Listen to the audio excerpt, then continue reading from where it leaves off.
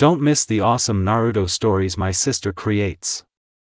Her last channel was hacked, so to stay in the loop, please subscribe to her new channel. It would mean a lot to her, and you won't regret it. Hello to all lovers of lemon scenes. I invite you all to my boosty so you can watch your favorite Naruto What If stories in complete comfort. A subscription to Naruto Lemon, the first video with a full lemon, is already on my boosty channel. Dare.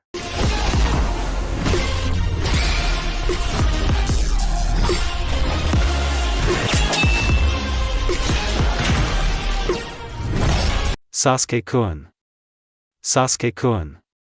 Sakura screamed with all her might, waved her arms, and no one could interrupt the girl. However, no one wanted this. A decent crowd had gathered. Uchiha Sasuke, slowly, walked towards the gate. He looked at his feet, not daring to linger on his former comrades. He knew that they were standing there, he understood that they were waiting for him. I understood so well that my mouth suddenly went dry. And, of course, he heard Sakura's ringing, broken voice. Returning to the village felt like real torture, and with every step taken, it seemed to the former apostate that as soon as he passed through the gate, he would die. Even death would be better than this nightmare return.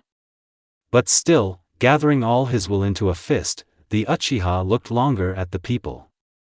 Over there is Ino, and this is, probably Neji or Hinata.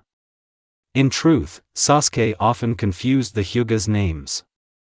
Next to them are Sakura, Choji, and some other guy, but the one Sasuke would like to see in the first place was not there. This dope definitely wouldn't just let Sasuke return, maybe he's just on a mission? But who did he go on the mission with if Sakura is here? Where is Naruto? I knew you would ask. I don't know, answered Kakashi, who was walking next to him, but the answer did not bring any benefit. Sasuke instinctively frowned, irritated by the omissions. It was useless to ask again and dig deeper, so he decided to find out about it later. The absence of Naruto is not the main problem. The whole way the young man did not speak to his mentor, in fact, there was nothing to talk about. They exchanged rare phrases, and to all the questions that the Uchiha did not bother to ask, he received the same vague answers as now. They discussed everything necessary at the very beginning of their journey, a day ago. Yesterday they met in a small eatery, not far from Leaf, which stood in the middle of the wasteland, especially for tourists and all sorts of unlucky travelers. Sasuke thought it would be better to meet not with some unknown Hokage ambassador, but with his teacher. The former criminal doubted the correctness of his actions, and it would be very reckless to believe in a safe return. The elders will not even listen to him, but will simply send him to prison. Maybe he deserved it, but does the Uchiha need to sit out his life in a nasty, dirty cell? However, all doubts immediately disappeared as soon as the image of his older brother and his dying words surfaced in his thoughts. Sasuke wrote a short message, called a hawk, sent a letter and then went into a nearby establishment and began to wait. Kakashi arrived 5 hours later. He carefully entered the restaurant, looked around, and when he saw his student sitting at a table in the very corner, he was amazed.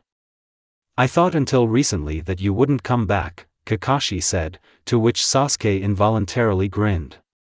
After a long conversation, so it seemed to the Uchiha, they agreed that Sasuke accepted his guilt, his betrayal and would serve out his punishment. This was inevitable, but what the punishment would be could only be guessed at. The former criminal spoke in general about what happened. Hatake understood perfectly well that the young man was not telling something, but he was not lying. Even what he said was more than enough.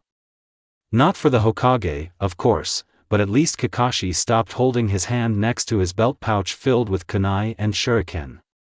Sasuke didn't care about these precautions, let them suspect, let them not trust. In the end, he will be able to prove the veracity of his words, but not immediately. After Itachi's death, the last Uchiha felt devastated. It seemed that every action, every small step forward towards justice was fundamentally wrong. No matter what he did, he immediately stumbled. Even revenge for loved ones, which could not have been wrong, turned out to be so. All the principles that had developed over the past years were falling apart, and my head was buzzing from an overabundance of thoughts. Words, sentences, assumptions flew quickly and quickly somewhere on the periphery of consciousness, and Sasuke could not grab hold of them. What good has he done in his 17 years? He abandoned his friends, became a nuke-nin, and killed his brother. Before going to bed, memories popped up in my head, a dead body lying on the rocks, blood dripping from its mouth, eyes slightly open. Sasuke is a meter away from his older brother's corpse. The young man was never afraid of the dead, but what could they do? He was not afraid to look at them, piercing them with a gaze that despised weakness. But now his hands are shaking, and then Sasuke himself falls next to him and remains conscious. This was the worst thing, to realize, see the result of my mistakes and understand that nothing could be corrected. He didn't know how long he lay next to his brother, not moving a millimeter. Itachi's dying words are his new goal. It was scary to trust himself and his judgment, so Sasuke blindly believed his brother's words. I just couldn't think differently, and if I tried, my head started to pound even more. It can't be wrong. This shouldn't turn out to be wrong. And after hearing the whole truth, Sasuke must return to Konoha and protect the village at the cost of his own life. Like Itachi, because his sacrifice should not be in vain. Sasuke-kun. I am so glad. The girl's high-pitched voice distracted him from his soul-searching. The guy didn't notice how he had already approached the gate. Sakura, move away, don't you see that you're stopping him from passing? Ino pushed Sakura aside. Hello, Sasuke-kun. Sasuke froze. Everything that was happening in front of him was insanely strange and unusual. Something similar to carefree childhood times, if you forget for a moment about the responsibility that fell on the Uchiha. That's problematic. Shikamaru rolled his eyes and poked his elbow into Choji's side so that he could finally take his mind off food. A bunch of people surrounded Sasuke, and they were all saying something or doing something. Sakura tried to hug the guy, but Ino did not give up her position and cut off all her awkward attempts. Sasuke opened his mouth in amazement and was about to say something, but Kakashi quickly grabbed his hand, and then pulled the poor guy out of the crowd surrounding him and ran. The teacher shouted something like, "Sorry, girls, we have to go," and headed towards the Hokage residence. Kakashi-sensei can explain everything to you in more detail, Sasuke said monotonously, looking askance at the Hokage. He didn't like Tsunade, but it was mutual. I'll send you on missions after I talk with the elders. You can go, said Five and nodded, pointing to the door. Sasuke obeyed and went to the door, but before leaving for good, he looked back and said, "Tell the elders that I know the whole truth about Itachi," and left, leaving the lady alone. Sasuke decided that if the elders were aware, they would not think that the Uchiha allegedly had hidden intentions for returning to the village. This was the most correct decision. In the best case, missions will begin to be sent next week. But I didn't want to think about missions, money and other routine things right now. It was about 3 o'clock in the afternoon. The guy was walking along the streets, enduring attentive glances. He spent 2 hours in the Hokage's office, and it was terribly boring. The walk was supposed to be a distraction. Sasuke's dark eyes examined every little thing, every bush and every tree. He wondered what had changed in the village while he was gone. And I realized, practically nothing. Life slowly went on as usual. Children studied at the academy, ninjas carried out their missions. Everything is as always, everything is stable.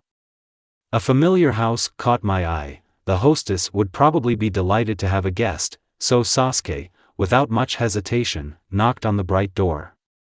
"Who's there?" A female voice came from the other side. "It's me, Sakura." Door opened. The girl stood in street clothes, as if she was going somewhere or had just entered the house.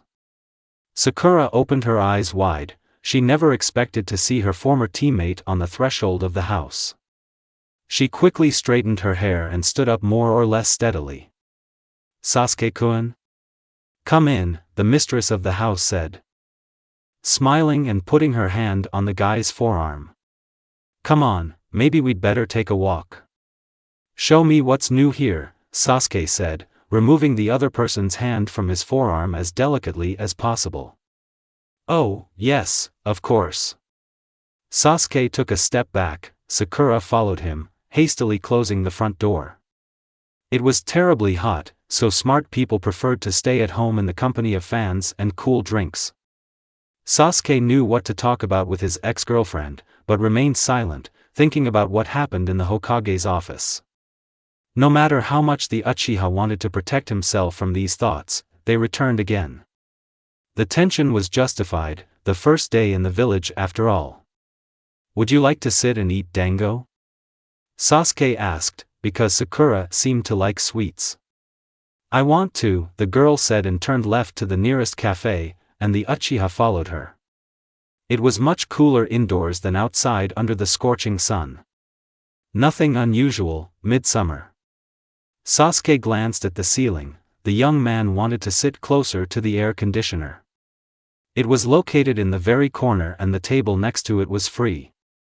Itachi was very fond of dango and other sweet delicacies.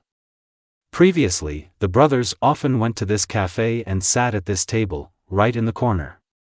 Sasuke didn't like and still doesn't like it when someone looks at him while he eats. And Itachi always laughed and called Sasuke sensitive, touchy, and the little Uchiha got angry. Sasuke realized that he had been standing near the entrance for too long. It was time to go deeper. It was strange to enter a seemingly ordinary room, but feel incredible melancholy and bitterness. Every little thing reminded me of my older brother. "I thought you didn't like sweets," said Sakura, sitting down more comfortably at the table opposite her interlocutor, and then turned to the waiter who approached. "Can we please have 2 servings of dango?" "I do not like." "But you love him, so I'm just for the company." "Oh, yes? Okay." The girl was embarrassed and blushed. Sasuke took a deep breath. "Sorry." Sakura stopped looking at the wall behind the guy and looked straight into his black eyes. She didn't particularly like eye contact, but that last sentence literally made her do it. "What are you sorry?" She had never heard him apologize to anyone. Maybe only with sarcasm, but here now it's so harsh and in front of her. For everything that happened before. Sasuke regretted a lot, and especially everything in relation to Naruto and Sakura. The way he left the village, and Sakura, as his friend, tried to stop him. The way Naruto in the Valley of the End, before passing out, tried to bring him back, but Sasuke was adamant. Sasuke simply did not recognize this connection. There was another purpose in his life, and it was not connected with friends and the village. But now his meaning in life has changed. He will not allow his friends to suffer and will not allow anything to happen to his homeland. He made a vow to himself. He must make Konoha prosper. "No, I'm not offended." It ended well. Sakura laughed awkwardly and straightened her hair again. "No." Sasuke realized that he said it too loudly. "I'm sorry for the past, I've changed and I'm really sorry. I'm sorry that you and Naruto had to go through this. But I still can't be offended by you, because the past you no longer exists," she said, trying to ignore any words said about Naruto. Sakura wondered what Sasuke's reaction might be if he found out everything. Maybe you're right, the Uchiha didn't want to accept his interlocutor's point of view, but he didn't want to argue anymore. He remembered how he felt when he killed Itachi and he remembered how he felt before he did it. Sasuke has changed, but that doesn't mean he has completely abandoned his past self. The waiter finally brought the dango. Sakura, with sparkling eyes, reached for her wand. She probably hadn't spoiled herself with something sweet for a long time. She's probably very busy. "I heard that you are studying with Hokage-sama herself." The guy tried to continue the dialogue. "Yes, it's a bit difficult, but I'm making progress," she said proudly. smiling. "How's Naruto?"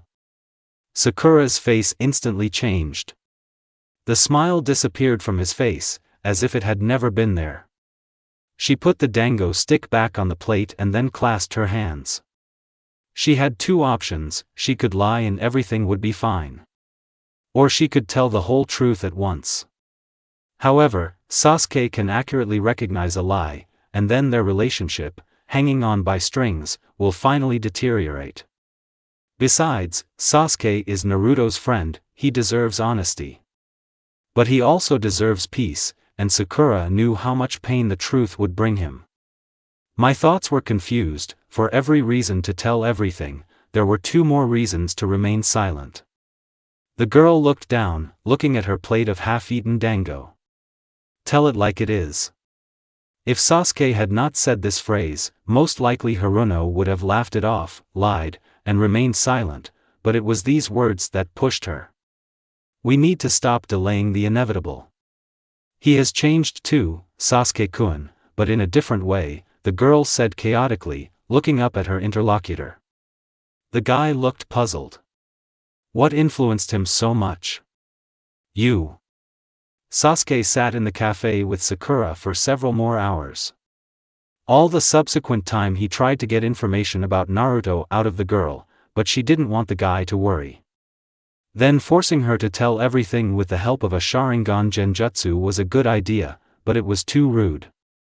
It was 6 o'clock in the evening. The guy would like to go to his home, relax, take a hot bath, but he will go to Naruto. He has to go to Naruto, which means there is no time for rest and all sorts of baths. Sasuke has had a lot of responsibilities lately. He must protect Konoha, he must protect his friends, and now he must talk to Naruto and learn everything from him. The information Sakura shared was useful, but it wasn't enough. Sasuke, as everyone has long known, hates omissions. After all, Sakura was not in the Valley of the End when it all began. But the Uchiha was there and remembered everything as if it were yesterday, and especially that phrase. Sasuke. I won't let you leave, I will force you to come back, even if I have to break all your bones to do this. Naruto's cry made the future Nuke-nin turn around. That's what he didn't want. He didn't want this dobe to come after him and try to take him back.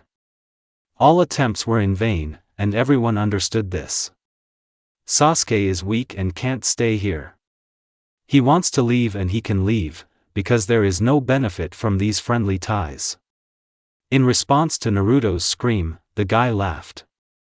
You are my friend, I will not let you plunge into darkness. I don't need you, Naruto. Nobody needs you. Stop wishful thinking, Sasuke shouted and quickly approached Naruto from behind, making seals. You will always be alone, Chidori.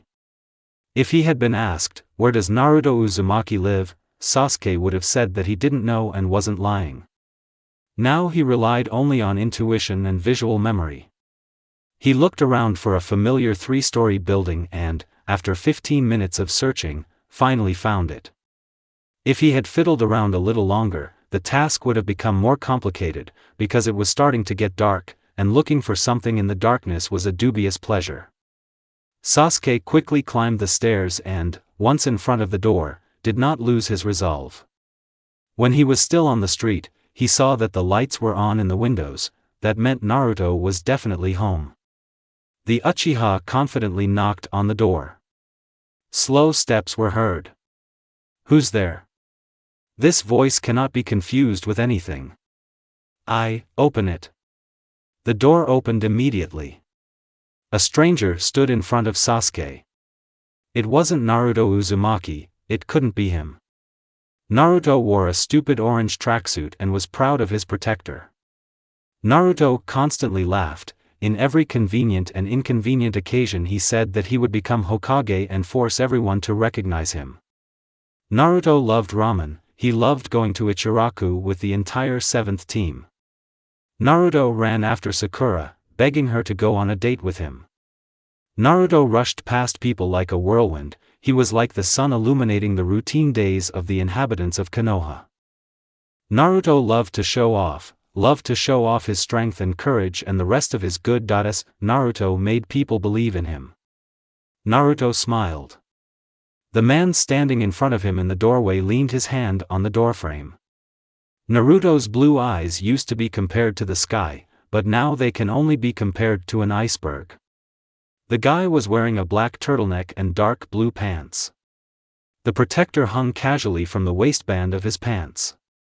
The only thing that was similar to Naruto's past was the same tousled blonde hair and stripes on his cheeks. The guy pursed his lips, studying Sasuke with an attentive gaze. This look was tough, strict, and even to some extent arrogant.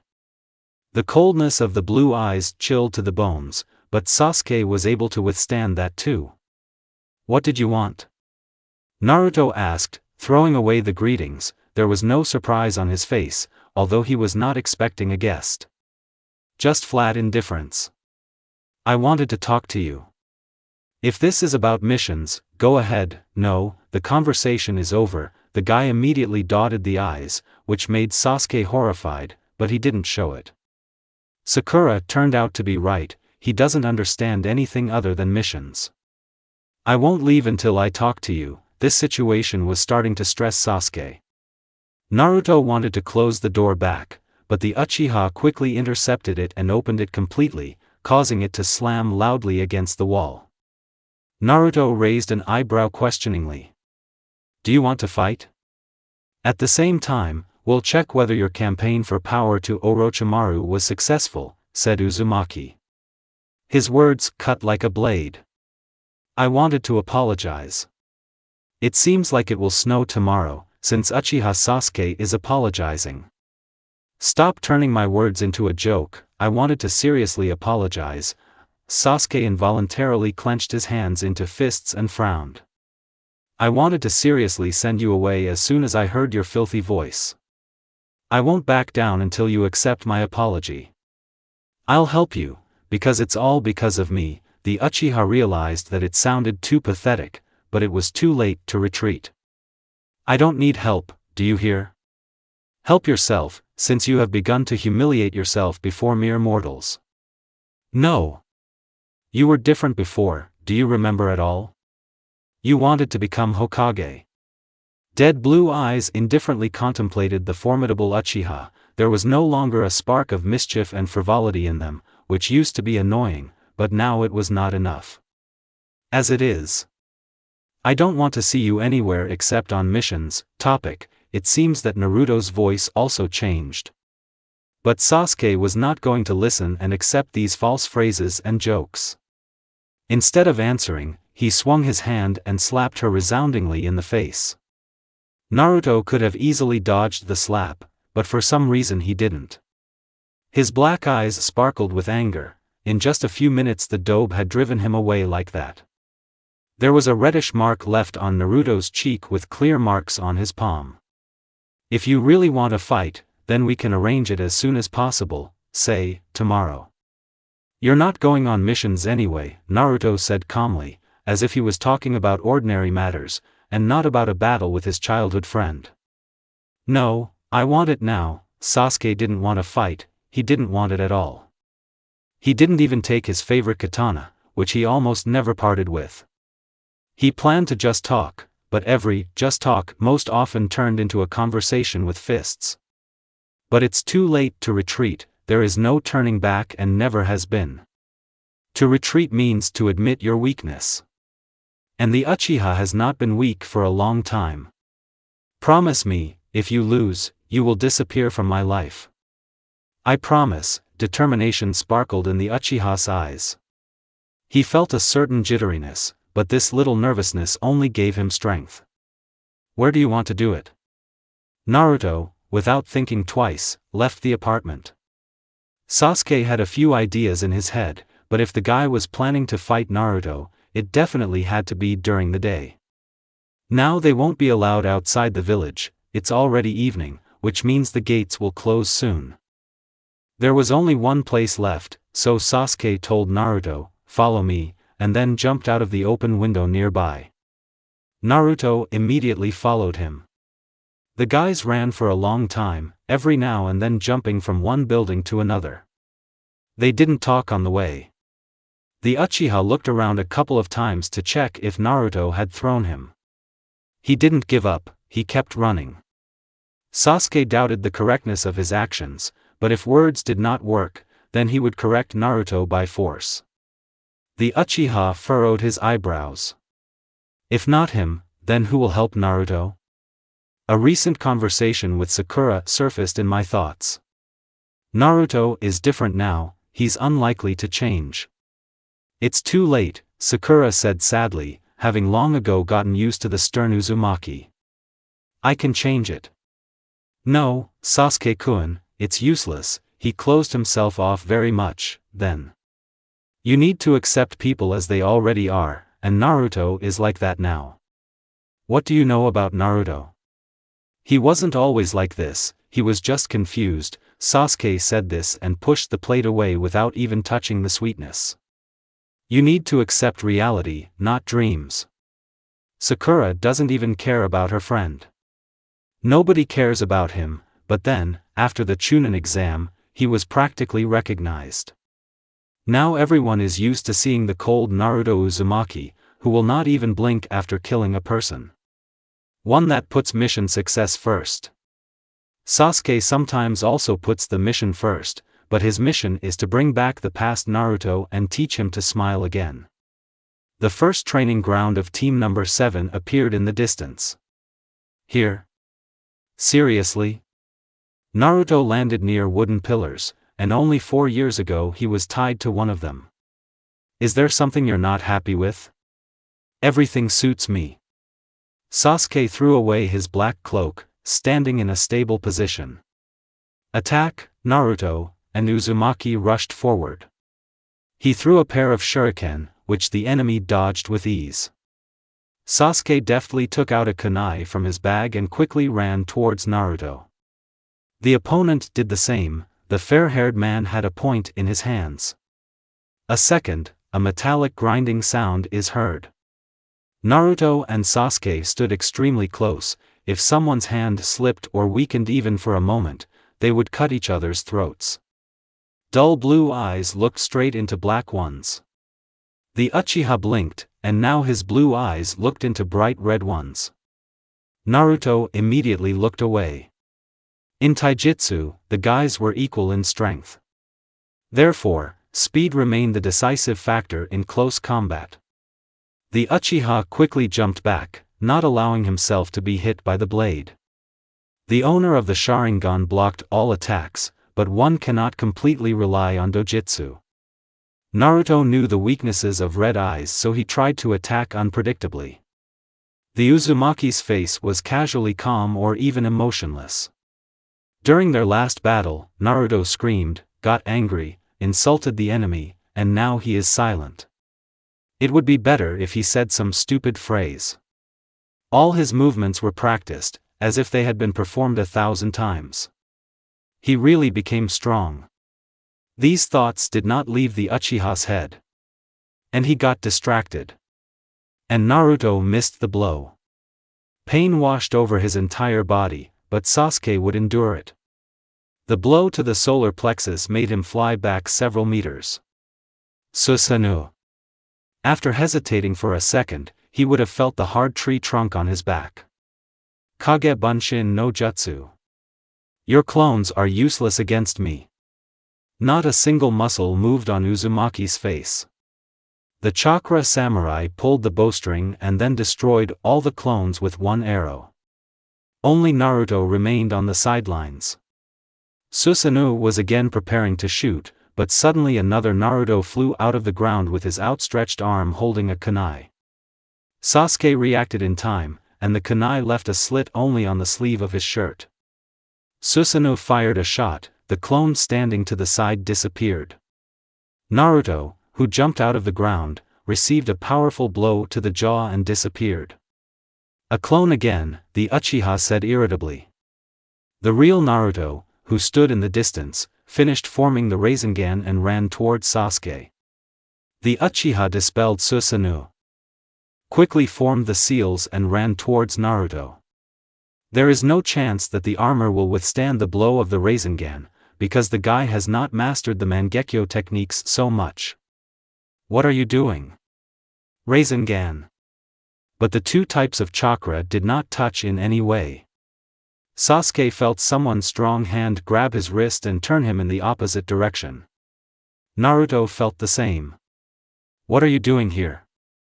Kakashi stood in the center of the area and then crossed his arms over his chest. Kakashi-sensei? We're training, Sasuke said in confusion, continuing to watch Naruto. And he, in turn, still did not look him in the eye. Then how did he block all the blows so accurately earlier? Did he really train specifically to resist the Sharingan?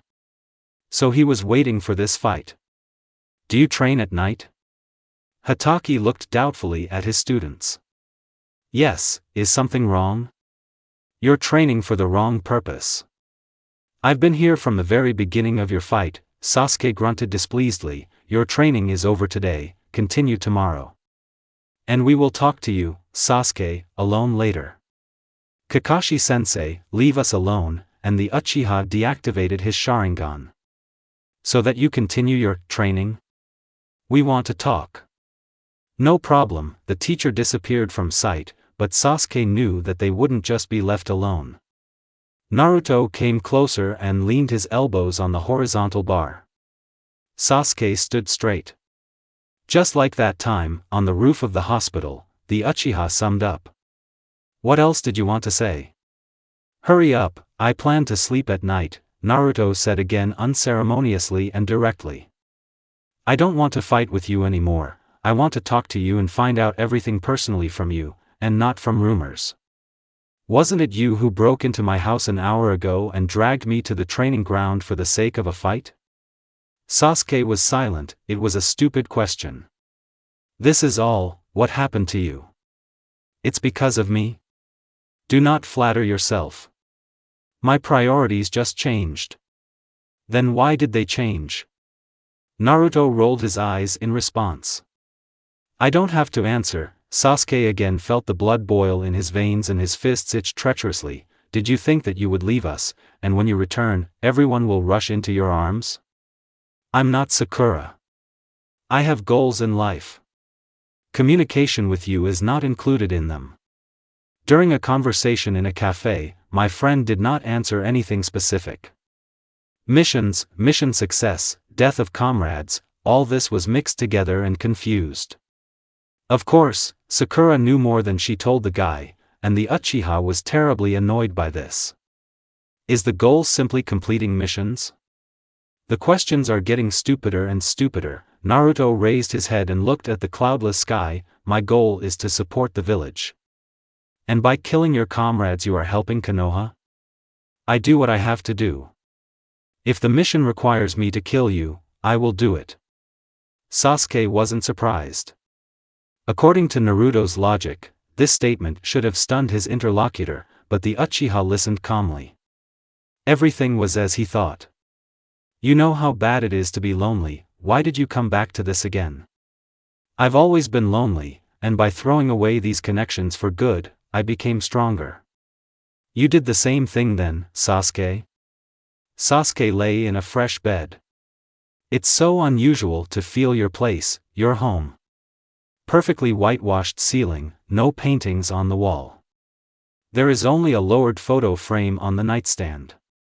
Sasuke turned over on his side and, barely reaching his hand, placed it straight. The thought flashed through my head that I should wipe the photo frame in the morning. After all, there is the past Naruto, the past Sasuke. They remained only in photographs. The guy exhaled deeply and buried his face in the pillow. The alarm clock rang unpleasantly under my ear. The guy wondered, did he fall asleep at all? It seemed as if he had been lying there all night thinking. All the memories were mixed up in his head, how he fought with Naruto, how Kakashi stopped them, gatherings with Sakura in a cafe. The young man closed his eyes tightly and suddenly opened his eyes. We need to go to the 5th. 10 minutes later the guy left the house. Sasuke walked with a clear, measured step. He crossed the threshold of the Hokage's office a minute before the appointed time. Well, really, I thought you wouldn't come. Tsunade sat on a chair, twirling a pencil in her hands. She also looked sleepy. Kakashi, standing to her left, was the complete opposite. Or so it seemed, because the mask covered half of the face. What is Kakashi-sensei doing here? Welcome to the returning member of the 7th team. Sasuke barely smiled, which meant he was accepted back into the team. Adjusting his black cloak, the Uchiha sat down on the chair opposite 5th, crossing his legs. What is your verdict? Tsunade put her pencil on the table and looked straight into the young man's eyes. The Hokage was serious. The elders didn't tell me much, but I told them that you know the whole truth about Itachi. This played a huge role.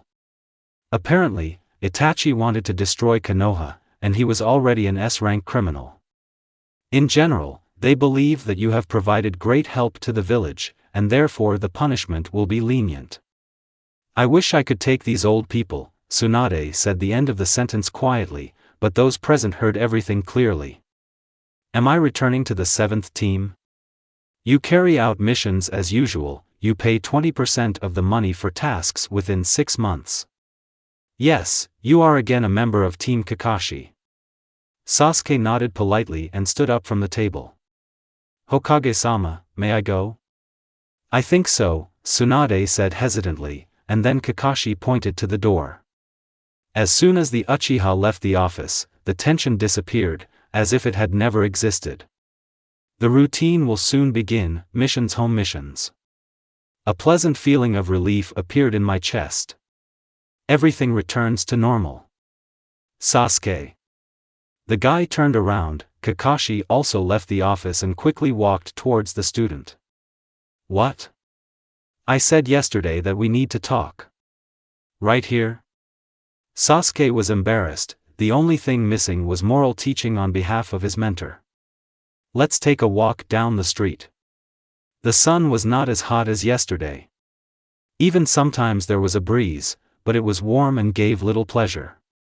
Sasuke pulled off his cloak and threw it over his shoulder. They went out into the park near the residence. Usually this place is teeming with people, but it is still morning and there is not a single living soul here. If you wanted to lecture me, then don't. I wanted to talk about Naruto. Sasuke's expression changed, maybe now he'll learn a little more about his confused friend. Kakashi took the silence as interest and continued. After you left, Naruto became very withdrawn into himself and stopped communicating with everyone. Every word seemed to cut like a knife into his heart. I don't blame you, but you also understand him, it's hard for him to see you and talk to you. Even if you don't blame me, I blamed myself a long time ago. I can bring back the old Naruto and his smile. You're not the first to try, everyone has tried, but it's hopeless. You're an adult, Sasuke. Kakashi exhaled tiredly, and then sat down on a nearby bench. If I'm an adult, do I have to leave my friends? You're hurting Naruto. He will hurt himself more if he is left alone. Is that all you wanted to tell me? Sasuke said through gritted teeth, his determination was unshakable. He can't leave Naruto. I wanted to tell you to be more careful with him. And also, about your training yesterday, if someone else had seen it, and not me, you would have been instantly summoned to the Hokage, and instead of paying interest, you would have gone to prison. Why? You are the suspicion of all the villagers. The words of the elders that you allegedly killed an S-rank criminal did not move 5th much. Then why do you believe me? I know Itachi didn't want to destroy Konoha. Sasuke tried to suppress his surprise. There was no need to spread the truth about Itachi. What Sasuke told Kakashi in their first meeting was quite enough. I see, the Uchiha did not specify how, where, and why the sensei decided so. Because he knew Itachi before that night. And if before this Kakashi could only guess about the true motives of his older brother Sasuke, then yesterday everything became completely clear. Mangekyo Sharingan. Tomorrow we have a new mission. We meet at 10 on the bridge, please don't be late. Sasuke didn't go home after talking with Kakashi, he went to the training ground. He was not driven by the motivation to become stronger or to rub someone's nose in, he just wanted to forget. Someone used alcohol for this, but it had no effect on the guy. After drinking the bottle, which Suigetsu got out of nowhere, instead of intoxication, nausea and headache appeared. Maybe it was just bad drinking, but at 17, Sasuke didn't plan on becoming an expert in alcohol. He did the same thing even before he left the village. Training was the only thing the boy did in his free time. It seemed as if the whole universe had turned against him or was testing the strength of the guy's nerves. Why did the teacher, who always didn't care about anything, suddenly ask Sasuke not to interfere with Naruto? He can't hurt the Uchiha, he doesn't want to hurt Konoha, then what's the reason? No one still told the whole truth, but the young man wanted to learn more about what motivates his incomprehensible friend. Sasuke bit the inside of his cheek and hit the tree trunk again. All the knuckles on my fists were already worn out, I had to bandage my hands before training. As the sun began to set, Sasuke returned home. I wanted tomorrow to come, tomorrow's mission. But the dream did not go well. At 7 in the morning, Sasuke stopped these stupid attempts, took a shower, and then left the house. It was already becoming a habit to appear on the street so early. But unlike yesterday, the guy did not feel a lack of rest, but rather felt an excess of it. Closer to 9, he arrived at the meeting place. The bridge was empty. Sasuke sat on the railing facing the river and dangled his legs down. He looked at his reflection in the water. It brought back memories of him looking into the water the day after that night and vowing to avenge the clan. Well, he took revenge. The last of the Uchiha took revenge for everyone and again looks into his reflection with a blank expression on his face. The guy squeezed the handrail tighter with his hand and did not allow his emotions to pour out. Sasuke-kun? Sakura stood at the beginning of the bridge and hesitantly approached closer. She was surprised, because she probably thought that the very first one would arrive, still a whole hour before 10. Sasuke, looking at the girl, silently turned back and continued to look at the water. Sasuke-kun, why did you come so early? Sakura stood next to her, leaning her hands on the railing. I just didn't want to sit at home. Ah, well, I see, so am I. My mother is already tired of me with her cleaning, then I disappear on missions, then I'm tired of missions. I can't stand family quarrels, Haruno rattled angrily. Family quarrels. Sasuke grinned as he rose from the handrail and planted his feet straight on the bridge.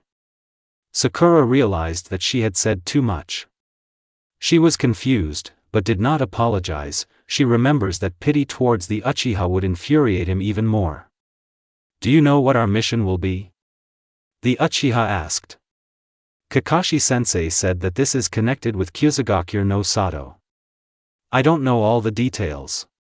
Sasuke hummed thoughtfully, glancing briefly at his wristwatch. It's still early, considering that Kakashi is always late. Sasuke-kun, do you want to go for a walk with me after the mission? This time we could eat not dango, but what you like. By the way, what do you like? Okay, the guy said, ignoring the question. Previously, he would have refused without hesitation, but now Sakura is his friend. There is nothing wrong with friendly walks. Previously, he would have thought, how annoying she is, and even now these words appeared in his head, but now this phrase smacked of playful concern. The girl's eyes lit up, she didn't even hope for agreement, but here was such a calm and pleasant okay. They exchanged a few more small phrases. And then Naruto approached them at 10 o'clock sharp. Hello, Sakura. Hello, Sasuke. Hello, Sakura responded instantly and smiled tightly. Sasuke didn't know whether to follow her example. Before all this nonsense, he didn't even think about it. He would have said as always, yo, Ashura Tonkachi, but now everything was different. Yes, hi, Sasuke blurted out quietly. Naruto stood facing the opposite railing, his back to the team members. Sakura giggled awkwardly and scratched the back of her head. She seemed to want to say something to relieve the tense situation, but nothing came to mind. Sasuke burned his eyes on Uzumaki's back. He clearly felt the gaze of black eyes on him, but did not even move. The guys waited in silence for another 10 minutes for their mentor. Sorry for being late, I lost along the road of life. Sakura didn't let her mentor finish and finished the sentence herself. Exactly. Kakashi sat on the arch at the entrance. Tell me more about the mission, Naruto said clearly, and Sasuke grunted displeasedly. His mission is always in his head, the Uchiha flashed through his thoughts, but nevertheless, he tuned in to listen carefully, because the information was important. Kakashi descended from the arch onto the bridge itself and continued. Our task, to escort Ambassador Leaf to the village hidden in the grass. An important element of the task is the scroll that our escort must deliver. This quest affects the political relations between Konohagure and Kyusugakure, please be serious. The guys unanimously said, yes. Approximately how long will it take us to reach Trava? Sasuke asked. In about 2 days, but for now we must meet at the western gate with the Leaf Ambassador. By the way, Sasuke, Kakashi reached into the back pocket of his pants, and then handed the guy one thing, here's your new bandage. Sasuke took the protector and tied it tightly on his head. And then he looked meaningfully at his comrades. Well, let's go. Team 7 and Ambassador Leaf walked at a measured pace through the endless forest. Akihiro, that was the name of the escort, was a calm, pleasant young man of about 20. As expected, the diplomat should not be crazy, cheerful and frivolous, like Naruto used to be. Sasuke's brain made associations with Ashura Tonkachi's past again and again. Thoughts returned again to the current gloomy and disgustingly calm guy. Sasuke knew that it was very strange to constantly think about the same person. Sasuke knew not to do that. Sasuke knew, but he couldn't. The whole world froze and narrowed into one point, Uzumaki Naruto. The Uchiha had to admit that he was no stranger to human emotions and was terribly worried about his friend. But there was no one to even ask for advice. Sakura sees no point in trying to help. Kakashi strongly recommends stopping trying. Yes. At 2 he will stop trying. If a guy wants something, he will definitely achieve it. The whole day has already passed. It was getting dark, which meant we needed to look for a place to stay for the night. The guys walked in a certain order. Kakashi was in front, Akihiro was in the center, Sakura was on Akihiro's left, and Naruto was on the right. Sasuke covered the rear. Kakashi-sensei, we should stop for the night. The medical ninja was the first to speak up. They had already spent a long time in silence. Exactly, said the teacher, stopping and turning to face the others, I think this is a good place. The guys threw their backpacks to a nearby tree, and Sakura began to take out sleeping bags. She was always responsible for first aid kits and things for the night. Naruto and Sasuke, right, no, Naruto and Sakura, collect branches for the fire. Sasuke, you can help me here, the team captain distributed the work plan. No, Sakura will help you, I'll go with Naruto, Sasuke said sternly, looking at the Uzumaki's face. Equally emotionless. Kakashi-san, maybe I can help you too. Akihiro was sitting on the ground, leaning on a tree trunk. Kakashi shook his head negatively, muttering something like, idiot. Of course, this unflattering word was not addressed to Akihiro at all. Naruto walked too fast, Sasuke could not keep up with him, no matter how hard he tried. It was as if the blonde didn't want them to walk together and either slowed down or accelerated. The grass crunched pleasantly underfoot, the aroma of the forest was in the air, far from the bustle of the village. Where are you going all the time? We can start looking for branches right here, Sasuke said, stopping abruptly. Hearing these words, Naruto turned around, nodded and began to take a closer look at the area. The Uchiha followed suit. When he asked to go collect firewood with Naruto, the guy didn't expect to talk to him alone. Sasuke watched the Uzumaki and that was enough for him for now. He missed too much time, because Naruto has changed, his habits have changed. Why didn't you want to help Kakashi-sensei? Naruto suddenly asked. Sasuke did not expect that a dialogue would begin with him, so he hesitated slightly. I just didn't want to. You should have listened to the advice of the teacher and Sakura. The Uchiha did not see the expression on the speaker's face, because his back was to Naruto, but he was sure that he had it arrogantly mockingly seriously, a terrible mixture. I will never leave you, do you hear? It sounds like a threat. Then it was possible in the Valley of the End and now you can, Naruto said casually, as if discussing the current weather. Sasuke chuckled angrily. We have changed, you know that. Naruto didn't answer. The guys soon collected the branches and returned to the camp. During this time, Kakashi and Sakura managed to lay out their sleeping bags and build something like chairs out of stones. The guys lit a fire, sat for about an hour, warmed up, and went to bed early. In the morning, the shinobi and Akihiro set off. Sasuke was incredibly annoyed that every conversation he had with Naruto ended with memories of the past. But he will definitely fix it, they will return from the mission and everything will be different, everything will change. It was already 3 o'clock on the second day, there was just a little left to the village hidden in the grass. Everything was calm. Until a kunai landed a centimeter from Kakashi's leg. Stop. Protect Akihiro.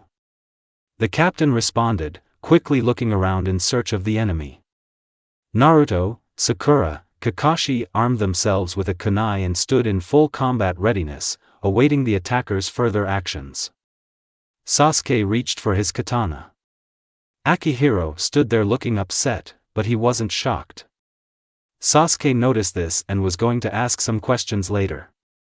There are already 2 Sharingans, the stranger was sitting on a branch near the tree that stood in front. Who are you? Naruto asked warily.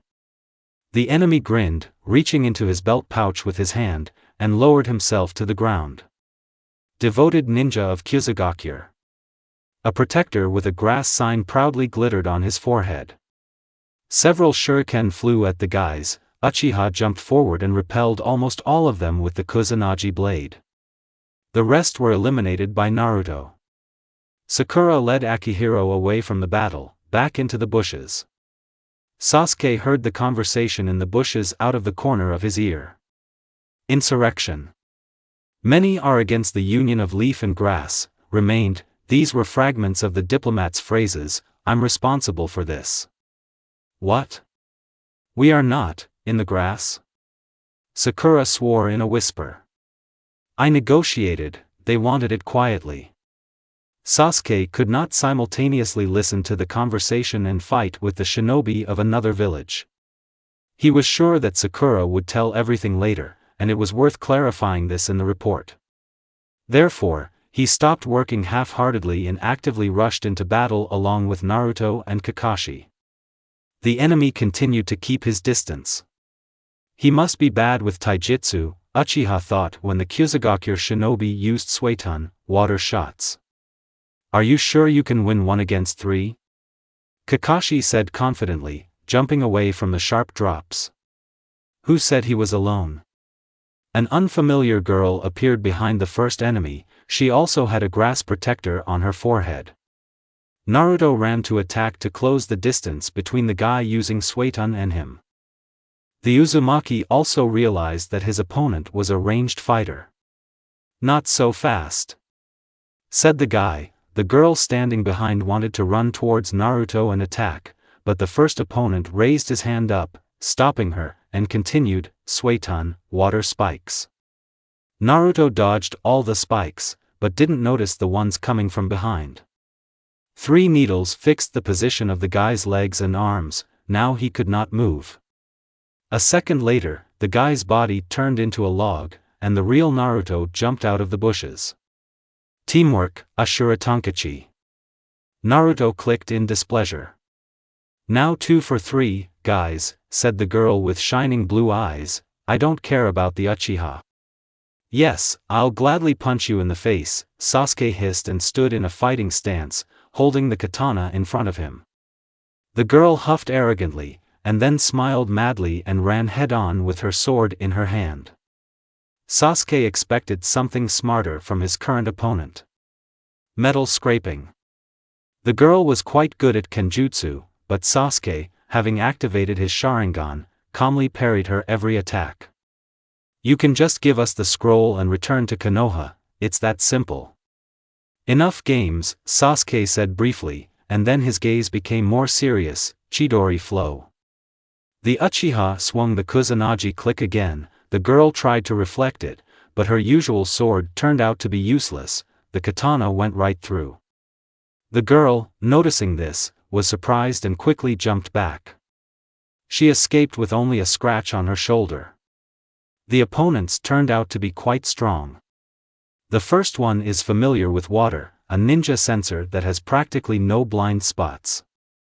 And the second is a master of kenjutsu, owner of Kekkei Genkai, par. Naruto went to support Sasuke.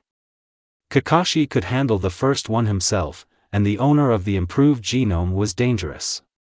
But even after 30 minutes the situation in the battle had not changed. Susanoo. Naruto sighed heavily. Even such a hardy person gets tired after a long battle. He and Sasuke stood under the samurai's chakra protection. The last of the Uchiha did not yet have the eternal Mangekyo, so he could not rely on his new abilities. He decided that he would only use them as a last resort until he transplanted Itachi's eyes. This extreme case has arrived.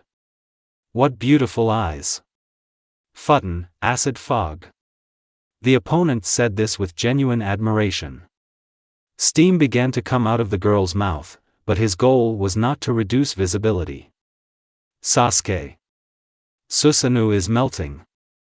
The Uchiha felt the fog burn his hand. The guys jumped back from the fog area. Hey, I think I'll stop messing with them, said the first opponent. He looked even more tired than Kakashi, because the sensei could still continue.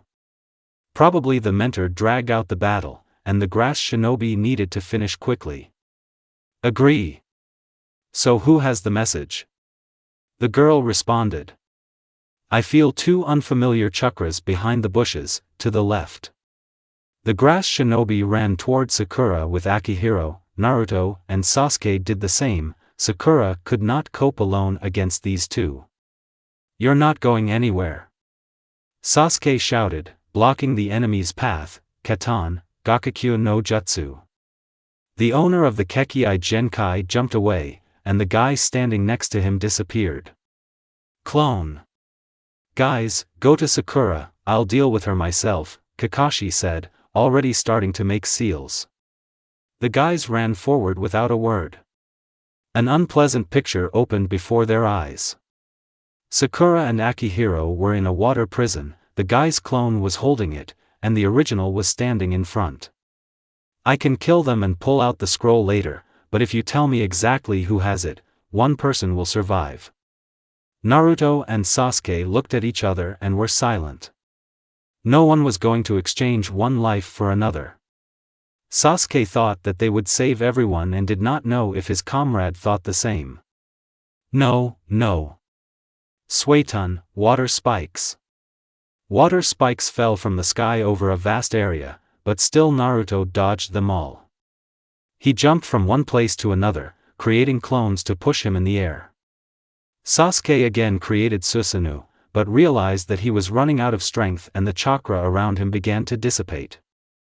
The Uchiha cursed to himself and he tried to dodge just like Naruto does. The Sharingan helped him, but there was no end or edge in sight to these needles. Sasuke heard the sound of clothes being torn and realized that he could not move. If he had been in better shape, he would have been able to escape, but the Sharingan consumed a huge amount of chakra. Sasuke's body was secured with spikes, one diagonally from the back catching his shirt, and then the second held his legs in front and did not allow his hands to form seals. These needles were about 1.5 meters long. Naruto did not pay attention that his comrade was caught and continued to dodge, gradually approaching the original enemy shinobi. Sasuke watched as Naruto confidently walked towards the goal, while he himself did not. Can't do it. He felt weak again like that little boy who had just become a genin. He can't make seals, he's useless. The thorns stopped falling from the sky. Naruto, just in case, looked up and now attacked the grass ninja without fear. Uzumaki demonstrated amazing taijutsu. The sensor ninja had difficulty blocking the blows. Naruto managed to hit several times, but the enemy spat out blood and continued, not letting the leaf shinobi pass further to the imprisoned Sakura and Akihiro. Sasuke's chakra was almost at zero. The former missing nin looked at Sakura in the water prison and saw that if this continued, Naruto would not have time and the girl would simply suffocate. The pink-haired girl looked at Sasuke with a nasty, sad look and opened her mouth, exhaling the last air. The guy read his lips with his Sharingan. "Sasuke-kun," she screamed in a silent cry. Sasuke bit his lip until it bled and closed his right eye. Amaterasu. The young man used the Mangekyo technique on the water prison. Since Naruto and the grass shinobi were fighting, Uchiha did not use black flames on the enemy, because he could hurt his comrade. Sasuke did not take risks. The water burned and the clone also disappeared. The Sharingan owner's body was treacherously weakened. If it weren't for the spikes, the guy would have simply fallen. Sakura and Akihiro fell to the ground. The leaf ambassador was lying on the grass, leaning on his elbows. The girl was trying to clear her throat and was spitting water. "Girl, I have not yet taken revenge for that blow to my sweet face. When will you die?" Naruto didn't expect his opponent to speak, because he had been silent all the past time. Kage Bunshin no Jutsu, the guy summoned 10 clones while they were distracted, the original forming a Rasengan behind. The enemy shinobi looked back. In the distance he saw the fight between Kakashi and his ally. The girl was clearly losing, her sword was broken in half, and she herself, all wet, crawled away from the captain of the leaf team.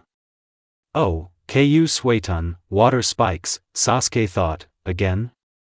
Doesn't he know other technicians? But then the guy realized that neither Sakura nor Akihiro would have time to dodge. Naruto quit forming the Rasengan. All of his clones were destroyed by water needles. Sakura. Above. "Naruto, help her," Sasuke shouted as loudly as he could. The guy rushed towards Akihiro, picked him up and dodged, running towards Sasuke. The Uchiha looked straight. He watched as the girl was pierced through by a water needle in the area of her shoulder blades. "Naruto. What the, go help her. Can you hear me, Naruto?" Naruto silently sat the blue Akihiro next to Sasuke, and then created a clone and began to form the Rasengan again. The grass ninja looked terribly weak and collapsed. Raikiri. But Naruto was ahead. Kakashi pierced the enemy with lightning, and the enemy fell to the ground unconscious. The technique dissipated, the water needles turned into ordinary water. Sasuke was no longer holding anything. The Uchiha immediately ran to Sakura lying on the ground. A pool of scarlet blood formed under her. The teacher looked at his student in shock, unable to say a word. Naruto's expression did not change. "Sakura? Sakura, can you hear me?" Sasuke sat down on his knees. Nothing was holding the girl now and he carefully laid her on his feet. "Sasuke-kun." The guy's face was sad, disbelieving and stunned. He did not pay attention to the fact that all his hands were covered in blood, although he was squeamish. "Sakura, we'll call the doctors now and everything will be fine." Then he turned to face Kakashi. "Run to Kusagakure and call someone, it's not far away or maybe." The girl's fragile palm clasped the guy's big strong hand. Sasuke fell silent and turned his eyes to Sakura. "Sasuke-kun, don't." The Uchiha pursed his lips tightly, but his gaze remained sad. "I love tomatoes and onigiri." "What?" "This time we had to eat what I like." Definitely, Sakura smiled softly and closed her eyes. Sasuke looked at the girl's calm face. She continued to smile. She continued to smile after 2 minutes, but there was no longer a pulse. The Uchiha's eyes widened in shock when he fully realized what was happening, and then he closed his eyes really, really hard and opened them again. He felt an unusual lump in his throat and quickly brushed away the tears with his hand. He lowered his head, covering his entire face with his bangs, to make sure that no one standing behind him would see the Uchiha in this form, but it did not help. "Shinobi, don't cry, Sasuke," Naruto said monotonously. There were a lot of people crying at Sakura's funeral. Ino cried, Sakura's mother cried. Lee held on with all his might so as not to cry too. "Shinobi, don't cry, Sasuke," Naruto said monotonously. These words echoed in the Uchiha's mind over and over again. Sasuke clenched his teeth. He tried not to think back to that day. But this did not work, and my knees began to go numb again. Has he done wrong again? Did he screw up again? Mistakes lead to more mistakes, and the Uchiha learned this from personal experience. After all, it all started with Naruto after that battle in the Valley of the End, when Sasuke made a mistake the first time. The guy clenched his hands into fists. If the opportunity arose to hit any surface, he would definitely take it. But Sasuke is now standing among many sad people.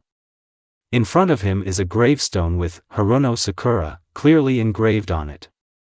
You can't let your emotions spill out. In addition to the sadness of losing his comrade, the guy felt a huge amount of anger at himself and only himself.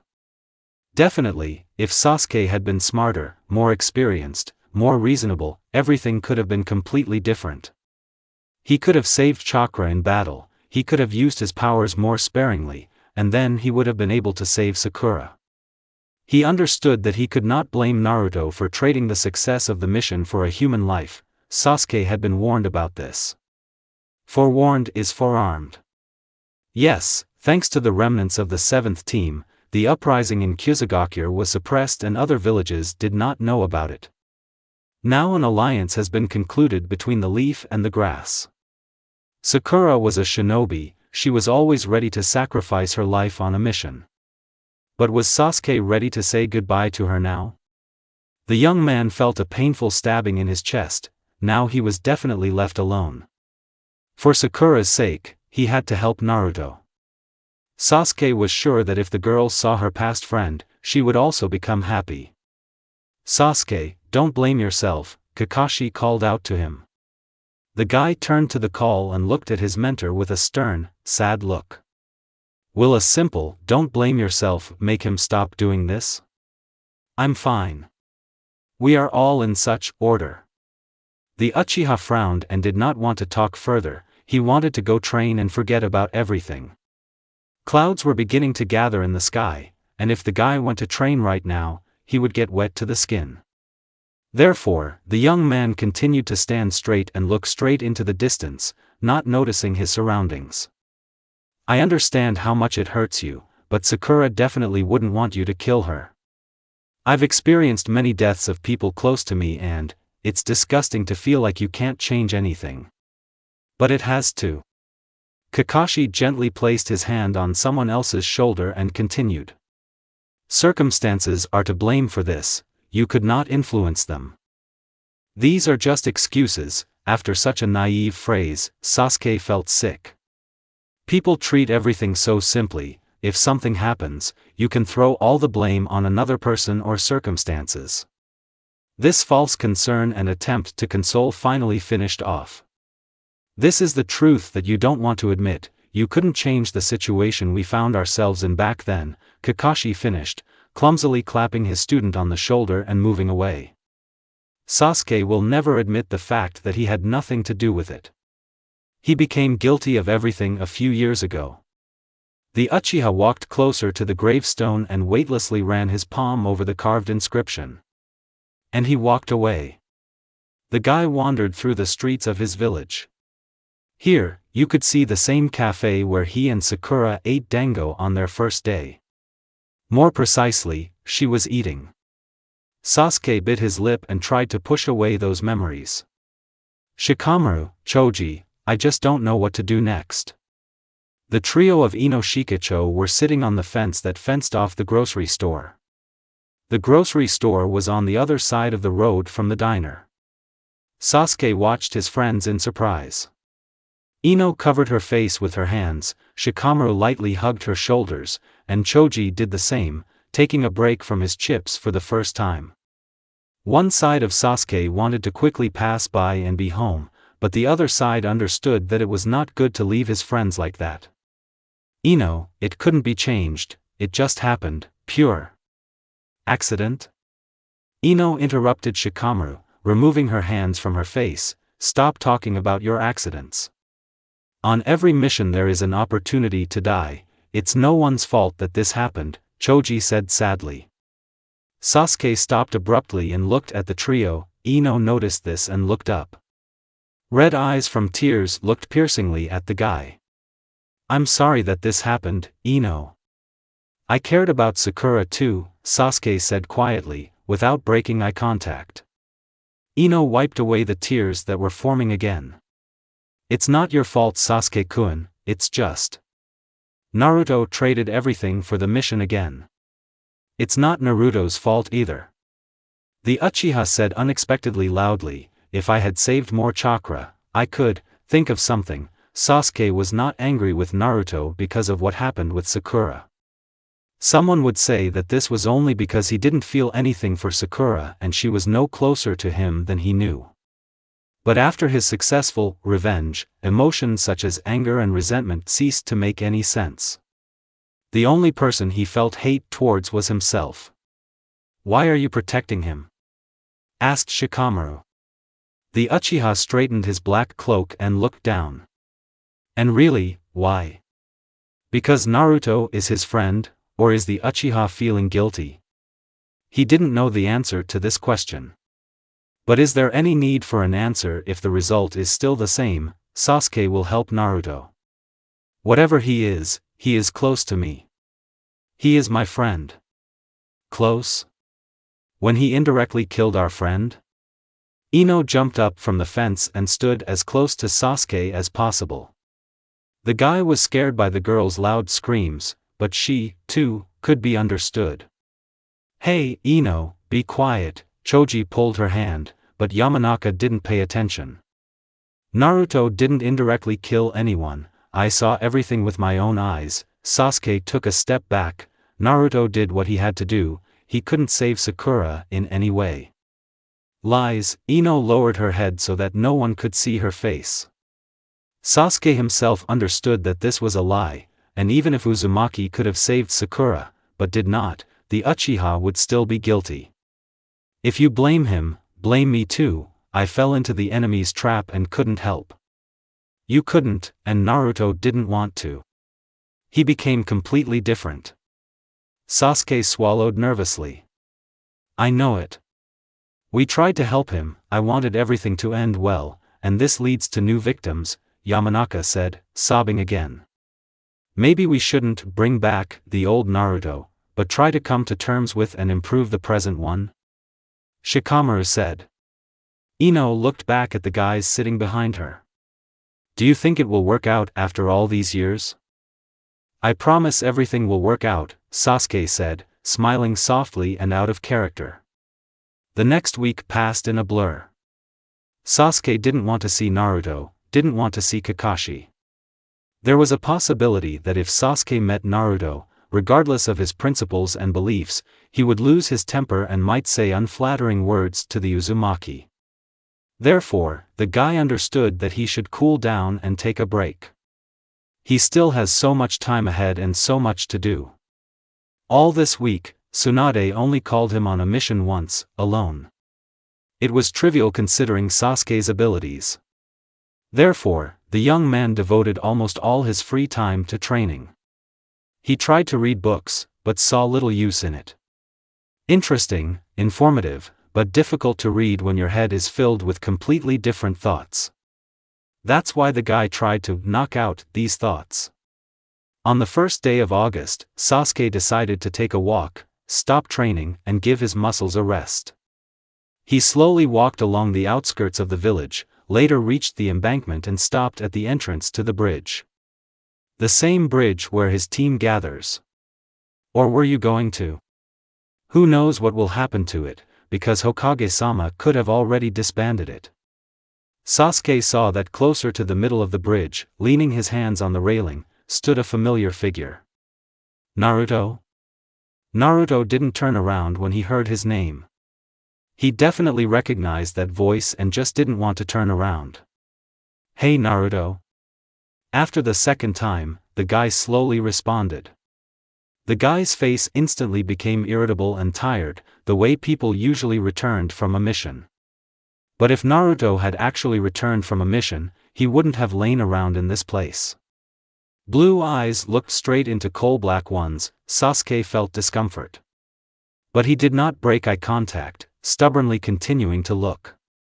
Naruto's cold eyes, comparable only to ice, looked deep into his soul, and the Uchiha did not like it when someone tried to understand his emotions and his state. He always wanted to look strong, not show his weaknesses, emotions.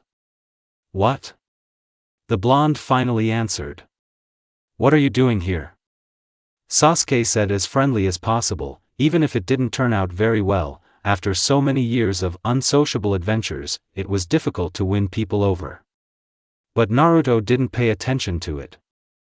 The Uzumaki chuckled as usual. I'm standing. Have you come to beat my brains out? No, Sasuke decided to come closer and, just like Naruto, leaned on the railing. I came too, to stand. Well, stop. Sasuke lowered his head, looking at the river flowing below. It was about 8 in the evening, the sun was setting, and the beautiful pinkish hues of the sunset were reflected in the water. Naruto, do you hate me? Hate is too much for you, Uzumaki said quickly, as if he had always been prepared to answer this question. Sasuke exhaled and realized it was true. You are dear to me as a friend. No matter what you do, you will remain a dear person to me.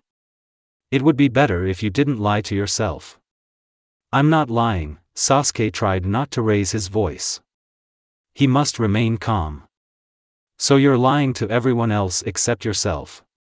The Uchiha turned his head and instead of looking at the landscapes, he fixed his gaze on the clear, even profile of the guy standing next to him. Not a muscle moved when Naruto said those words. Sky-colored eyes looked into the distance. Naruto wasn't looking for anything in the distance, he was just watching. The guy became calm and emotionally resilient. He lacked these qualities in childhood. But now it was they who filled all the good that was in little Naruto. I need you, Naruto. Everyone needs you. I don't need you, Naruto. Nobody needs you. Stop wishful thinking, Sasuke shouted, quickly crept up behind Naruto, making seals. You will always be alone, Chidori. Naruto winced and sharply pushed himself away from the railing. I need to go, Uzumaki said quickly and left, leaving Sasuke in splendid isolation. The Uchiha squeezed the handrails tightly, watching the guy leave.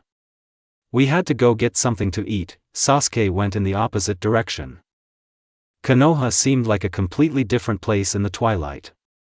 The lanterns did not illuminate the area, and there were quite a lot of paths drowning in darkness. But Sasuke was not afraid of these dark alleys. They had their own charm that drove you crazy. The darkness that had once swallowed him no longer seemed so scary and crazy. She was simply mysterious. Sasuke now knew that no matter how deep into darkness you fell, you could always get out. That is why he believed in Naruto, because Uzumaki is 1,000 times superior to him in endurance. There was some money in the bag, but I didn't feel like cooking tonight. He was not lazy, but today he wanted to stay outside longer. A sign, Ichiraku Ramen, appeared ahead. Sasuke walked in that direction without a second thought. 2 chatty Chunin sat behind the counter and looked like they had just received their order. Sasuke sat away from them. He was uncomfortable. He felt out of place here, because he had never come here alone. He came with the whole team, he just came with Naruto. But when he was alone, everything seemed strange, everything was different. What will you order? I'll have a small portion of miso ramen. The Uchiha hesitated, he had not yet decided what he would take and blurted out the first thing that caught his eye. Everything will be fine now, the cook said with a smile.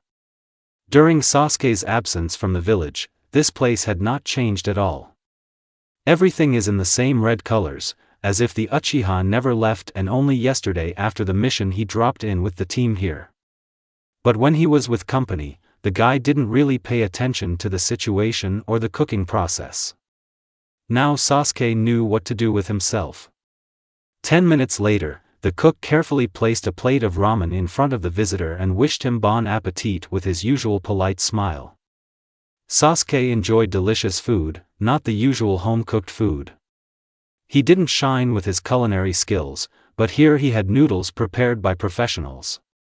But all thoughts eventually focused on the memories of Naruto.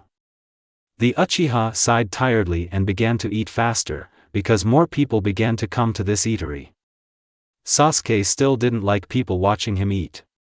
Sensitive touchy-feely, the corners of the Uchiha's lips rose slightly. Excuse me, but does Naruto Uzumaki come to see you often? The young man decided to ask what interested him the entire time he was here. The old man stopped, thoughtfully examining the guy's face. He hasn't come in for a long time. I see, thank you, the Uchiha said briefly and put the money next to the empty ramen bowl. When Sasuke walked to the diner, there were a lot of people on the street. Drunken groups, families with cheerful children, couples in love. Within half an hour, the road was empty, and in addition to the guy, there was an unfamiliar girl and her friend in the distance. The Uchiha quickly walked to the convenience store. What he wanted to do was stupid and reckless, but when has that stopped him? The young man entered an unfamiliar store and immediately went in search of the fast food section. There was a lot of all sorts of nonsense on the shelves, purees, ramen. He chose the more expensive noodles, as much as his money would allow, rather than the cheap crap that Naruto always takes. Having chosen something more or less decent, Sasuke grabbed some mineral water for himself. I always preferred regular sparkling water instead of sweet lemonades. There were a few coins left, but he didn't plan to buy anything else today. He has exhausted his daily supply of ri. The Uchiha quickly ran towards the house of one gloomy blonde. He quickly climbed the steps and knocked exactly 3 times on the door. After a couple of seconds it opened, as if the owner was expecting guests, and a blonde top of her head appeared in the opening. I think we've seen each other before, why so late?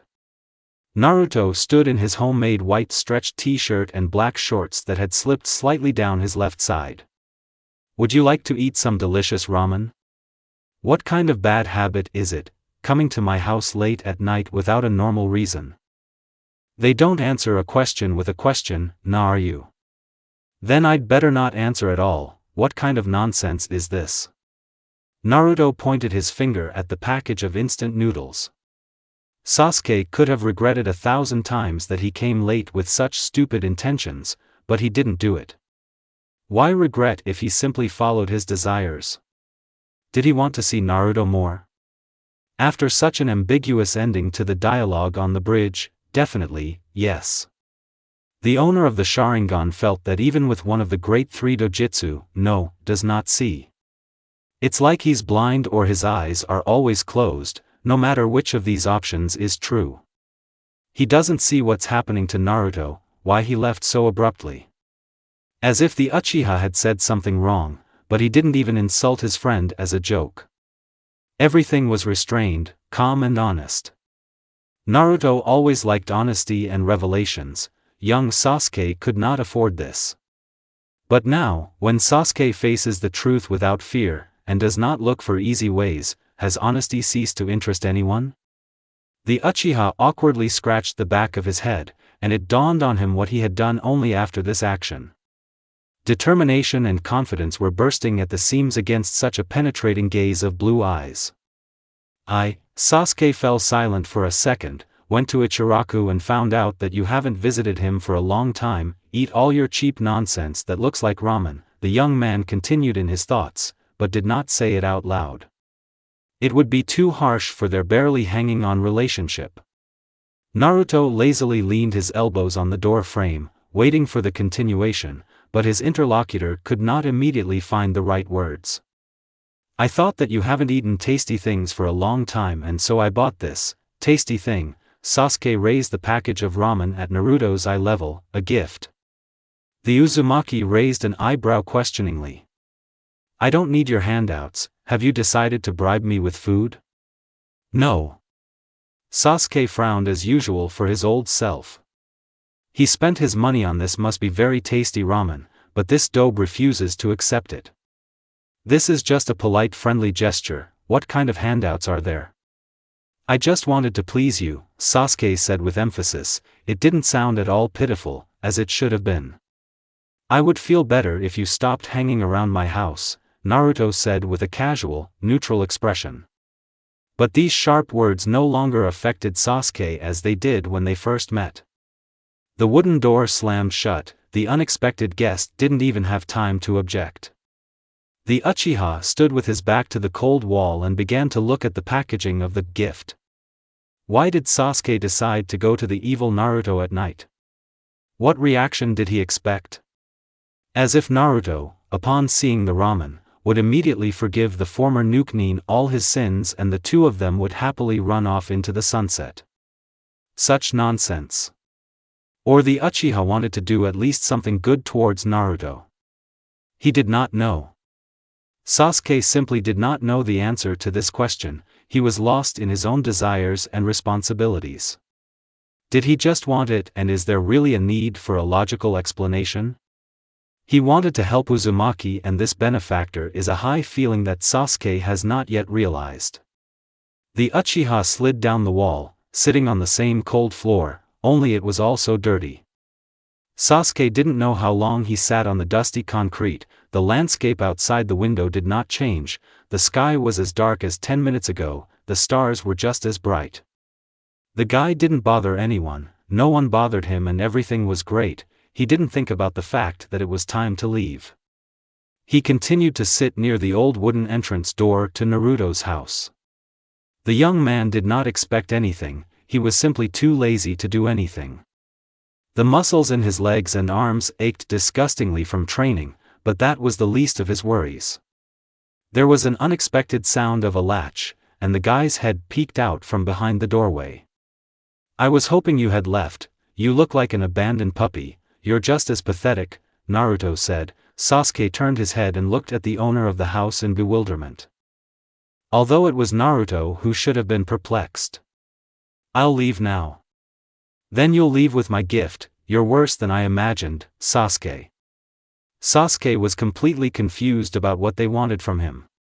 Drowsiness was taking its toll, the Uchiha was already used to sleeping at this time. Either Naruto really spoke incomprehensibly and did not obey any logic. You refused him? I refused if you decided to buy me ramen. Will you take it? Sasuke did not get up from the floor, but held out the package from below. Uzumaki immediately broke eye contact and looked away somewhere to the left corner, confused. I'll take it, he did, then went into the house and closed the door behind him. Sasuke grinned and was left alone in the corridor again. He realized that he had acted stupidly, cutting himself off from communication with Naruto after Sakura's death. It was hard for him too, even if the emotionless Uzumaki doesn't show it. No matter how much he justifies himself with the words, it is an honor for a shinobi to die on a mission, Naruto also hurts. Sasuke is sure of this. Therefore, he will never abandon his comrade like this again, even for the good. Perhaps he used food for this, so that he would have a reason to show up to his friend. True, everything has long gone downhill. A minute later, Naruto left his house again, but without the gift. Apparently he only came home to put away the food, and sat down next to Sasuke on the cold concrete. There was a bed literally across the wall, there were chairs, there was probably a sofa, but the guys preferred to sit on the dark, dirty stairwell. Nobody was indignant. There was only one thing that was alarming: why didn't Naruto ever let him into his home? "What do you do all day?" Sasuke tried to be the first to start a conversation. "I sit at home, sometimes I train, you know about the missions," Naruto answered essentially and did not ask counter questions to develop the dialogue, but his interlocutor did not particularly care. "Do you train with Jiraiya?" "No." 1. The Uchiha realized that his interlocutor would not go anywhere in the next few minutes, or hoped so, and sat down in a more relaxed position, but still without touching Naruto's body, keeping a small distance. "Why alone?" Sasuke already knew the answer to this question. "Because I'm so comfortable, if necessary, I'll train with him." Sasuke was already infinitely glad that during their couple of minutes of conversation, they again did not return to memories of the past. The guy thoughtlessly looked out the window opposite. I wanted to ask so many questions, but most likely he would not hear all the answers. He looked at his wristwatch and saw that it was nearing midnight. "Why didn't you take some noodles for yourself?" Uzumaki suddenly asked. "I'm not hungry, I went to Ichiraku," Sasuke repeated and pulled off his dark cloak, folded it and put it on his lap. Naruto turned to face Sasuke, but the latter did not want to turn back. All that remained was to contemplate the Uchiha's profile. "You wanted to tell me something, but the gift is just an excuse, I'm waiting." That's exactly how it seemed, maybe that's how it was. Sasuke didn't want to say/ask anything specific. "During my absence from the village, a lot happened and I wanted to know it from friends, not acquaintances, because Sakura did not have time to tell everything. I just wanted to see you, I didn't want to say anything specific." "Lies." Naruto put his hand on the Uchiha's chin and turned his face towards him. They looked into each other's eyes, too close. Sasuke instantly felt uncomfortable and shivered.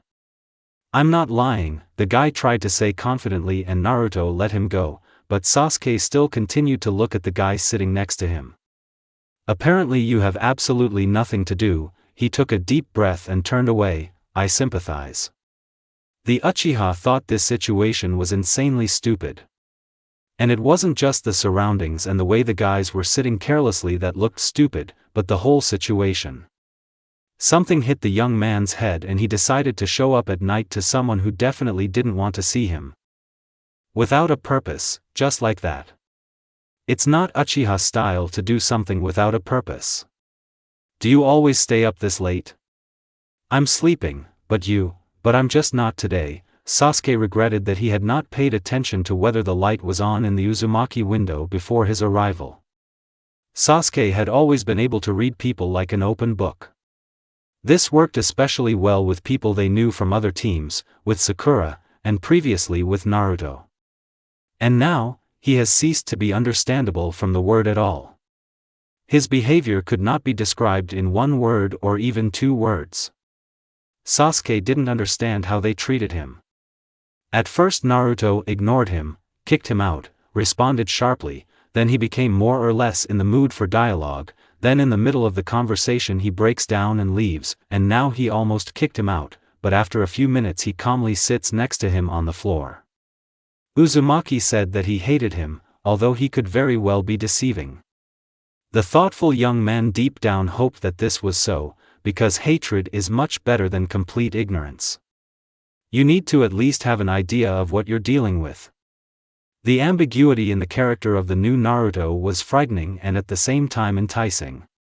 But even if riddles did not attract him, the Uchiha would still fulfill his unspoken promise, to pull the stupid dobe out of the darkness. "Have you tried this ramen? Delicious? I've eaten better." Sasuke smiled slightly. Even if the young man liked noodles, he would not have said that. "I didn't want to give in." It was like an excerpt from some TV series, usually at such moments when previously close, but now strangers, sit next to each other and are silent. A whirlwind of thoughts, associations, topics for conversation, ideas rushes through these people's heads. But now Sasuke stubbornly looked at Naruto's even profile and realized that there was not a single thought in his head. He didn't know what to talk about with Uzumaki. With every conversation, the realization surfaced in his mind that Naruto was now the way he was only because of Sasuke. His heart began to beat faster, he imperceptibly clenched his hands into fists and was filled with greater determination. Of course, Sasuke was madly drawn to Uzumaki, otherwise why would he come here late in the evening with stupid ramen? Certainly not only because of the rare visits from his friend Ichiraku. It seems that the past Naruto called this phenomenon a connection, the connection that the past Sasuke was so eager to break. Do you miss Sakura? Naruto was silent for longer than expected. I think you just need to get used to it and forget it, he answered firmly. Forget that Sakura once existed? You just need to move on with your life, and not start whining like you do. Sasuke bit the inside of his cheek. Now he definitely won't lose his temper, he will control himself. It's just that missions appear every day, and a person's life is still not a bargaining chip, but I don't blame you for anything. You yourself remember how important our last mission was. Sakura died because she was weak. But our team has become even weaker without Sakura, Sasuke clarified. It was true. They will find a replacement for her. The Uchiha understood this too. He knew full well that another new person would be added to their 7th team, and within a couple of training sessions together the teamwork would be just as good or even better. Can easily replace a teammate. It was impossible to replace Sakura herself. Was she not at all dear to you? I don't get attached to people anymore, I don't have to suffer, like you. Naruto probably wanted to say this, but for some reason he didn't. Sasuke continued his phrase in his head. But doesn't he suffer even more by not being attached to anyone and not trusting? I don't want to repeat past mistakes, the Uchiha said simply. Now it's clear why you hang around with me like a mother hen, again to satisfy your goals. It's not true, the guest chuckled displeasedly, I'm just talking to you. I don't need friendship, Sasuke. It's a lie, he seemed to parody Naruto's recent remark. Then why didn't you send me away? The Uzumaki frowned, unclear whether he was angry at himself or at the former missing Nin, and then turned his head and looked straight into the coal-black eyes. I'm just bored and sorry for you, you're not my friend. Naruto remembered very well how the Uchiha was annoyed by pity, but nevertheless, he did not fall for the provocation. And you still don't go to bed, sitting here with me, Sasuke chuckled. If I want to sleep, then I'll go to bed and I don't care whether you're here or not. I'll just go home. Fine. This word was a kind of favor. In truth, the Uchiha did not recognize a single sentence of his interlocutor as truth. But I still won't believe that you came so late just to treat me. Even if you wanted to see each other, it's not enough. What is a good reason for you? Naruto thought about it and didn't answer. Sasuke didn't rush him to answer. The Uchiha was sure the guy would say that a good reason was missions and assignments. But in fact, the interlocutor simply decided to avoid answering. There's certainly no need for communication. You could have come to any other person. But only you and I are so connected. We are not connected in any way now. Why do you deny it so much? The Uzumaki chuckled displeasedly. Because I know myself better than you. Sasuke wanted to object, but he had amazing willpower, as it turned out, and remained silent. From all the anger that had accumulated in him, he could accidentally activate the Sharingan. The guy blinked a couple of times to make sure he controlled his emotions. Otherwise, this would all again escalate into a meaningless fight. Once upon a time there was a bright light on this staircase, and even at night you could clearly see everything around you. Objects cast clear shadows. This light bulb burned out about 5 years ago. Sasuke did not leave the village even then. The only source of light now was the moon, which was visible in the window, but from the angle from which the guys were looking at it, from below, only a piece of this moon was visible. But this was enough for Sasuke to carefully study Naruto's face. When was the last time they were so close? but did not fight. Perfectly even stripes on the cheeks, they looked completely alien. In front of him is a man who has known the Uchiha since childhood, but why did he feel like he was sitting with a stranger? The same blue eyes, blonde hair. How many more times will he list this in his head, trying to cling to at least some detail and prove to himself that this is his very own rival? You know, Naruto, I want to understand you. The guy looked away somewhere to the side. I'd like that too, Sasuke. Sasuke looked at his interlocutor and did not fully understand. They wanted to understand him or Naruto wanted to understand himself? He didn't become interested and ask stupid questions. That's enough stupid and unjustified actions for today. The Uchiha stood up and put on his usual black cloak. Naruto did not move and apparently did not even plan to get up. The guy looked around the entire landing and headed towards the exit. Farewells were unnecessary. Sasuke walked forward without looking back. Konoha at night was not much different from the evening. There were few people in the evening, and now there were none at all. But otherwise practically nothing had changed, except that it became darker. It had long since passed midnight. The young man would probably regret not sleeping at such a late hour. They could be called on a mission at any moment, especially in the morning. Sasuke yawned lazily and walked towards the house. All the signs of cafes and shops no longer glowed with bright colors.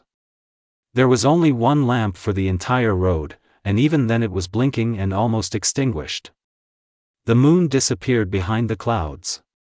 With a sleepy look, he looked at the street. If there had suddenly been a stone or other obstacle under his feet, he would not have even noticed it.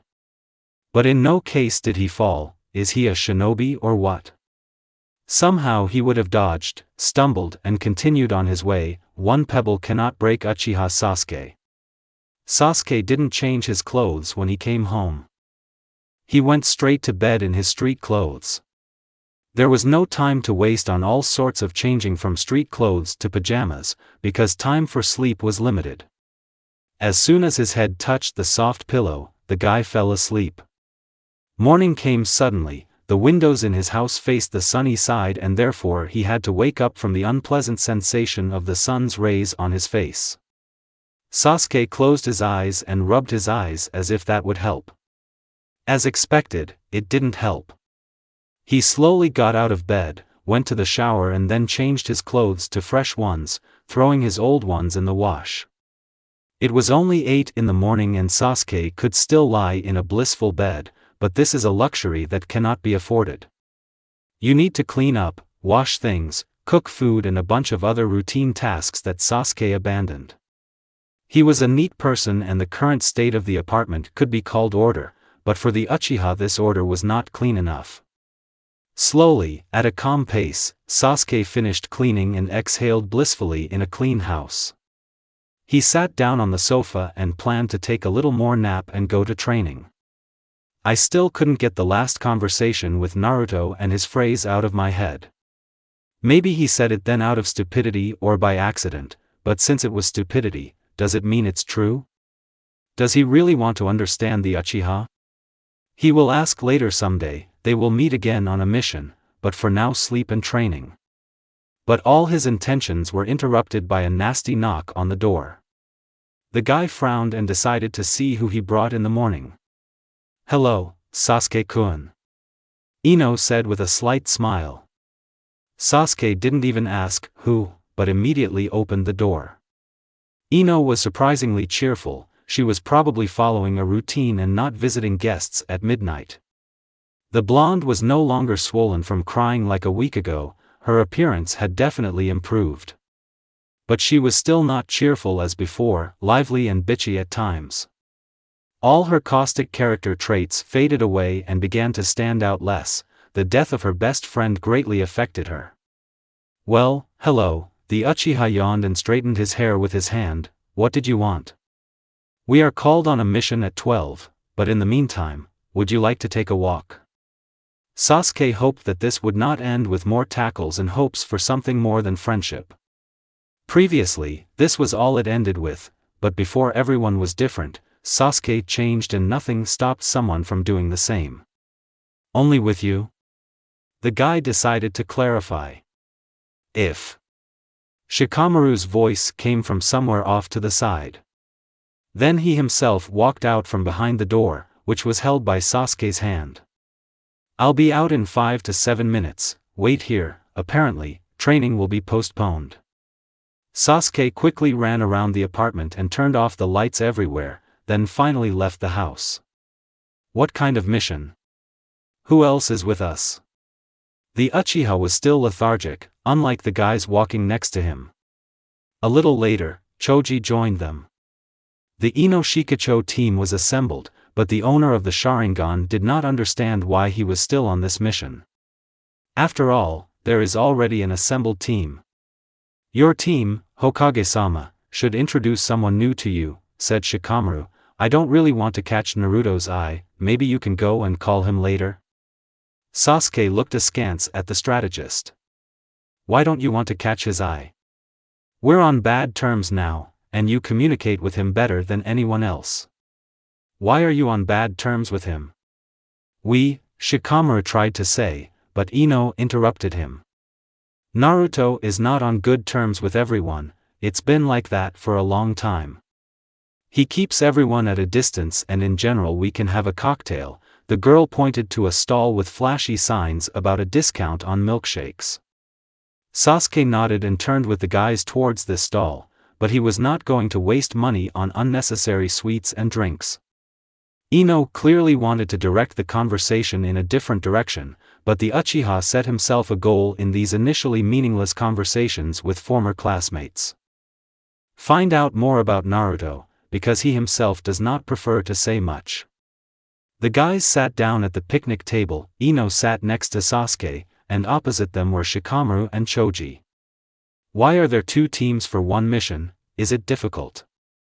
Sasuke looked at Shikamaru, hoping that he would explain briefly and clearly, because it would take a long time to tell such a mess. There are raids on the borders of the country of rivers, and we were hired to check who is doing all this. Raids from the land of wind at a certain time, but in two different places. Apparently the same people are behind it. That's why the Hokage combined the missions. Sasuke thoughtfully rested his head on his hand and hummed in understanding. Why weren't shinobi from Suna called for this task? So did you have a fight with Naruto or what's wrong? Hearing these words, Ino frowned and slowly sipped her strawberry cocktail from a straw, as if trying to delay her answer. It's just that Naruto communicates rudely with everyone, if he communicates at all, Choji said. The guy was, as always, too soft and simple. Sasuke noted to himself that he would not be able to tell the terrible details. Shikamaru was silent, his gaze was not empty, he was thinking about something important or did not dare to say something. Hey, Sasuke, maybe you can try it after all, you didn't take it for yourself, did you? Ino handed over the drink, to which the Uchiha negatively helped with his head. I don't want to talk more about Naruto, that's enough. What's so bad to say about Naruto? I don't want to hear about that idiot, Yamanaka said irritably, to which Chuji awkwardly scratched the back of his head. Sasuke, gritting his teeth, remained silent. There was no point in proving and arguing with the girl, developing a stupid scandal that could later affect their mission. The Uchiha knew the Uzumaki too well or, on the contrary, too poorly, because Naruto was a hostage of circumstances. It's not his fault that life brought him together with such terrible toxic people as Sasuke. The Uchiha believed that Naruto would avoid him, and now it turns out that the previously sullen brunette is the person with whom he communicates best or simply communicates. The guy suspected that Naruto had his own goal or that he just wanted to defeat his opponent, because last time, in the Valley of the End, he failed to do this. Although where does he get such thoughts, a man whose head has only one mission?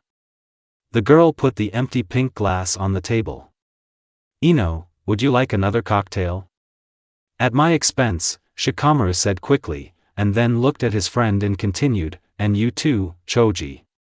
Ino smiled shyly and nodded. Nara jumped up from the table with lightning speed. Will you come with me, Sasuke? Let's go. The young man realized that Shikamaru was up to something as soon as he offered drinks for his money. The guys walked forward in silence, and when they moved to a safe distance so as not to be afraid of being heard, the Uchiha began a conversation. Don't mind the money for the sake of conversation. I think it will be better this way. Then the strategist went to the stall, bought 2 more cocktails and walked away a couple of meters. He put the glasses on the ground and leaned his elbows on the wall of a nearby house. Shikamaru took out a cigarette, slowly lit it and lit it. Sasuke wanted to ask how long the guy had been doing this, but put the question aside for later. I didn't want to talk about this in front of Ino and Choji. You know why Naruto is like this? I know very well that it's because of me. And are you sure you're ready to get him out of this shit? I'm not saying that you're weak, just don't make fools of us. The guy took a drag, we all tried and weren't always so categorical about him. I simply have to do this and I'm ready to pay for my mistakes. Shikamaru closed his eyes and seemed to ignore his interlocutor's phrase. A guy with a pineapple-like hairstyle was walking down the street early in the morning, not as fun as he should have been. Well, it was just too lazy to walk more fun, and I didn't want to. In his hands there were 2 bags. One huge and heavy, and the second a little smaller. The first one contained a super cool card game, one of his friend's favorites, and the second one contained several packs of ramen. Every day he lost hope. For 6 months now, Uzumaki Naruto has not left the house or communicated with anyone. Shikamaru exhaled tiredly. The path from his house to his friend's house was not close. Familiar windows could be seen in the distance. Previously, the furniture was always visible in them, but now the glass is severely covered with curtains. After a couple of minutes, the guy finally arrived and was already going up to the 3rd floor. Are you still sitting here? Hinata was sitting on a wide windowsill near the window that was opposite the door to Naruto's house. She looked terribly tortured, with a sad smile on her face. I come to Naruto-kun every morning and bring him breakfast, but he doesn't always open the door. Hyuga looked away, sat up straight and straightened her old windbreaker. I try to come to him more often, but the missions don't allow it, because I'm a Shounen now. Nara came closer to the girl and put his hand free from packages on her shoulder in a friendly way. Hinata barely flinched. She bit her lip nervously, rubbed her eyes, and stood up. Tell Naruto that we are looking forward to seeing him. Tears appeared in Hyuga's eyes, but she quickly turned away and headed out. Shikamaru lowered his eyes to the floor. There was a small purple box of food near the door. The guy knocked on the door a couple of times and, as always, did not hear an answer. I know that you hear, but you just don't want to talk. Nara smiled absurdly and squeezed the strap of the bag. I think there's no need to convey anything, because you heard everything, yes, to this Uchiha. The creaking of the floors was heard on the other side of the door. Naruto came very close to the door, but was still silent. We all need you and I've been coming to you for almost 6 months. Everyone has stopped seeing the point in this, except for me and Hinata. This is such a mess, you know. Shikamaru grinned, continuing to talk to himself. I'm not coming to get you out of the house, but just to remind you that you are not alone. I brought your favorite game and a couple packs of ramen. Don't starve. And at least leave a note for Hinata, she's trying. The guy put the bags next to the purple container and turned to the exit. We're all trying, Naruto. Shikamaru said goodbye and walked away. A quiet word was heard behind the door. Lie, Nara did not hear it. The genius opened his eyes and banished the memories. That was all that was missing. Sasuke looked at the guy in surprise, still waiting for an answer. If you were a different person, then maybe I would believe it, but you're a Uchiha, no offense. You so naively think that it's easy to just pull Naruto out of. Shikamaru frowned. No way, similar. He has become a bloody fox and there is no turning back. Why was he called the bloody fox? I won't tell you this. Sasuke chuckled slightly in frustration. Did you just want to shake my resolve? All? The Uchiha wasn't angry, but this whole situation was starting to irritate him. Already which person was brainwashing him? No, that's not what I originally called you for. Unfortunately, I'm human, I can lose my temper. Shikamaru threw the cigarette on the ground and put out the bowl, stomping on it. I just wanted to say that there is no need to get into trouble. If you do achieve your goal, believe me, everyone will be happy about it, but, stop playing spy and stop asking everyone for information and constantly chatting about Naruto. I'll tell you everything I can tell you, but don't interfere with others, okay? This is a sore subject. Sasuke pursed his lips and was now unsure whether he would agree and listen or whether he should not learn something from someone other than Naruto. I don't know if it's worth it. Do you already want to find out everything from him yourself? Nara grinned. Sasuke realized that his answer was already a foregone conclusion. Yes, I'd rather do it myself, the Uchiha nodded in confirmation. Shikamaru was much more relaxed now than he was then at the table. Apparently, he had already decided everything he needed for himself. And you know, there's such a strange connection between you and Naruto. I thought he would ignore you, but as it turned out, he wouldn't. You seem to be drawn towards each other, but don't flatter yourself, think about what you are ready for and what will be best for the good of Naruto. I know what you mean, I need to think about it, about everything.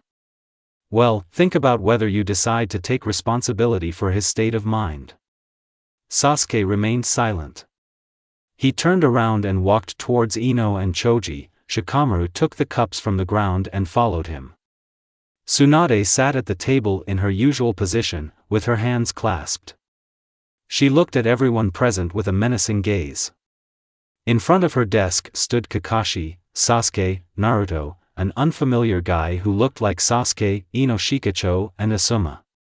There's a new person on team number 7, the stranger took a step forward. His name is Sai, please love and favor, Tsunade said in a monotonous voice, and then cleared her throat. We'll get to know each other. Sai looked at his teammates and smiled falsely. Sasuke felt disgusted by this pasted smile. Kakashi, Sasuke, stay, the rest can go. The Uchiha looked warily at the Hokage, but she seemed to say with her eyes, everything is fine. No one saw what emotions Kakashi was experiencing, because almost his entire face was covered. The door slammed shut and there were only 3 people in the office. I am assigning you an additional S-rank mission, I hope, Sasuke, you can be trusted. Tsunade narrowed her eyes at the former Nuke Nin, then continued, Sai, a member of the ANBU route. Route? It was disbanded. Kakashi interrupted the Hokage's speech, he was dumbfounded by this news. Sasuke didn't ask any questions, he just listened silently, he didn't know what ANBU route was. As you can see, no. Danzo begged me to add him to your team to watch Naruto, because Naruto is a Jinchuriki and with his recent changes in character, he has become problematic. But on the bright side, Sai is an excellent shinobi and considering the threat of Akatsuki, he will be of great use to you. The Uchiha swallowed nervously. Will Naruto be okay? Asked Sasuke. I can't promise anything. The elders suggest locking Naruto up altogether and not letting him out of the village, but he might go berserk. If he gets mad, the fox will go mad. And Danzo wants to make the Jinchuriki of another person who is closer to the Hokage and play it safe. But this is also dangerous, because the Kyuubi can break out during sealing, with less probability, of course. I'm against both options, Tsunade sighed tiredly. What's the problem with making someone else's Jinchuriki? It will only be better for Naruto. Naruto will die if the bijou is removed from him. Sasuke froze and did not dare say a word. This is definitely the worst option. That is, Sai will monitor Naruto and transmit data to Danzo, and then they will decide whether to make another person's Jinchuriki? Kakashi asked a question. Right. Your mission is to keep an eye on Sai and Naruto if anything happens. You understand, Tsunade looked hopefully at the 2 guys, you can go. The ninja nodded and left the office. Everyone else stood around him. Well, what did the Hokage say? Asuma asked the captain of the 7th team. Shikamaru and Choji were chatting on the side, Ino was climbing toward Sai. Naruto stood away from everyone, looking at the wall opposite. Nothing special, we must reach the border of the land of rivers and the land of wind together, and then we'll go our separate ways. Well, shall we go? Everyone answered in unison, yes. The journey from Konoha to the land of wind took about 2 days. If you neglect sleep and passes, you can manage it in a shorter time, but no one did this. During the road, Sasuke didn't talk to Naruto, he didn't know what to say. The Uchiha sometimes talked with Shikamaru, sometimes Ino climbed up to him, everything was calm. It was the morning of the second day. The shinobi satisfied their hunger with food pills and set off again. The landscape was very different from what was usual to see in the land of fire. Trees and bushes came across less and less often, there was a desert in front and the same behind.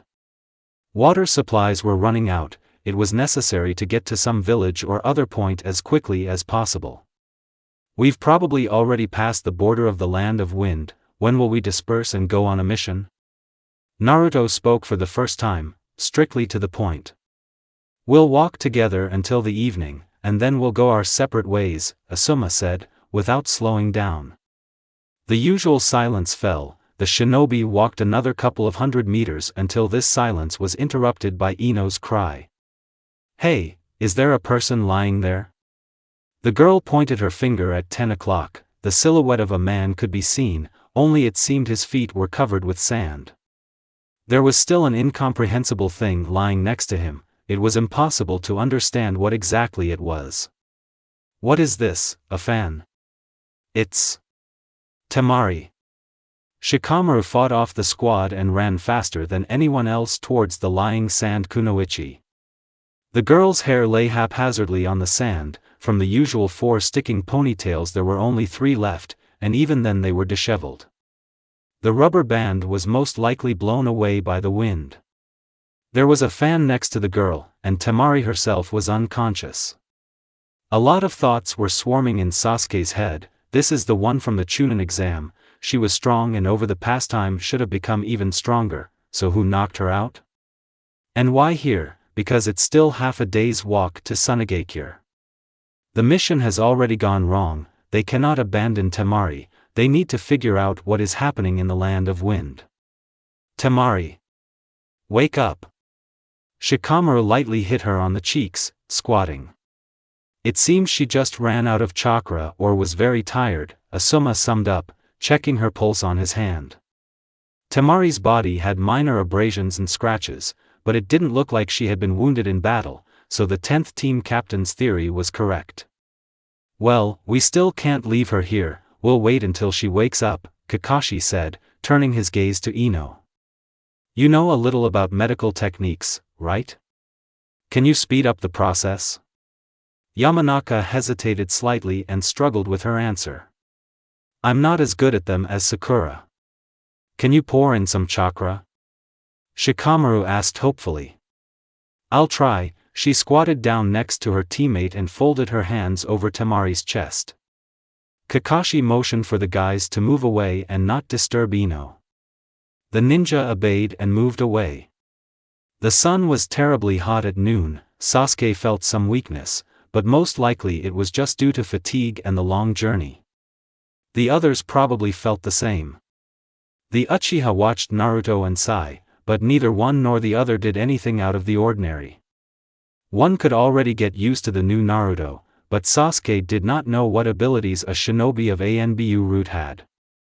Abandoning his thoughts, he sat down on the sand, placing his backpack on his head, holding it a little in order to somehow reduce the likelihood of sunstroke. Shikamaru and Sai sat down the same way, following the Uchiha's example. Asuma-sensei, Kakashi-sensei, maybe we need to contact Sunagakure? Choji said, putting the empty bag of chips into his bag.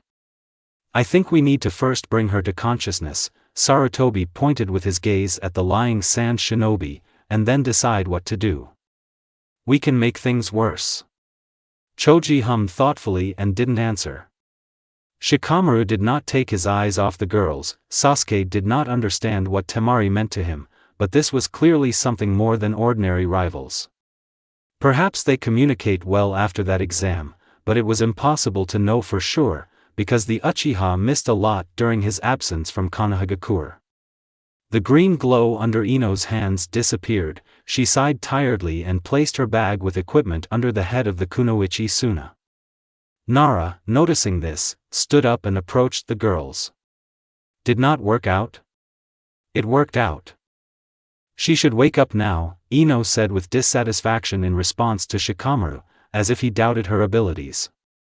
The guy didn't take his eyes off Temari's peaceful face. After a few seconds, she closed her eyes and then opened her eyes.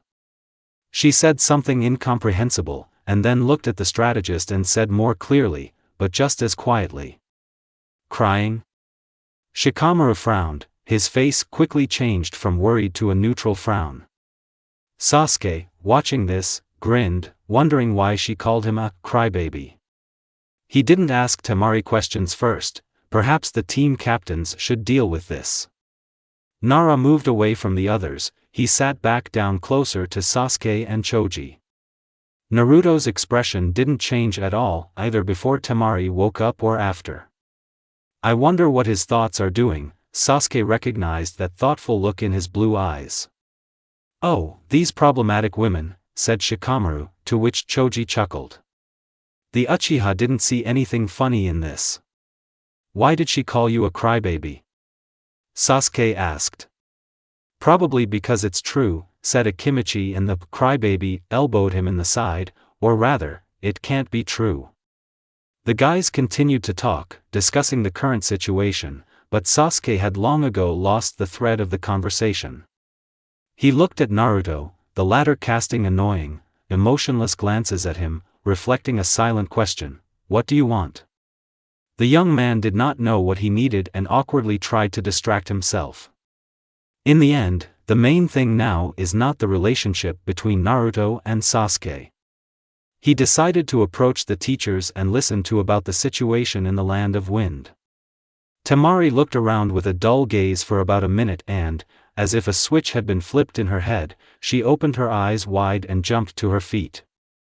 Hatake grabbed the girl's wrist, preventing her from running away. And she wouldn't be able to, such a sharp rise would most likely make her dizzy. You were lying here passed out, what happened? Kakashi asked the first question. Temari turned around when she felt that she was not being allowed to leave. The copy ninja had a strong grip. The kunoichi examined the man standing in front of her and, when she saw the leaf protector, she stopped being tense and became a little more relaxed. I don't remember anything. I probably got sunstroke, because I walked for a long time without rest, the girl said displeasedly, as if angry with herself. I can't say anything more, I need to go, she said in an even voice and tried to break free. Everyone fell silent. Shikamaru and Choji stopped their thoughts and tried to listen. The only thing that broke the silence was the whistle of the wind. We can't let you go anywhere in this state, Kakashi said clearly. Tell us everything and we will help you.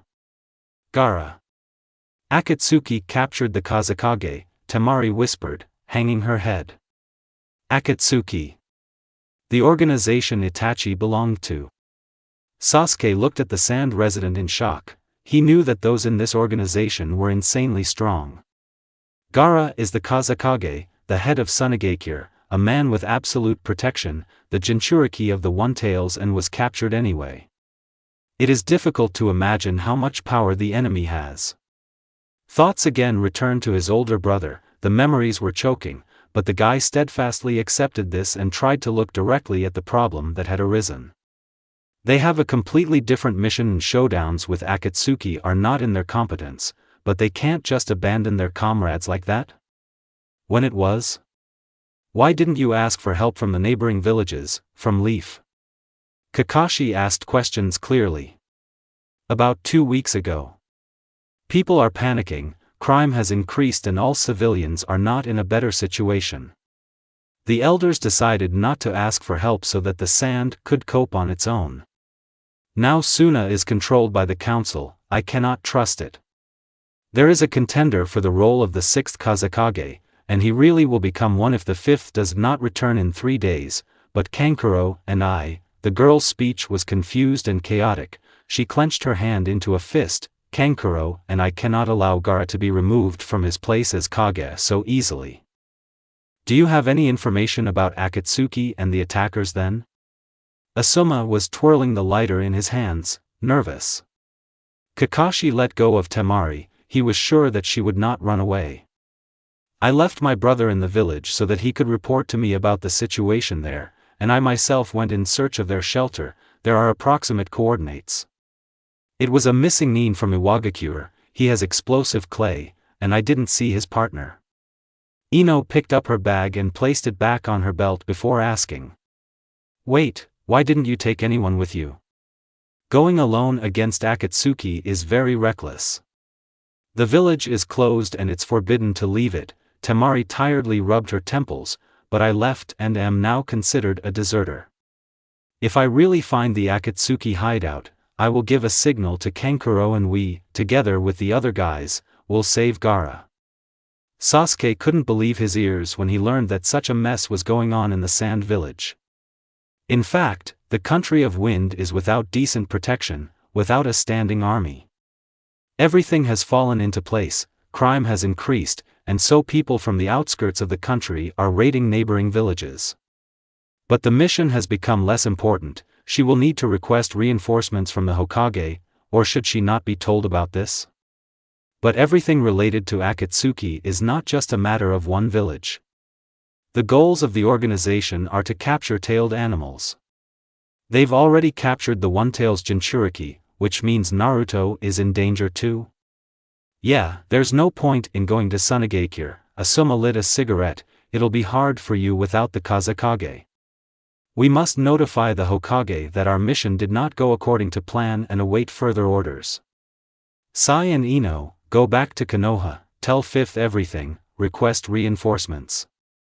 They said, yes, and the guy immediately began to draw a bird in his scroll. A moment later, 2 Konoha shinobi flew into the air. Kakashi sat on the sand in the lotus position and summed up. I think we should organize a short break, and then hit the road to the nearest populated area. Moreover, Temari must restore. No. I have to leave right now. I don't have time for the passes. The Sand Kunoichi interrupted the speech of the captain of the 7th team. He just rolled his eyes. You're acting like a little impulsive girl right now. If you continue reconnaissance in the same spirit, you will die. Shikamaru said this, stood up and walked closer to Temari, looking her straight in the eyes. The girl picked up the fan from the sand and placed it in front of her, leaning on it. What difference does it make to you? Shikamaru pursed his lips and said nothing. He turned away and reached into his backpack to take out the remaining bottle of water and his sleeping bag. No one was going to sleep, but sitting on sleeping bags was much more comfortable than on the hot sand. Temari remained with the Konoha shinobi. Time passed calmly. About 3 hours passed at the pass and the team captains were already thinking about continuing the journey. The first task was to get water.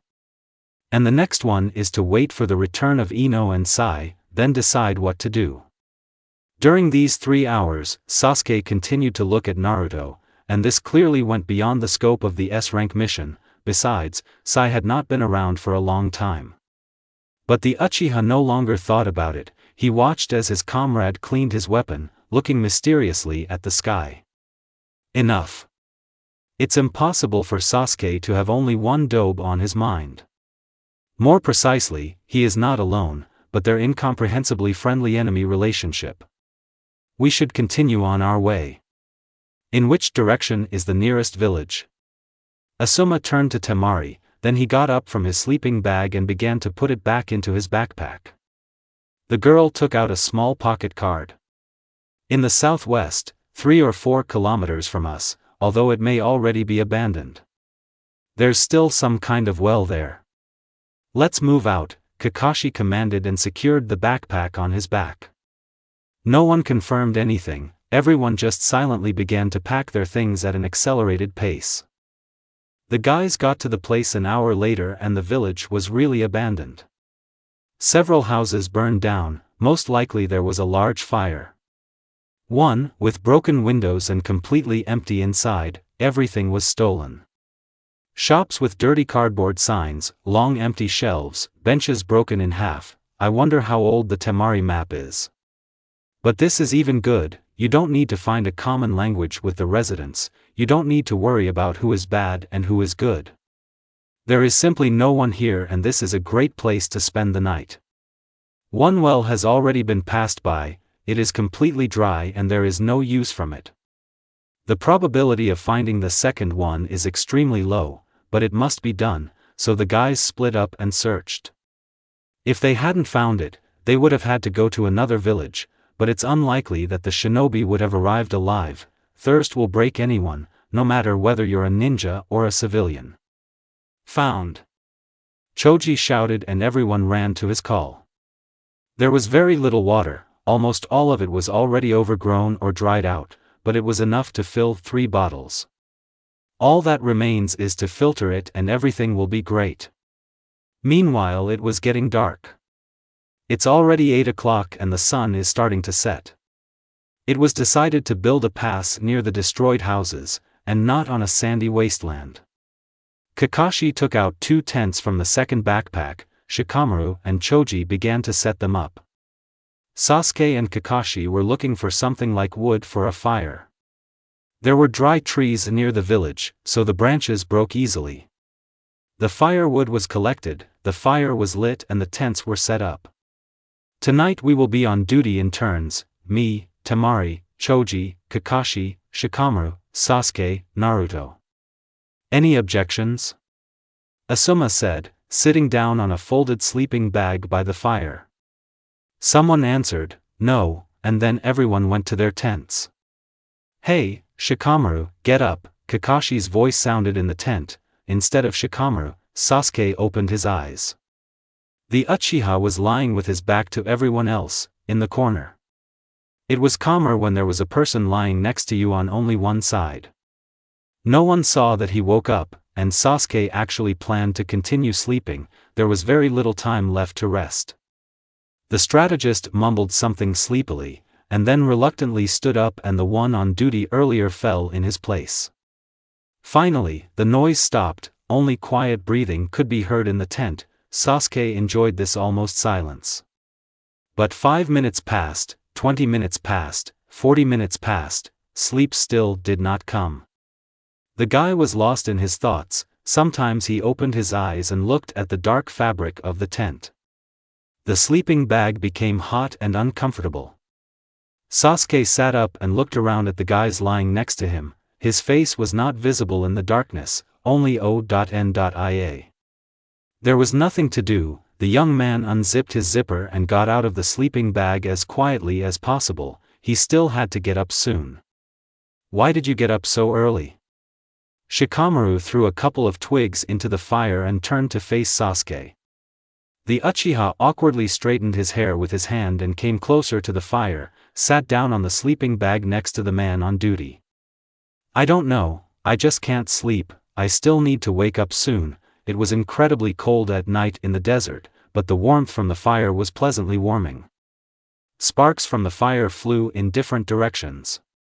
The branches on the fire were quietly shooting, sometimes in single bursts, sometimes in short bursts. The Uchiha's neat profile was beautifully illuminated by orange-red light. Nara was silent at first, watching the mesmerizing flame, and then continued the conversation. Have you thought about my words? Sasuke remembered their conversation at the cocktail stand.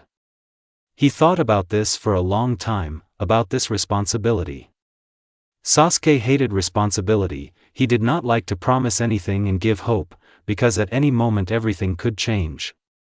He promised only those things that he was either obliged to do, or was 100% sure of them. But Naruto became a person who did not fit the Uchiha principles. But when did their communication with the Uzumaki fit any rules or be explained by logic? Their communication is something strange that only two can understand. Sasuke looked at the sand and rocks under his feet, pondering his answer. I'm sure I can fix Naruto, because only I can do it." Sasuke still said it, and since he said it, he'll do it. He will always keep his words, just like Naruto once did. "Okay, since you're here anyway, I'll go back to bed." The Uchiha nodded and settled more comfortably on his sleeping bag, hugging his knees with his arms. The next hour passed quickly, the sun was beginning to rise, the sky was no longer so dark. It was necessary to wake up Naruto, he was next on duty. Sasuke quietly opened the tent and saw that Uzumaki had not been sleeping for a long time. Naruto sat and put his shinobi equipment into his bag. Choji, Asuma, and those lying next to him were sleeping peacefully. The blonde turned around when he heard someone enter the tent. "Do I have to go to my post yet?"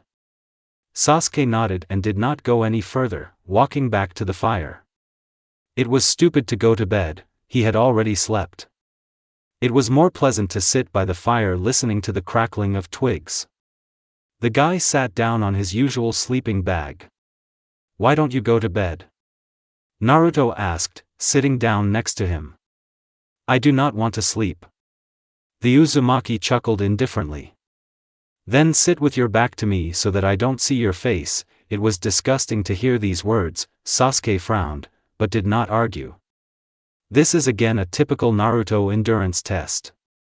He has already promised Shikamaru some things, which means he won't run into a scandal now. The guys sat back to back. "What do you think about Akatsuki?" The Uchiha began the dialogue. When he tried to talk to Naruto, Sasuke felt like he was in a minefield. One extra phrase and you can say goodbye to normal attitude towards you. "I think they are strong opponents, but they can still be defeated. They are hunting for you." Naruto sighed heavily. "I know. Everyone knows this, but I'm not afraid.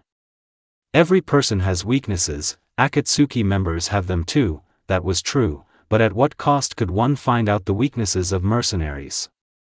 Sasuke wanted to say, "I'm worried," but stopped in time. "I hope everything will be okay."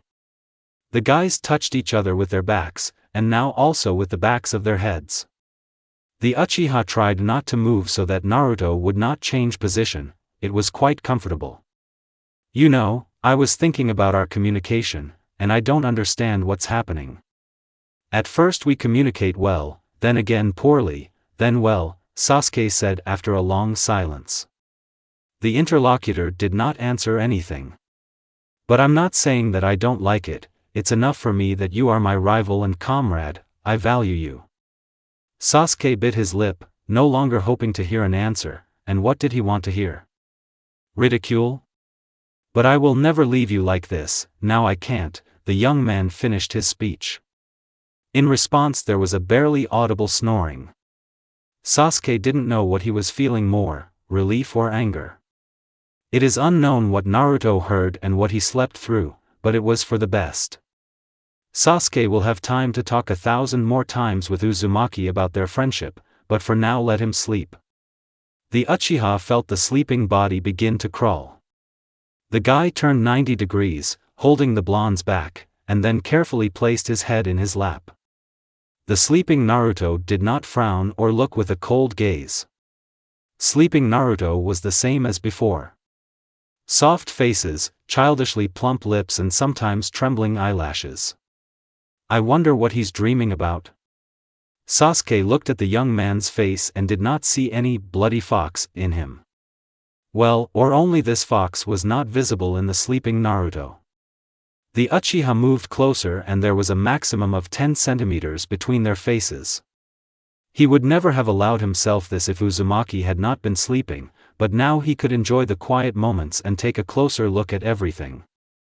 The Uchiha ran his finger along his tanned cheek, along the fox-like stripes. He always wanted to do this.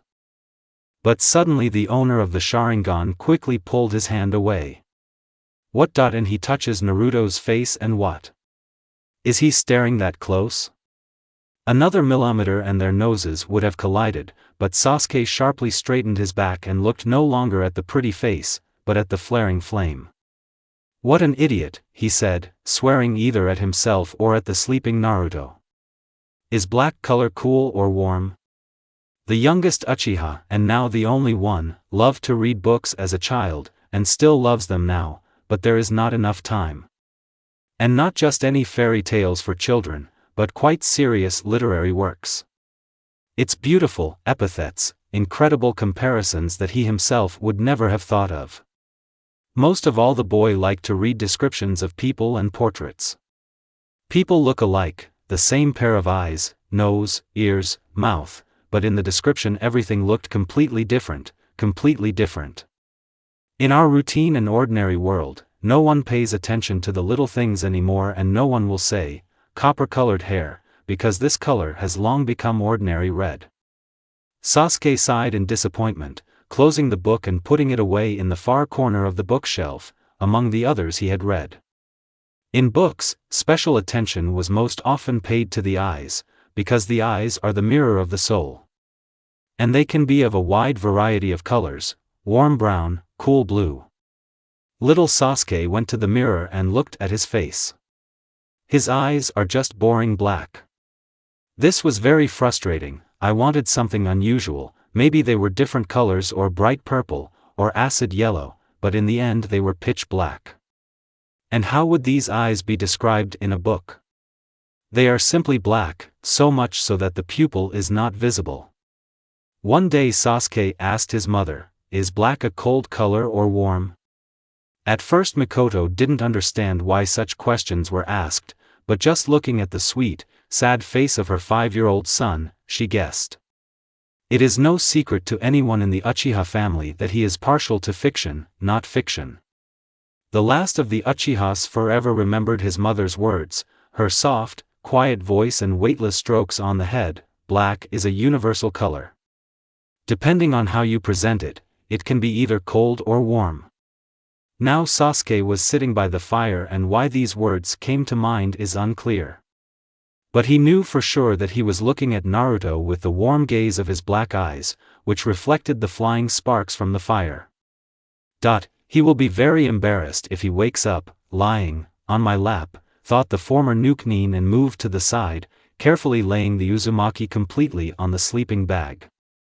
All the same, the Uchiha was not going to sleep, at least he would spend time usefully, and his comrade would sleep for now.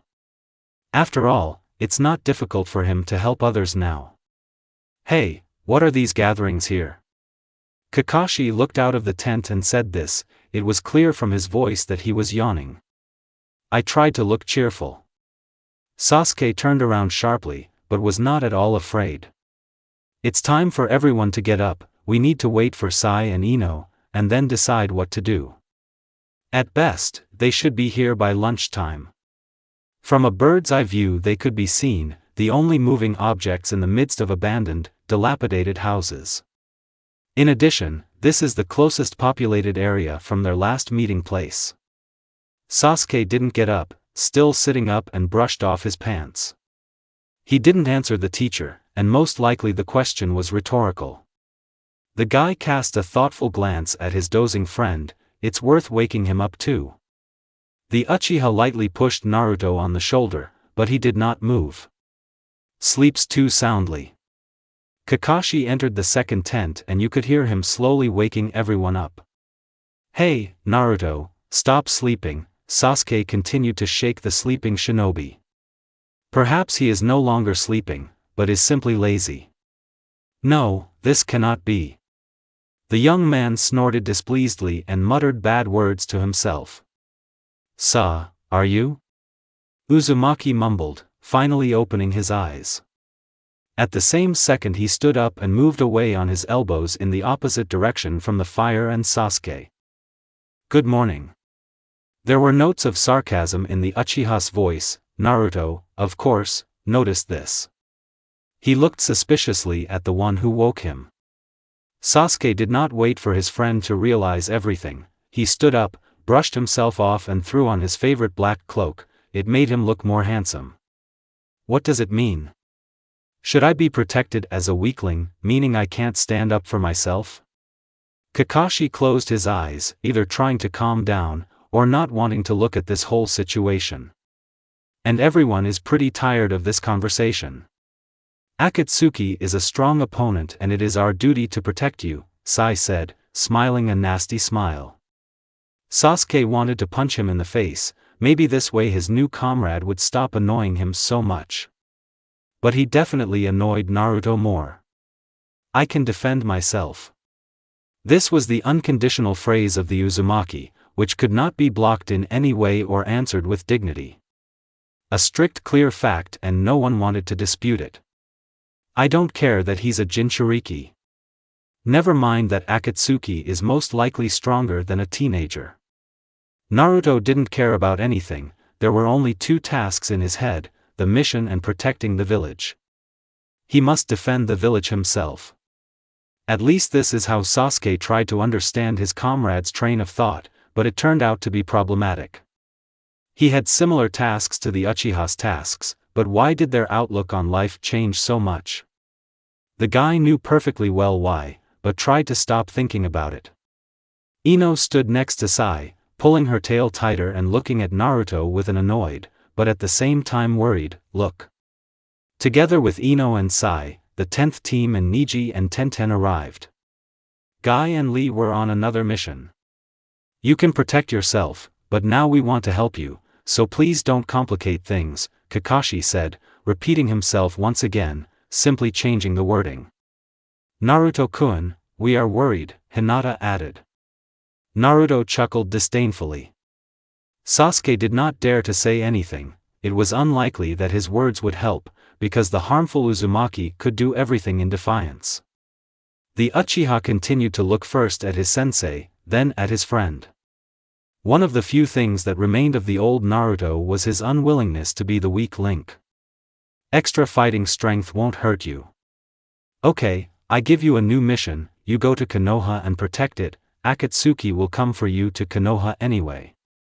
The Jinchuriki was silent for a couple of seconds, thinking about his answer. Okay, he surrendered, or to be more precise, strategically retreated. All you have to do is choose a partner, Hatake said thoughtfully and looked around their entire small camp. It was already 2 o'clock in the afternoon. Asuma, Shikamaru, Choji and Temari began to clean up, put sleeping bags and tents into backpacks and put out the already dying fire. The guys who arrived today stood and listened to the conversation. Niji sometimes whispered with Tenten. I will be his partner, Sasuke interrupted the Anbu root shinobi, throwing an unfriendly look. Sai did not understand the hints and continued to look kindly. The Uchiha immediately realized that Sai would try to be closer to Naruto. Who else would have allowed him to do this?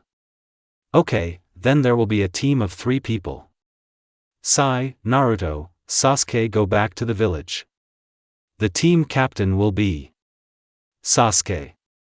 It was obvious who would become the main one, because he and the mentor had the same goal. The captain of the new team was a little upset that this artist would be with them, but he didn't show it. You can't hate a person just for his gestures and facial expressions, but for some reason the Uchiha managed to do so. And the guy could come up with 1,001 more reasons to hate Sai, let's say because he is watching Naruto, as if Naruto is an enemy of the people and a dangerous person. Black eyes met blue ones again, a frosty, cooling feeling was still felt. Sasuke was upset by this and turned his head away, broke eye contact. The guys said in unison, yes, and went their separate ways to do basic things. The Uchiha's backpack lay nearby. So he took it by the straps and leaned his elbows on a nearby dilapidated house, waiting for his teammates to gather. Sasuke, do you remember your task? Kakashi said casually, not looking at his student, when he noticed the familiar top of his head. I remember, Kakashi-sensei. Sasuke's morning was quiet, if it could be called morning. The guy interrupted his sleep at night, but even now he was cheerful. After he woke Naruto up, he went about his natural business, washed his face, drank a couple of sips of cool water, and quenched his hunger with nutritional pills. The time was approaching lunch, and Sai and Ino were not visible. Temari could not find a place for herself. She couldn't wait that long, there were 2 days left before the appointment of a new Kazekage and she couldn't waste a minute, but if she had continued to go alone, she would have gone to certain death. With the leaf shinobi there was at least some hope of success.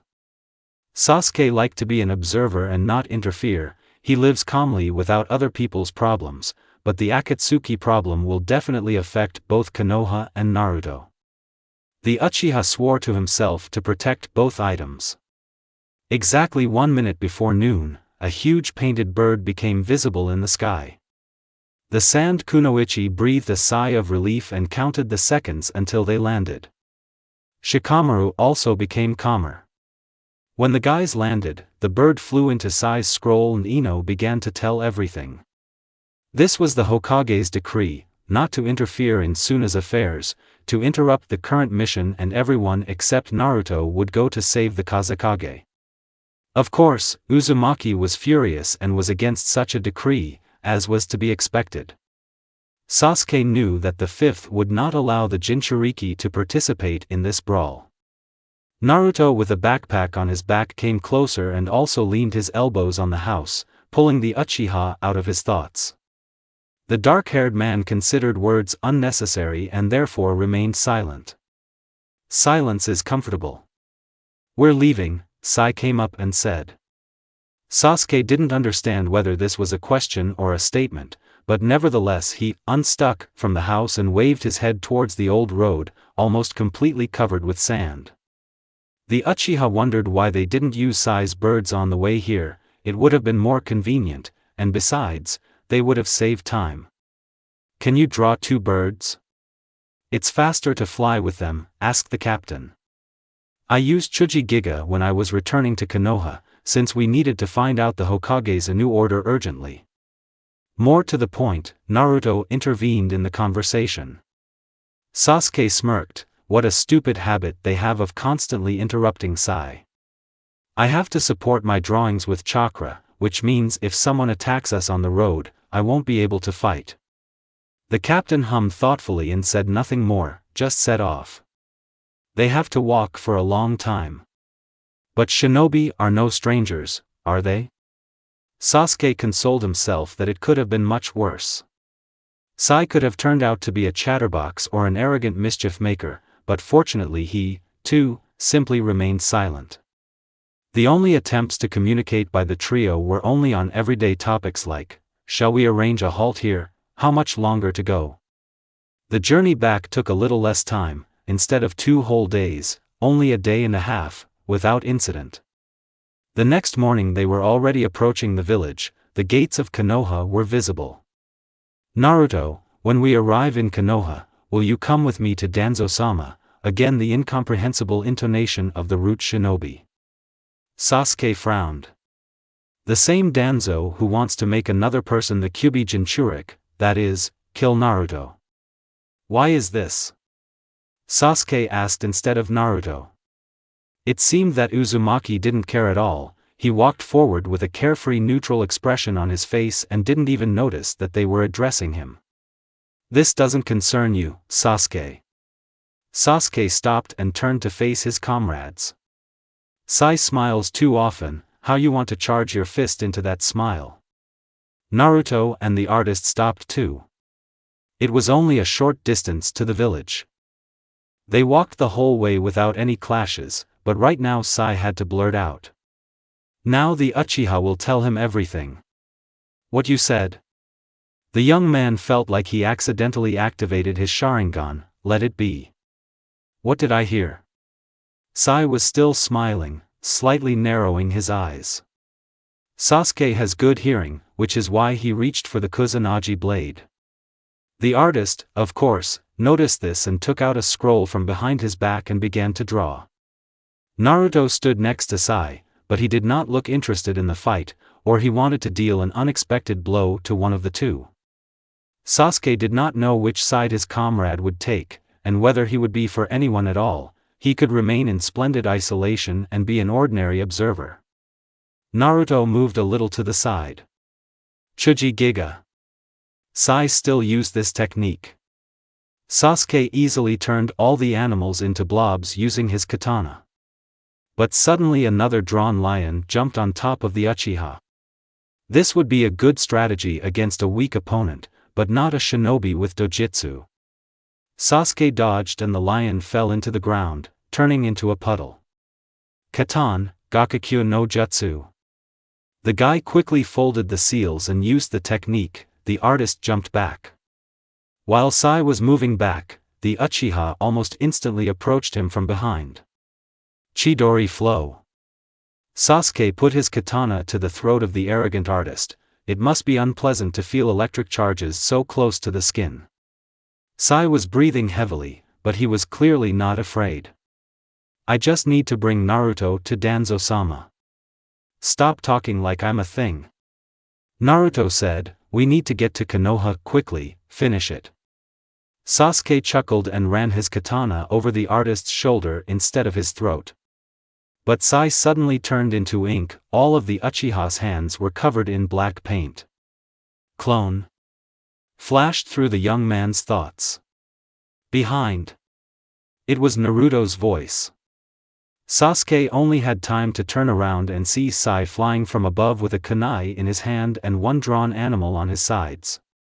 The guy felt strong hands pressing against his ribs and he flew to the ground. He and Naruto fly to the ground. A couple of seconds before landing were not enough to fully understand the situation. Why did he help him? Sai landed carefully and took a fighting stance. The painted lions still stood near him. Uzumaki had already managed to get up. Sasuke was sitting in an incomprehensible position, kneeling and resting his hands on the ground. Naruto turned around and looked down at the Uchiha. Why are you seated? Why did you help me? Naruto turned his head away, also armed with a kunai. Sai just pisses me off too. It will be easier to defeat him together. Sasuke hoped with all his soul and heart that this was a lie. I so wanted to believe that the Uchiha meant at least something in the new callous heart of the Uzumaki. The young man discarded this vanilla romanticism and stood up, armed with the Kusanagi blade. I think I missed the moment when you started liking teamwork, Sasuke said with a chuckle. Sai put the kunai in his bag and stopped his technique. Sasuke, why don't you want Naruto and I to go to Danzo-sama? The Uchiha didn't know what to say. Definitely not to tell the truth. If Naruto finds out under what close supervision the Hokage is, he is unlikely to reach Leaf, and returning him to the village is such a pleasure. He stood in front. Sasuke stared at his back and seemed to be silent longer than necessary. Because Naruto, Sasuke didn't know what to say next. Is Naruto his friend? Comrade? Close person? Because Naruto is the person you were assigned to monitor? What you said? The Uzumaki turned around and looked straight into the black eyes. Not incredulous, not disappointed, Sasuke didn't know how to explain this look to himself. The empty look of blue cold eyes. The guy raised an eyebrow questioningly, but didn't look surprised. Kakashi-sensei told me that the fifth instructed you to keep an eye on the Jinchuriki, Sai said simply and softly. In this ANBU route they are taught to lie professionally? What kind of nonsense are you talking about? This time Sasuke will hold his katana across the annoying artist's throat. Will burn Amaterasu. Pierce Susanoo with an arrow. How dare he throw his own target at the Uchiha? The guy was starting to get excited again. He gripped the hilt of the sword tightly until his knuckles turned white. After all, in fact, Sai is a real spy, and Sasuke hated lies. The Uzumaki turned to face the former Nukenin and came too close. Now everything has fallen into place, Naruto whispered in his ear and headed towards the gates of Konoha alone. Sai? The guy looked at the artist with an angry look. It's nothing personal. I have my own mission, Root's agent said casually, as if the conversation was about the weather. A second later, Sasuke came close to his comrade and grabbed his katana tighter. Chidori flow. The Uchiha again put his sword to the guy's throat, but now the goal was only to scare him. One more word from your filthy mouth and my blade will do its job. Sai stopped breathing, or he was doing it too quietly. He was silent. Sasuke stepped back and turned to face Naruto leaving for the gates of Konoha. The Uchiha glared at the guy's back, most likely the latter felt it. But Sasuke didn't know whether to run after him now or leave him alone. There was a pounding in his temples. It seemed as if nails were driven into the guy's head, but he patiently endured. He sheathed his sword and clenched his hands into fists, so hard that his nails dug into his skin. One pain had to overcome the other. It didn't work out. Fatigue and headaches rolled in with renewed vigor. Sasuke promised himself that he wouldn't leave Naruto. So even now you shouldn't. This omission is just an ordinary obstacle that the Uchiha will definitely overcome, it cannot be otherwise. Naruto. The blonde didn't even stop or slow down. He stubbornly walked straight, even his gait did not change. Naruto. Sasuke decided that it was stupid to wait for an answer, he would run after him. Take it, Uzumaki. The owner of the Sharingan quickly ran to Naruto, because he was in no hurry and walked at a calm pace. Sasuke lightly touched his acquaintance's shoulder and he immediately turned around. What else? Again this bone-chilling cold. Sasuke frowned. There was no point in looking at Naruto's face, everything needed to be explained here and now. Sai deceived you, I don't have any mission, you understand? You're just trying to justify yourself, what Sai said is more like the truth, especially why would he lie to me? Sasuke fell silent for a second and looked at Naruto in surprise.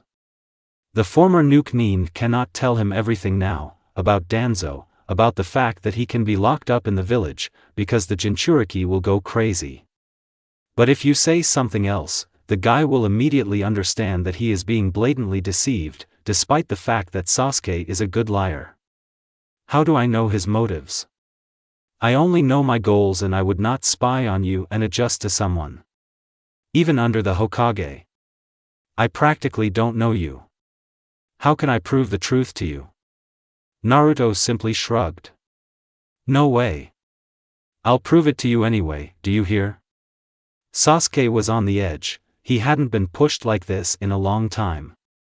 Only when he saw the new Naruto for the first time, but even that wasn't it. Sasuke hated two things most, lies and inaccuracy. But when he is accused of lying, it went beyond all limits. Thanks to endurance, he had not yet begun to drive this truth into Naruto. I don't care, no matter how hard you try, if what Sai said is true, then I can somehow explain your actions. But if not, you're stupid, Sasuke. No matter how stupid I am not a liar. That's right, Naruto turned away and continued on his way, you're worse than a liar. You believe in something that will never happen, I don't need you and will forever remain an enemy. Enemy. This word echoed in the Uchiha's mind. How could it be that he was still an enemy? He didn't even know what to say to this and allowed Naruto to leave without answering anything. Suddenly a lump appeared in my throat. Why did it hurt so much to hear this word from Naruto? From anyone, even from the whole world, Sasuke didn't take it to heart. It's so unpleasant to hear when they tell you that you are not needed. The Uchiha remembered very well that he himself said this and did not care about the Uzumaki's feelings then. This is unbearable, because Sasuke tried so hard, he never tried so hard for the sake of others, in order to establish communication with someone, and now all attempts have been completely ruined. Maybe it's really too late to kick? No. Sasuke shook his head and threw away harmful bad thoughts, but no matter how hard he tried, there was a pounding in his temples, the words were repeated in his head. The guy closed his eyes and stopped looking at his friend enemy. I wanted to fall into some kind of vacuum where there was no one, nothing and to think calmly. Where the wind won't blow, the branches won't rustle and you won't have to see a loved one leave. We need to go to the village, go to the Hokage to report everything and the mission too, and then to Naruto. Sasuke walked slowly, his legs became incredibly heavy, which could have caused this to happen. The young man frowned and tried to ignore his feelings and walk firmly. Soon he reached the Hokage residence. Naruto was not visible, which means he clearly did not go to write a report on a mission. After knocking a couple of times and not hearing an answer, Sasuke entered the Hokage's office. Tsunade sat and looked through sheets of paper, putting stamps, routine paperwork. When she saw that the guy came in, she raised her head and looked questioningly at the Uchiha. What did you want? Hokage-sama, how long will Sai be on our team, is it really forever? Tsunade looked at the young man with a thoughtful look. Most likely, he will no longer become a replacement, but a full-fledged member of the 7th team. The woman did not specify the name of whose replacement, because Sasuke understood perfectly well who we were talking about. The Uchiha pursed his lips and looked intently at the head of the village. Is there really no other way out? Tolerate this hypocrisy, tolerate his antics and lies. Yes, this will only interfere with the establishment of relations between Sasuke and Naruto. It could have been worse. Some pretty and annoying kunoichi could have replaced Sai, and then Sasuke would have completely exploded with anger. Although it is unlikely that Naruto would have paid attention to her if he even spits on his friends from a high bell tower. Do his other former friends feel the same breaking feeling that Sasuke is tormenting himself with? Okay, I understand, the guy responded quietly and turned to the exit. There was nothing for him to do here. Sasuke, I believe you. What? The Uchiha turned around in surprise. I believe that you can save Naruto. Go. Sasuke nodded and left, carefully closing the door on the other side. But a second later his vision went dark and he fell unconscious. The guy opened his eyes and realized that he was lying in some bright room, white walls, a white floor and a white bed. I think this is a hospital. The last time he lay here was after the Chunin exams, after his meeting with Itachi. Goosebumps covered his arms from the memory of Itachi. Lying down, Sasuke looked around. He was alone in the room. There was no phone or any equipment connected to him, there were no pills around him, he was just lying there. It was as if the memory had faded. He was talking to the Hokage, and then, everything disappeared. The only thing that has changed is that the pounding in my temples has stopped. It has become calmer. You can allow yourself a couple of minutes of rest, but in exactly 2 minutes he will leave here. He doesn't have time to stay in hospitals. Missions, training, Naruto, there's a lot to do. He heard the door creaking open and someone entering. Oh, are you awake already? A familiar female voice. He had already met this person somewhere. Suddenly it dawned on Sasuke. Shizune-san. Sasuke saw the Hokage's assistant only a couple of times in his life, but he remembered her name. She looked friendlier and softer than Tsunade. The guy did not feel tense or compressed, or he was not yet able to fully understand the situation. What happened? How did he end up in the hospital? You fainted as soon as you left Tsunade-sama's office. Then we took you to the hospital and here you were sleeping. The girl had pills in one hand and a glass of water in the other. The Uchiha got up and sat down on the bed. The room was not as bright as during the day, the lamps were turned off. How long should I stay here? First, I must explain what happened to you and how to deal with it. Ryanin came closer and handed the patient 2 white pills and a glass. The guy looked at Shizune incredulously, but nevertheless drank it all. The girl sat down next to the boy on the bed and continued her speech. Your blood sugar level is low, you need to drink more natural juice, tea with sugar. Sasuke hated tea with sugar. Juice can still be tolerated. Well, fatigue and stress also take their toll, don't be nervous. You will eat these vitamin tablets every day, morning and evening, and you will no longer faint. You will become healthier than everyone else. When can I go home? In at least 3 days, I should still monitor you so that there are no sudden problems later. Sasuke frowned. He could easily lie down for 1 day, but he could lie here for almost half a week. Excuse me. Here are the following problems. Akatsuki, Naruto is in danger, and Sasuke must lie due to some kind of fainting.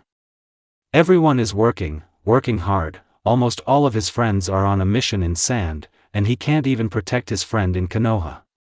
How much time? There is a clock hanging above your bed. Now they will bring you dinner. The nurse will also see you at 10 before lights out, so you can rest after dinner. See you soon." The Hokage's assistant got out of bed and headed towards the exit. The guy turned around and looked at his watch. It was 8. After dinner, Sasuke lay quietly. He was wearing a dark blue t-shirt and light shorts. There were old slippers on the floor. The Uchiha was clearly not their first owner. Naruto. He doesn't care about his health, he needs to find out how Naruto is doing right now. The guy tried to get up, his eyes darkened. I wonder how many hours he slept.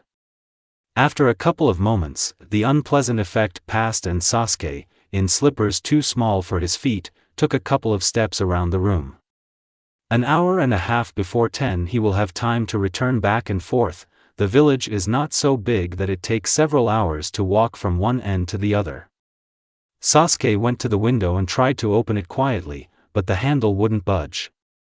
You couldn't pull with all your might, it would break everything and it would only get worse. After several attempts, they managed to open the window wide open and Sasuke sat on the windowsill with his feet facing the street.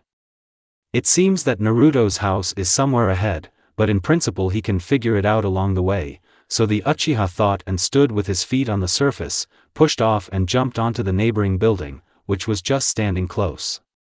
Running in slippers was, frankly, uncomfortable. But now Sasuke was pursuing a goal, and did not go to Naruto again just at the behest of his heart. He has to check it, make sure it's safe and that's it. Additional tasks still included convincing a friend that he was right, but this is unlikely. The question that bothered me was whether Naruto and Sai went to see Danzo. Sasuke frowned and threw away all thoughts. He could just visit Uzumaki, look out his window, without even going to him. Yes, it will be easier that way. The Uchiha tried to slowly jump from one house to another and not lose his shoes. Naruto's house appeared in sight, but from an unusual angle, maybe it wasn't his house at all. Sasuke caught on the ebb of Naruto's window, then he squatted down and kept himself more or less steady on the wide outer window sill. The curtains were closed, there was only one small crack between them and not much could be seen through it. The guy chuckled and tried to at least see something. A corner of the kitchen cabinet and a wastebasket, nothing more. Then Sasuke looked at the window itself and saw that it was open with a window. Inside he was angry with himself and hoped that he had not made much noise and the owner of the house had not noticed anything. The Uchiha leaned his forehead against the glass. It was already dark outside, and the lights in the house were on. That means Naruto was definitely there, he would never waste electricity. Sasuke looked at the windowsill inside, just as dusty as before. Even though Naruto became strict, unsociable, and attentive, his love for cleanliness did not manifest itself. The named guest grinned, louder than he should have, so few things remained the same. Suddenly, the dark curtains parted to the sides and Naruto's face appeared too close in front of the Uchiha. Sasuke was frightened by such suddenness, but did not move away. Exactly what he was so afraid of happened. Naruto stood closer to the window, rested his elbows on the windowsill, and leaned his forehead in the same way as the Uchiha. The guys were separated by only one piece of glass. Sasuke was very embarrassed by this and wanted to say something, apologize, or shouldn't he apologize, and leave quickly, but they beat him to it. I can tell Shizen that you escaped from the hospital. Why did you suddenly decide that I was from the hospital? Naruto looked into Sasuke's eyes and pointed his finger at his legs. Hospital slippers, that's obvious. What's the difference? My duty is to protect you from Akatsuki and everything else, let's say, from Sai. Sasuke continued in his thoughts, so I came to see how you are doing. You don't have to defend me, and not like that, please. The polite word from Naruto's mouth was said with obvious sarcasm. Why didn't you like my slippers so much? Idiot. Naruto and Sasuke didn't break eye contact. Usually, when people look into each other's eyes and are silent, it causes embarrassment for at least one of the two. But Sasuke didn't feel that way, Naruto most likely didn't either. The Uchiha thought a lot and maybe even wanted to exchange thoughts with the guy standing opposite him. Without words. I didn't want to break the silence. The guys were so close to each other and everything was calm, no nerves. Probably this is the connection that Sasuke only began to recognize. After all, they were connected by something else, not friendship and not. Why not through the door? Are you tired or have you decided to watch like a real spy? I'm not a spy. Uzumaki narrowed his eyes. Usually this should have been accompanied by a smirk, a slight smile, but definitely not in Naruto's version. We need to stop. Stop what? Again without clarification, as if on purpose so that Sasuke would ask additional questions. Our communication, stop coming to me like this for no reason. I never do anything aimlessly, it's a good lie, and anyway, why did you decide that?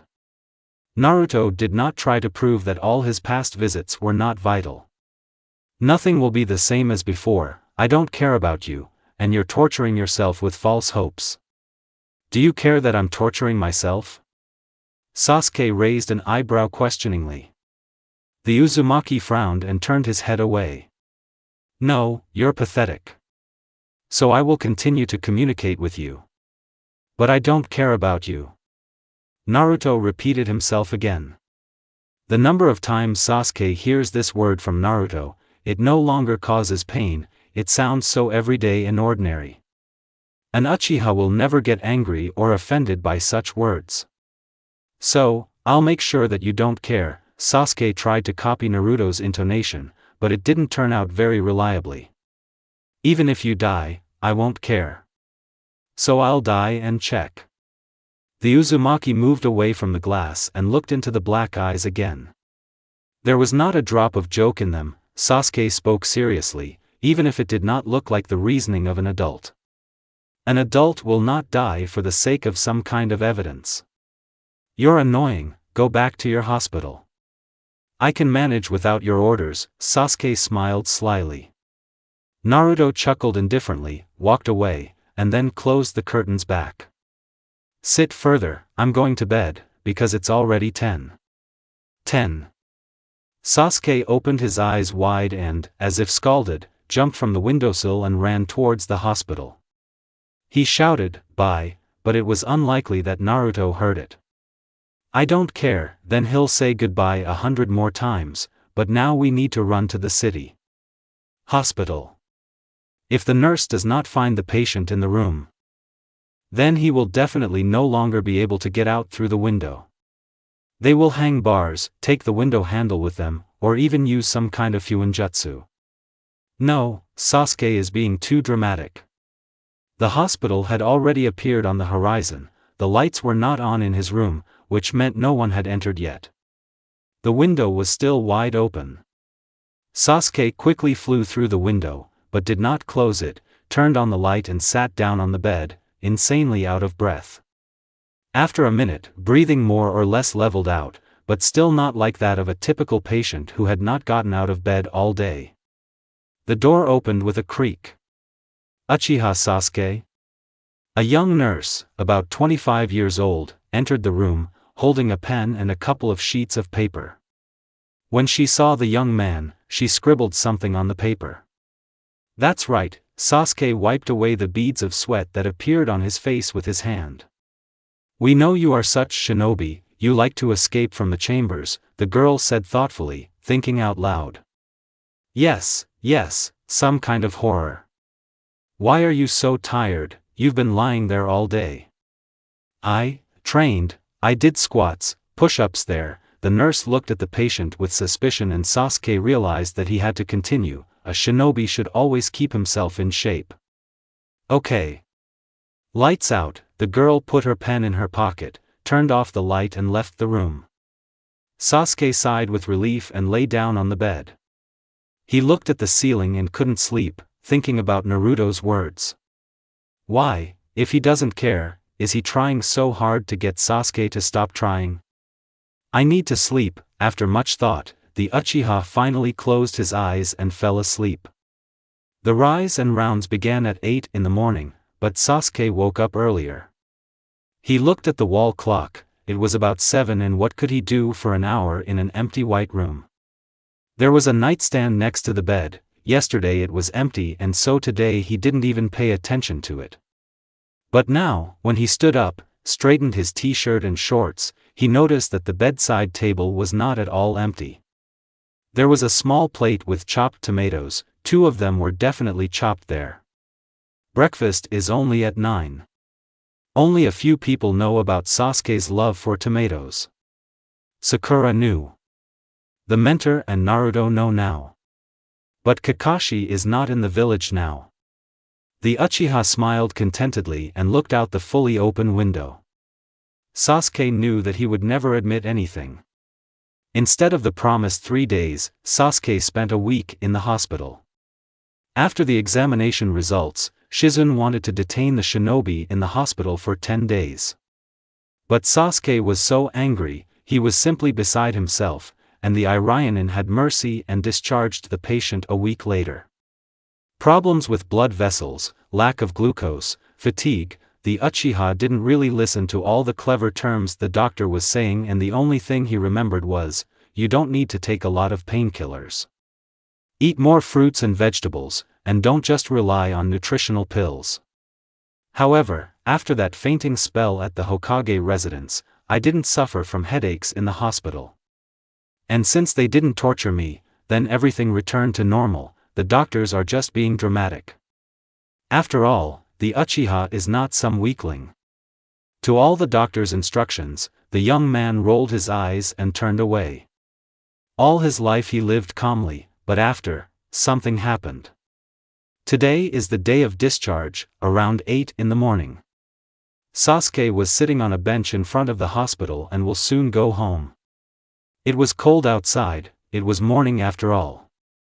But nevertheless, a week ago, even in the morning there was no such fresh breeze, it was almost as stuffy as during the day. Every day the temperature dropped and dropped, time inexorably moves towards autumn. Sasuke's black cloak, which had previously played only a decorative function, came in handy and hid him a little from the cold gusts of wind. There was a bag of things on the bench nearby.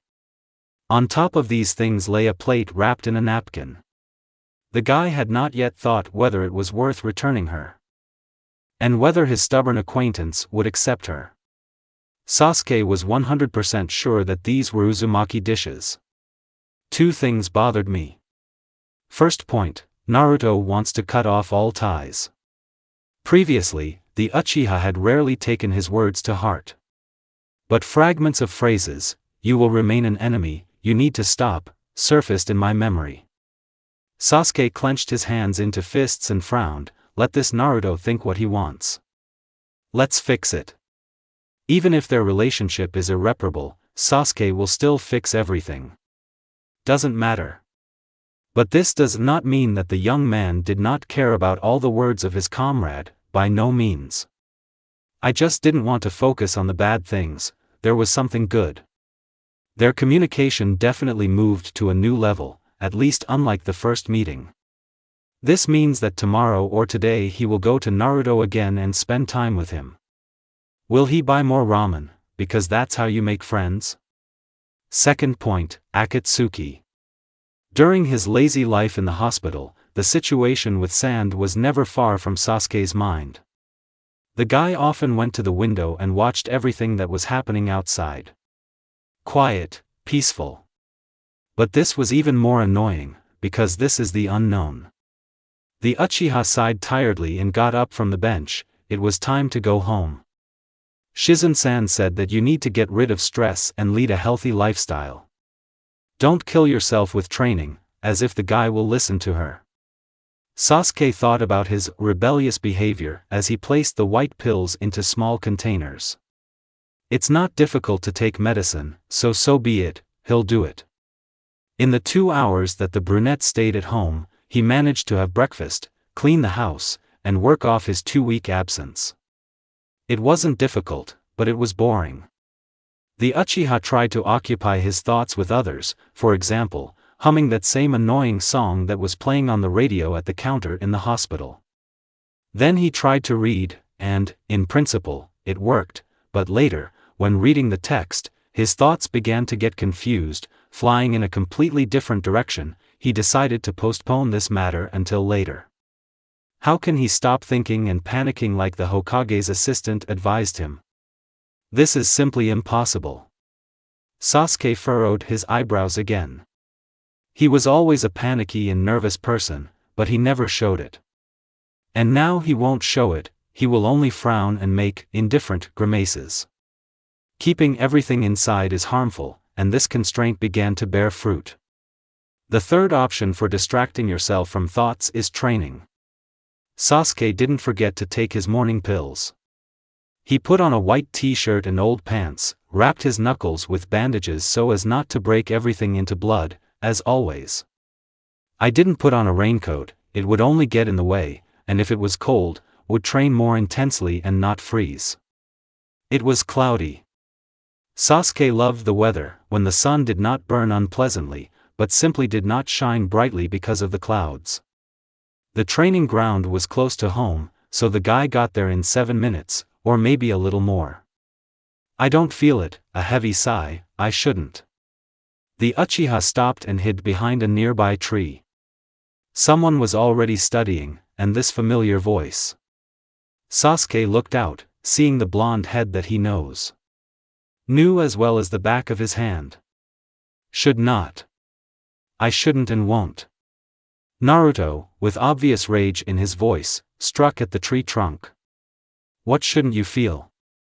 After thinking, the Uchiha hid his presence and held his breath. He watched the guy training and was surprised that he, who had been so insensitive and neutral lately, was now angrily hitting the wood with his fists. He probably imagined someone in the place of the unfortunate birch tree. The owner of the Sharingan sincerely hoped that it was not his. Anyway, blow, don't care, another blow, stupid Uchiha. The dumb Uchiha bit the inside of his cheek. So, after all, it's his. Sasuke watched Naruto with some sadness in his eyes. There was no irritation or resentment for the unflattering words, just grief.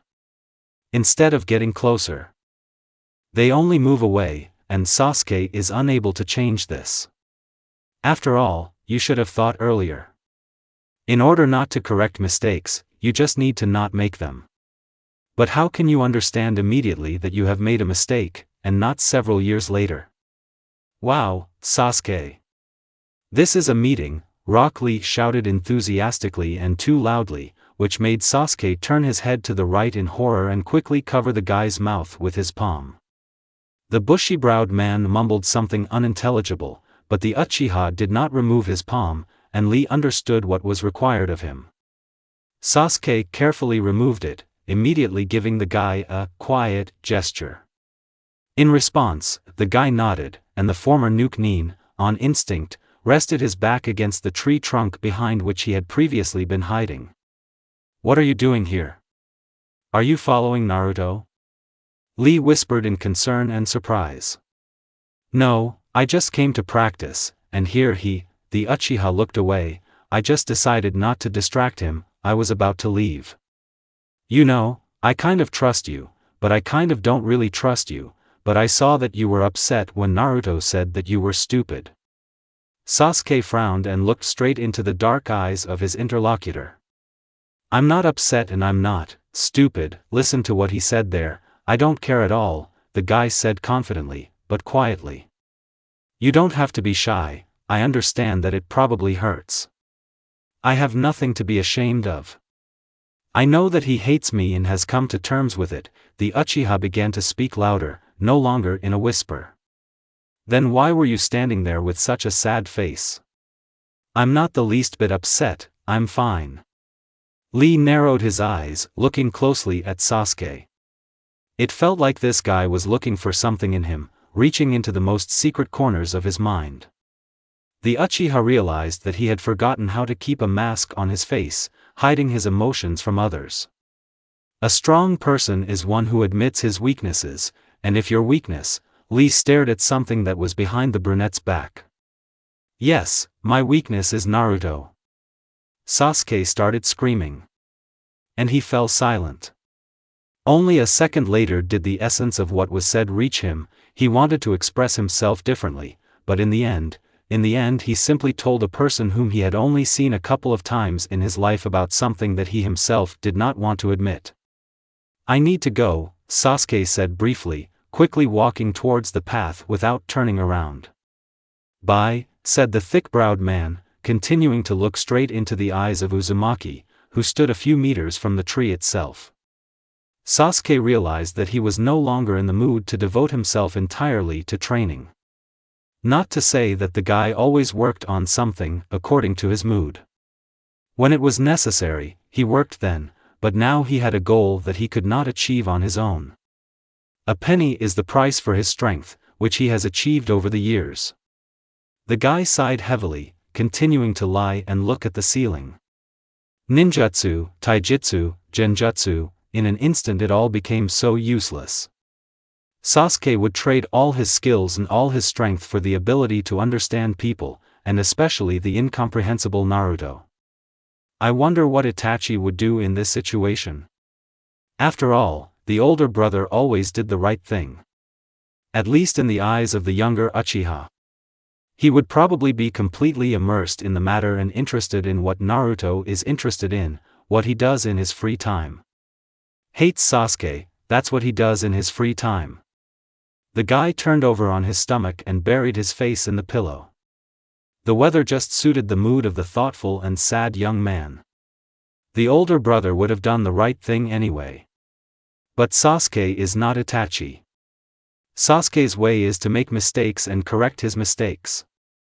The guy eventually got out of bed. He went up to the mirror, which was too small for his height, without seeing anything special.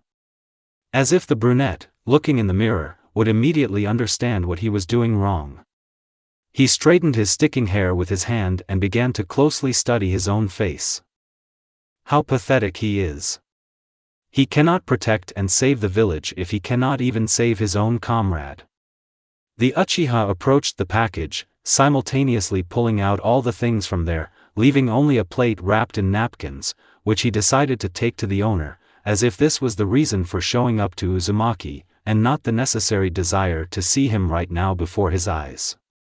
He changed his t-shirt to a turtleneck, threw on a raincoat and left the house. Evening came. The clouds were gathering. Sasuke didn't listen or read the weather forecast, so he expected everything today, a hurricane and a downpour. As if such a small thing would stop him. The guy walked firmly along the road, already learned by heart. Naruto's silhouette could be seen on the porch of a familiar house. He won't confuse this blonde hair sticking out in all directions with anything else. The guy stood with his back to the Uchiha, leaning on the old railing with peeling white paint. Sasuke walked up to him, leaned his hands on the railing in the same way, placing the bag down in front of him. "Have you come to see me again?" "Yes." Just like a dog. The brunette was sure that Naruto was now looking forward with not such a cold gaze as before. He himself did not understand why he was so firmly convinced of this, but this prompted him to ignore the cruel comparison of his former comrade, continuing the dialogue. "What are you doing here?" "I'm resting," Naruto answered dryly, "but it seems my rest is over now." "Why?" "Guess what?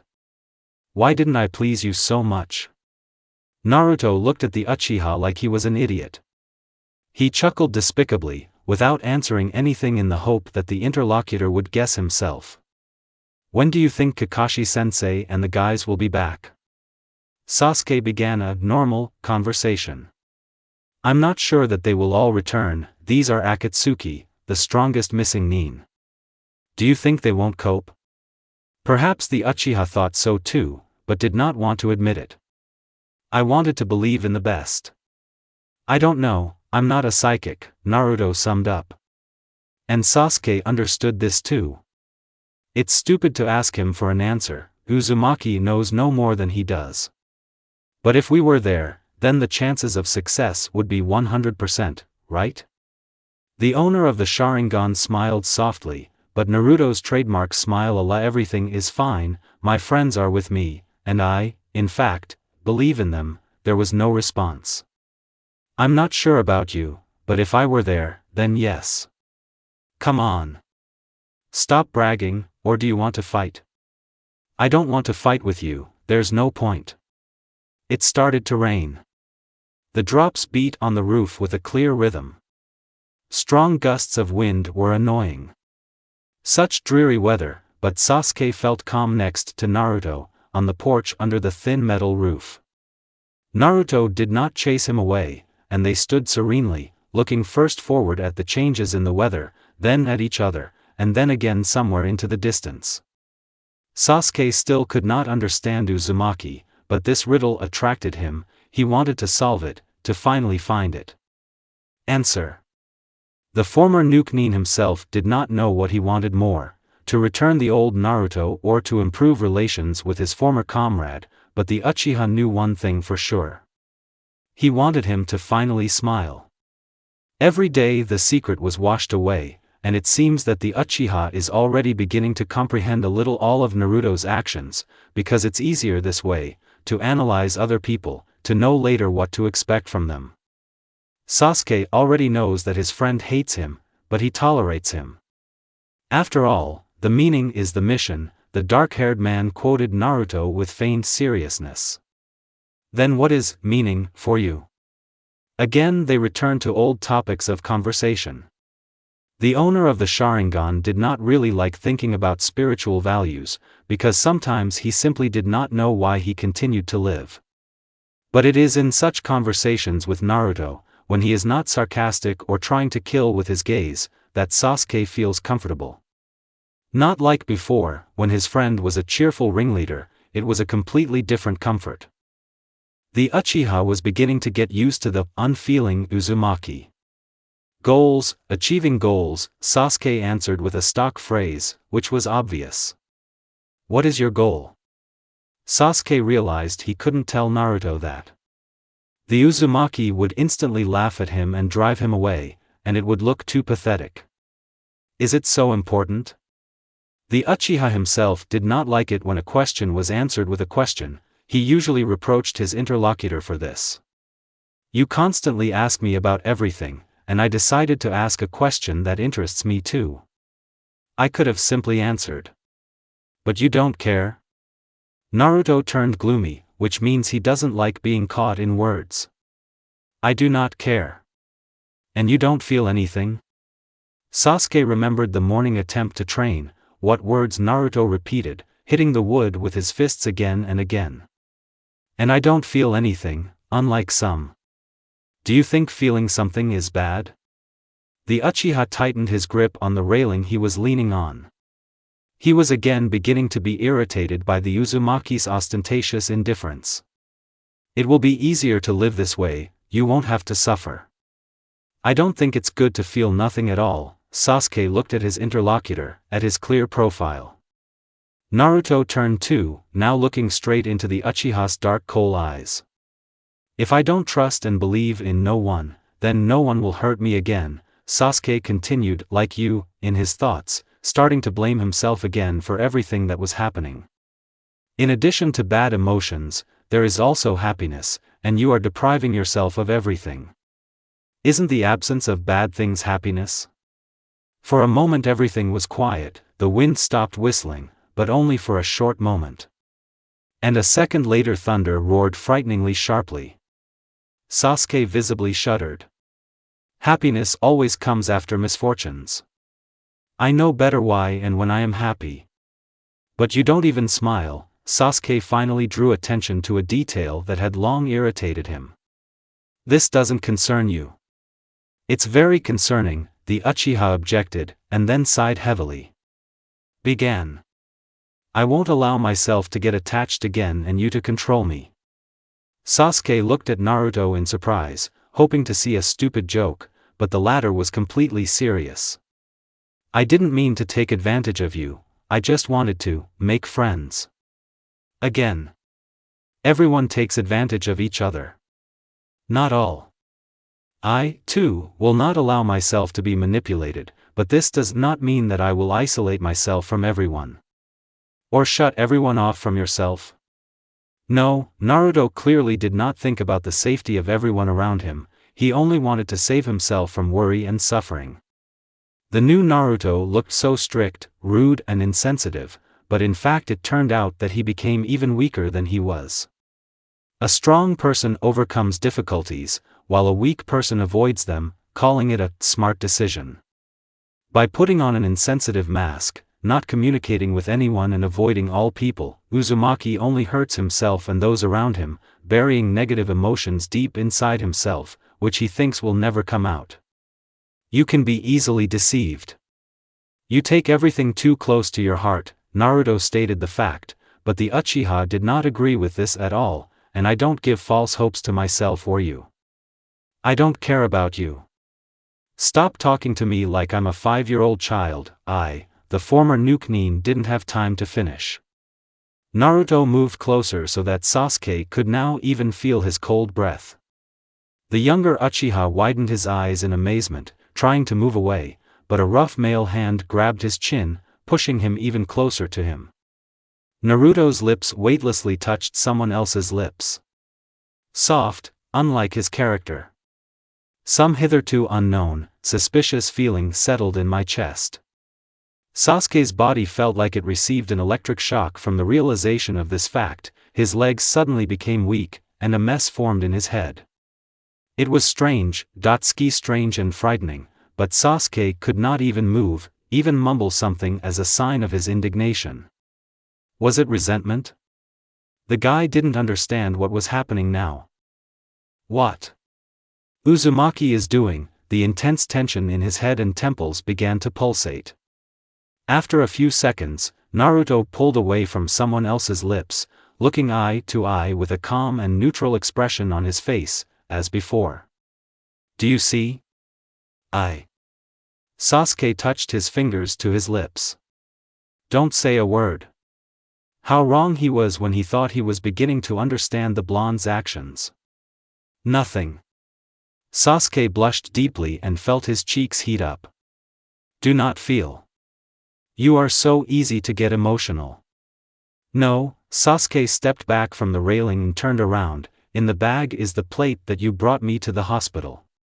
Will you go out in this rain? The Uchiha didn't say goodbye or answer the question, he just headed home, leaving Naruto on the porch in splendid isolation. He walked without turning around, he did not want to see those arrogant, rude, blue eyes.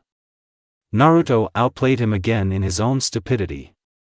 Sasuke thought that he understood the exemplary character of his new old acquaintance. It seemed to him that he was able to establish contact with Uzumaki, but the new circumstance nullified all past successes and achievements. Konoha's #1 most unpredictable ninja still lived up to his nickname. Test for endurance. How is this kiss different from their fights or quarrels? It all comes down to one thing: discord in their communication. The Uchiha felt embarrassed not because they treated him like that and stupidly played with his feelings, he just didn't understand what it was. What was this for? Stupid game. The guy clenched his fists forcefully, awkwardness giving way to anger. Anger at the fact that then Sasuke stood unable to move, like a statue. Anger at the fact that Sasuke is neither. He didn't say anything normal, and now he can't even understand anything. When they definitely won't discuss it, chew it over. Anger that he screwed up again. Wet hair stuck unpleasantly to his face, but the guy had already given up trying to straighten it, trying to get home as quickly as possible. He didn't look at his feet, he stepped into puddles that splashed onto his dark cloak, and he would probably have to wash it afterwards, but the young man would sort that out later. It was already late evening, so Sasuke would come home, quickly take a shower and go to bed. But I didn't want to sleep at all. The white ceiling in the Uchiha's bedroom has long been a favorite, much more interesting than some paintings. It was flat, plain, without any intricate patterns. Maybe that's why the guy liked to look at him, because he's so simple. And even right now, Sasuke was staring at the ceiling, unable to bring himself to close his eyes. His thoughts were occupied with other things, and not with the realization that he had not gotten a bit of sleep, and the morning was almost here. The brunette again lightly touched his lips with his fingers, on which Naruto's warmth no longer remained, as if nothing had happened. Maybe nothing really happened, and Sasuke made it all up? It really seemed like nonsense. What? Uzumaki kissed him? Tell anyone, no one will believe it. Yes, it's hard for him to even believe it himself. If you don't clarify the point that Naruto mocked and kissed only to humiliate the Uchiha, then this seems completely unrealistic. But this is just a stupid and evil joke. The guy understood this, but fell for it.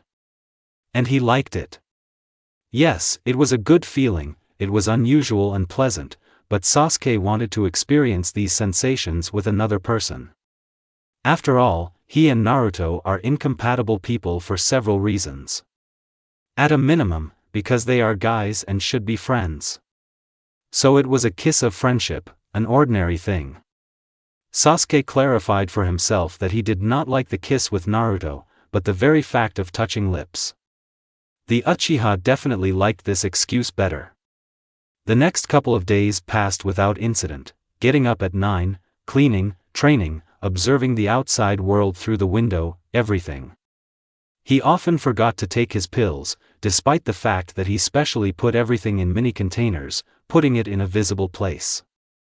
Although, these are ordinary vitamins, which means nothing bad will happen if he forgets to take them a couple of times. He also saw Lee, but he no longer pestered him with questions. They silently trained together at the training ground. These couple of days were not good, they were normal, ordinary. He did not see the Uzumaki, and this gave him time to think about the situation.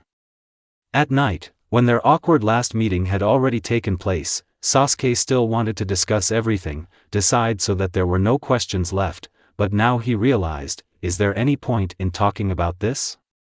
Naruto will make fun of him, say that he takes ordinary things too personally, and the Uchiha will again be a loser, he will again be scammed like a child. It was easier to just forget about everything. Uzumaki definitely wouldn't do this again, because there was no point in repeating himself. And the owner of the Sharingan felt calmer after understanding this. The dark-haired man was sitting in the kitchen and drinking 2 sweet coffee. He didn't like sweets, but now for some reason adding 2 spoons was necessary. The second one was definitely unnecessary, and after another sip the guy winced. In recent days, the weather was still gloomy, with light rains intermittently lasting all day. It was incredibly stuffy outside, and even worse in the Uchiha's house. There was no cool breeze, warm raindrops beat against the windows. All the air seemed to stop, froze in one place and pressed on the body with incredible force. The window in the kitchen was wide open, Sasuke was sitting opposite, and this saved at least a little. A dark dot appeared in the gray sky, the guy squinted, trying to see what was flying there.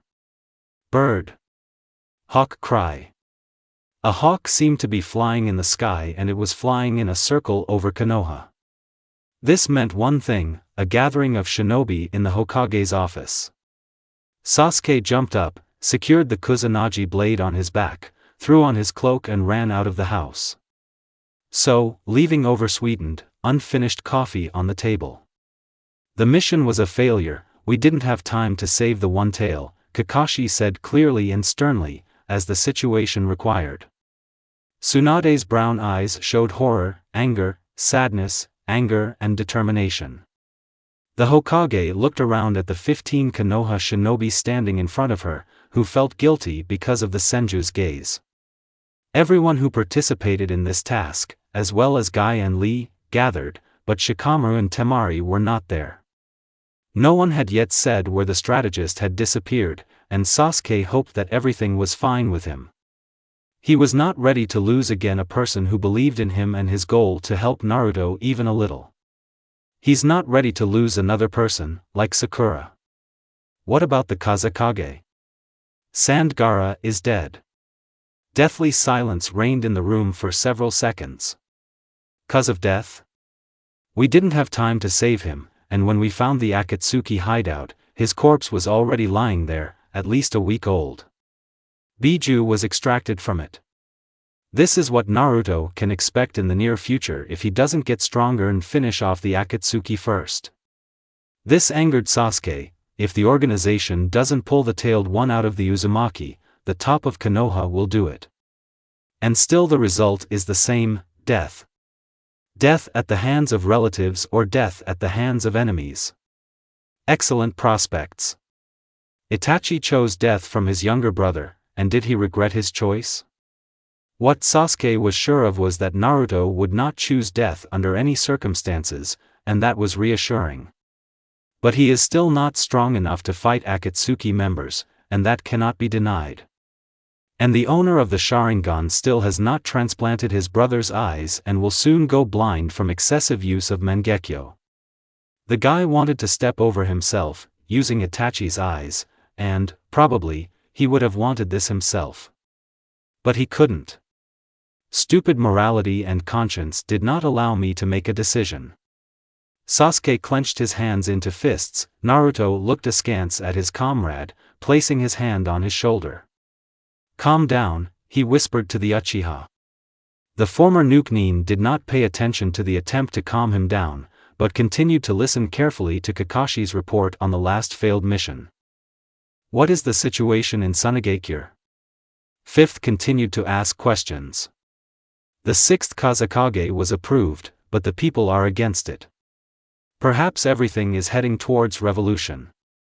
Shikamaru and Temari remained in the sand, and Nara asked to convey that he was ready to be punished for visiting someone else's village without permission. Tsunade huffed in annoyance. "I asked you not to interfere in Suna's political affairs. Akatsu is one thing." "I heard that the Four Tails was caught too," Kakashi interrupted. The enraged expression on the Hokage's face gave way to tension mixed with hopelessness. "As I understand it, they collect the tailed creatures sequentially, which means that they will not reach our Jinchuriki soon, but, with greater force." The Hokage looked meaningfully at Naruto. "So, you don't care about anything else? We won't help other villages?" Kurenai intervened in the conversation. The 4 Tails and 5 Tails were in Iwagakure, and the stone itself often hired Akatsuki as mercenaries. "And you want to help them? But this organization is very strong and we can handle it on our own." The head of the village continued instead of Yuha. "What other details are there on the mission?" Kakashi pulled out a small map from his bag.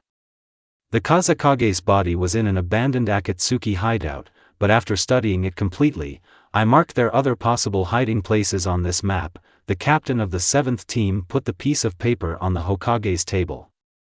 Sasuke sometimes thought that he would like to have the same mask as his teacher, so that no one would see how the Uchiha purses her lips and panics. He understands where this is all leading. Sai and Hatake understand it too. "I'll think about everything that happened. The Jonins will stay, the rest can go." The young shinobi nodded and left the office, standing in the corridor. They were silent with downcast faces. The conversation with the Hokage spoiled the mood of many, making them feel helpless. Fifth's conversation with the captains could not be heard.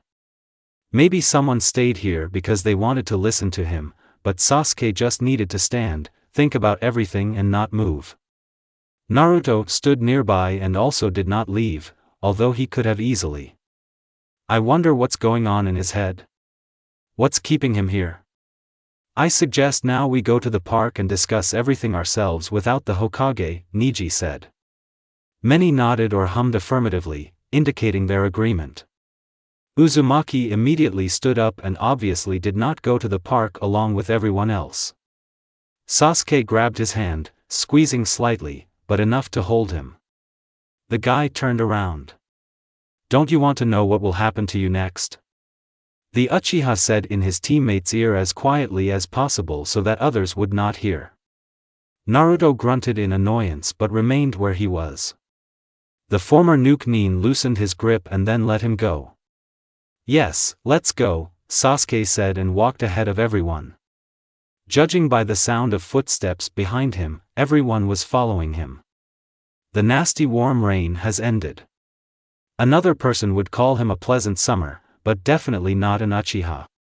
He loved rains, but not the kind that made the air 1,000 times heavier. Even though there was no more rain from the sky, the sun did not appear from the clouds. In addition to the usual atmospheric pressure, the guy also felt pressure from his comrades. They sat, some stood, near the non-working fountains. They were turned off when it got colder. Niji and Lee were sitting on the right side. Lee invited Tenten to sit on his lap only out of the best of beliefs, since there were no more places, but the kunoichi was embarrassed and politely refused. Ino and Choji sat in the center and exchanged short phrases among themselves. Kiba, not caring about all the rules, simply sat down on the asphalt to the side. Hinata and Shino stood nearby. The renewed team number 7 stood in front of the fountain. I hope you don't want to act alone against Akatsuki. The Uchiha began to talk about the topic that worried everyone. Do you mean we can't? Kiba asked cheekily. Akamaru barked loudly in support. I want to say that this is nonsense. The dog owner and the Sharingan owner looked at each other aggressively. The Inuzuka clearly considered the brunette's first remark an insult, although he was only speaking facts. Teenagers are not able to resist a well-known organization, and one that is not known for its good services. Maybe they can win, but only by giving their lives in return. If the situation is critical, then, of course, everyone will do what is beneficial for them. A shinobi must always be prepared for death, but going into a bloody battle without advantages is stupid and reckless. Unequal exchange. We need to look for another solution and approach the liquidation of Akatsuki competently, and not so simply, hoping for luck, as Kiba will obviously suggest. I will never sit idly by. The guy did not stop arguing. If you want to be a hero, then please, at another time, Sasuke snorted in response to such a naive and beautiful phrase. But Naruto had said it before, but even from his lips it sounded infuriating. The Inuzuka jumped up from the asphalt. Looking straight into the Uchiha's eyes, he shouted. Fuck you, you lousy traitor. That's enough, Naruto said in a calm but menacing voice, causing the swearing guys to look at him in surprise. We didn't gather to argue. The word traitor in relation to Sasuke was true, but unpleasant. Yes, he is a traitor, he was a missing nin, but the key word is he was. Naruto, when communicating with the Uchiha, could have reproached him 100 times, pressed him about the fact that Sasuke abandoned him and left the village. But he never said the word traitor. None of his friends said this word. It was like an unspoken taboo that Kiba broke. What information do we have about Akatsuki members? Ino changed the topic of conversation and dispelled the tension a little. Yes, guys shouldn't quarrel, now we need to stick together. One blonde is a renegade from the stone, armed with exploding clay. Deidara seems to be a long-range fighter. Yes, the one with the hair like yours. Shut up, Choji. Yamanaka quickly shut up her friend who interrupted her. But you didn't see him on the last mission? Sai asked. Yes, we didn't meet him, but in one of the reports there was a photograph of him. Shikamaru, Choji and I roughly know what this Deidara looks like. But he's strong, since he was able to grab Gaara, Lee said sadly. Nothing is known about his partner. In this organization everyone works in pairs, but in my opinion he. Sasuke took a deep breath and listened carefully to the girl. Apparently the conversation was going to be long. September. Autumn and winter in Konoha are not very cold and tolerable. Yes, it happened that I would get tired of everything, would want the warm July sun, and not the cold rains. But the weather in the land of fire is better than in some land of iron, where there is snow almost all year round. But snow is still a long way off, and it's not a fact that it will fall at all, because only the first week of autumn has passed. Fallen leaves filled all the roads, and it looked completely different from what they say in the books. Dirt, puddles, slush. In a word, abomination. And there is no charm in this autumn, the cold only brings melancholy. The last days were in standby mode. Akatsuki did not act, no news was heard from other villages. Silence, there was not even a guess what could happen tomorrow or in an hour. Sasuke often went to Sakura's grave in his free time from missions and training. Either in the morning or late in the evening, but not at lunchtime. I didn't want to cross paths with anyone. No, he was not ashamed, in no way. But I wanted to be alone at such a moment, because only he was to blame for the death of his friend. And no one else. The guy walked with a plastic flower in his hand, slowly, because it was only 9 in the morning. I couldn't sleep that night. The shinobi woke up at 5. Why lie down further if you can't get any more sleep? But someone else was already standing near the tombstone with her friend's name engraved. Sasuke stopped a few meters away from him. It was Naruto. There was no one else in the cemetery. The Uzumaki was silent. The Uchiha approached him from behind as quietly as possible, but the leaves under his feet, as luck would have it, rustled loudly. I thought you didn't go to see her. The dark-haired man began the conversation without a greeting. The word hello had long been out of the young man's vocabulary. I passed by. You look sad.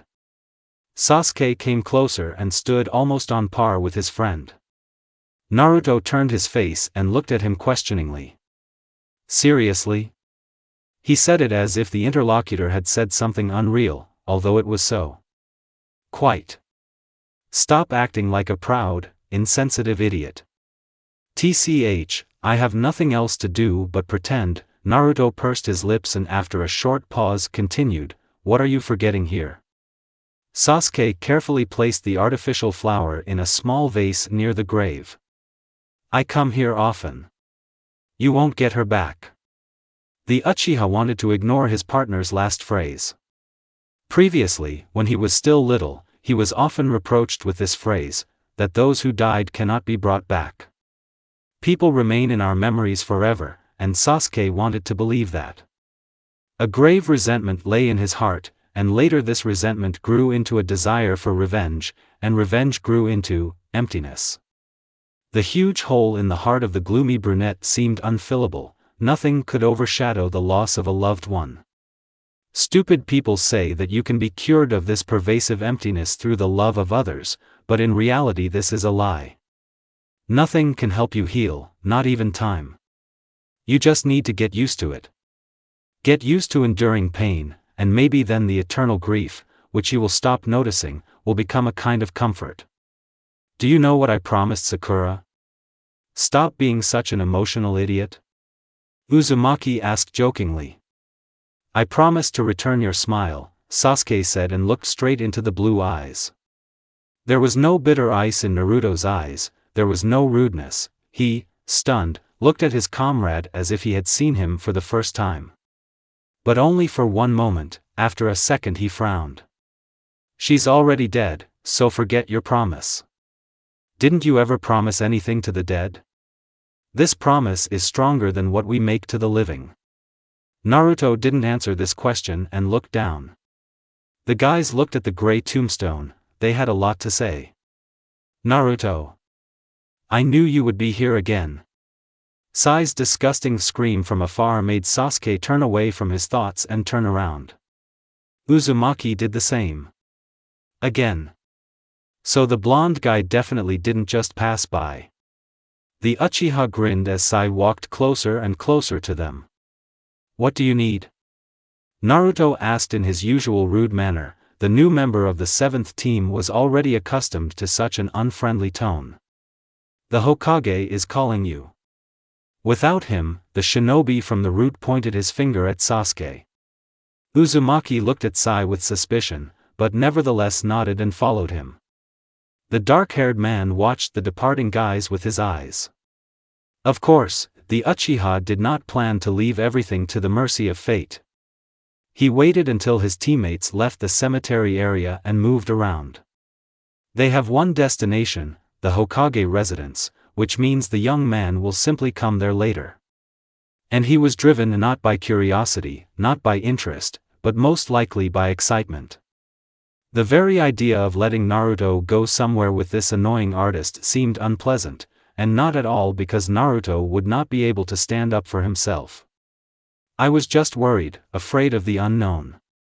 Sasuke stood behind a tree, saw two shinobi enter the residence, gave them a few seconds to climb the stairs and successfully enter the office, and then the Uchiha carefully followed them. He hid his presence, stood close to the door to Tsunade-sama's office, and tried to listen. Option. First, you will stay in the village. Second, you will not be left with a choice. The Hokage's voice was loud and clear, but the soundproofing in the room exceeded all expectations. I do not wish so much. Thinking, Uzumaki's voice is no longer so ringing, I managed to hear only a couple of words. But the point was clear. That's good. The voice of the village head sounded different, not as sternly as in the first phrase, but kinder. Suddenly someone's hand touched Sasuke's shoulder. He quickly turned around. What are we listening to here? The man smiled widely. Sasuke recognized him.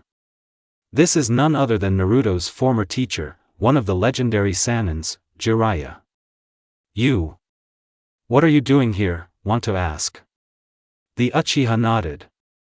The Sannin took a step back and crossed his arms over his chest before continuing.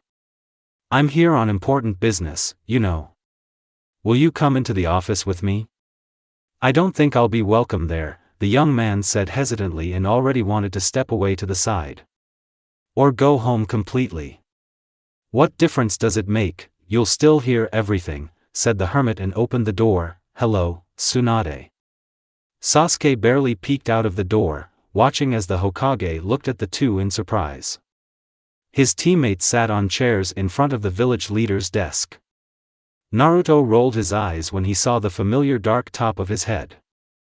Jiraiya, we're actually discussing important matters here related to hiding the nine tails, the woman said with obvious dissatisfaction, obviously angry that she was torn away from the case. The perverted hermit walked into the center of the office, waved his hand to Sasuke standing behind him, and he also walked inside, closing the door behind him. Why hide him somewhere if you can teach the boy to stand up for himself? The Sannin said, sincerely perplexed. In such a short time, can you teach him something? Tsunade arched an eyebrow questioningly and responded to the back of the chair, as if she did not take the words of her old friend seriously. I can teach you what some people can't learn for years. Jiraiya turned his gaze to Uzumaki and winked at him. Don't tell me you're talking about senjutsu. Exactly. Either you learn strength in a difficult way with Jiraiya, or you choose from the options that I said earlier. The Hokage took a deep breath. You can think about it. Naruto jumped out of his chair. I choose strength. Naruto said then, just like Sasuke did as a child. Anything for strength. Although in the situation the Jinchuriki found himself in, anyone would have chosen abilities. It's not an option, alive, but locked up, or not alive at all. The Hokage and the Uzumaki mentor talked for a long time and discussed all the details, but the Uchiha did not delve into the details. Everything important has already been decided. The dobe will be safe and will not be in any danger. He can defend himself. Previously, Sasuke would have been furious when he learned about such news, because before, when they had just become genin, rivalry was one of the most important details of their boyhood life. But now either the owner of the Sharingan has become stupider or smarter, and all this has ceased to carry such a huge meaning. The Uchiha did not know where the shinobi were going, he only knew that it would be for a long time and that's all. He stood at the eastern gate and looked at the backs of Jiraiya and Naruto walking into the distance. The latter didn't even say goodbye, which was a little upsetting. Hey, Ashura Tonkachi. Uzumaki turned around, don't mess up, like you always do. The former Nuke Nin shouted it as loud as he could. Naruto shook his head and turned around, continuing on his way. Sasuke could have sworn that he saw the shadow of a smirk on that eternally neutral and indifferent face. Or were they hallucinations?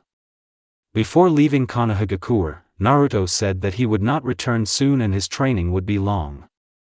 But the owner of the Sharingan did not know what long meant for a friend. A week? 2 weeks? 3 or 4 years since the youngest Uchiha left the village when he was a nuke-nin? But the brunette still hoped that these adventures in search of strength and the study of incomprehensible senjutsu would not last longer than a month. The young man in no way missed the blonde, he was just so used to communicating with this sour expression that it was becoming difficult to wean himself off of it. In the 2.5 months after returning to Konoha, he managed to become attached to the new Uzumaki. Previously, Sasuke would have definitely said that he doesn't get attached to anyone, doesn't love or appreciate anyone, and in the teenager's head this was considered adulthood awareness. The younger Uchiha was wrong, and only now he was able to admit his attachment to something, feelings, and can confidently say that real strength is the courage to admit that you are not an unemotional, cold person. It's been 3 days, the last week in the village has been rainy, but today the sun peeked out from behind the clouds for more than a few minutes. Are you walking this early? A familiar male voice was heard from the left. Sasuke was sitting on a low fence near some stall with sweets. The guy himself didn't know why he was walking and sitting in the fresh air so early, but he didn't want to be at home at all. Previously, all he did was spend his time within 4 walls, at different training sessions. There was no other way. The dark-haired man yawned and then looked in the direction of the one who had called him. Yes, Kakashi-sensei. I also always go out early for a walk, although normal people sleep at this time, said the man. He put the book that Hatake was holding in his hands into his belt bag, while simultaneously sitting down on the Uchiha's fence. That's right, normal people really sleep at 8 in the morning. If you get up so early, then why were you always late when we were going on missions? In response to this, Kakashi grinned. Maybe someday I'll tell you the reason, but for now, think for yourself. You're just unpunctual, the owner of the Sharingan said without any rudeness in his voice. The relationship between Kakashi and Sasuke could not be described in one word. There was clearly something more between them than the usual teacher-student relationship. They both lost a lot of people, they both made mistakes, after which they had to correct their mistakes. It seemed to the Uchiha that they were held by some kind of invisible connection, completely different, unlike hers with Naruto. He was almost sure that the sensei understood him, and he understood the sensei. There is emptiness in their hearts, a thirst for revenge. And strength for which one must suffer. For which you need to plunge into darkness. The Uchiha didn't know if the ash-haired one could be considered to be to blame for something, given that, as it seemed to him, the sensei spent more time on him. The brunette didn't know if the sensei regretted not teaching the remaining 2 more. They probably needed more attention from the teacher, yes. But what is happening now is not Kakashi's fault. It's all Sasuke's fault. What are you thinking about? Hatake tried to talk. Doesn't matter. I think you look worried. I hope it's not because of Naruto's recent departure. The Uchiha looked at the teacher irritably, he was sure that Kakashi-sensei was smiling sarcastically. The young man only snorted at this grin hidden behind the mask. Nonsense. And it seems to me that this is important, because I'm also worried about him. The copy ninja scratched the back of his head in confusion, and then confidently continued, but I know that Naruto can handle it, it can't be any other way. Sasuke remembered how everyone used to believe in this dobe. Do you even believe in him like that? Don't think that in a couple of years he turned into a monster. I would never have believed that this Ashura Tonkachi could have changed so much if I had not seen it myself. Many people still don't believe it. He has changed a lot. Hatake thoughtfully turned his gaze to the white clouds floating peacefully in the sky. Why is he called the Bloody Fox? After mentioning the Uzumaki nickname, Kakashi's expression changed.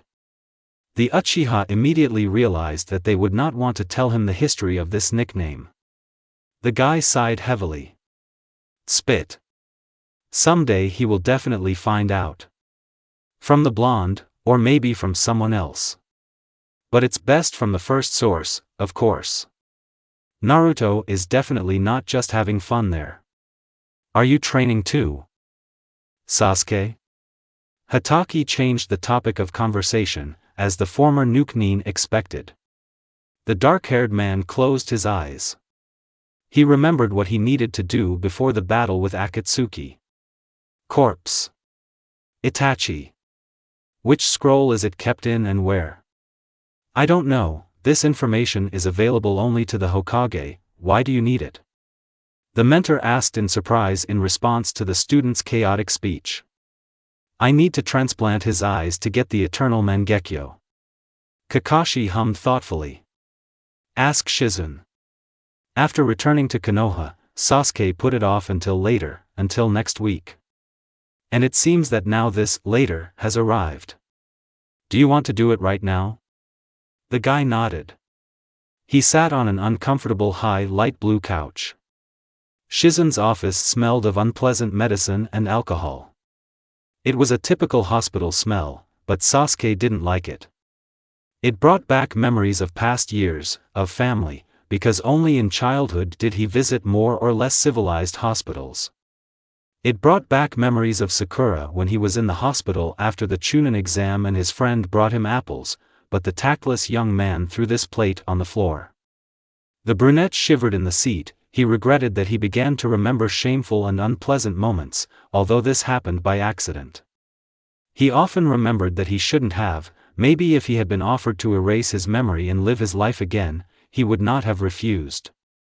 But if he erases his memory, he will forget all the painful experiences that he went through, again making new mistakes.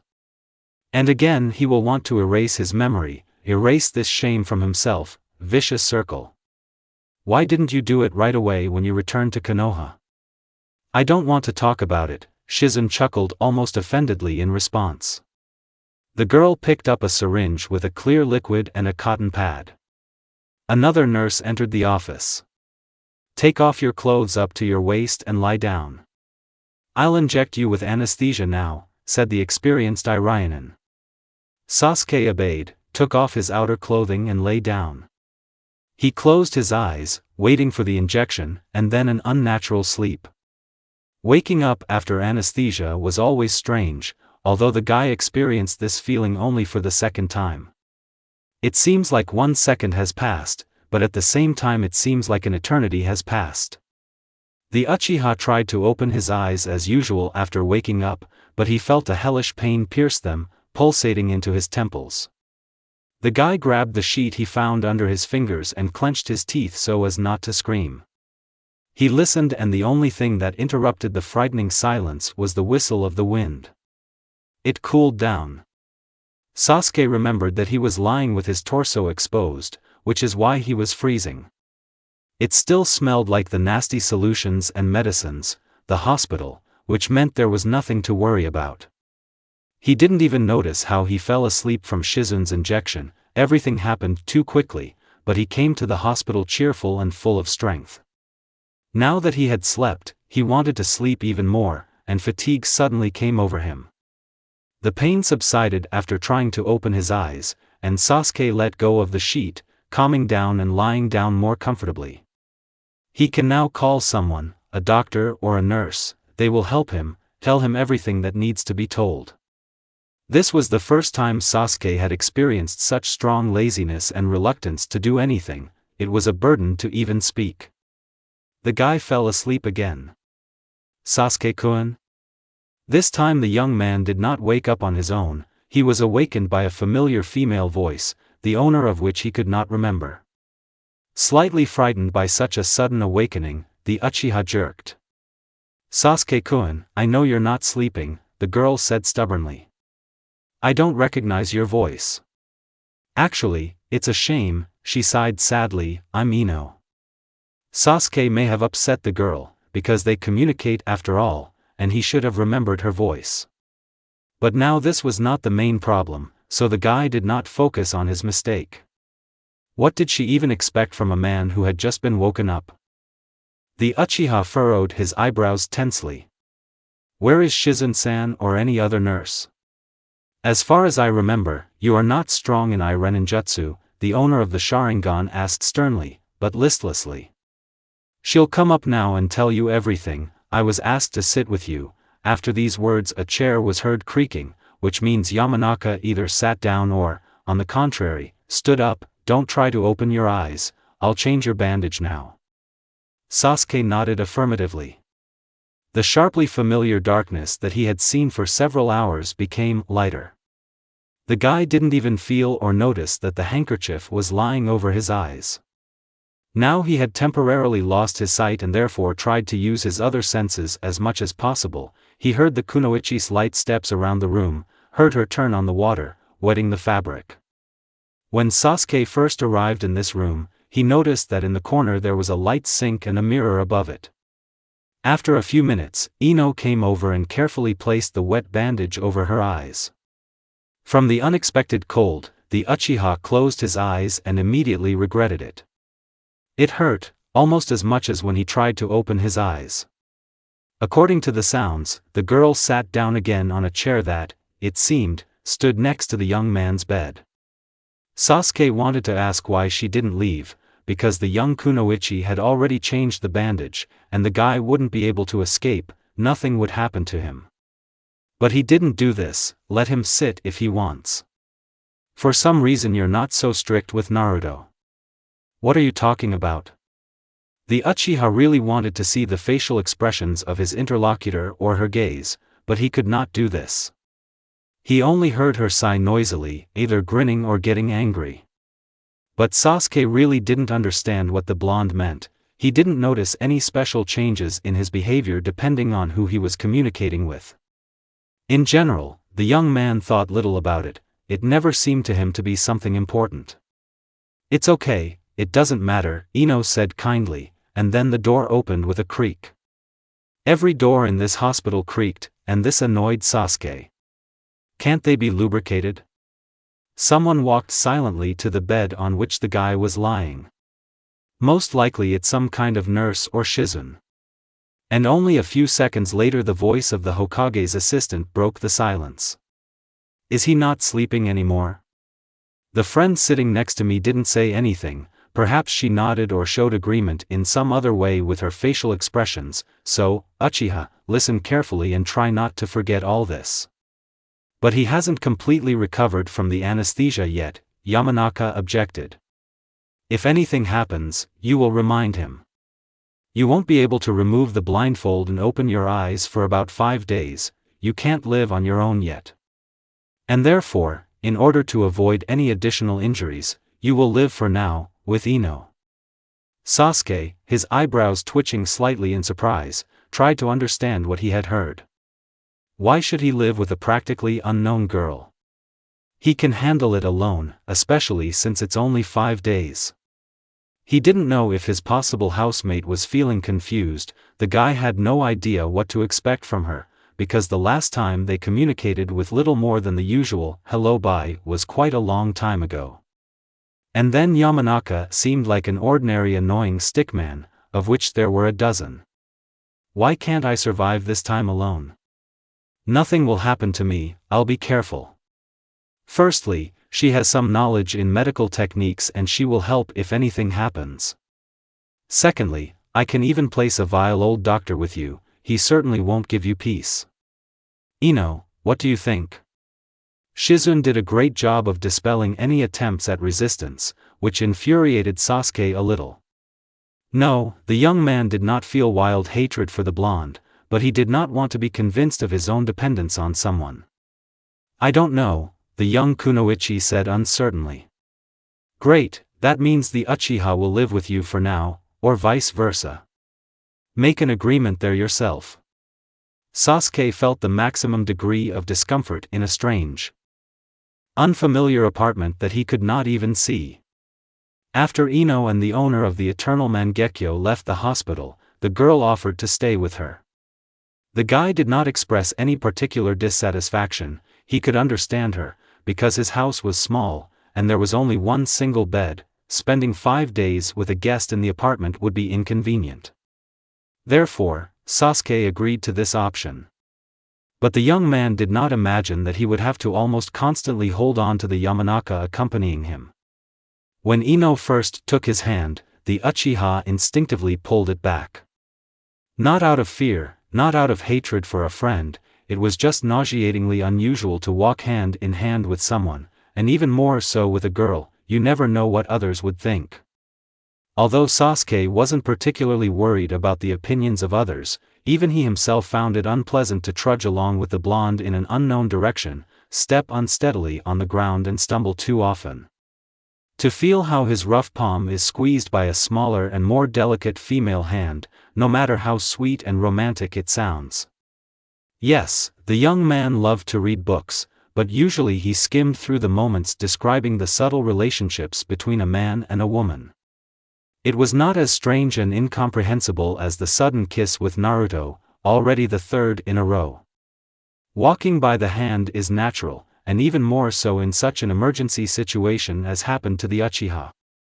So the guy just accepted it as a fact, a normal friendly gesture that he shouldn't dwell on. On the way to the Yamanaka house, they exchanged only a couple of casual phrases. Sasuke did not know what to talk about with Ino. And now, when he sits on the sofa in someone else's apartment, he understands that everything is different. It's too noisy outside since the Yamanaka house is located in a shopping area. It smells too much of flowers, unknown spices and cinnamon. It's already evening, by the way, said Ino, who was sitting next to her, thoughtfully. I see, Sasuke answered briefly, as if he was interested in the time. They sat in silence for a few seconds until the blonde spoke again. Don't think that I'm still the same stupid girl you knew me before leaving Leaf. I didn't even think about it, the Uchiha lied. When he met her after Sakura's death, the young man was prejudiced towards Ino. Every time he saw a little sticky thing in front of him, and when he realized this, he pulled himself together, because he was able to change. What prevented others from doing the same? But even Sasuke himself was not very convinced. Okay, maybe you would like some tea? I'm not very good at serving guests. No thanks. When was the last time you ate? It's time to go to bed soon, I can cook something. The guy grinned and leaned back on the sofa, hoping that she was there. After all, it was impossible to look and make sure. No thanks. I cannot allow my guest to go hungry. How about you at least have some onigiri? If Sasuke could, he would have struck the mistress of the house with a suspiciously contemptuous look. He did not understand what this concern was for. It was not Ino's responsibility to monitor the patient. Yamanaka only had to put drops in her eyes before going to bed, do the same in the morning, and so on for the remaining 4 days. Most likely, she has already had dinner, and now she persistently offers Sasuke to eat, as if she cares about him as a friend. Or about someone more than a friend. No matter how hard the Uchiha tried, he could not get rid of the obsessive thoughts that Ino was just buttering up the descendant of the great clan.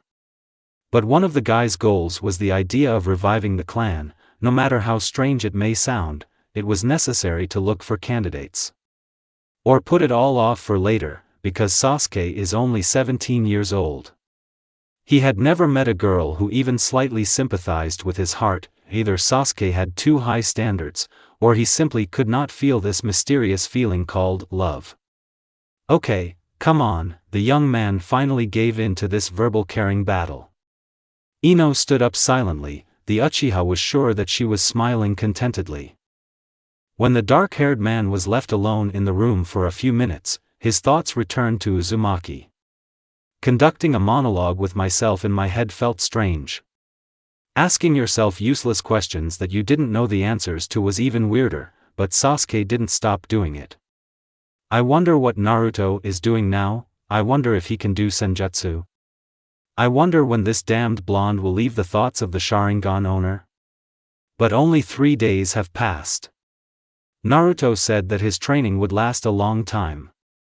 The guy sighed tiredly and ran his hand through his disheveled hair. At the same time, Yamanaka returned to the room.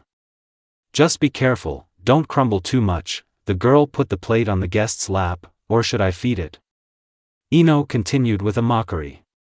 Sasuke didn't answer, because the kunoichi herself knew the answer. It was a little difficult for the young man to eat, but he managed. He would never ask for help, that would be the height of ignorance. And weaknesses. And the guy didn't like weakness most of all. When he finished his late dinner, the mistress of the house took the plate, took it somewhere and notified the Uchiha that it was time to put drops in his eyes and then sleep. Sasuke slowly lay down on the sofa, carefully feeling everything, and pulled off the bandage. Ino took the drops, came closer and commanded her to open her eyes. The owner of the eternal Mangekyo obeyed, opened it and, it became terribly painful. He clenched his teeth again, clinging to the sheet, and endured it while Yamanaka carried out some procedures. Everything around seemed too bright, it was as if a ton of sand had been shoved into my eyes, and the healing liquid did nothing to relieve the acute pain. But Sasuke won't allow himself the luxury of complaining out loud or screaming. Against the guy's will, tears came to his eyes. Now I'll put the bandage back on. Ino carefully hooked the white cloth, and the Uchiha exhaled calmly, blissfully, and then returned to a sitting position. The girl sat down next to him. Went to sleep? Sasuke asked a question. Soon. You will sleep on the sofa, and I will sleep on the bed in the next room. Where is your father?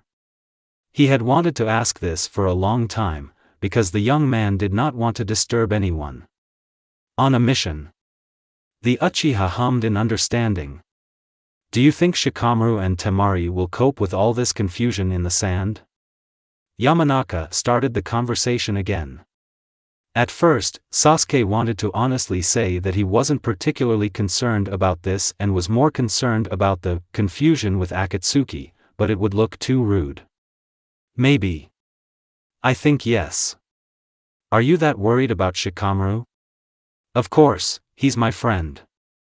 Ino continued to talk and think about this topic for a long time, but the Uchiha turned a deaf ear to all this. The monotonous chatter only lulled me to sleep. The guy, after the second minute and the third story from the blonde's childhood, realized how dear the genius from the Nara clan was to her, but she didn't often tell him about it. Whoever tells people sincerely how precious they are? There are very, very few people who open their souls inside out to others. And Yamanaka is not one of those people. Sasuke swayed to the side and leaned on something. He didn't care at all whether it was Ino's shoulder or the armrest of the sofa.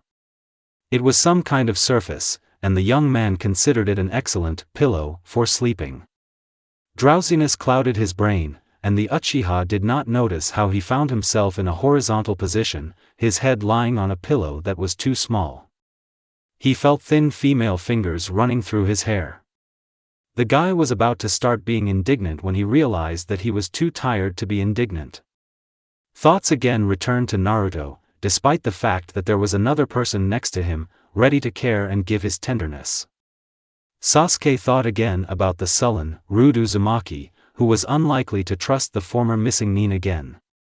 Sasuke will again trade everything good and simple for bad and complex for the sake of his principles. Sighing in frustration, he instantly fell asleep. Sasuke realized that he was already tired of lying and tossing back and forth. He felt his head resting on the pillow.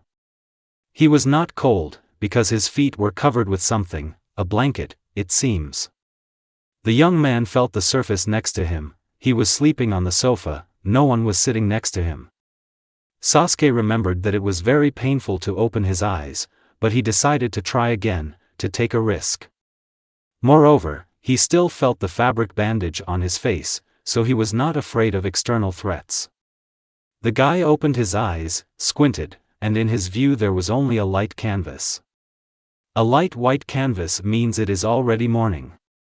Or the lamp is on, that's why it's so light, but if it's on, Ino is no longer sleeping. He recalled the words of the mistress of the house before going to bed. She said that it was evening. This means that after the guest fell asleep, she herself had to go and rest. The Uchiha took a sitting position. Without vision it was difficult. No matter how you look at it, everything suddenly becomes so incomprehensible and difficult. It was impossible to even simply check the time. His eyes, after opening them, did not hurt as much as yesterday, or he began to get used to such pain. "Are you already awake?" "Yes." Sasuke turned around at someone else's voice and uncertainly confirmed his awakening. "Then lie back down." Ino came closer and slightly pushed the guy back, carefully removed the blindfold from his eyes. "I need to put some drops in." The Uchiha nodded sleepily. Lately he has been sleeping too much and resting too often. His body is not used to such constant relaxation, and therefore the young man felt unusual. Sasuke felt defeated, no matter how pretentious it may sound. When he opened his eyes again, the thought did not race in his mind, "I wish this would all end quickly." The guy looked up and looked at everything that came into his view. He noticed that the sofa stood close to the wall, and on the wall itself hung a nice painting, a still life unknown to the Uchiha, because the young man was not a particular connoisseur of art. Objects in the distance were clearer. Sasuke didn't think that his vision had dropped so much after using Mangekyo. It seemed that he simply couldn't see the signs of shops in the distance, and that's all. But now the whole world around has become so bright and so sharp. Perhaps it seemed so because Sasuke spent about a day in the dark, almost without opening his eyes at all, and therefore everything supposedly changed. The guy lay quietly, looking around the room. While Ino was shaking some unknown tubes and solutions, Sasuke examined her with his eyes. Yamanaka had a messy high ponytail, not as perfect as it usually is. Her eyes were sleepy, which meant she had recently woken up, and she herself was wearing clothes that were too simple and old for sleeping. The Uchiha was lying too openly, his legs and arms in different directions, and the girl herself was hanging over him. She had one leg on the sofa, and the other resting on the floor. This did not bother the young man. He did not blush, but he felt uncomfortable and so defenseless. From such disgusting feelings, he shivered uncomfortably and looked somewhere to the side. "Don't move. Look up," Yamanaka commanded. Pursing his lips, Sasuke looked up. He was madly angry. The young man didn't like being bossed around by someone, much less someone who was several times weaker than him. An ordinary person would feel embarrassed for his mistakes, but the guy now felt only tension and obvious dissatisfaction. He grunted irritably and gazed intently into the concentrated face of the under-Irionen. When Ino finished this procedure, the Uchiha blinked several times, then sat up straight and put on the bandage. "Sorry, that probably sounded rude. Do the drops burn a lot?" Sasuke heard Yamanaka also sit down on the sofa, moving closer to the guy. "Don't worry, I don't care." The Uchiha realized that he had involuntarily repeated Naruto's hateful phrase and immediately tried to correct himself. "I mean, your words didn't hurt me." "Is that so? Well, then I'll go cook breakfast." The last thing Sasuke heard was the chuckle of the mistress of the house and quiet steps in the opposite direction from him. The young man sighed calmly and leaned back on the sofa. Now he knew that she was there. The following days at Yamanaka's were quiet and boring. Ino tried to talk a lot with the guy, leave the house less often on business, and stay close to the Uchiha as much as possible. Sasuke had little entertainment, but he needed to pass the time somehow. He was already tired of sleeping. Usually shinobi try to get plenty of rest in their free time from missions, but the guy was already tired of resting. At the request of the Uchiha, Ino asked Shizune if the patient could train his new eyes, to which the Hokage's assistant said that it was undesirable, but you could try.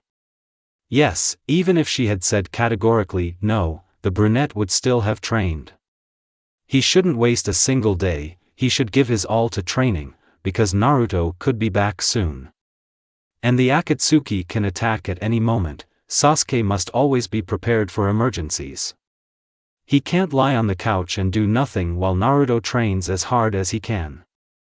That is why the owner of the Eternal Manjikyu trained his new eyes, performed various exercises that Ino told, set fire to unnecessary pieces of paper with the help of Amaterasu, no matter how stupid it may sound. "Are you sure you don't need to be escorted out? Are you sure you can see everything well?" Yamanaka again behaved like a caring mommy. Of course this was annoying, but Sasuke listened to all these questions with some mockery and nodded. She resembled Sakura, she also cared about her friends, she worried too much about any reason or no reason. I'm fine. Thank you for helping with rehabilitation. Sasuke stood in front of the porch of the house where he had spent the last 5 days. The sun was shining, but a cool wind was blowing. Opposite the guy stood the mistress of the house. She was in home clothes, with a stupid smile and a sparkle in her eyes. The blonde undoubtedly became closer to the guy, she became something of a friend, just like Shikamaru and the guys from other teams. It was nice to listen to her one-sided conversations, long monologues, because Sasuke didn't know what he could talk about with an unfamiliar girl. And Yamanaka had several topics in a second, a lot of questions and thoughts, even sometimes useless. But the Uchiha would be lying if he said that he did not in any way enjoy visiting his friend. It was an experience to be with someone new, not just a difficult Uzumaki. Now Sasuke feels normal, he no longer needs drops, and he can cope well without a cloth bandage. Everything has become almost the same as it was, except that now he sees the entire world around him through Itachi's eyes. The older brother who slaughtered their entire clan by killing their parents.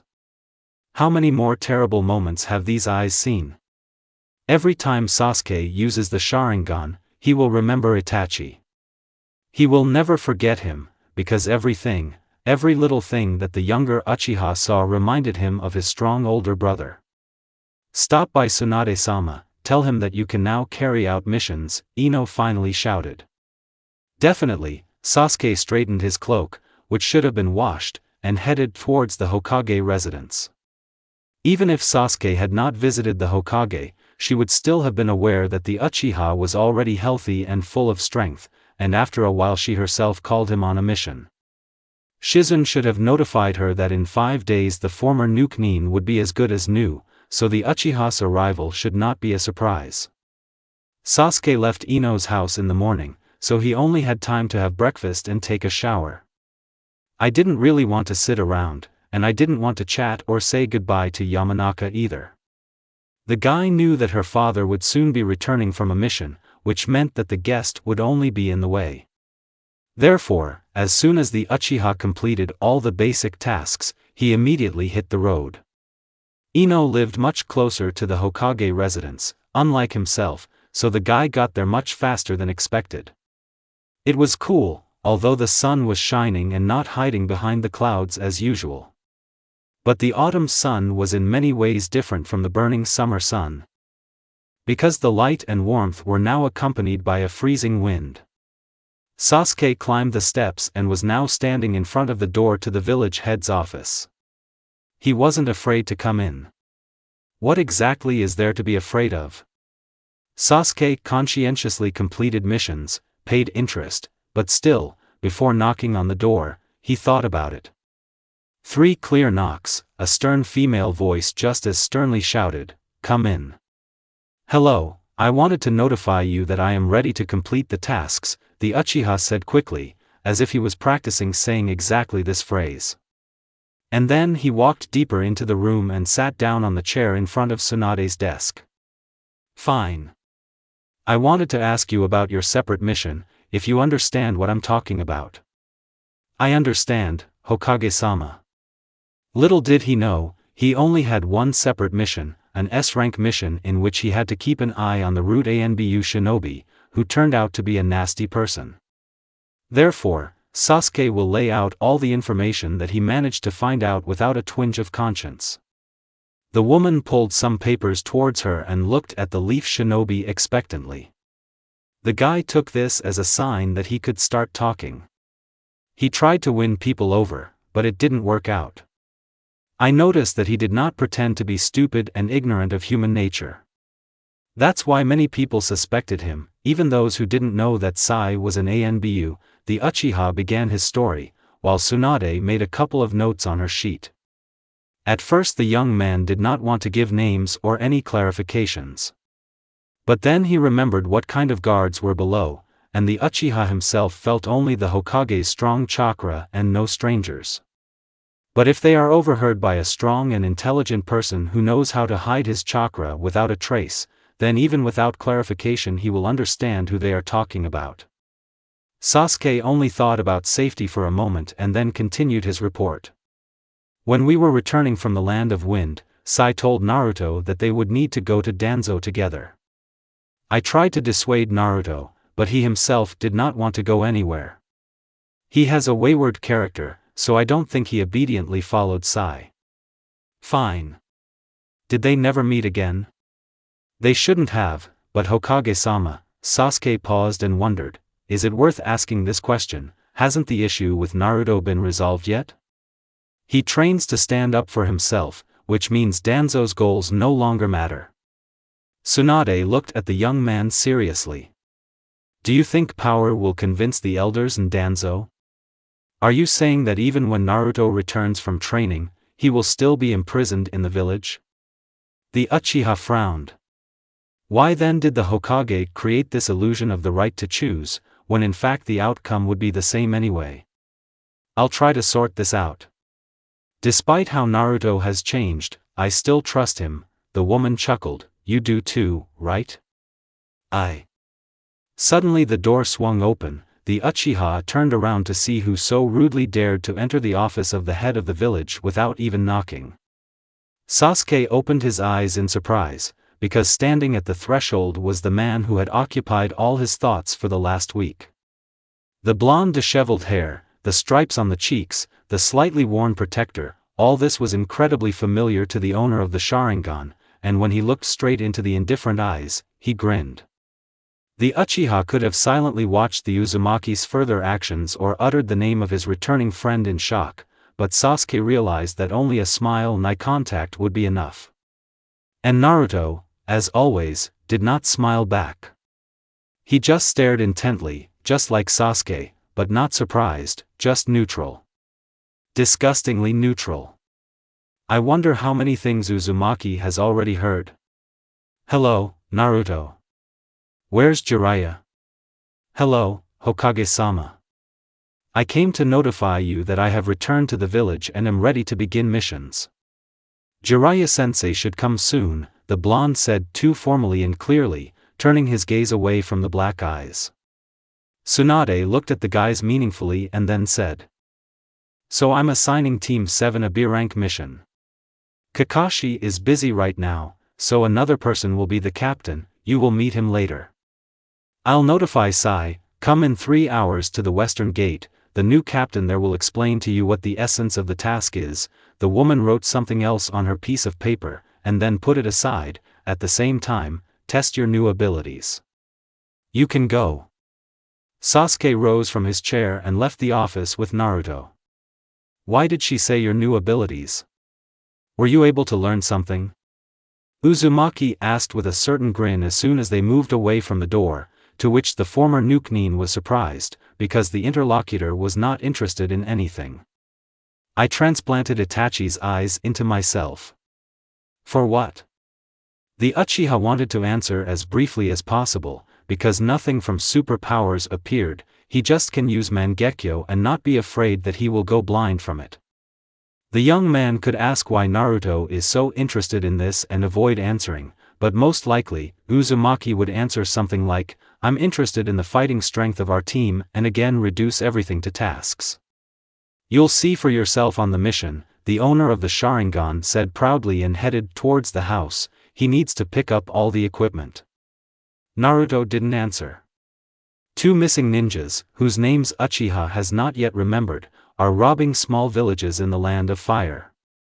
This happened from time to time, but the 7th team had never completed such tasks before. It's funny that a former missing nin would hunt down other nuke nin like him. Sasuke chuckled as he realized this. The team's temporary captain was younger than Kakashi, but certainly no dumber. His name was Yamato. He spoke in detail about the upcoming task, everything without unnecessary details, briefly and clearly. Sasuke liked this one. In the new head of the squad, and in general Yamato made a good impression. Sai didn't bother Naruto, and the Uchiha saw to it. The team walked in pairs. he and Uzumaki were in the back, the artist and Yamato were in front. Naruto didn't mind covering the rear with Sasuke, the blonde didn't say much at all. The captain tried to discuss strategy, learned from his subordinates their strengths and weaknesses. To get to those robbed villages, it was necessary to spend the night in the forest once, and approximately the next morning the team would be at their destination. It was already getting dark. "We will spend the night here," Yamato said and stopped. "In such an open place?" The Uchiha said incredulously. He already doubted the captain's mental abilities.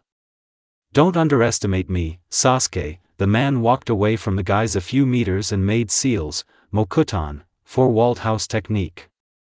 At the edge of the forest, trees suddenly grew out of the ground, flew towards the wood chips, and the Uchiha was forced to close his eyes and hide his face in his hands. When Sasuke moved his hands to his sides, a huge house stood in an early empty clearing. "Wow," Sai said, contemplating the grin of the team captain who stood at the entrance to the newly built house. Yamato gestured to the door, and the Uchiha hurried to go inside. Naruto followed him, just like the artist. There were few rooms in the house, all empty, but this was better than a thin tent. There are whole mansions here. However, their team captain's Kekii Genkai is useful. The owner of the Sharingan placed the backpack on the same wooden floor as everything else. Unfortunately, there were no beds here, so you still have to use sleeping bags. And it's a sin to complain, because such amenities were unusual for an ordinary mission. At least some plus is that Kakashi is busy and they have appointed a new captain. But even for such a luxury as a whole house for an overnight stay, Sasuke would not trade his old mentor. Everyone settled in one room, they stacked sleeping bags in a row in the center and backpacks in the corner. The Uchiha, as always, occupied the outermost sleeping bag. To the right of him was Naruto, and then Yamato and Sai. After the shinobi put their things in their places and satisfied their hunger with food pills, they went to bed. Lights out. Sasuke woke up in the middle of the night. The first question he asked was, "What time is it?" It was impossible to determine exactly, but looking out the window, he realized that it was still a long time until dawn. The light of the moon barely illuminated the room, the guy saw only dark, muddy visions of things. The quiet snoring of his teammates could be heard. The young man was sure that everyone was sleeping. He always slept facing the wall or simply in the other direction from everyone, but now, when sleep was not coming at all, and he needed to while away the time, the Uchiha turned to face Naruto. There was a small distance between them, but not so small that it became embarrassing. He enjoyed studying his friend's face, especially when he was so calm. "I wanted so badly to touch the thin stripes on my cheeks, but the dark-haired man pacified this impulse." Sasuke bit his lip, either trying to distract himself with pain from unnecessary thoughts, or trying to breathe more quietly, as if breathing could wake someone up. Looking at the peaceful face of Uzumaki, one could not even imagine that this man could kill anyone with his sharp gaze during the day. And you can't kill with just a glance. The Uchiha saw the face of Naruto sleeping past, and it was no different from what was now before his eyes. The blonde's childish face was still present, and it was a cruel, sad reminder for the former Nuke-nin. He remembered what his friend was like before, he remembered why his friend had changed. "Maybe stop staring at me?" Naruto said in a whisper, without opening his eyes, to which the observer was incredibly scared, but did not give himself away. "Why would I suddenly stare at you?" Sasuke said louder and felt someone else's fingers touch his lips, indecently shutting him up. Uzumaki finally woke up and looked at the dark-haired man, quietly saying, "Fool." The Sharingan owner removed the other's hand from his face. "Speak more quietly, you'll wake everyone up," Naruto said, still in a whisper, and in response he received only an irritable look. "However, it's useless to argue with you. I might be trying to sleep, and you're chatting here." Sasuke lied convincingly. He didn't even try to sleep after his sudden awakening at night. "It's you who are violating my personal space," the guy pointed with his finger to the fact that the Uchiha's sleeping bag was lying close to someone else's. Sasuke looked around him in surprise. When he fell asleep, he remembered exactly that there were several meters between them. But he won't be able to explain, they won't believe him. I don't understand what you're talking about, the brunette snorted mockingly. Naruto yawned and looked straight into the black eyes. The Uchiha didn't mind eye contact. But now you're definitely staring at me, Uzumaki said, narrowing his eyes. You too. I don't see anything wrong with this, but you seem embarrassed. The Uchiha rolled his eyes. Why should this bother me? I feel great, the dark-haired man said this in an overly calm tone, almost the same as Naruto speaks. Sasuke didn't know if his interlocutor was annoyed when they spoke to him so indifferently and condescendingly. Maybe that's why. Naruto moved closer in a moment, then roughly and carelessly buried his lips in someone else's. Sasuke raised his eyebrows in shock, instinctively moved away and extended his arms forward. It's all happening again, but now he won't show any weakness. It couldn't even be called a kiss. A simple fleeting touch of lips, and the Uchiha had difficulty grasping some kind of sensation. The young man did not panic, thoughts like, what is this, did not race in his mind. Clarity of mind did not leave him, the Uchiha clearly reluctantly, but trying not to show it, pushed Naruto away from him, which was too close. He did it, he didn't forget and didn't get confused. Even if the owner of the Sharingan did not imagine that something would click in the unpredictable Uzumaki's head again, and he would again touch him with his lips, and then make Sasuke plunge into thought, but even if Naruto kissed him so suddenly a second time, the Uchiha was not sure that he will want to wait for the third. The dark-haired man still couldn't decide for himself whether he liked what was happening or not. He didn't feel sick and anger didn't fill all his thoughts. His thoughts were only filled with misunderstanding and slight resentment, because Naruto with this kiss shows that he was just playing. No, that's not why. Are you tired of this yet? Do you like it or what? Sasuke said in a menacing whisper, looking at the face of his acquaintance with a again tense mask of indifference. Don't make things up. I just like to watch your awkward actions. Find yourself another victim, some girl. Maybe the Uchiha wasn't so nervous, but although he could, it was only because he knew that he and Naruto were only friends. It was an undeniable, or incorrigible, truth. After all, Sasuke doesn't like guys, he will definitely fall in love with a female someday. Girls are very sensitive. Uzumaki fell silent for a second, thinking, all the more so, you yourself wanted to communicate more closely with me. We are closer than you can imagine. I want to be your friend, not a trinket to satisfy your boredom. Sasuke spoke not offendedly, not pitifully, but honestly and directly. This sounded decisive from his lips. You've already missed your chance to become my friend. I no longer burden myself with promises or connections. And you think too much about yourself and take it to heart. I think adequately, and for adequate people. Kissing is not something that is done to everyone who comes your way. The Uchiha hesitated on that unfortunate word, because saying it out loud meant realizing that it was the truth, and not a hallucination or a dream. You can just think about the word, kiss, 100 times, but saying it to Naruto and looking straight into his eyes is a brave step. I don't care how an adequate person thinks. I feel sorry for you, you are too sensitive. At least I'm not as frivolous as a child. The Uchiha involuntarily clenched his fists after mentioning pity. Do you see for yourself how different we are, and still want to continue communicating? I will accept you as you are, for now. With this phrase, Sasuke instantly made Naruto look at him in bewilderment and surprise. After all, the last words did not fit the context. The guys were quarreling and the Uchiha, with his ridiculous but sincere words, suddenly melted the ice in his cold blue eyes. One thought flashed through the brunette's head, and even when he was completely confused in his feelings and desires, instead of getting out of this web, he decided to get even more confused. Now Sasuke would leave the Uzumaki embarrassed and angry at himself or at the world. Sasuke will take revenge, but not as bloodily as he wished for another person as a child. The Uchiha rose up on his elbows and then moved towards Naruto.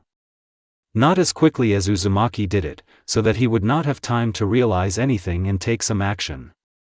Specifically, in order to look at the reaction of the interlocutor, the owner of the Sharingan did not repeat exactly, but slowly reduced the distance, which made the blonde only watch his actions in fascination. Naruto didn't move back or jerk forward, which the other guy found funny. When they bumped their noses awkwardly, the Uchiha closed his eyes. He didn't want to see Naruto's face for fear of being judged. And after that, he finally covered someone else's lips with his own. He realized that the sensation of a kiss changes if you are the initiator. Sasuke was surprised that Uzumaki still didn't push him away, didn't scream, didn't mumble in displeasure, but only slightly parted his lips, not expressing his protest in any way and expecting further continuation, and not the usual touch. Sasuke forgot that he was taking revenge as soon as he felt a pleasant warmth spreading throughout his body. During that sudden kiss on the porch, this warmth was mixed with surprise, panic and false discontent, which did not allow one to enjoy the good sensations at their true worth. The Uchiha didn't plan to drag it out, and initially it was supposed to end exactly the same as Naruto's past awkward kisses. But Sasuke, unexpectedly even for himself, weightlessly ran his tongue along the Uzumaki's lower lip, and then opened his eyes and pulled away. This was a kind of step forward. The last gesture made the whole situation much more intimate than an ordinary comic kiss, as the dark-haired man justified himself. Naruto looked unusually strange and suspicious. It was dark and the moon was shining dimly, so the Uchiha couldn't tell for sure whether the blonde had red cheeks, or whether the light was falling so poorly. Although Sasuke himself felt his ears burning, he was not worried, because they were hidden behind his hair. Therefore, the owner of the Sharingan moved his sleeping bag, lay down more comfortably, and finally just looked into the dumbfounded blue eyes, looked at the still parted lips, and then turned away from Naruto to continue his sleep. But Sasuke knew very well that he would no longer be able to sleep. Of course, Sasuke couldn't sleep and, after about 10 minutes of staring at the wall, he realized that he didn't care at all how long it would take to get up and start catching the new Knin. The young man was lying in an uncomfortable position, with his hand under his head, which made it go numb, but the Uchiha was too busy comprehending the entertaining situation that had happened. A stupid smile creeped onto his face and the guy made excuses that this was an ordinary reaction to some successful planned action. And there was no need to specify that this successful action was a kiss with a friend. It was just that Naruto, who was too arrogant, would feel awkward, or Sasuke hoped that he had at least a little embarrassed his always neutral and emotionless comrade. The Uchiha was extremely pleased with himself, because probably for the first time, after a long conversation with the blonde, he did not find himself in a difficult situation and did not quarrel with him. On the contrary, he began to win in their complex unspoken struggle for the title of the most thoughtful and impregnable. Maybe Sasuke just liked to turn every action into a competition, without even deciding on a prize for first place. If the young man still forces the harmful Uzumaki to be at least a little kinder to others, then what benefit will the former missing Nin have from this? No, maybe just a less cold, sharp look in his direction, and that's where the advantages end. It was optimistic to think that the Uchiha would be able to achieve a victory at all. Sasuke will just try. He promised that he would wait for Naruto's smile. To too many people, and it would be disrespectful, first of all to himself, to spit on these words and move on with his life, in search of a new and more adequate goal. A guy can always give up everything and, instead of performing an unimportant task, be smart and do something more useful. But the young man had long ago decided for himself that if being smart meant abandoning his friends, then it would be better for Sasuke to remain a fool forever. Therefore, he continues to lie and look at the wall, replaying that very moment in his head and not worrying at all that morning will come very soon. The Uchiha did not hear Naruto rustling or tossing and turning, which means he is still lying facing him and perhaps thinks the same. Or he ignored it all and simply closed his eyes, going back to sleep. But for some reason, the Uchiha was sure that Uzumaki would also not be able to sleep and glared at the back of the Sharingan owner. But Sasuke won't turn around and test his theory. They said that they would not touch us if we brought one valuable thing at midnight. The elderly woman stuttered and spoke poorly. Yamato had difficulty understanding her, but nevertheless listened with a serious expression on his face. Who keeps this thing? The head of the village?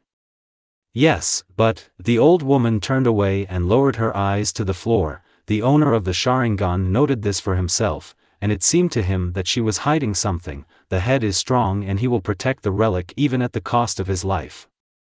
The team captain sighed heavily. If the head of the village were strong, he would not have called the leaf shinobi.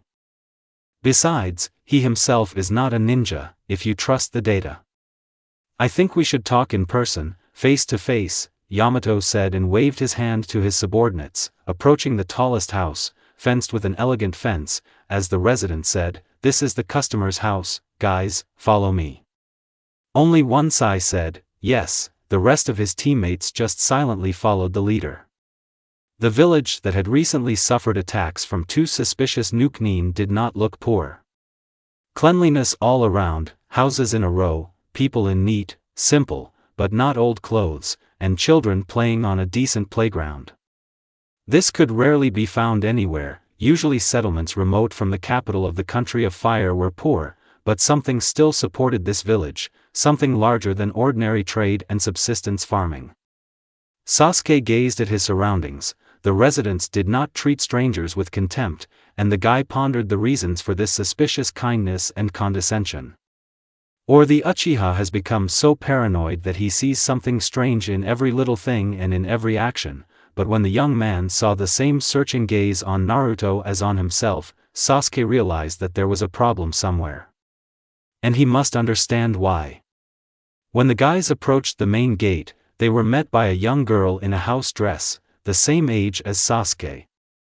She said that she could only let one person in to negotiate with the village leader, so Yamato went with her, leaving his teammates to wait at the gate.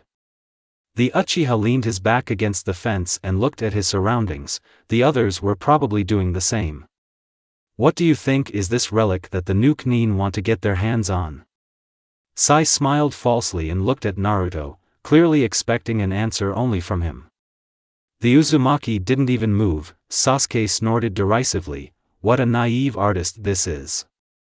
Sai is trying to improve relations with the Jinchuriki, and whether he is really so stupid or so stubborn, it was clear to everyone on their team that he could not make friends with Naruto. And if it starts to work out, the Uchiha simply won't allow it. Okay, I'll go for a walk, Root's agent said briefly and went home without hearing an answer to his first question.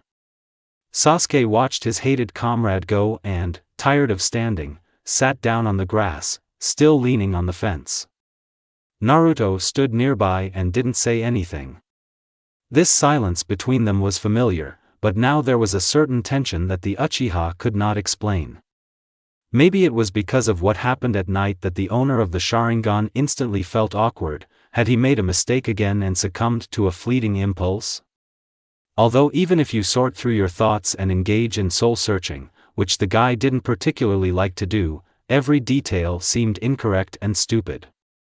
But he won't apologize. That would be the worst solution to problems. Sasuke doesn't want to look pathetic again, and in general he doesn't mind apologizing for serious offenses. But a joke is what Naruto did, and for some reason when Uzumaki kissed him and mocked him himself, then after that everything was quite normal. And now they sit like enemies or strangers. An invisible wall has grown between them. Sasuke turned his head and glanced briefly at Uzumaki, who only looked at the ground under his feet. But maybe the former Nukenin was just fooling himself that Naruto was supposedly tense, because his facial expression looked just as indifferent and neutral. But even if the blonde was in his usual mood, Sasuke still felt a hint of embarrassment, because he had to always control himself. What are you thinking about? The Uchiha asked directly, so as not to guess. He hoped that he wouldn't be ignored like Sai. Naruto crouched down on the ground to be level with the other man and then looked eye to eye. And what? Yes, I just asked. Sasuke scratched the back of his head, but tried not to show his emotions with his facial expression. Why sit silent? I think it's not that important. You want to ask about something specifically?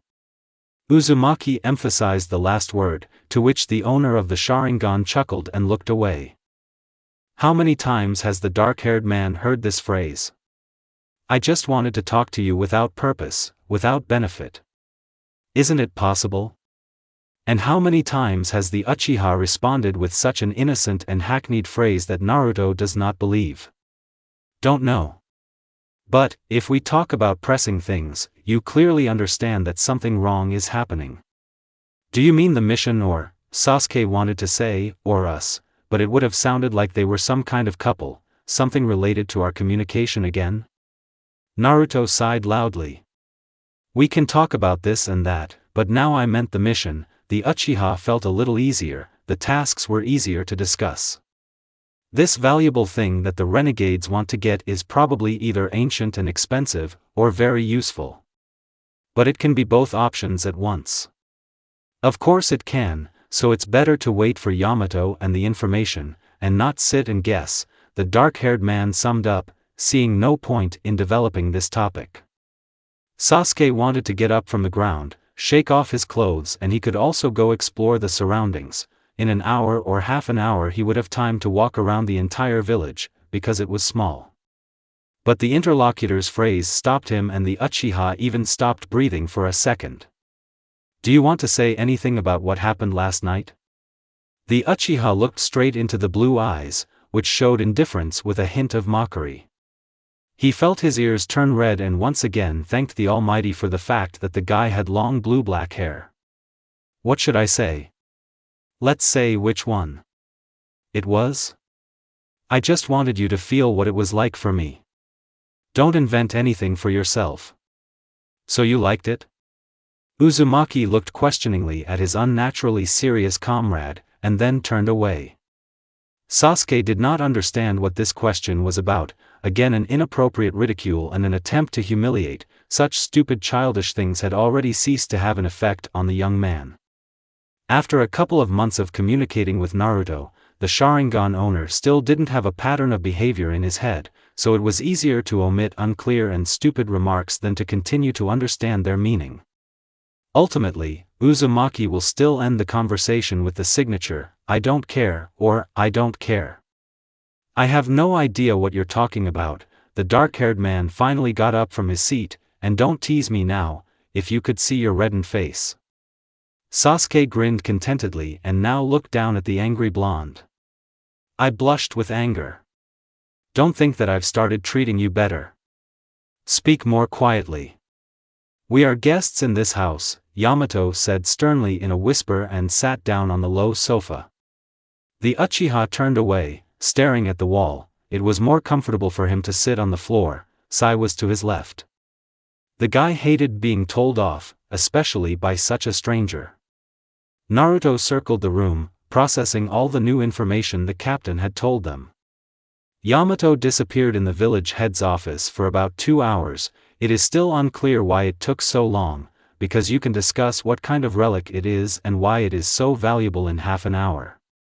However, Sasuke did not become interested in this. It is not so important, and it is unlikely that his senior in rank will make excuses. The head sheltered a team of shinobi in his mansion, allocated 2 rooms, which was quite enough. Now everyone has gathered in the first room, having not yet decided who will sit where. The captain said that the mysterious valuable thing that the renegades want to take is a special crystal. The light that passes through it helps to grow rare medicinal herbs and accelerate the growth of ordinary ones, which is why such a small village is well equipped. Thanks to this crystal, merchants can offer for sale not only ordinary products, but also unusual plants, which are rare in these parts. And everything fell into place. This crystal is in demand on the market, because there are about 3 or 4 of them left in the world, and all of them are the size of a little finger. We can use henge on any other object and it will look like that pebble. You saw it, Yamato Taishu? Sai said just as quietly. I held it in my hands and, it's a completely different feeling than from an ordinary object. If the apostates know what they are looking for, they will not fall for this trick. The man relaxed a little and leaned back on the sofa. Naruto stopped abruptly and looked at the captain. Don't even think about catching Nukanins with a real crystal. Of course not, Yamato grinned, then we can put something in a bag and pass it off as a relic, using henge on ourselves. Who will be the deceiver? Sasuke intervened in the conversation. The time was already approaching 10, and the meeting was scheduled for midnight, which means they didn't have much time left to talk about strategy. The captain shivered and took out of his pocket a small piece of paper with writing on one side and placed it on his lap. He motioned for the guys to move and come closer. I will be a decoy, and as soon as I give the signal, you will have to attack. I will stand here. Yamato pointed his finger at the sheet. Sai will be behind, Naruto to the left, Sasuke to the right. He then pointed to an area nearby. I hope there will be some places to hide near the meeting place. The guys nodded silently. The commander glanced at them briefly, and then continued. Sai, with the help of Chuji Giga and small snakes, will you be able to get close to them unnoticed, and at a signal, tie the hands and feet of the renegades? I can, said the artist, after thinking a little. Then, Sasuke, do you have long-range techniques? You can use one of them of your choice while Sai's snakes hold off the Nukanine. I have fire techniques, but then Chuji Giga will stop working, the Uchiha said thoughtfully. With your jutsu, we should at least hit our opponents. Nothing is known about their abilities, so we have a short plan, then we will need to figure it out on the spot. Next, Sasuke and Naruto, you will go on the attack. You need to finish off the weakened Nukanine in close combat. The owner of the Sharingan got up from his seat, straightened his clothes. It was necessary to quickly move to the places and prepare for the mission. What will you do? Sasuke looked at the captain with a hard look. Would his work really end only with the use of transformation? Taicho chuckled. Sai and I will be in support and will keep an eye on another important thing. Be sure to stick to the plan. It is advisable to deliver the apostates to Konoha alive, but in a critical situation you know what to do. Yes, Uzumaki said sternly, and then left the guys. And after what signal should all this start? I'll say this phrase, nowadays such trinkets are difficult to get. Do you remember? Only after these words will you begin to implement the plan in order.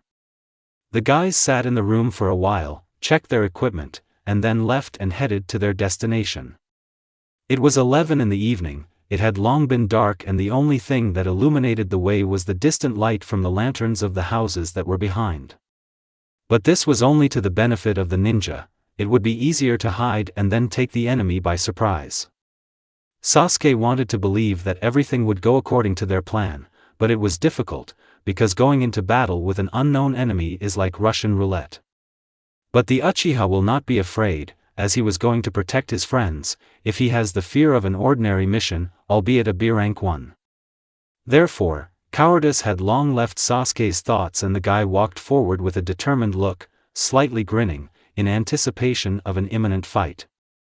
Naruto was walking behind him and the dark-haired man wanted so badly to turn around, to find out at least by his facial expression what mood he was in, but this was impossible for several reasons. In the dark little would be visible, and most of the time Uzumaki's face remains disgustingly neutral, but, having gotten used to it, Sasuke no longer wants to hit the insensitive, as he once did. The shinobi were lucky that the meeting place was among trees and bushes. Hiding and suppressing their presence would not be difficult.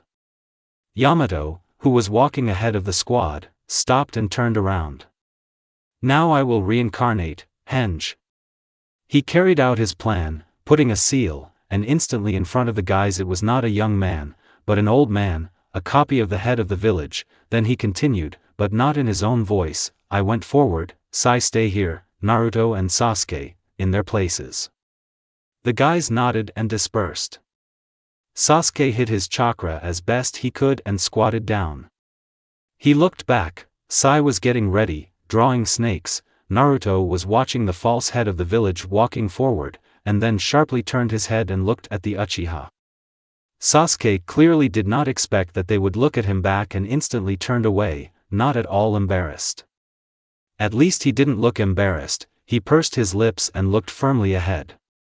The owner of the Sharingan could not find out what time it was and there was no one to ask, so he simply sat waiting, turning over in his thoughts a strategy that did not inspire confidence. It was too cloudy and imprecise. Far from Yamato, two unfamiliar dark silhouettes appeared. Sasuke tensed and tried to peer into the faces of those people. Renegades. Two tall, large guys slowly approached the decoy. They quietly whispered to each other. What exactly they were talking about was inaudible. One had a forehead protector with the sign of Suna crossed out on his forehead, while the second had no visible bandage. The first guy came closer to the false head of the village, had blonde hair, even lighter than Naruto's, and had a sword attached to his back. The second turned around and examined the surroundings, even looked in the direction of the leaf shinobi, which made the guys perk up and hold their breath. After a thorough examination, without any suspicion, he also approached Yamato with his comrade. The second had neither a protector nor a weapon visible, only one belt bag and pockets in a thin jacket. Alas, using the Sharingan you cannot see through the fabric, which annoyed Sasuke. They still have virtually no accurate information. The Uchiha looked toward Sai, and then at the grass. His snake silently and, almost merging with the ground, moved towards the apostates. "Well, Grandpa? You made the right choice," said the criminal from Suna in a stern voice. He looked no more than 18, but his voice was 25. Sasuke focused only on someone else's conversation, trying not to miss a single detail. "Come on, hurry up," the second continued in a bored tone, ruffling his reddish hair with his hand. "We're in a hurry. And don't try to be weird." Yamato reached into his bag, pulling out a simple green bag, and then looked at the two guys from under his brows. "Is it hard to get such trinkets these days?" The Uchiha heard the cherished words and stood up, taking a stable fighting position.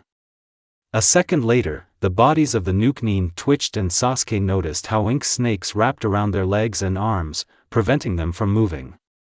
Yamato took a couple of steps back and cancelled his transformation. "What are you saying?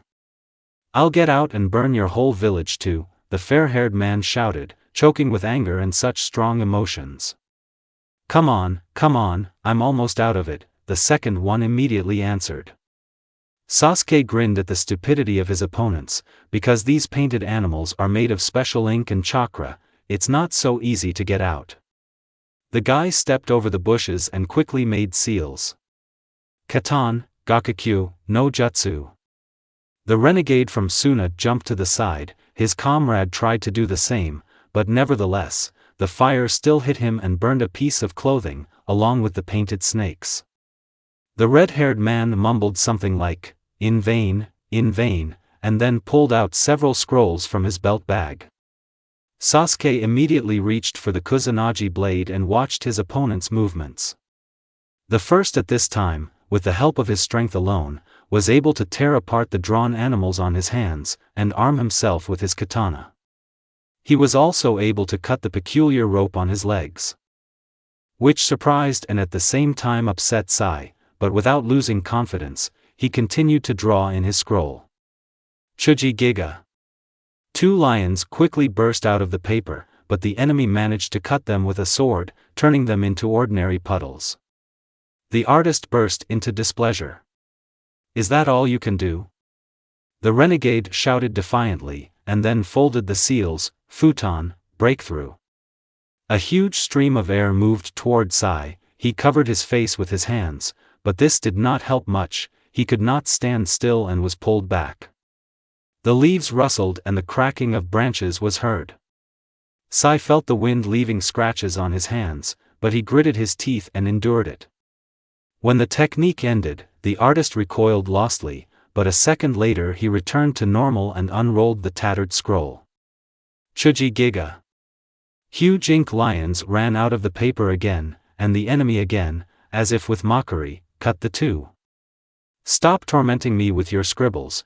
The fair-haired man did not have time to finish. When he felt something pierce his shoulder from behind, he turned around and was horrified. The third ink beast stood in front of him and he could not reach with his sword in order to cut it and get out from here. Sai looked to the side. Naruto was already running towards him, even a few of him. And one with a chakra sphere in his hand. Rasengan. Naruto's chakra hit the blonde man directly and threw him back several meters, but did not kill him.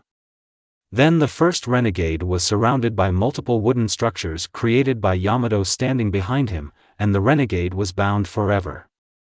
Nuke-nin did not resist, and a moment later his body turned into a log. "Kawarimi no jutsu," Naruto said with annoyance. "Naruto, go help Sasuke, Sai, and I will figure this out," Yamato said clearly and nodded to the side. While Sai and the first were fighting, Sasuke was settling scores with the second, who took out suspicious scrolls from his bag. The Uchiha frowned. If this is an ordinary call for a weapon or something else, then there is nothing to be afraid of. The owner of the Sharingan grabbed his katana with both hands. The red-haired man touched the inside of the scroll and 3 kunai appeared in his hands. Throwing the piece of paper aside, the criminal threw the weapon at the Uchiha. Sasuke calmly deflected some of the kunai, dodged the rest, and jumped. But even despite the fact that the weapon attack failed, the renegade did not lose courage in his gaze. He also clearly and confidently observed Sasuke's actions, sometimes looking behind his back, because his comrade was fighting there against Sai. Maybe the Uchiha himself wanted to watch that fight, but for now he is busy. With a side glance, he saw Naruto. "And it's all?" The Uchiha asked mockingly, and in response the enemy only grinned and incomprehensibly jerked his hands. He pulled the strings that held the kunai and the Uchiha realized it too late, only when he turned around. There were only 2 options, either to dodge or to reflect again, but both options did not seem to be the best. Most likely, it won't be possible to reflect. If the Nuke-nin just pulls some more strings, Sasuke will find himself in an uncomfortable situation. It was unreliable to dodge. There were 6 kunai and they were flying diagonally, at least one would hit him. But if the kunai is held on by strings, then you just need to cut it. The Uchiha tightened his grip on Kusanagi and used Chidori flow. Sasuke swung to neutralize the threat with one blow, even though the threads were thin and almost invisible, but it was difficult to cut. Most likely chakra threads. "Are you finished now?" The Uchiha asked impudently, contemplating the frenzied face of his enemy. He attacked the wrong one. "No." The red-haired man took another scroll from his bag, touched it and found a huge mace in his hands. The renegade ran forward, attacking the Uchiha head-on. Recklessly. Sasuke can simply dodge and run away, but why did he go on this mission? In addition to the mission itself, he wanted to test his new old abilities and train his Sharingan. And therefore, instead of the usual dodges, he activates absolute protection. The guy blinked and activated the Mangekyo. Susanoo. No one can resist the Mangekyo Sharingan, so you shouldn't even think about losing. It's just ridiculous. The only question is whether it is worth saving chakra on this mediocrity. A purple glow illuminated the entire view. A chakra samurai appeared out of nowhere, and Sasuke heard the ringing sound of a metal mace hitting his absolute defense. Someone else's weapon won't even leave a scratch. The Uchiha grinned contentedly, looking at the shocked face of the criminal. "What is this, are you?" The red-haired man froze after several useless blows to absolute protection. "I knock." Instead of a satisfied, boastful smile, Sasuke's face was distorted, his eyebrows were angrily knitted, and his lip was bitten almost until it bled. "Another knock. The pounding in your temples is so painful and unpleasant, it throbs that you want to grab your head and either squeeze it into your temples with all your might, or fall like a dead stone to the ground." The vaunted Susanoo dissipated, the violet chakra disappeared, and the enemy standing so close swung his mace. "Sasuke looks like he's going to go crazy right now," but he can't. He's in battle, he's busy, he doesn't have time to think about his headache.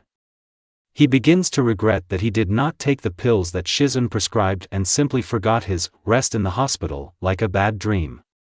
The young man simply has to ignore this hellish pounding in his head, as if nails are being driven in there. He needs to reactivate absolute protection, call on Susanoo, but Sasuke doesn't have the strength to strain his eyes to return at least a piece of the original chakra skeleton.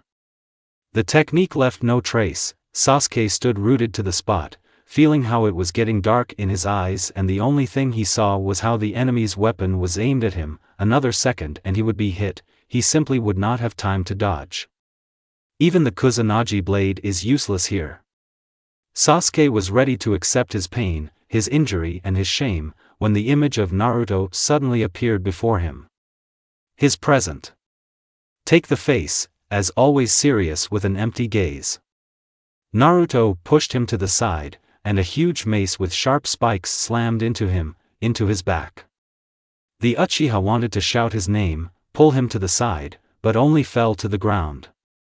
The wounded Uzumaki disappeared in a second, a clone. Sasuke was incredibly relieved that this dobe was now a clone, but there was no way he would tell that to the original. The pain began to recede. Sasuke rose from the ground, staggering slightly. A missing Nin stood in front of him, and Naruto next to him. At least don't embarrass yourself, Sasuke team. Shut up, Ashura Tonkachi, I'll figure it out without you. Don't forget about teamwork, Naruto said jokingly, but still without smiling. Kage Bunshin no Jutsu. The Uchiha rolled his eyes and activated his Sharingan again. Naruto created about 10 clones, but in a couple of swings with his weapon, the criminal dealt with most of them, leaving only 2 of them, and one of them was the original. At this time, Sasuke approached the enemy from behind and made seals, trying not to pay attention to the pain that had become dull and not so interfering. Chidori. The lightning should have brought the red hair down, but he turned around and then deftly dodged, causing the Uchiha to fly past. This failure did not upset Sasuke in any way. He immediately understood why Naruto left 1 clone for himself. Having deviated from the lightning, the enemy will not have time to deviate from another technique. Rasengan. The renegade directly ran into the sphere of chakra that was directed into his solar plexus, and then, by inertia, he was pushed back into the tree trunk. Sasuke turned around to see how Yamato and Sai were doing with the other enemy, but the Suna renegade was already lying on the ground, held together by wooden structures probably made by the captain. The blonde one kicked and shouted something, but Sai delivered a precise blow to his head and knocked out the captured Nuke Nin. Then Yamato moved in a second closer to the place of the second battle. Looked at the defeated guy and his mace lying next to him. The commander put the seals and also placed the second criminal in a wooden cage. Now where are they? Naruto asked a question. First, we will report to the head of the village about the success of the task, and in the morning we will return to Leaf. The villagers thanked the shinobi and said that they would never forget their services, how they helped save the crystal, because all trade in this small village rests on this relic. Since they were given 2 rooms, Sai and Sasuke were in the first, which of course the Uchiha did not like, and Yamato and Naruto were in the second.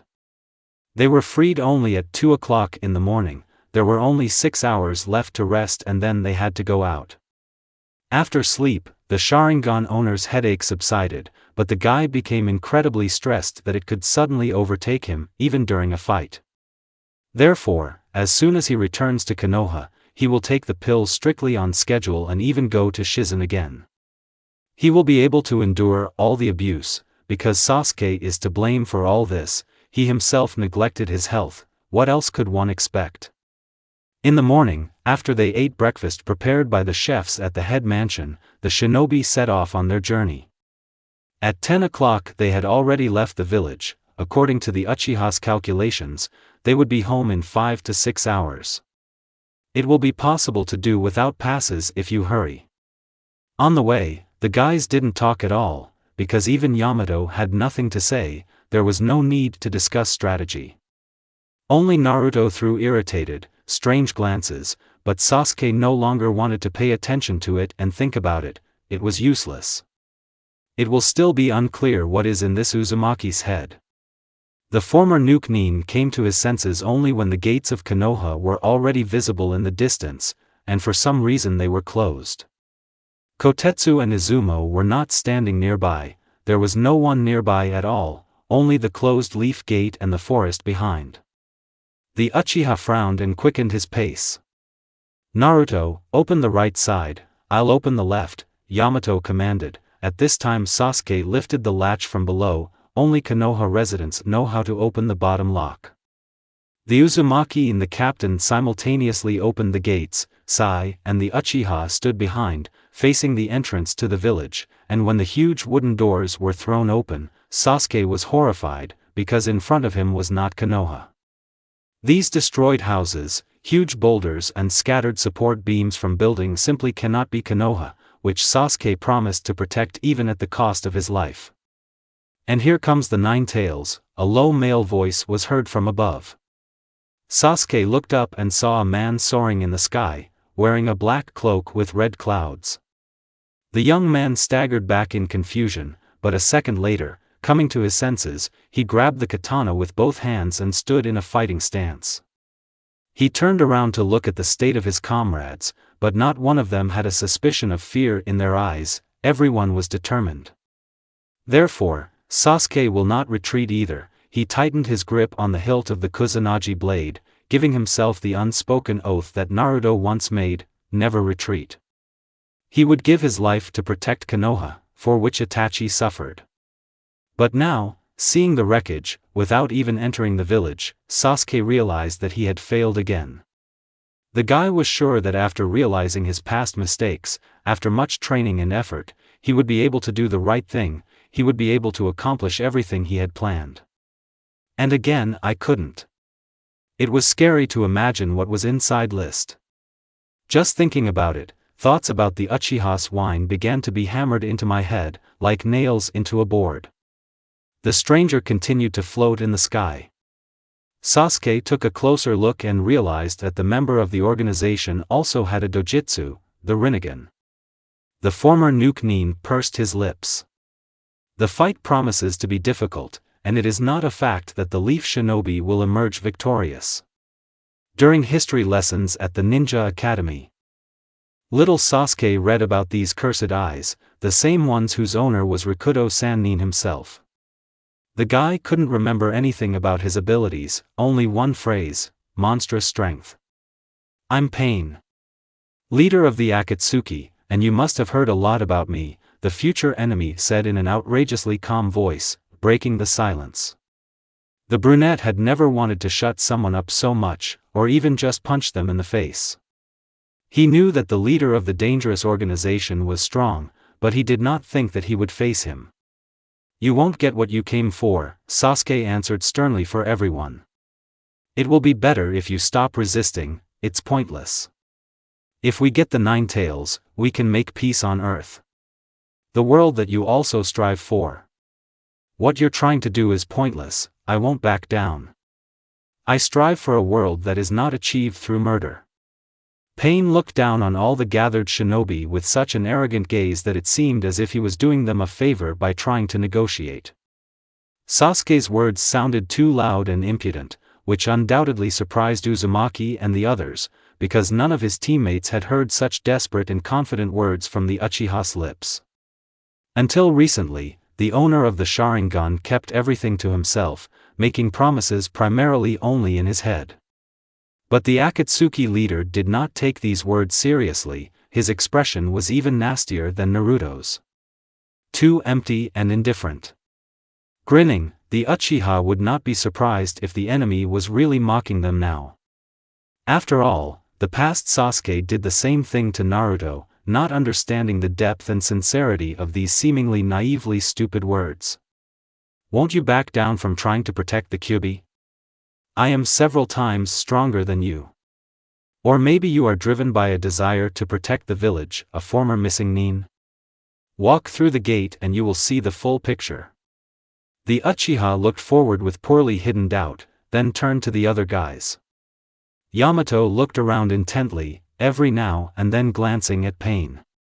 Naruto took a firm step closer to the owner of the Sharingan, gently tugging at his shoulder. "Don't you dare talk about me like I'm some kind of defenseless girl. Let's go together." Uzumaki's words sounded like an order, so Sasuke had no choice but to nod and rush forward together. Having passed through the gate and starting to climb through the rubble, two ninjas jumped over dilapidated pillars, saw how in the distance doctors were pulling out many residents from the rubble, huge pools of blood scattered at random, as if an artist had scribbled, and the Uchiha involuntarily clenched his hands into fists until it hurt. The last jump from the roof of a collapsed house, and the young men landed on a suspiciously flat surface without any bloody stains, collapsed houses, or debris. As soon as he looked ahead, Sasuke froze, stupefied.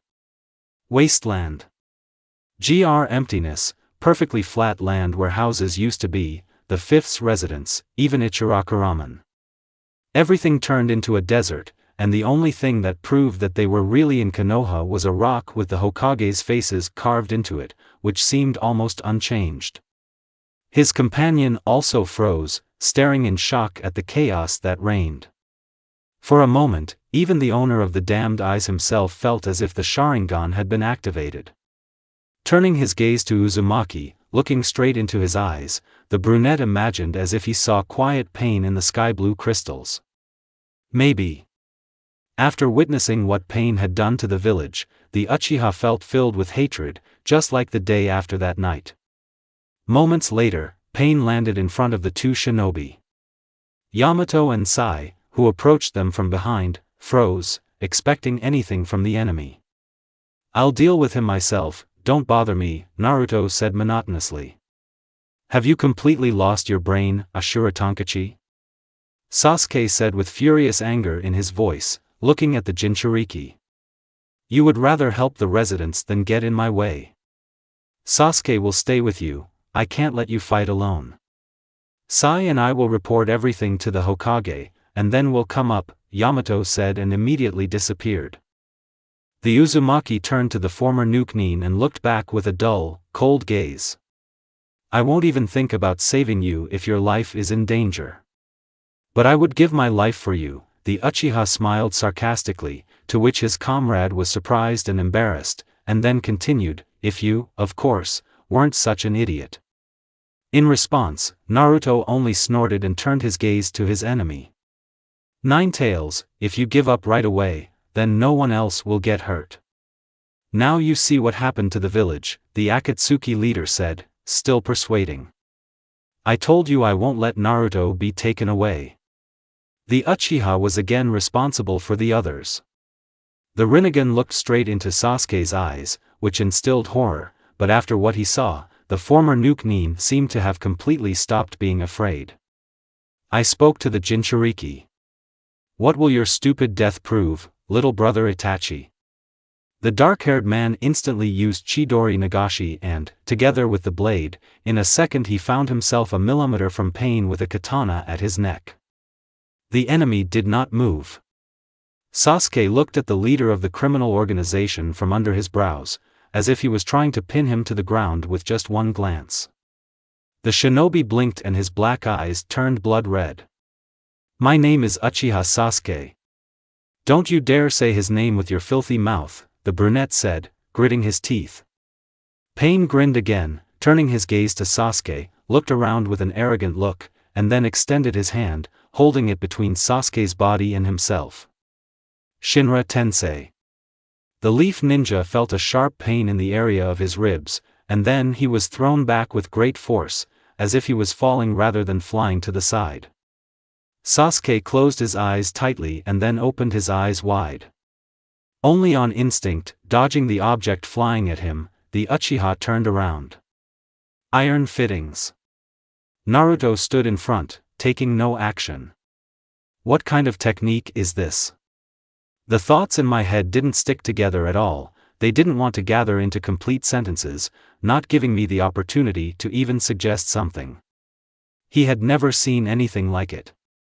But, contrary to the laws of logic, Sasuke was not afraid, but only got angry, gritting his teeth. He straightened his cloak, again taking a fighting stance, intensely watching the movements of his opponent. His ribs hurt, but the brunette had had so many fights with a variety of opponents that he didn't care about the pain. Naruto made the cloning seal. Naive. This means that I will take the 9 tails by force, if Jiraiya's death and the destruction of the village are not enough for you. Jiraiya's death. Naruto gave up, not creating clones. Didn't you know that he tried to defeat us single-handedly?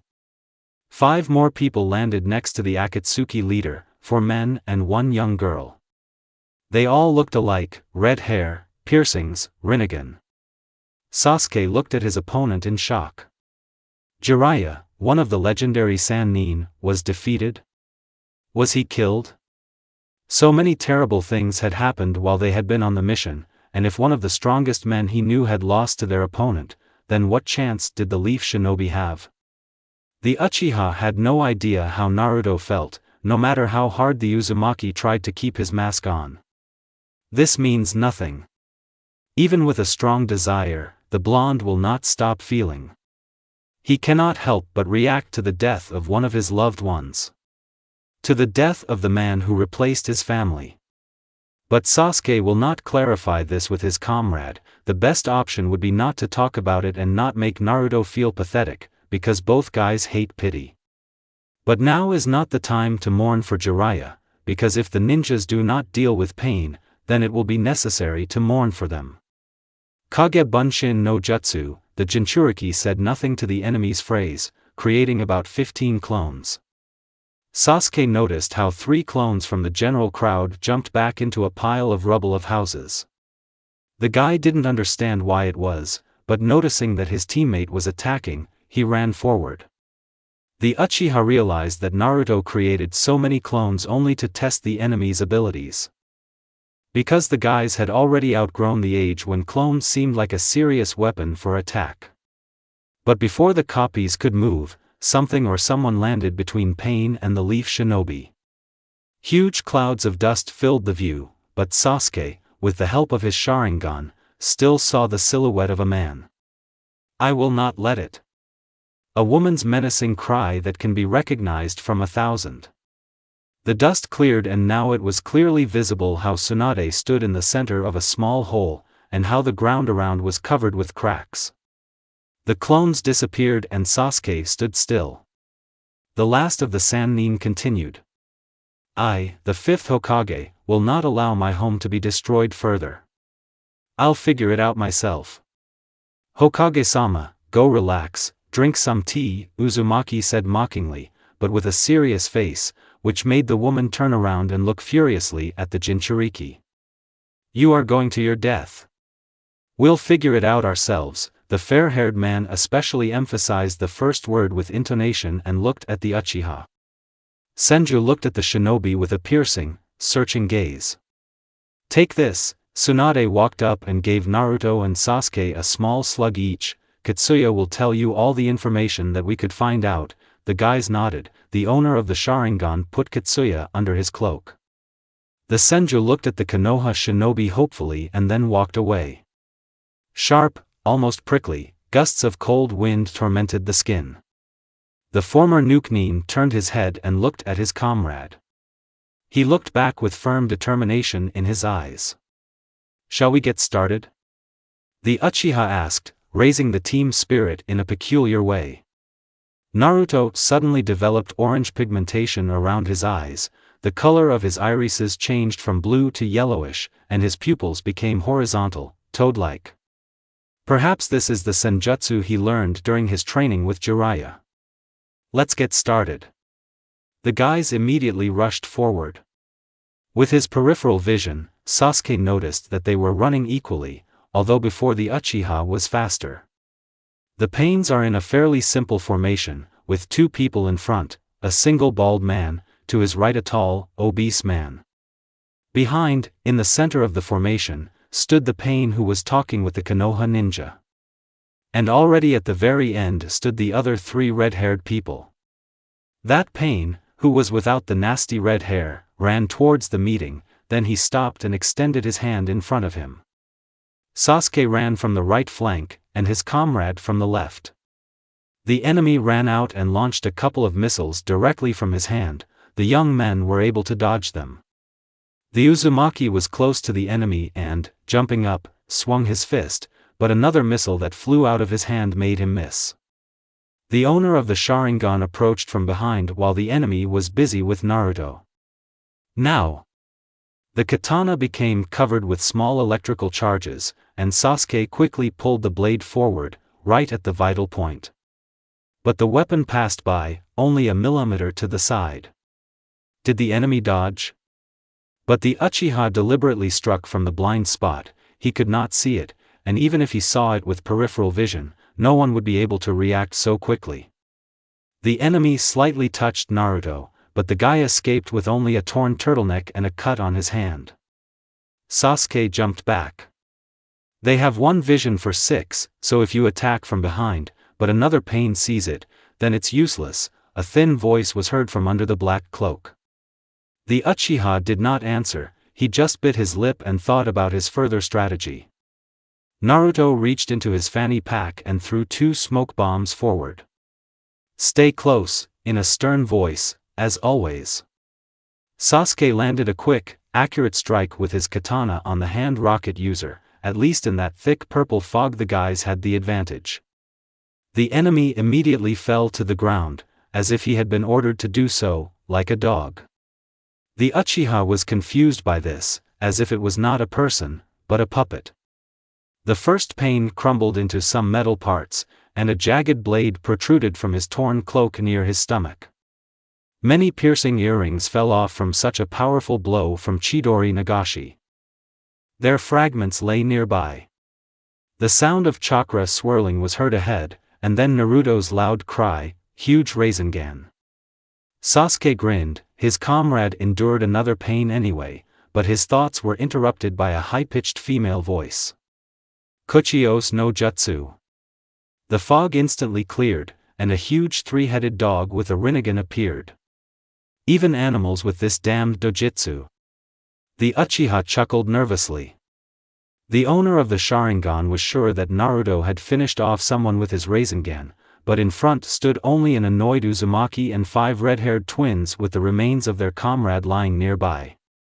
The one in front can absorb technology. Turning around, the Jinchuriki shouted. Sasuke nodded reflexively.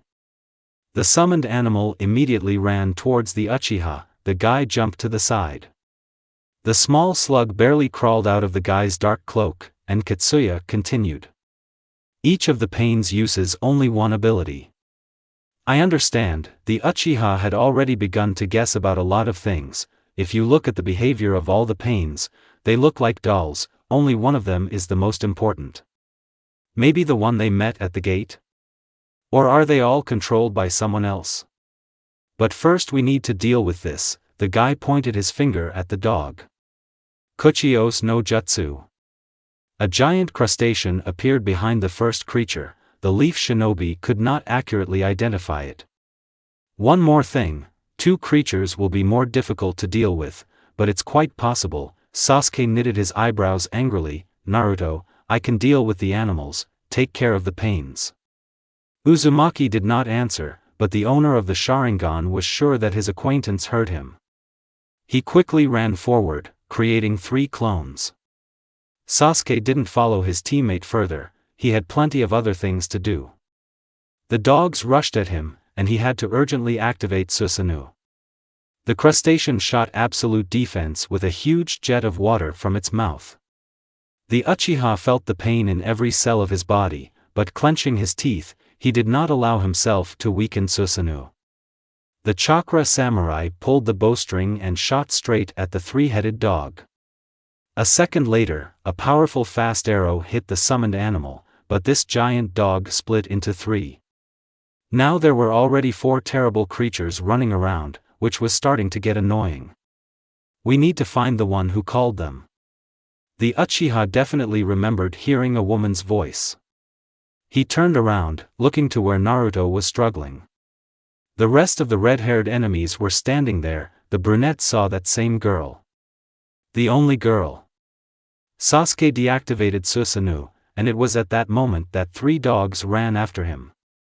It was too risky to run without any protection, forgetting about the danger. It was difficult to dodge the jets of water, but the Uchiha was able to carefully maneuver, jumping higher, leaning on his katana, and soon he went around everything from the side, approaching the enemy from the rear. The redhead turned around sharply. The guy just started making seals. Katan, Gakakyu no Jutsu. Kuchios no Jutsu. The girl again used her technique and summoned a huge panda, which served as a human shield and saved the man from the fire. But after a couple of seconds, the summoned animal disappeared, and Pain did not have time to make a new call. The owner of the Sharingan closed one eye and shouted in flight. Amaterasu. The red-haired woman made seals in a panic, but her hair was already glowing with black fire. The recruited animals have disappeared.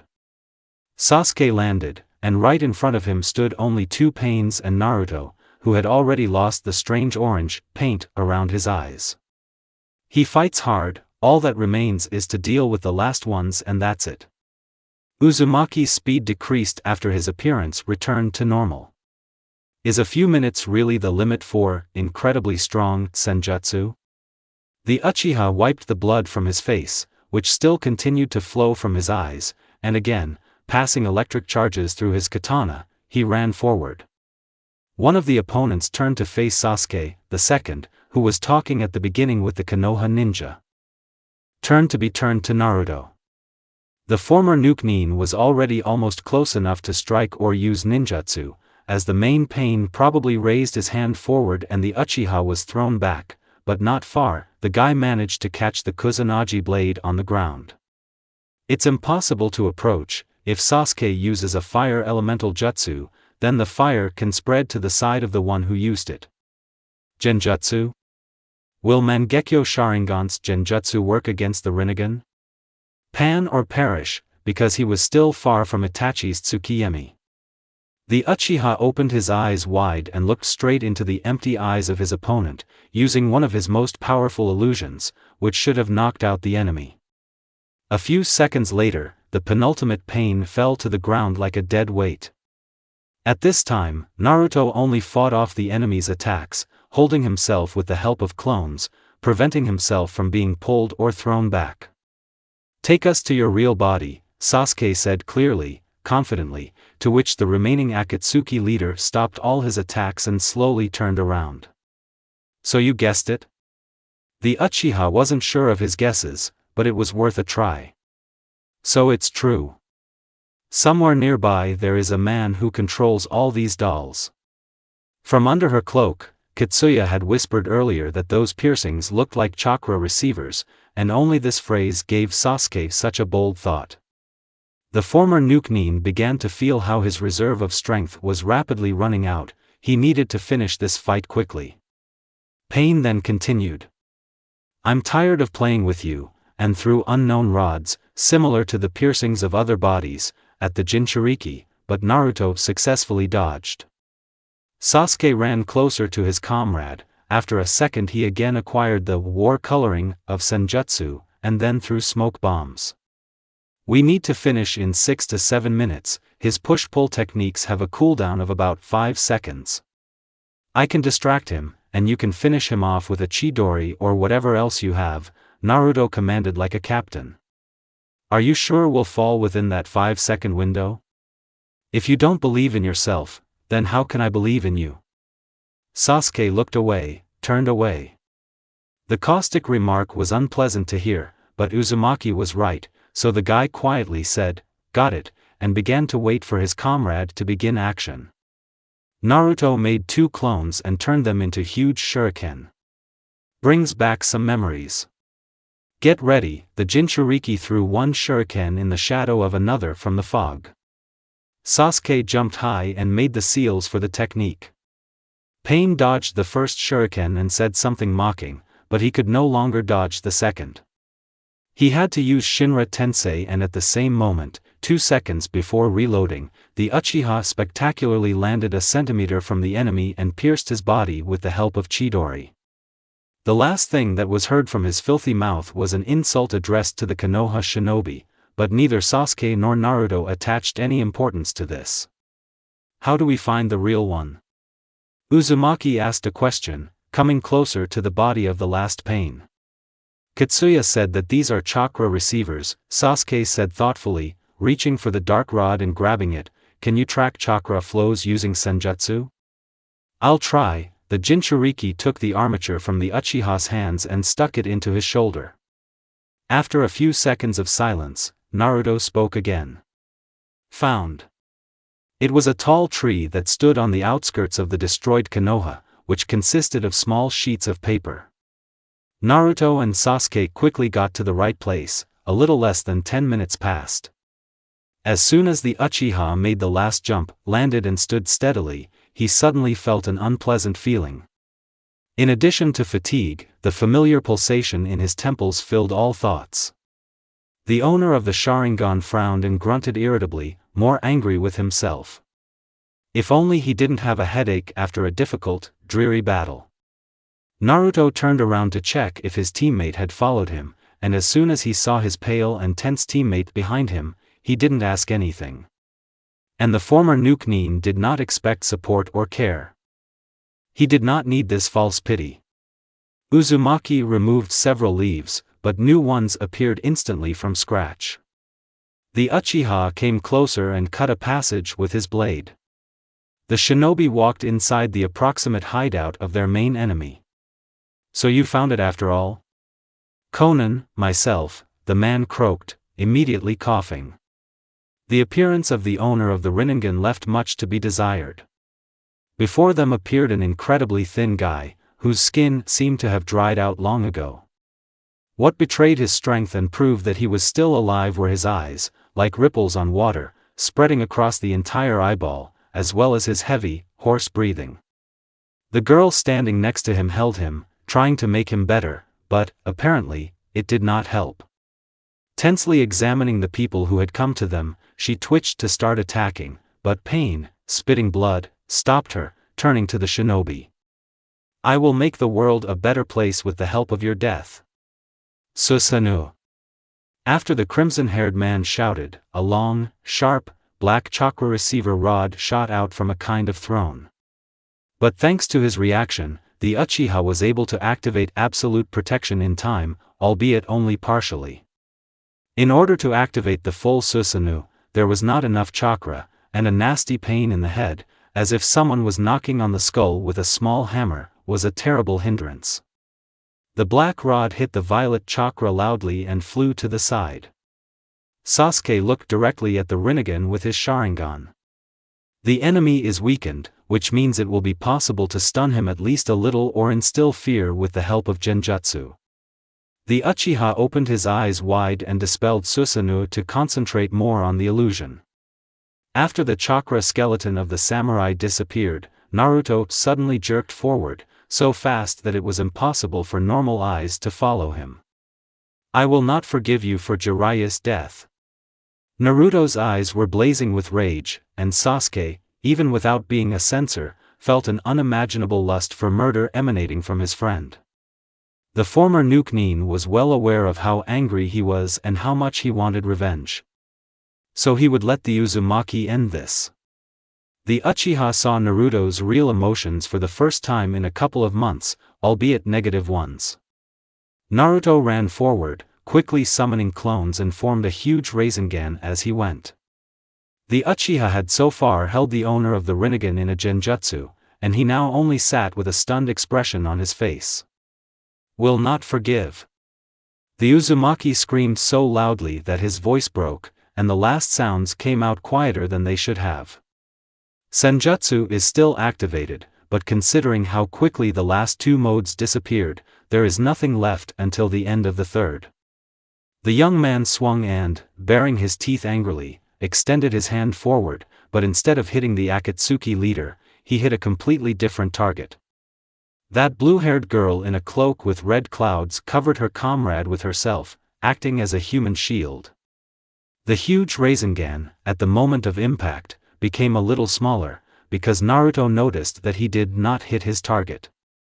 Conan looked straight into the Uzumaki's eyes burning with hatred and almost smiled, despite the fact that blood was leaking from her mouth. Naga, too, were the girl's last words, and then she fell in front of the throne. Suddenly, the paper tree shattered into many small leaves. Now the guys stood on a low hill. Sasuke, watching this, realized how hard it was for him to hold the scarlet-haired one, and now the whole illusion would stop.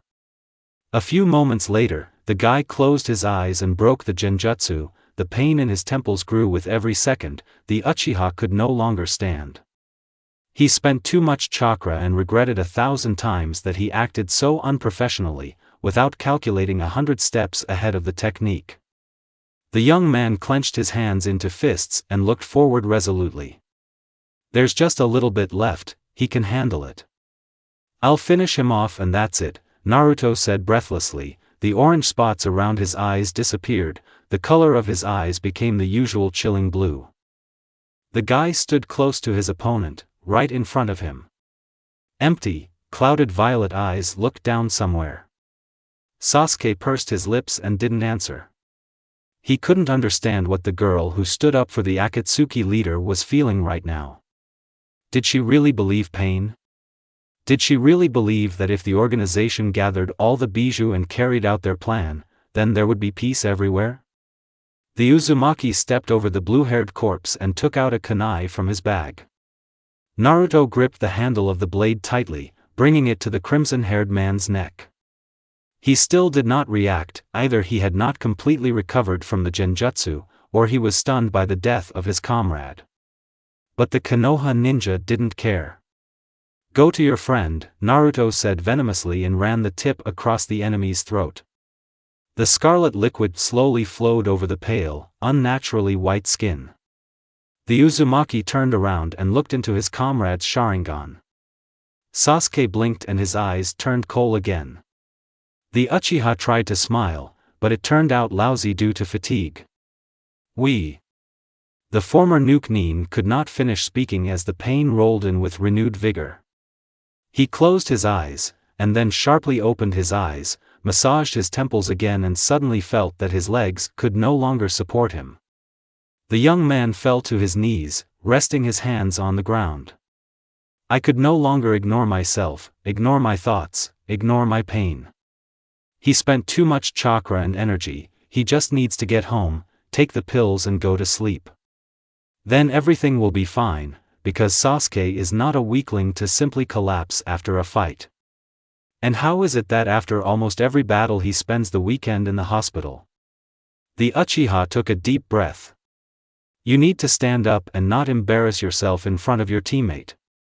But I wanted to close my eyes so much and stop feeling everything. My body felt like it was filled with lead. Sasuke? A familiar, but not so insensitive voice was heard. It seemed to Sasuke that they were not talking to him, the sounds were moving away. The last thing the Uchiha saw was green trampled grass, and then he finally fell to the ground. The owner of the Sharingan felt how all sensations were dulled, how the entire environment became cloudy, so simple, but unclear, and eventually passed out. The young man often woke up, but he again fell asleep. He saw something, some snippets of what was happening. Such an idiot, I couldn't remember the owner of this voice. The Uchiha opened his eyes again, but the image was still blurry, as if he were running insanely fast. But his body didn't move, he was sure of it. The young man tried to take a closer look and realized that someone was dragging him on his back. Before his eyes was a mop of blonde disheveled hair. But this is definitely not Naruto. Most likely, Naruto left him on that hill, and it was someone else. When Sasuke briefly woke up for the second time, he heard many strange voices, both female and male. The young man felt himself lying on something soft, with a white ceiling in front and white walls on the sides. He's definitely lying in a hospital bed. The Uchiha looked down and saw his pale hand being held by someone's strong tanned one. Sasuke barely opened his eyes and looked around the room with a sleepy look. It was a little dark in the room, but you could still see something. An almost empty small room, a tattered bedside table on the left, a wash basin in the corner, and that's it. It seemed like a very familiar environment. The usual white ceiling, riddled with cracks, which only happened in his home, but as soon as he took a closer look at the pattern on the walls, doubts were sown in the young man's thoughts. The Uchiha tried to remember his last actions, such as why he was back in the hospital bed, but only a few things came to mind. He and Naruto fought against pain and won. But Sasuke is obviously now in a hospital that is alien to him. After all, Konoha is destroyed. A shinobi cannot be in the Leaf Hospital if he, in fact, is not there. This means the guy is definitely not in his native village. Sasuke frowned slightly, as much as his weakened body had the strength, and instinctively squeezed what came to hand. The guy just realized, he is holding something or someone. Something very warm, and, no matter how strange it may sound, alive. The Uchiha looked straight into nothing for a few more seconds and then raised himself on his elbows, looking to the right. The first thing that caught the patient's eye was someone else's hand, firmly holding his strangely pale palm. And only then did he see the peaceful face of Uzumaki, who, folded into two deaths, was sleeping on a chair. Sasuke knew it was rude to stare, but if no one was watching, then why not? The owner of the Sharingan finally stood up and sat more comfortably on the bed, but still did not let go of the other person's hand. It seemed disgusting and so unusual. When was the last time Sasuke held a hand? It was childish, stupid. A serious Uzumaki was holding his hand, like in the cheapest girls' novels. But the guy didn't really mind, maybe that's what he was missing. After Itachi's death, he began to have trouble sleeping. The same dream, the same nightmare often haunts him. And the feeling of the presence of another person could save at least a little, creating a certain illusion of safety. The Uchiha snorted in response to his thoughts and tried to return his hand to himself. But Uzumaki tightened his grip, and, as if displeased, pursed his lips in his sleep, hissing some curses. Without any second thought, Sasuke approached Naruto's calm face. Now it is calm, but as soon as he wakes up, the childish and once happy faces will return to their angry, rude appearance. Instead of admiring the face of his comrade, and the young man loved to watch everyone from the side, he began to get more angry with himself. He could, out of habit, clench his hands into fists, and as soon as the guy tried to do this, he realized that he could not. After all, his palm is in someone else's hands, in the hands of Naruto. But he would still have to wake up his teammate because there were a few things to clear up. Firstly, where are they and what time is it? Naruto? Sasuke said this in a whisper, and the sleeping man did not react to it at all. However, the guy did not expect a different reaction. The Uchiha pulled back and shook Naruto's shoulder lightly, careful not to push the blonde off the small chair. But that didn't help much either. Perhaps Sasuke would like to drag out this moment while Uzumaki sleeps and looks so calm, defenseless, and not always passive-aggressive. And the Uchiha has almost given up on his attempt to wake up his comrade. They say, let him sleep, what a pity. But then he realized that he would not be able to appease his curiosity if it appeared. Naruto? Naruto. For the third time the guy said his friend's name in a full voice, and Uzumaki twitched slightly and sharply opened his eyes. Good morning. Are you awake? These words from Naruto sounded with genuine surprise, as if he had seen a ghost. The young man looked so unnaturally shocked that the Uchiha felt awkward. No, idiot, we died and are melting in. The Uzumaki cleared his throat, glanced quickly at their long handshake and replied.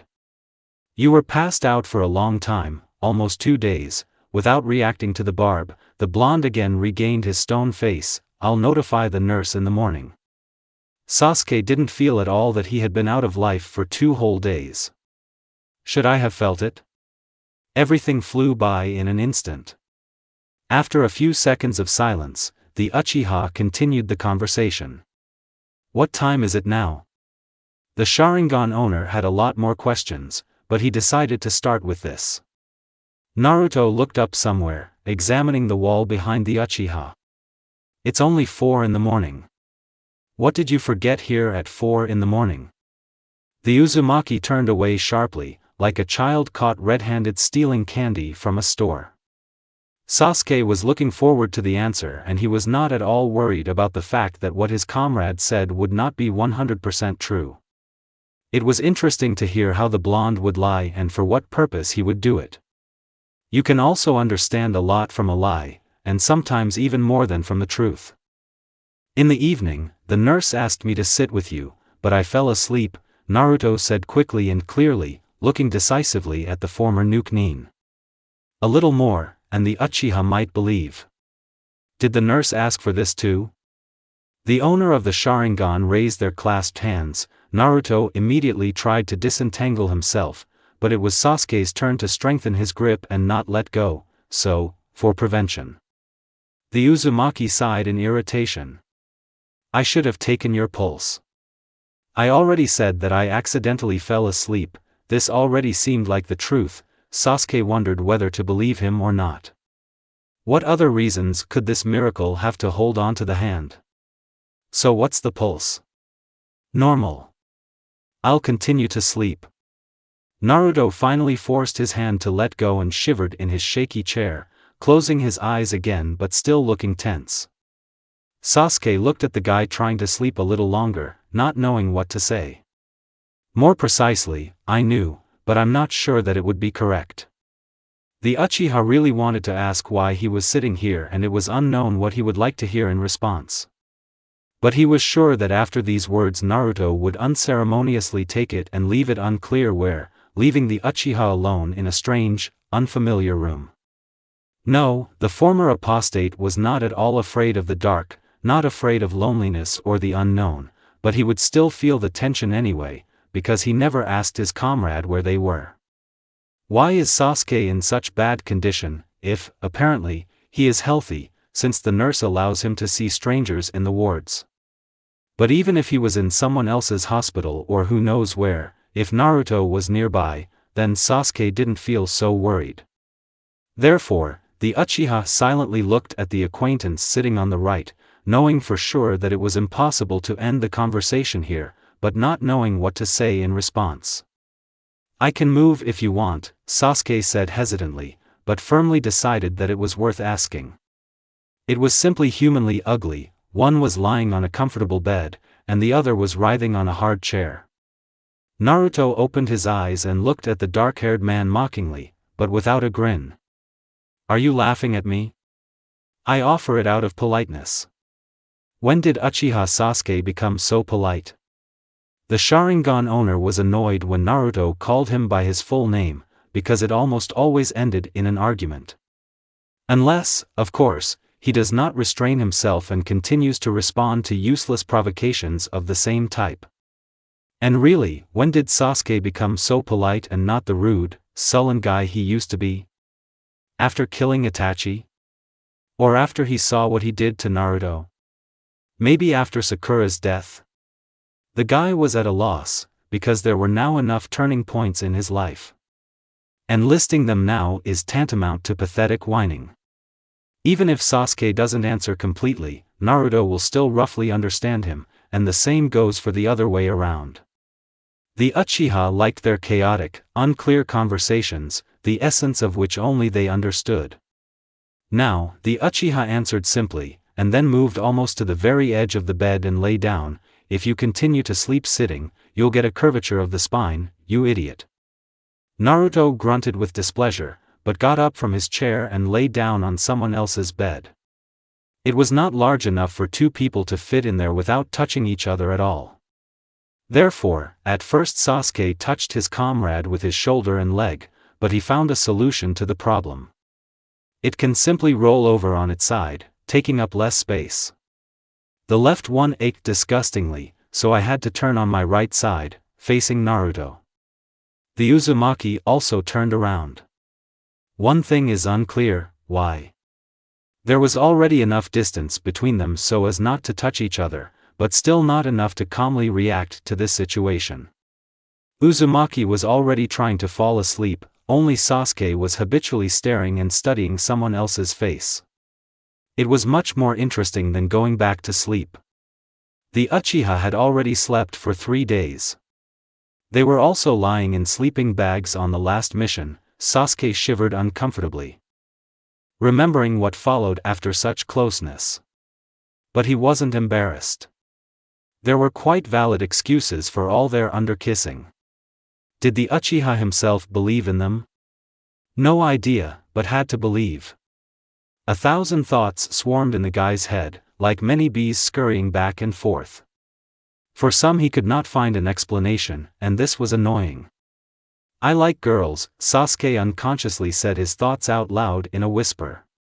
Me too, Naruto answered without opening his eyes. What else is this?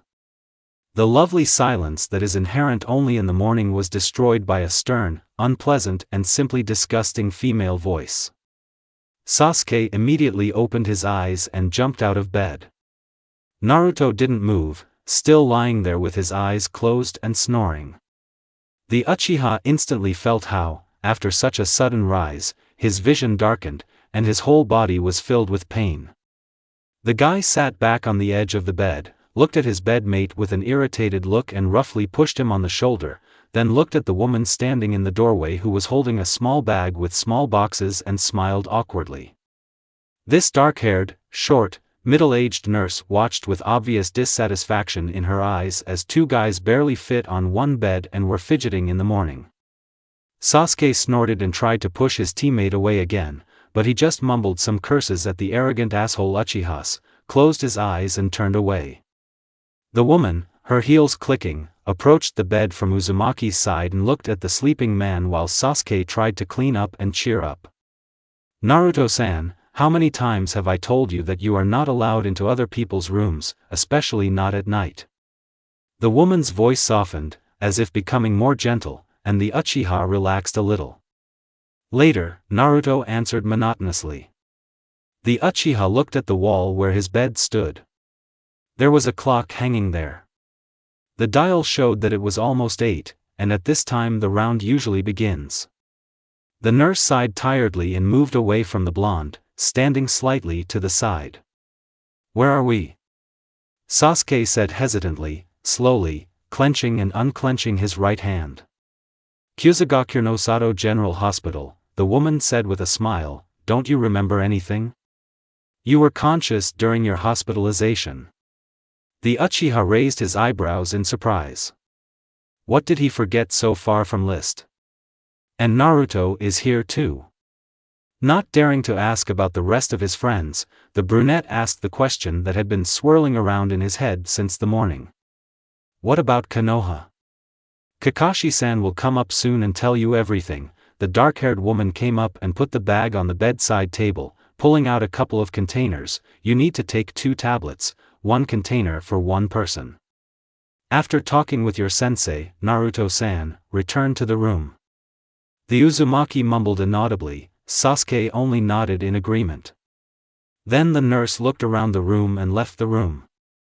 The Uchiha lay back down without even touching the pills. Since the owner of the Sharingan was now lying not on his side, but completely on his back, he took up more space and, no matter how much he wanted, or so he thought, touched Naruto's body. I just wanted to push him out of my bed, cracking his head on top of that. No matter how Sasuke changes, he will not tolerate inconveniences that can easily be corrected. Therefore, imposingly crossing his legs, the Uchiha pushed his comrade with the words. Let's get out of my bed. Naruto opened his eyes and looked at the Uchiha angrily. Wasn't it you yourself who suggested to lie here tonight? Sasuke grinned in response to such a remark, because he had already predicted that Naruto would answer like that. But still, from the blonde's lips it sounded more ambiguous than it seemed. It was a pity. In response, a white pillow flew into the Uchiha's face, but the guy did not stop smiling. The former Nukenin understood perfectly well that he had said a forbidden word that sounds disgusting even if you pronounce it yourself. A moment later there was a smooth, clear knock on the door and, without even waiting for an answer, it was immediately opened. Kakashi stood in the doorway, and he didn't look very good, to put it mildly. Bandages on the arms, on the neck, on the chest, many bruises on areas of the body free from bandages. He was wearing the same clothes as the young men, an ordinary light t-shirt and the same shorts. Typical hospital clothes, and Sasuke really didn't like them. And on Kutak, these clothes looked funny. The t-shirt was pulled up too high, the shorts were too tight on his legs. Apparently, they didn't find the right size for the height of the copy ninja. Surely he got just as much pain from pain as Naruto and Sasuke did. But nevertheless, the young shinobi managed, and the Uchiha even began to think that this was thanks to their teamwork and the compatibility of their elements. Only a third person was missing to make the team complete, and the owner of the Sharingan, of course, did not think about Sai. Knock knock knock, the sensei defiantly knocked on the doorframe. Naruto and Sasuke nevertheless sat down on the bed. Good morning. Only one Uchiha politely greeted the teacher, the blonde only nodded sluggishly. Kakashi walked deeper into the room and leaned his elbows on the wall that was opposite the bed on the left side. How are you feeling? The man looked nicely at his students and immediately continued, I'm sure that everything is already wonderful, and therefore in 5 hours we are heading back to Leaf. Sasuke did not deny that a few hours ago he woke up for the first time in 2 days, and his condition was lousy, but he wanted to return to Konoha as quickly as possible. What did we forget in Kyusugakure? Asked the Uchiha. All the seriously wounded were taken to Trava in gratitude for that mission. So the head of the village mercifully agreed to provide us with a hospital. Even without clarification, everyone understood exactly what mission we were talking about. The owner of the Sharingan, remembering this, lowered his eyes to the floor. He did not see Naruto's reaction and was glad of this, because once again contemplating the indifference to such an important topic, he could not restrain himself. Ignoring the fact that he had absolutely no strength right now, Sasuke reached to the nightstand for some medicine, handed one container to Uzumaki, and then drank his own pills. Who else is coming with us? For the first time this morning, Naruto said something meaningful. Only we are in more or less normal shape. We need to quickly return to Leaf, and not recruit large groups. The village needs workers to rebuild everything quickly, Hatake answered sternly. And everyone understood perfectly well that now was not the time to relax, even if the leader of Akatsuki was defeated and the threat to this organization was almost eliminated. It is necessary to restore the damage that pain caused, and for a moment it was colossal. Sasuke sighed noisily, scratched the back of his head and stood up, heading to the wash basin. Kakashi walked towards the exit of the room and, before opening the door, said one last time. I'll be waiting in the foyer in 5 hours. After having a hearty lunch at the hospital and thanking for the hospitality, the Leaf Shinobi set off. They are already returning along this road for the second time, and as much as Sasuke wanted to stop thinking, stop looking at every bush and every tree, he couldn't. Who was he trying to deceive when he thought that he easily controlled his feelings and could control everything? There was only one cute pink-haired girl on his mind right now, and he couldn't stop abusing the memories of her, and especially how badly he treated her. The memory suddenly surged and knocked the young man off his feet with its continuous flow, causing the Uchiha to frown, become sad, and then frown again. It feels as if wood was added to a burnt fire of feelings piercing the lungs and heart, and now it flares up and flares up, piercing the organs right through, but slowly, slowly, introducing millimeter by millimeter into the tender meat. Slowly, he walked along the trampled path, looking only at his feet, which was absolutely forbidden to do. He was a shinobi. And shinobi should always be on guard, especially far from their native village. Kakashi walked in front, Naruto was in the center, and Uchiha was behind, but the sensei turned around too often and checked on his charges. Before leaving, Hatake said that they needed to hurry, and instead of the usual 2 days of travel, they would neglect rest stops, ending up in Konoha by the evening of the next day. When the sun had already begun to set and the ninja had walked a good part of the way, the team captain stopped and threw his briefcase to the base of a nearby tree. The young shinobi understood what this meant: rest.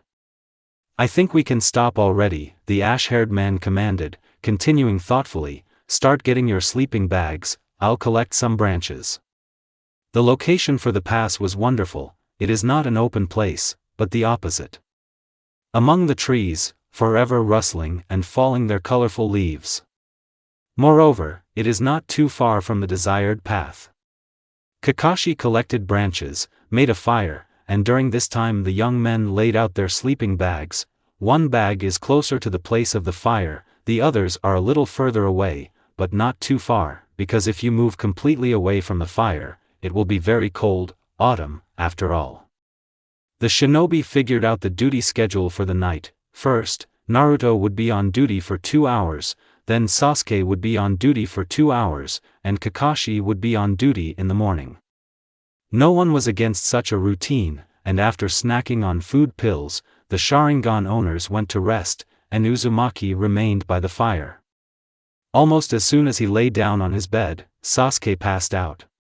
The body, which had not recovered, was very exhausted after a whole day on its feet, and there was no food for thought in my head, which allowed me to fall asleep without problems. The Uchiha felt someone pushing him on the shoulder, and then, opening his eyes, he saw Naruto's slightly irritated face, hovering right over him. The dark-haired man shook his head sleepily, and then came to his senses. Too close. Sasuke tried to move away. Now I wanted to fall through the ground. And Naruto, as expected by the Uchiha, began to move closer and closer. The owner of the Sharingan stopped twitching and was about to take it for granted, to be patient, and then, after the mission, already in Konoha, to express everything he thinks about such friendly jokes, but Uzumaki suddenly stopped, first looking into the dark eyes, and then on the Uchiha's lips. He stopped approaching. There was such a tiny distance between their lips that you could feel someone else's warm breath on your lips. Centimeter? Millimeter? Millimillimeter? Does such a unit of measurement even exist? Still playing? The former Nuke Nin asked a rhetorical question. Let's see how long you can stand it, Naruto answered in a whisper. I don't care for you to know. The Uchiha said this with feigned coldness and indifference, almost the same way his comrade usually says it. But it's still not so disgusting and cold. Okay, go on duty. Uzumaki squatted in front of someone else's sleeping bag, feeling only Sasuke's suspicious gaze on him. The head was incredibly empty, and the body was incredibly heavy.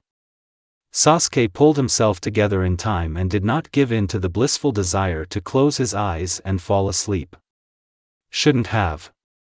The Uchiha furrowed his eyebrows in irritation and opened his eyes again, fixing his gaze on the hot flames that were in front of him and seemed even brighter at night. Sensei and Naruto were sleeping behind them, but I didn't want to turn around and check how they were there just for show. How Sasuke would like to be in their place, and not sit in a not-sleeping place. The guy pulled his knees towards him and hugged them. It was warmer and more comfortable and it just felt safer, even if there were no threats. The cloak is put aside so as not to set it on fire, the fire is too close. It's quite cool on an autumn night, and if the young man had been a little further away, he would have frozen anyway. But Sasuke's thoughts were not about the cold or about autumn, or maybe about how quickly time passes. No, about absolutely nothing. Fire was something strange and familiar to the Uchiha, the element of his clan, which no longer exists. But remembering everything, anger did not overwhelm the guy, sadness did not stick as an unpleasant lump in his throat, it was much worse, an indefinite feeling of emptiness. Sasuke sighed, and when was there no emptiness in his heart? He could not remember the moment when he was truly happy and it lasted more than a day.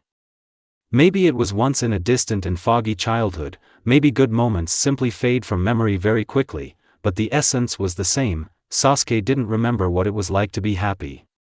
Maybe happiness is in the little things, as they again write in beautiful books, but for the sake of one little thing it's worth going through a sea of despair, as much as the Uchiha went through. Or maybe it's written in the owner of the Sharingan that he is a scoundrel and again did the wrong thing, trying to ask Naruto for the impossible, to ask for forgiveness. Suddenly such people no longer change back, they remain rude and cold forever. But Sasuke was even ready to come to terms with the new identity of Uzumaki, even if this identity accepted him. How many more victims will be due to the rash actions of the former apostate? The guy is already tired of counting and he doesn't even remember when this endless series of failures began. Like a head? A familiar voice brought the young shinobi out of his trance and he shuddered.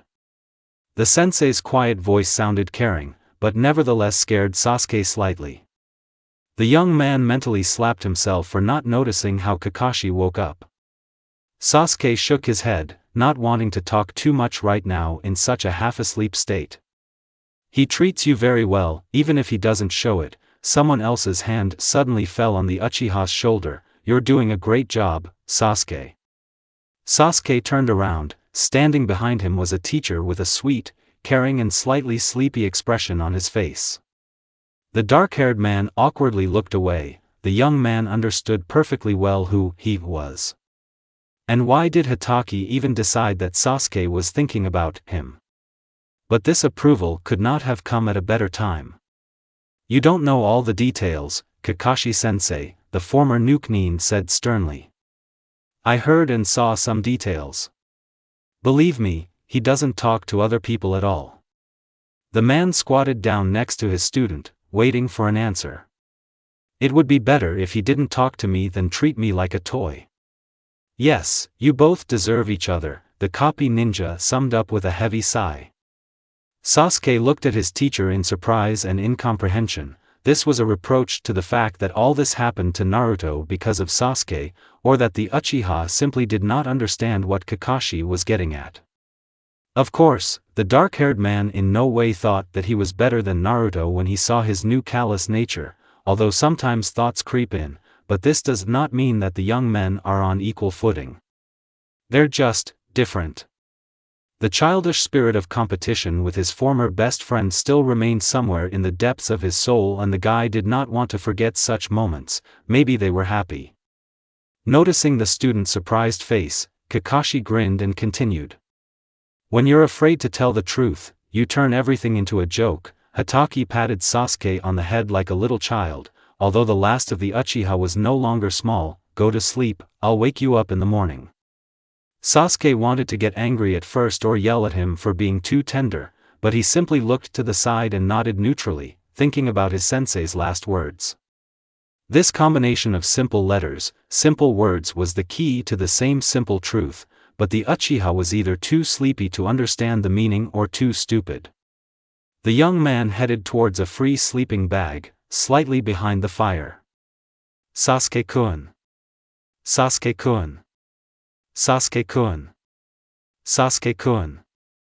Naruto, Uchiha and Kakashi walked forward to the gates of dilapidated Konoha, perfectly seeing who was meeting them and perfectly hearing what they were shouting.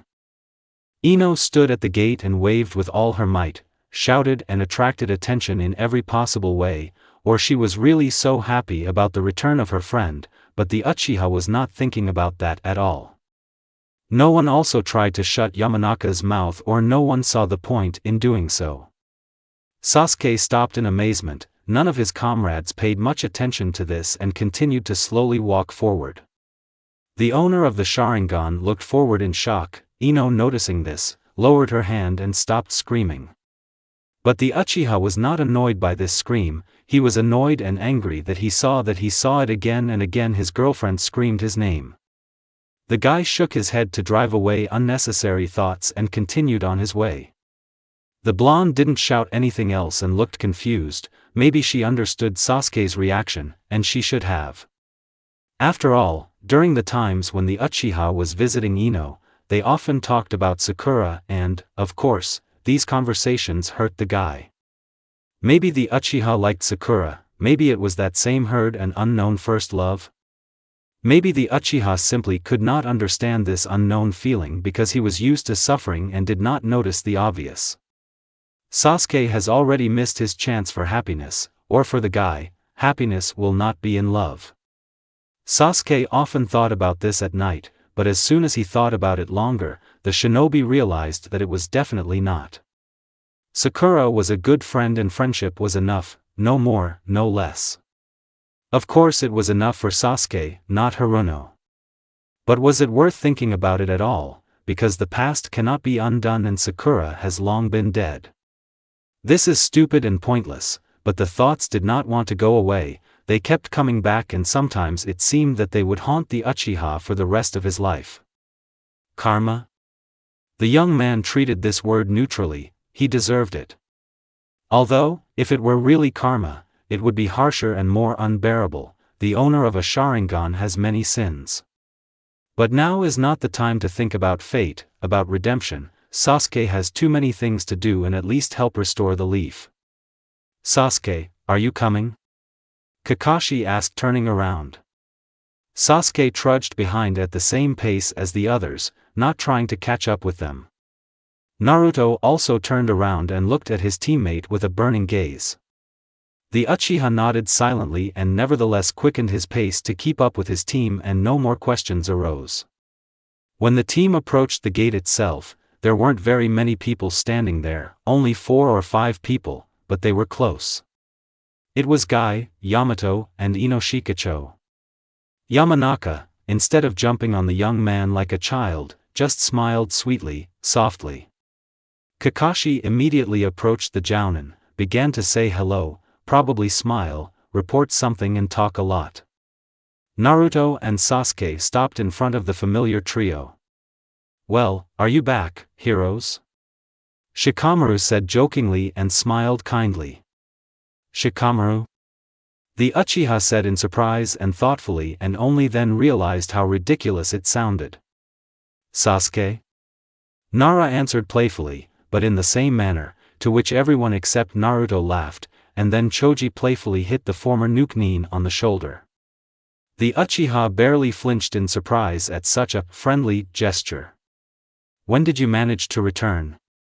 What's in the sand? Sasuke said, the first thing that came to mind, because Shikamaru had not been in the village for so long and then he finally returned. Nara lazily scratched the back of his head and looked away, looking somewhere to the side. Yes, I just returned yesterday, a lot happened there, long stories. Wait, what is this? The Uchiha interrupted the interlocutor, pointing his finger at the clear long stripe scar that was located along the strategist's cheek. We're also very interested, Ino said in a menacing voice, standing next to Choji with her hands folded on her chest. Maybe you can tell us more specifically, and not, it just happened that way. Shikamaru muttered something like, what a mess, and sighed tiredly. The kunai hit, it just happened that way. Nara specially emphasized the last words with intonation and looked at her friend, who rolled her eyes. Now you look even more like your father, the Uchiha concluded and straightened his cloak. I don't know, Nara said thoughtfully. Ino walked around the guys and stood forward facing them, and then said enthusiastically. Since everyone is back now, and I'm already tired of working, I suggest that tonight, no, I suggest we go to the cafe now. The Uchiha looked at the kunoichi in surprise and did not even know how to respond to such a bold proposal. On the one hand, why not? Sitting with old and new friends can help you learn something interesting or become closer to the people of Konoha. But Sasuke's past firm, unshakable and people-hating personality immediately decided that no. If he has time, then instead of partying, it is better to spend it on work on restoring list and nothing else. There is no point in arranging all sorts of friendly get-togethers.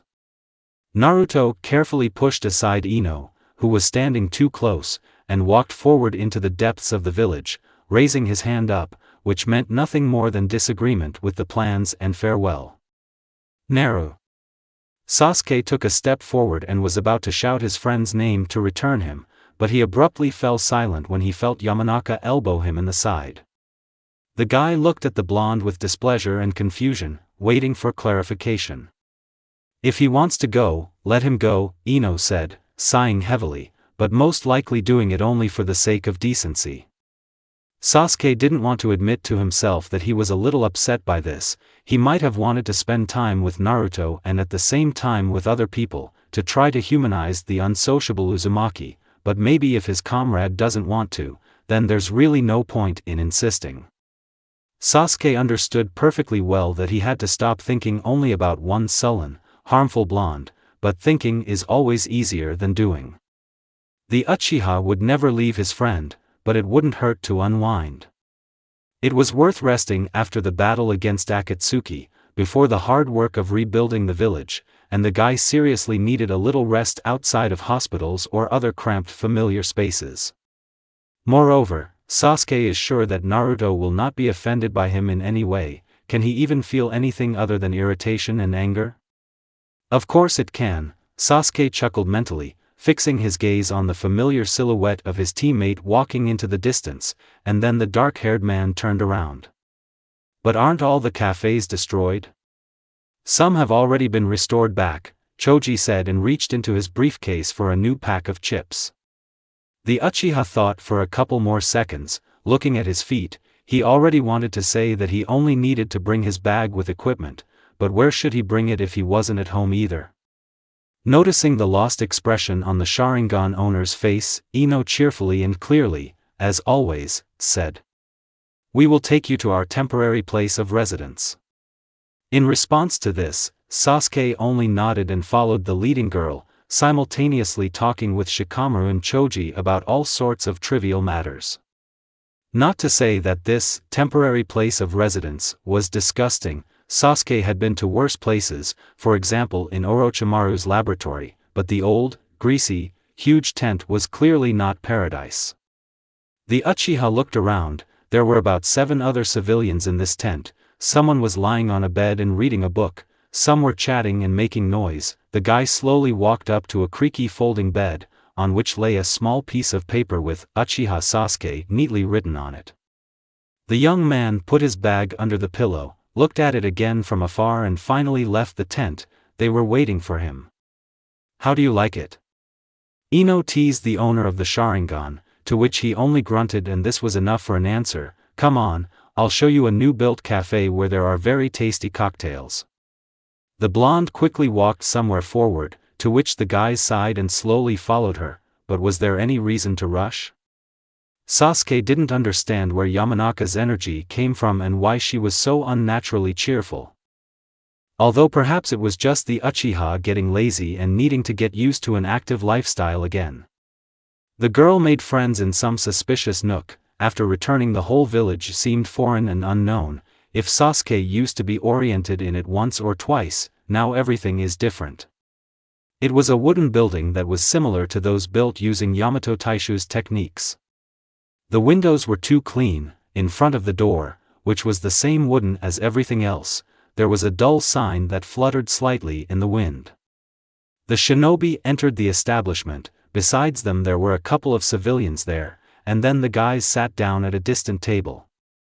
The waiter arrived, the customers ordered milkshakes, and Ino and Choji each took a portion of dango. "Let's tell us what you did in the sand," the Uchiha began the conversation essentially, looking straight into the eyes of Shikamaru, who was sitting at the table in front of him. Nara looked away again. Sasuke noted to himself that his acquaintance did not like eye contact at all, at least with the owner of the Sharingan. "The civil war is not very..." "Are you saying about the war that it is not very good?" "Shikamaru, war is terrible," Ino said too loudly and even got a little angry at her teammate. "I don't know what to say, it's just disgusting. There were many victims and the new Kazekage still does not inspire confidence in me," Nara answered his friend tensely and at the same time sadly. The waiter returned, placed the order on the table, and everyone immediately reached for their drinks. Ino, who was sitting next to Sasuke, took a stick with dango and gestured to offer it to the Uchiha, to which the guy shook his head negatively. "Why?" Choji asked a logical question. "I don't know, intuition. I can't confirm anything." Shikamaru took a sip of his cocktail, "and in general, I'm forbidden to tell you anything, so I won't say a word." Yamanaka rested her cheek on her hand and looked slyly at the strategist. What about Temari? She's good, good. The guy's cheeks turned a little red, but Sasuke, of course, noticed this. Don't be shy, we already know everything, the Uchiha said seriously, as if he was talking about a crime or a merciless murder, although it was simply about falling in love. Akimichi put the empty chopstick on the plate. What do we know? You don't know anything, Nara snapped, and then put down the empty glass. Better tell me, Sasuke, how are you and Naruto? Naruto? The Uchiha looked at Shikamaru in surprise and felt his cheeks burning. All the moments of their half-kisses and real kisses surfaced in their consciousness. The young man quickly grabbed the cocktail and brought it to his mouth in order to at least slightly cover his face, but trying as much as possible to attract attention. The young man took a sip and involuntarily looked away, which most likely set him up. Fine. Yeah. Shikamaru no longer felt embarrassed, he cleverly replayed the situation and now watched how others were embarrassed. Yamanaka leaned back in her chair and said slightly touchily, as she always did when talking about Naruto. Can we talk about something else? How is the construction going? Sasuke asked, exchanging glances with Shikamaru. The guys thought the same thing, because only for them Naruto was a close person. The Uchiha still did not understand where he had offended Nara and why he thought that there was something between Sasuke and Naruto. Although, the strategist is incredibly insightful and smart, so perhaps this was to be expected. Well, with the help of your captain's Kekkai Genkai, everything goes much faster, but that doesn't mean that everyone else is just sitting, Ino said with a sigh, continuing to often glance at the Uchiha sitting next to him, but the guy had already stopped paying attention to it. Again, Yamanaka ceased to be a stranger, having lived in her house for a whole week. Like it or not, you will get closer. Sasuke was not against this friendship, only if it really became friendship and the owner of the Sharingan stopped seeing a reflection of Sakura in Ino. What does the Hokage say about Akatsuki? Sasuke said, looking at the blonde. He did not want to admit to himself that he was worried about Akatsuki more because of the safety of Naruto, and not the whole world. Ino looked away and lowered her head slightly. If she were still talking, the Kunoichi said almost in a whisper. The Uchiha frowned and looked questioningly at the other two guys. Shikamaru scratched the back of his head awkwardly. Tsunade-sama fell into a coma after spending more chakra, so it is unknown what will happen next. So we are now without the Hokage and, without the village? The Uchiha said with obvious misunderstanding, not yet realizing the deplorability of the situation. In a day or two, the elders will elect a temporary Hokage, so everything is in order, Nara comforted everyone. Yamanaka straightened her hair and sat up straight again. I'm sure Tsunade-sama will get better, so let's not talk about sad things. The blonde said with a bitterly sad smile. We won't, the Uchiha nodded in agreement. Are we going in the same direction, Sasuke? The group arrived at the cafe at about 5 o'clock in the evening and they sat there for about 4 hours, which is an incredibly long time for the owner of the Sharingan. When the guys left the establishment it was already dark, which is quite expected for autumn. The day after tomorrow it will be October. The cool breeze didn't freeze the skin too much. Sasuke was wearing his usual black cloak and it wasn't cold. He didn't know what it was like for the girl standing next to her, who was wearing a thin summer sleeveless t-shirt, although it was no longer summer. The thought even entered Sasuke's head to nobly give his cloak to his friend, but the young man immediately rejected the funny thought. Of course, the Uchiha became much kinder, braver and generally stopped being gloomy and harmful, but he still did not want to be a gentleman for the benefit of someone else and at a loss to himself. Yes, and Yamanaka may not think so, accept this as more than just a friendly gesture. Yes, it seems like your tent is next to mine. The Uchiha walked forward towards the house and then turned to the girl standing behind him. Shall we go? I was. Shikamaru and Choji went in the opposite direction and Sasuke didn't know where exactly they were living now. But if anything, by asking Ino, you can find out. Sasuke was not eager to go home with someone, maybe he wanted to think about his own things, dream, reflect.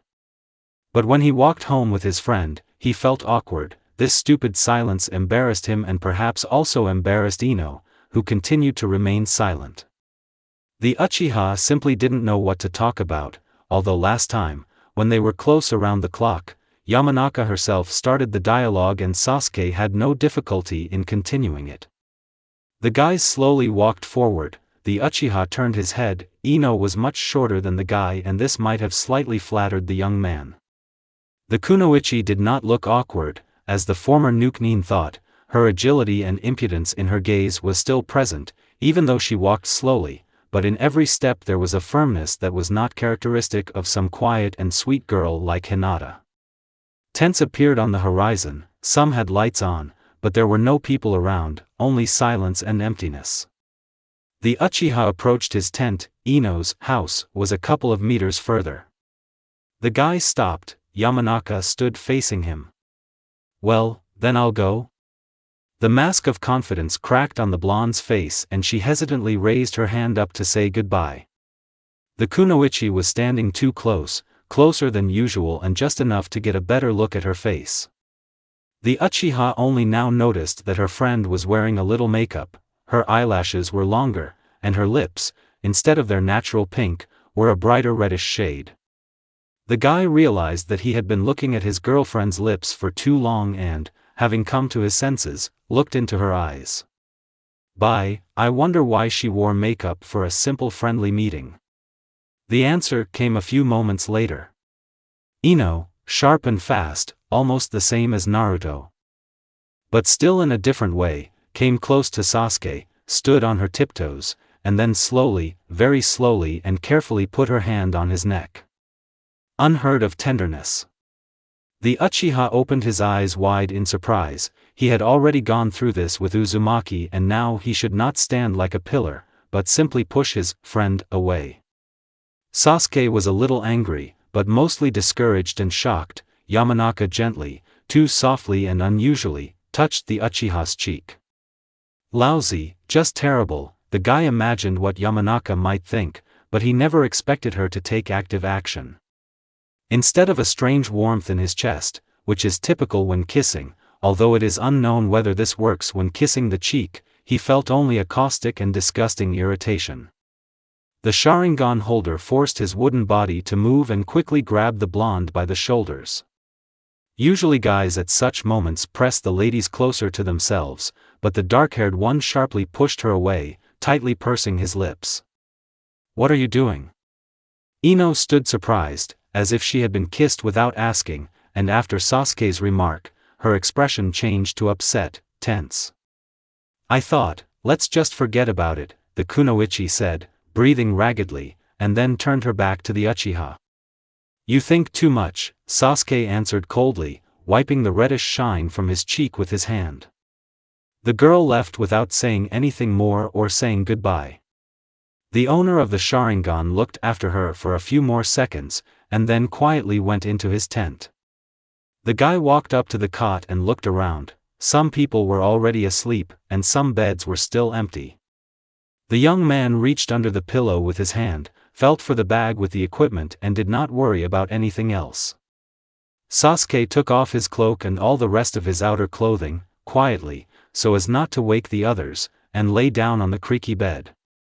Maybe it's not for girls after all? Morning came after the sudden, ear-piercing trill of an obnoxious alarm clock, which Sasuke clearly did not expect to hear. But it seems that we will have to live like this. In emergency mode all the residents worked hard and the Uchiha should become one of them, or even one of the very first and most tired. Even though I was too lazy to lift my head from the pillow now, the motivation to rebuild the village quickly suddenly ceased to be so effective, and after a lazy weekend at the hospital, rest seemed like the best prospect. The guy closed his eyes again, still deciding to finally stop tossing and turning from one side to the other, open his eyes, quickly get up, cheer up, as befits a leaf shinobi. Sasuke rubbed his eyes, sat up on the bed with a jerk and looked around. Sleeping surrounded by complete strangers was disgusting. even though they should be, a little close, residents of their native village, after all. But the Uchiha omitted this point. Unfamiliar suspicious people were still unknown suspicious people. The guy decided to look for water from someone. He approached the only shinobi, besides the Uchiha, who was in the tent and asked about water procedures. The Chunin shrugged his shoulders and said to leave the tent, go around the back. There were huge bottles of water that the management had built. Sasuke nodded hesitantly. He hadn't noticed anything like that behind the tents, but nevertheless decided to go check it out. These strange bottles really ended up there.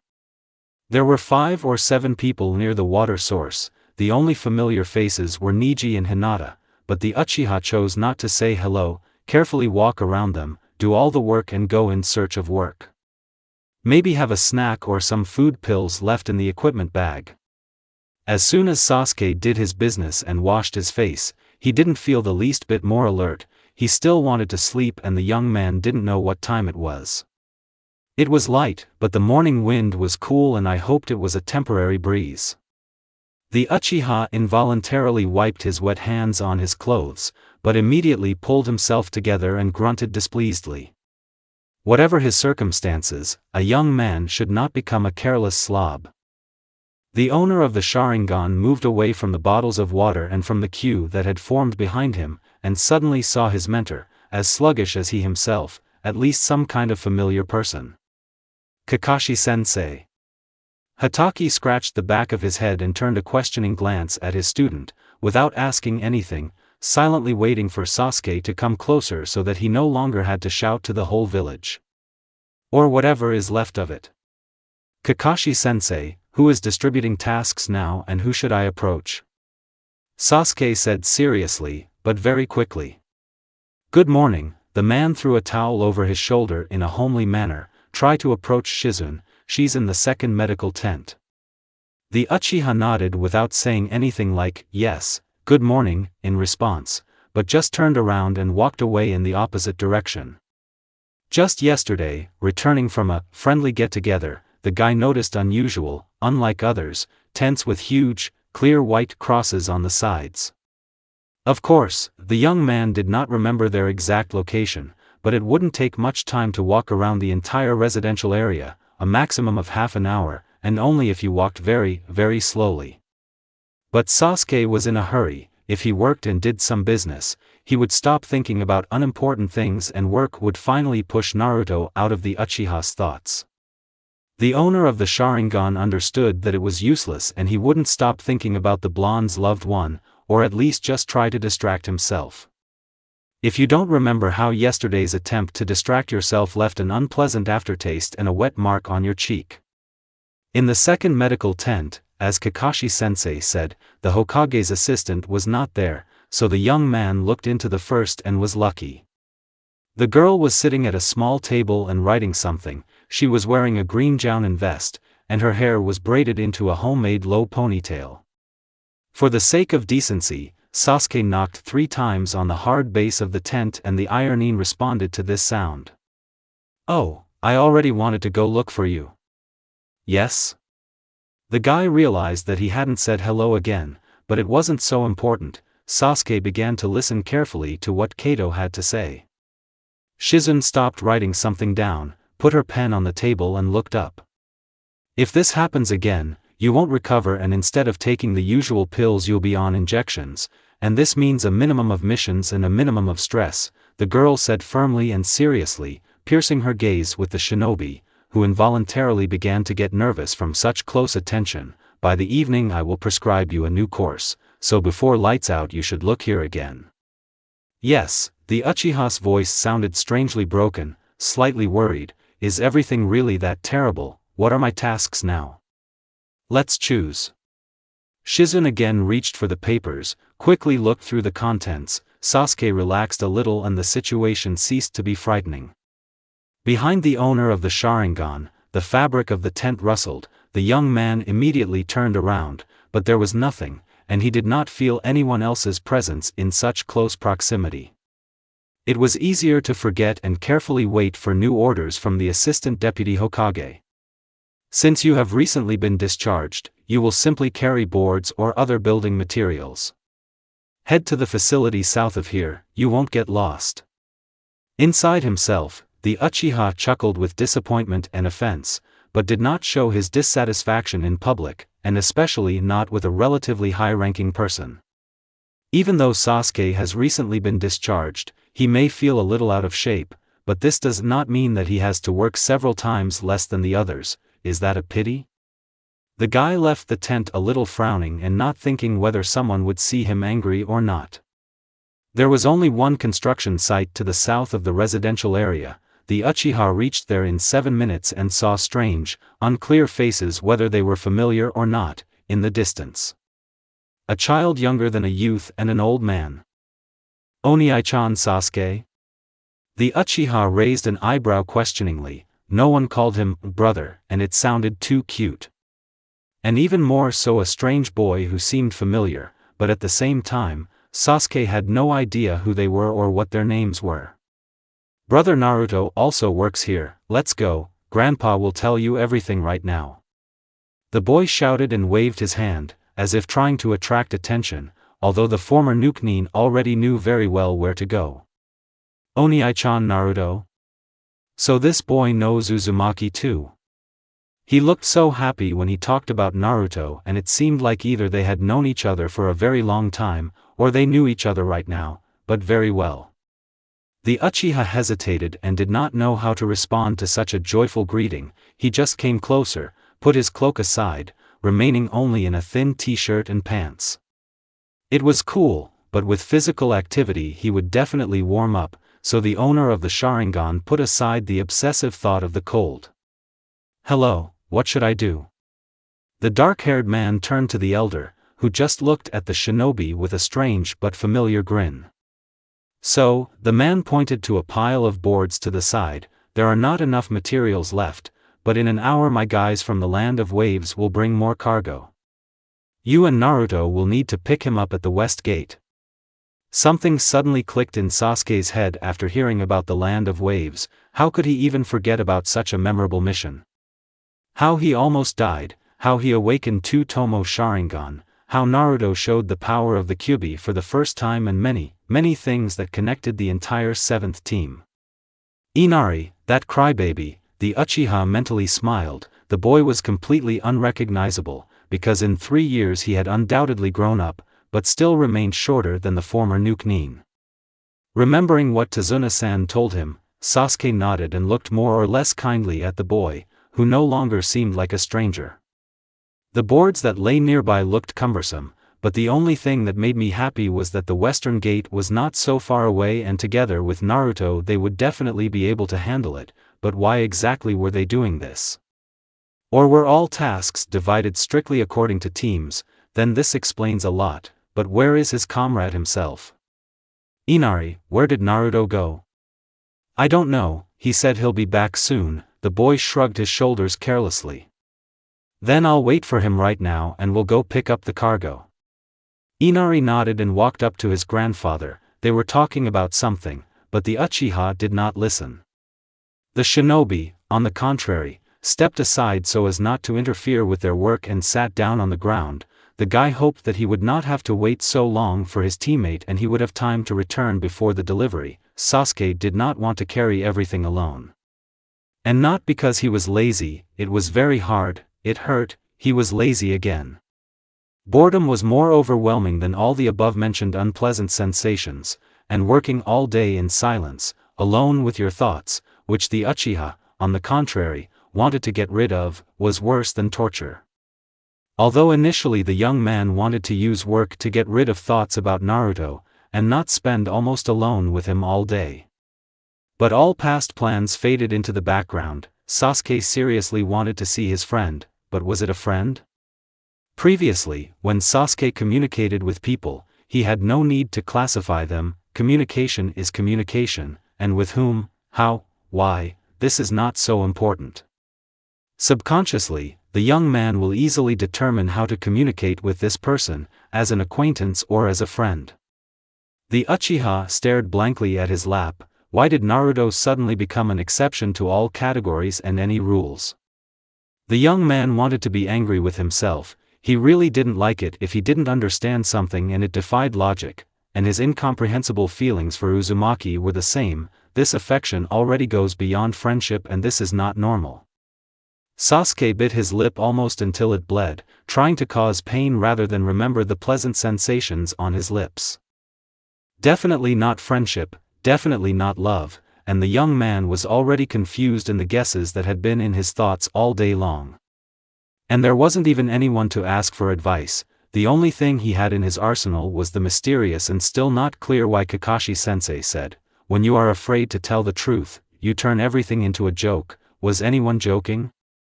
With the Uchiha? If only the cruel mockery of Sasuke's pride is considered funny. Although they are not so cruel, the young man bit his lip even harder, driving away the ghostly touches. I wonder how Naruto feels about this. The Uchiha did not want to believe that for Uzumaki this did not matter at all. In the distance a familiar blonde head with the usual stern, emotionless face appeared. The dark-haired man sluggishly raised his hand up, showing his location and greeting his arriving comrade. Naruto stepped firmly on the ground, confidently moving forward, but as soon as he turned his eyes to Sasuke, there was confusion in his gaze, even a little like fear. It seemed funny, but the Uchiha would not allow himself to grin now. Naruto approached Tazuna, talked to him and then approached the Uchiha, without asking anything, but just stood silently, waiting for something. "Shall we go?" In response to this, Uzumaki turned sharply towards the western gate and unceremoniously walked forward. Sasuke grunted displeasedly and ran up to keep pace with his teammate. Naruto was still silent and looked puzzled about something. "Do you think the two of us can handle it?" The Uchiha continued to have a one-sided conversation. The guy asked this not because he doubted his abilities, on the contrary, he had already become confident, but only because he expected an answer from his friend like, "I could do it even alone." "Usually you talk more," Sasuke said touchily and stopped trying to talk. Uzumaki looked ahead with an empty gaze, clearly took every step automatically and did not react at all to the words of the owner of the Sharingan. The sensei's words surfaced in the Uchiha's mind, how he said that Naruto doesn't talk to anyone, and now he fell silent. It would be better if the harmful blonde reacted with disgust, made a couple of caustic comments and somehow destroyed this oppressive silence. Sasuke pursed his lips, maybe something happened between them that the former Nuke-nin did not notice. And again, the Uchiha stopped understanding Naruto's actions, stopped seeing the meaning and at least some kind of pattern in them. However, Sasuke did not want to stress himself out, as he usually does. They will sort everything out later after work. But the Uchiha definitely didn't want to be one of those strangers that Naruto doesn't talk to. Soon the guys approached the gate. There were 3 strong men standing near the cart. On the cart was a huge pile of boards, about the size of 3 piles of those found on a construction site. But Naruto and Sasuke are shinobi. If they concentrate chakra in their hands, they will quickly deliver the materials to their destination. The men from the land of waves asked to say hello to Tazuna. The Uchiha nodded at this and promised to definitely convey it, although in fact the young man didn't care about it. He was not going to keep it in his memory as if it were something important. The members of the 7th team, also without saying anything, grabbed the cart and rolled it carefully forward, holding it tightly so that it did not go where it was not supposed to go.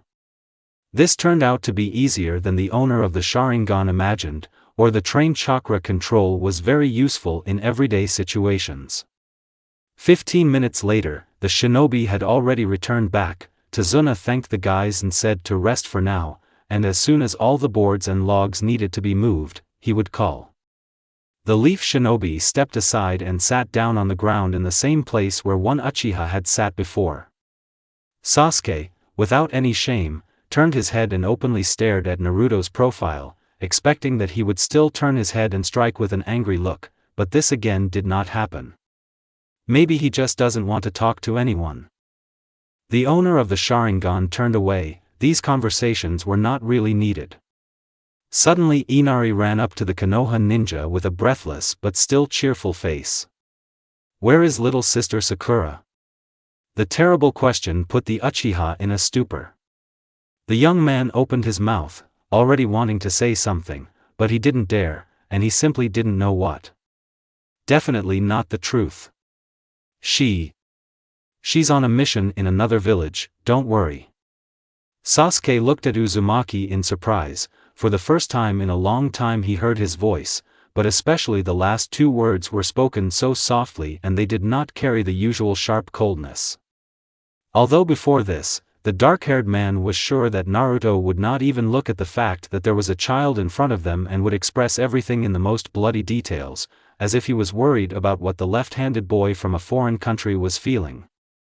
But Naruto did not do this. Inari nodded understandingly and went back to help his grandfather. Uzumaki sat with the same flat expression on his face as usual, as if everything was in the order of things. The Uchiha knew whatever. Nothing was in the order of things and something was wrong, but the young man simply could not explain what exactly. The feeling of anxiety did not want to leave the owner of the Sharingan and the guy did not know what to do with him. I wanted to talk, and not tolerate being ignored. Why did you lie? Sasuke didn't expect to hear an answer. I don't know, it just happened somehow. The Uchiha hummed in the affirmative, which means Uzumaki has spoken after all. The former renegade did not want to scold or lecture Naruto for lying, because he himself would have done the same. The truth stuck in my throat and not only was it hard to think about it, but I had to say everything and prove even to myself that this was the truth and not a nightmare. The young man did not want to hear this either from himself or from others. Sasuke sighed loudly and looked at the sky. The sun was shining, but it was not warm at all. The days dragged on slowly, tiresome with their boredom and monotony. The Uchiha thought that work and activity in general would help him cope with obsessive thoughts, but in the end he had even more free time than before. October arrived, cloudy weather became constant, accompanied by light rains. Sasuke once liked this kind of weather, but definitely not now, because he spent whole days outside in the open air and such conditions were problematic. For exactly 3 days Naruto worked with Sasuke, 3 days of silence, which made the Uchiha nervous, but, gritting his teeth, the young man tried not to show his condition to everyone, but especially to Uzumaki. On the 4th day, Tazuna said that Naruto was sent to another construction site, and Sasuke alone could handle this, because there was very little left. This infuriated the Uchiha even more and at the same time calmed him down. He wouldn't have to see a loved one who treacherously stopped paying attention to him. Every day Sasuke wondered what had happened and where he had screwed up, but nothing came to mind. Will we really have to establish communication with the Uzumaki from the very beginning? On the 10th day the building was built. In the afternoon this hassle ended. Sasuke exhaled in bliss, looking at the new living space and the smiles of the rest of the workers. It's so good that you won't have to return to this site anymore. The Uchiha will already start working on a new one and the construction of the village will go even faster. After lunch, the guy reported to Shizune and asked about the Hokage's condition. Tsunade still had not woken up and this was upsetting, because Konoha was in a very vulnerable position and a temporary head of the village had not been chosen. There were too many things to do. When Sasuke became temporarily free, at least today for sure, there was only one task on his mind. 3 days of silence, 7 days they didn't see each other at all, and the young man realized that it was pointless to deceive himself. He was very worried about Naruto and what was happening between them. Or rather, what had stopped happening. Sasuke casually asked the Hokage's assistant where Uzumaki lived now, and she answered without a second thought, because she knew that the guys communicate well. Fortunately, Ironin was not aware of the latest details. Sasuke quickly walked to the desired tent. It was too far from his place of residence. The guy looked inside. He didn't want to break into someone else's place, but in the 5 seconds during which the Uchiha looked around in the tent, he realized that Naruto was definitely not there. Frustrated, he looked around the area. In the new Konoha, he now could not say exactly where the Uzumaki spent his free time. Or maybe he's not free, maybe he's still at his other construction site. The dark-haired man was struck by this thought. his comrade might really be busy. But that doesn't mean Sasuke will back down. The young man will run up and down the entire village, but today he will find Naruto and talk to him, if only because they just haven't seen each other for a long time, but the owner of the Sharingan will in no way think about such a beautiful romantic word as missed you. Inhale. One more breath. Sasuke frowned. Had he really run out of steam after running such a short distance? Nonsense, the Uchiha didn't slow down for a second, he just accelerated, not looking forward, but only to the sides. He had already combed the south, the eastern part of the leaf once again and was still running forward. It was cool outside, cloudy as always, and it could start raining at any moment, but the shinobi was incredibly hot that he wanted to pull off his t-shirt that was getting in the way. But he didn't do this, not because he was embarrassed or maybe wanted to comply with the rules of decency. The Uchiha was very impatient and did not have the luxury of wasting time. Taking another breath, Sasuke rubbed his forehead, once again speeding up at the end of his strength. Looking around, the young man saw a lot of new things. Konoha was no longer the wasteland it was a week ago, many houses and living quarters had been rebuilt, several cafes, the hospital was still in progress. Slowly, in its own way, everything was repaired and the guy was definitely glad that he was making his contribution to the good of his native village, thereby repaying his debt to his older brother and correcting his mistakes. Sasuke wiped his forehead from beads of sweat. He had never run after anyone like that, even during missions, even when his life was on the line. And now the reason for which he exhales his last air and feels a fire flaring up in his chest seems funny and even a little shameful, to go out of his way for the sake of conversation. Another turn, the Uchiha sees a familiar silhouette, a black turtleneck, a green vest and angrily knitted blonde eyebrows and stops abruptly. Naruto cut the elongated board with a hacksaw, but it did not give in and moved in different directions, and the dull blade did not fulfill its tasks. The owner of the Sharingan ran closer. There was no one in the vicinity except two shinobi. Naruto. The young man tried to catch his breath and not show that he was terribly tired of running, and ideally he would sit down and get a glass of cold water. The blonde did not look in the direction of his newly arrived comrade, pursed his lips and pressed harder on the blade. Explain to me what happened? Sasuke continued forcefully, he won't leave here without an answer, he's waited too long and is too lost in guessing. Indifferently, Uzumaki pulled out a hacksaw and threw it on the ground closer to the wall of the new house that was on the left, and then wanted to get around his assertive teammate and move to the toolbox a little further away. The Uchiha clenched his fists. He no longer intended to tolerate being ignored. The young man quickly came close to the harmful blonde, grabbed him by the collar of his vest, and with a knock pressed him against the wall of the house, kicking a hacksaw lying nearby. It crashed into a pile of boards with a ringing sound. Naruto finally looked with empty, shameless blue eyes straight into the Uchiha's black, evil eyes that were about to turn into bright red. Let me go. Sasuke didn't want to hear this. In a less disgusting voice, he squeezed someone else's vest even tighter, pushing his friend into the wall, but he didn't resist at all. Such a harmless, quiet phrase cannot be called resistance. I won't let you go until you explain the reason. What do you want to hear? I want to hear the truth. Naruto raised his eyebrows and looked almost mockingly at Sasuke, who stood in hostile proximity, unusual for a long time. The Uzumaki leaned closer to his friend and whispered too intimately, unusually and embarrassingly, into the dark-haired man's ear. I hate you and I don't want to see you. The Uchiha suddenly loosened his grip and staggered back exactly one step. Why? Why is this dope saying such horrible, meaningless things? Only one combination of words was spinning in the guy's head. What happened? Why did this happen without the participation of the Uchiha?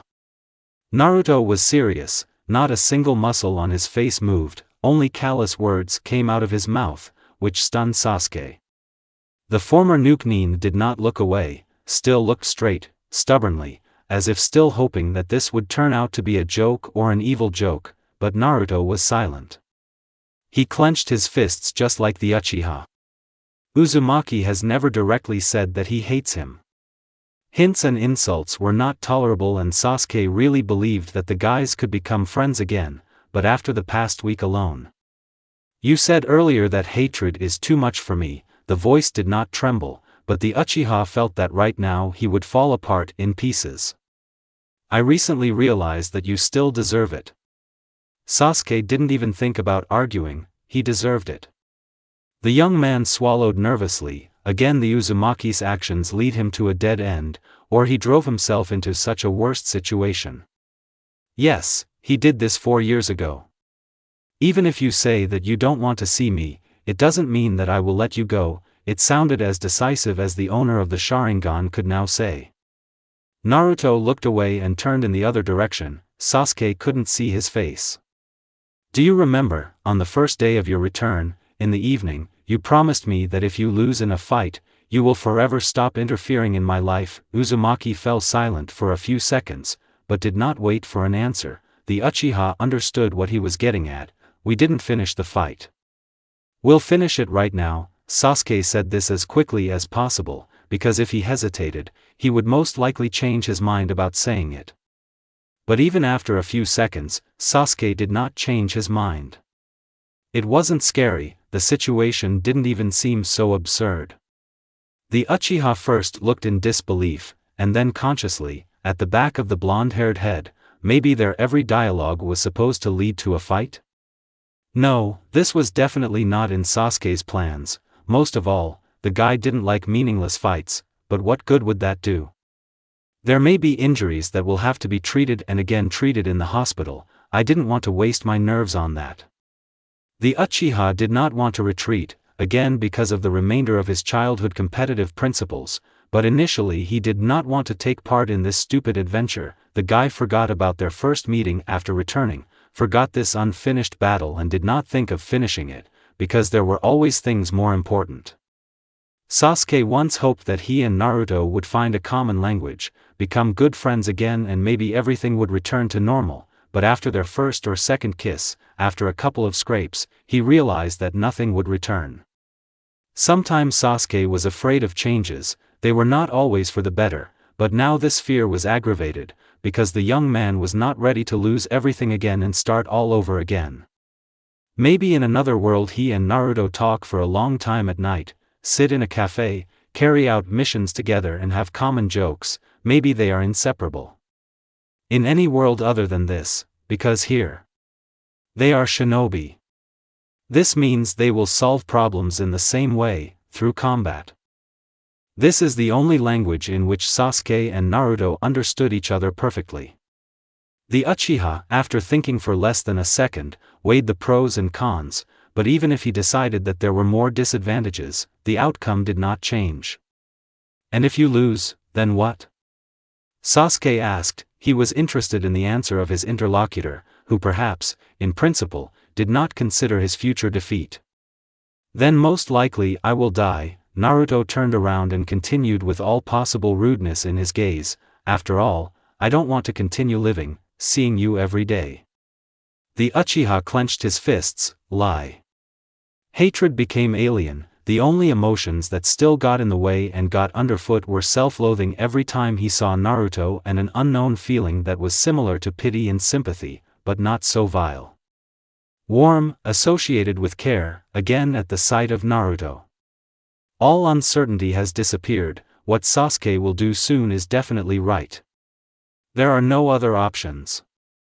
And the fight will put an end to it, after which either a new proposal will follow, or this will be the real end. If you had told the truth, then I could have given up without a fight. I'm not asking anything special from you, I can't. A sudden cry. Sasuke was surprised at such a violent reaction from the young man, because all he had expected was a sarcastic rebuff, a chuckle, or another caustic word. Why? Seemed to turn into emptiness. The Uchiha never heard the answer. Don't you dare ask that question again. You won't understand what happened, and you won't understand me either. The Uchiha could understand. He would have done anything. He ran around the entire planet on one leg, refused to use his favorite technique, and would have sold his eyes, but he tried to understand Naruto. He wanted this, to stop being a stranger, to stop seeing the hatred in Uzumaki's eyes, to see his smile again. Sasuke would not give up on this goal and will not give up even if Naruto himself says that it is impossible. He is his friend, which means he will make every effort to help Uzumaki, perhaps to the detriment of himself. His blue eyes sparkled strangely wildly. Naruto was talking too loudly and did not look as indifferent and neutral to everything as usual. Only a few times had Sasuke seen his comrade like this, and it was truly scary. Previously, as a child, when Naruto tried to look menacing during fights or during arguments, it did not work. But now, when he did not care about his appearance and real anger came out of him, for which Sasuke did not know the reason, he did not want to admit that he was this reason, and even more had no idea what to do about it. The Uchiha could understand if it was explained to him. But Naruto remained silent, pursing his lips tightly, and looked with a stubborn, stern gaze. "Whatever you say, I will not deviate from my goal," Sasuke concluded, seeing no point in clarifying what this goal is. Uzumaki was silent. "Where do we start?" The events repeat themselves, only this time the guys will not be separated by Kakashi-sensei. Naruto ran ahead and they had long left the village, about 10 minutes ago exactly, but this did not alarm the former Nuke-nin. Before doing anything or going anywhere, the Uchiha thought about all the possible events, outcomes, and what actions could be taken depending on the situation. After Itachi's death, this habit began to disappear. Sasuke realized that he knew too little of everything and it was incredibly difficult to predict circumstances.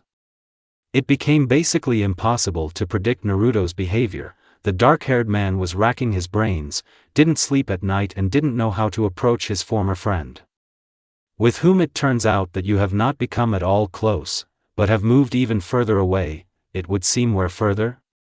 And now, Sasuke runs and realizes that he doesn't want to think about the future, predict the next step. It has become completely pointless. Thoughts only broke the previously shaky confidence in the powers of the owner of the Sharingan, and without faith in one's abilities it will not be possible to defeat a loved one. The Uchiha looked around. Looked forward, but not at Naruto's back. He looked at the trees, leaves, grass, filled his head with everything, but not with the upcoming battle. The guy didn't consider this an escape from problems or indecision. He needed to take a breath. Suddenly Naruto stopped. Sasuke didn't crash into him only because there was a decent distance between them. The edge of the forest, far enough from the leaf to avoid problems from Shizune and Kakashi-sensei. Spacious place for two guys. The dark-haired man took a couple of steps back. Uzumaki turned around and closely examined his opponent. The Jinchuriki looked angry, serious, but he didn't say anything or move. This didn't bother the Uchiha because no matter how much he wanted to start faster, finish faster, just talk to Naruto like a human being, he couldn't pull himself together and finally move, tear off his cloak, arm himself with a katana and be ready. The Uzumaki looked away.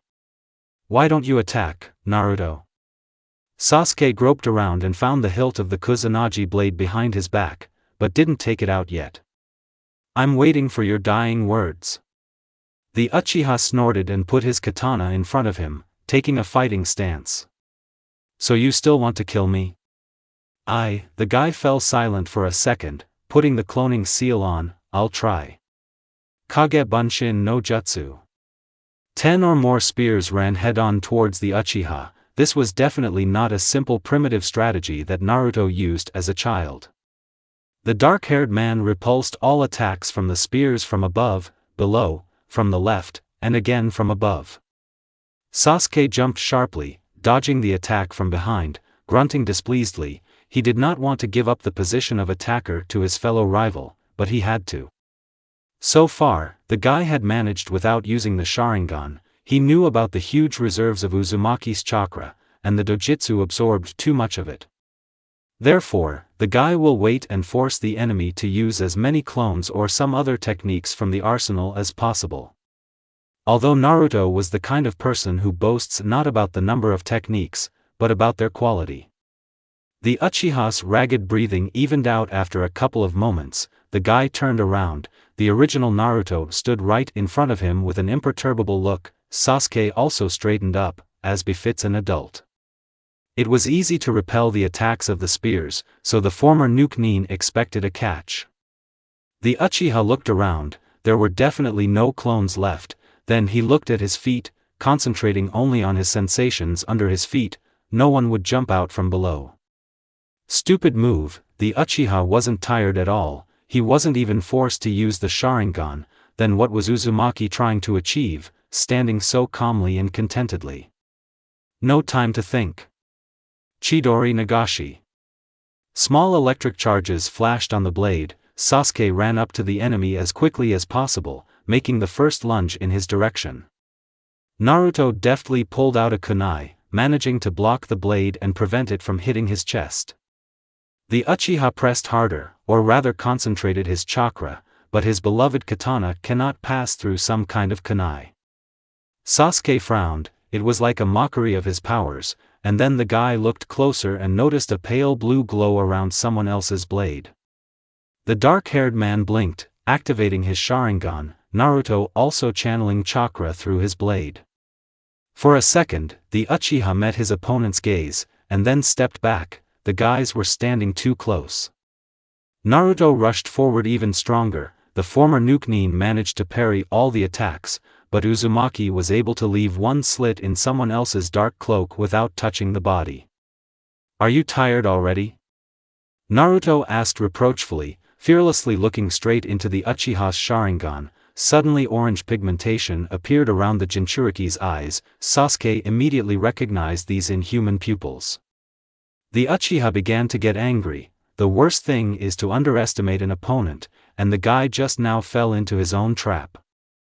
The Uchiha, in a fit of anger, bit his lip. With a sharp swing of his katana he disarmed his enemy, his kunai flying off somewhere back. Naruto tried to dodge, create a clone and use it as a shield, but Sasuke had not yet completed his maneuver. The second attack and the dark-haired one still hit the body of his fellow rival. The Uchiha only wanted to immobilize Naruto, to hit him in the shoulder and thereby deprive him of the ability to make seals, but Uzumaki managed to substitute his other palm, so the blonde dealt with less damage. The Uchiha burst into tears, but stopped pressing so furiously on the katana. It would still have the desired effect. Blood slowly dripped from the other's palm to the ground in the same rhythm. The owner of the Sharingan jumped back, sending the bloody Kusanagi blade back into its sheath. Melee combat won't work here. Sasuke could use Susanoo and immediately kill Naruto with a chakra bow arrow, but the Uchiha's main goal was not to kill his opponent. Absolute defense alone will not bring him victory, and the young man will not be able to stand still forever. How hard it is to fight without trying to kill was the only thought that was spinning in the Uchiha's head. As far as the guy remembered, the hermit mode was short-term, which means that if he held out for a few minutes, Sasuke would again be able to launch an active attack. Susanoo. The Uchiha summoned an incomplete samurai from chakra, hoping that this would be enough. The guy watched Naruto's reaction very carefully, how he assessed his strength.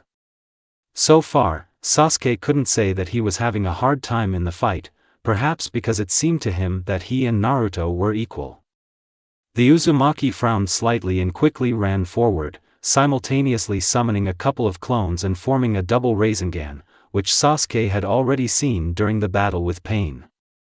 Familiar hatred sparkled in his blue eyes. In a second of staring, the Uchiha could be horrified and surprised. Were they really the same with the former Nuke-nin? Huge Rasengan. The blue chakra came into contact with the purple one and Sasuke felt a sharp pain throughout his body. Instinctively, he closed his eyes, and then sharply opened his eyes, concentrating his chakra precisely at the site of the Rasengan's impact, in order to prevent it from breaking through the defense, which seemed to be the beginning. A thin line of crack began to spread across Susanoo, but the Uchiha held back all the pain that should have become habitual, because using the Mangekyo technique was always painful. Gone. Gritting his teeth, Sasuke held his guard against Naruto's huge Rasengan, but he ended up being a clone. The Uchiha heard the recognizable sound of chakra moving behind him, turned around sharply, and right in front of him was an Uzumaki flying from above with one Rasengan in his hand. The blue chakra passed freely through the purple one, because Sasuke directed most of his powers to the other side. The ribs of the huge samurai disappeared from the chakra. If Naruto gets him, it's the end. No choice. The Uchiha closed one eye. Amaterasu. Dark crimson blood flowed down Sasuke's cheek. Here. The black fire instantly burned the blue chakra, spreading to Naruto's hand. The blonde jumped back, trying to brush away the flames, but it didn't work. Sasuke wiped the blood from his face with his hand, ignoring the throbbing pain, and ran forward. The Uchiha hit his opponent's solar plexus and Naruto fell onto his back with a roar. The owner of the Sharingan immediately sat on top of him, fixing Uzumaki's hands with a kunai, cruelly but firmly, and then closed his right eye and extinguished Amaterasu. An ambiguous pose, but right now Sasuke wasn't thinking about hidden meanings. Naruto lay under him and was breathing heavily. The dark-haired man pressed harder on the kunai that was stuck in his hand. The Uzumaki bit his lip in pain, but did not move. Now the Uchiha's hands were also covered in blood. "You lost," Sasuke whispered calmly, looking at his opponent, who was breathing heavily. Naruto didn't bother to answer, but he didn't look away, still hateful. "And that suits you?" The Uchiha arched an eyebrow questioningly. "What happened? Why did you hate me so much?" "I hated you since your return, but now I just realized that I don't intend to endure this. I want to live as before. I sincerely apologized for everything in the past. You could have given me at least a chance." Sasuke said this louder, with some stupid accusation in his voice. Naruto tried to break free, but the Uchiha again pressed the kunai in his hands. "You disappeared for 3 years and thought that when you returned, would happily take you back. So, Sasuke team?" The Jinchuriki shouted the last phrase loudly, almost losing his voice, but this did not frighten the Uchiha. He frowned, again feeling disgusted with himself. The orange pigmentation around Uzumaki's eyes disappeared, and it became much easier to hold him. "I'm not asking you to accept me with joy, it's just," Sasuke fell silent for a few seconds, and then continued with a sad smile, deactivating his Sharingan, "You could at least stop hating me and believe. I don't have a single reason to trust you, Gr apostate." The Uchiha was waiting for these words, but did not at all want to hear them from the lips of a loved one. Sasuke wanted to go back in time, hit his little self over the head and explain how valuable friends are. But now the young man understands this only thanks to his bitter experience. "I believe you despite the fact that you killed Sakura before my eyes and are trying to kill me. But I can't you hear me? I ask you to leave me alone." Uzumaki was still screaming, weakly trying to break free, but Sasuke couldn't let him go right now. "I can't leave you and not help you. I want to correct my mistakes, I just want to be next to you, because you are still my friend." The Uchiha quickly rattled off these words, the same ones that had been lying on his soul for several months. There was no trace left of Naruto's aggressive and angry expression. The blonde opened his mouth in shock, not daring to answer anything. His lips trembled. Sasuke had never seen his friend so worried, although he himself was no less panicked. "You're lying to me," Uzumaki said quietly, looking straight into his black eyes. "You're lying to me." The stripes on the Jinchuriki's cheeks became more pronounced, his eyes turned red. "You're lying to me." Uzumaki's eyes sparkled, he sharply raised his hands and the kunai that were stuck into him flew to the sides. The blonde suddenly turned over so that the former Nukenin found himself on the cold ground. All this happened so quickly that Sasuke could not even resist. Naruto stood up, his body became an unnaturally dark scarlet color and acquired the silhouette of a fox. The blonde looked down at his rival comrade. The Uchiha crawled back on his elbows. It was definitely not his teammate in front of him. "Enough." Uzumaki's voice distorted insanely, becoming more monstrous and lower. "To me. The Jinchuriki instantly had 3 tails. Sasuke had never seen anything like this before, and the young man felt an unnatural fear. To lie. Is this really the bloody fox? The caustic truth, which was supposed to put an end to the murky, unclear relationship between Naruto and Sasuke, turned out to be the most vile traitor, worse than some Uchihas. 3 blood-red tails, not a single one recognizable from the Uzumaki. It was a terrifying monster that appeared before the dark coal eyes. Never in his life had Sasuke seen Naruto as a monster. Even when he learned about the 9 tails inside him, even when he experienced a piece of its power, Sasuke would never even in his thoughts say that his friend was a monster. He was first and foremost a friend, and just a good person. But to the image that the Uchiha now saw, not a single association came to mind other than horror. Real horror in any of its manifestations. The incredible frenzied energy and lust for murder that emanated from Naruto now forced Sasuke to barely crawl back in shock on shaking hands. When the Uchiha was familiar with the Jinchuriki as a child, nothing brought him to such a state, and strong sadness or hatred can remove the Kyuubi's chakra. Did Uzumaki really want him dead that badly? The Uchiha will not be surprised if in the next second he is torn to pieces, because his own half-paralyzed body cannot even move from fear. Sasuke thought that if he was completely sincere with his comrade, then everything would work out and in the end everything would be fine. Honesty is one of those things that Naruto valued so much before and devalued now. The Uchiha couldn't even imagine how the Jinchuriki could hurt his phrases.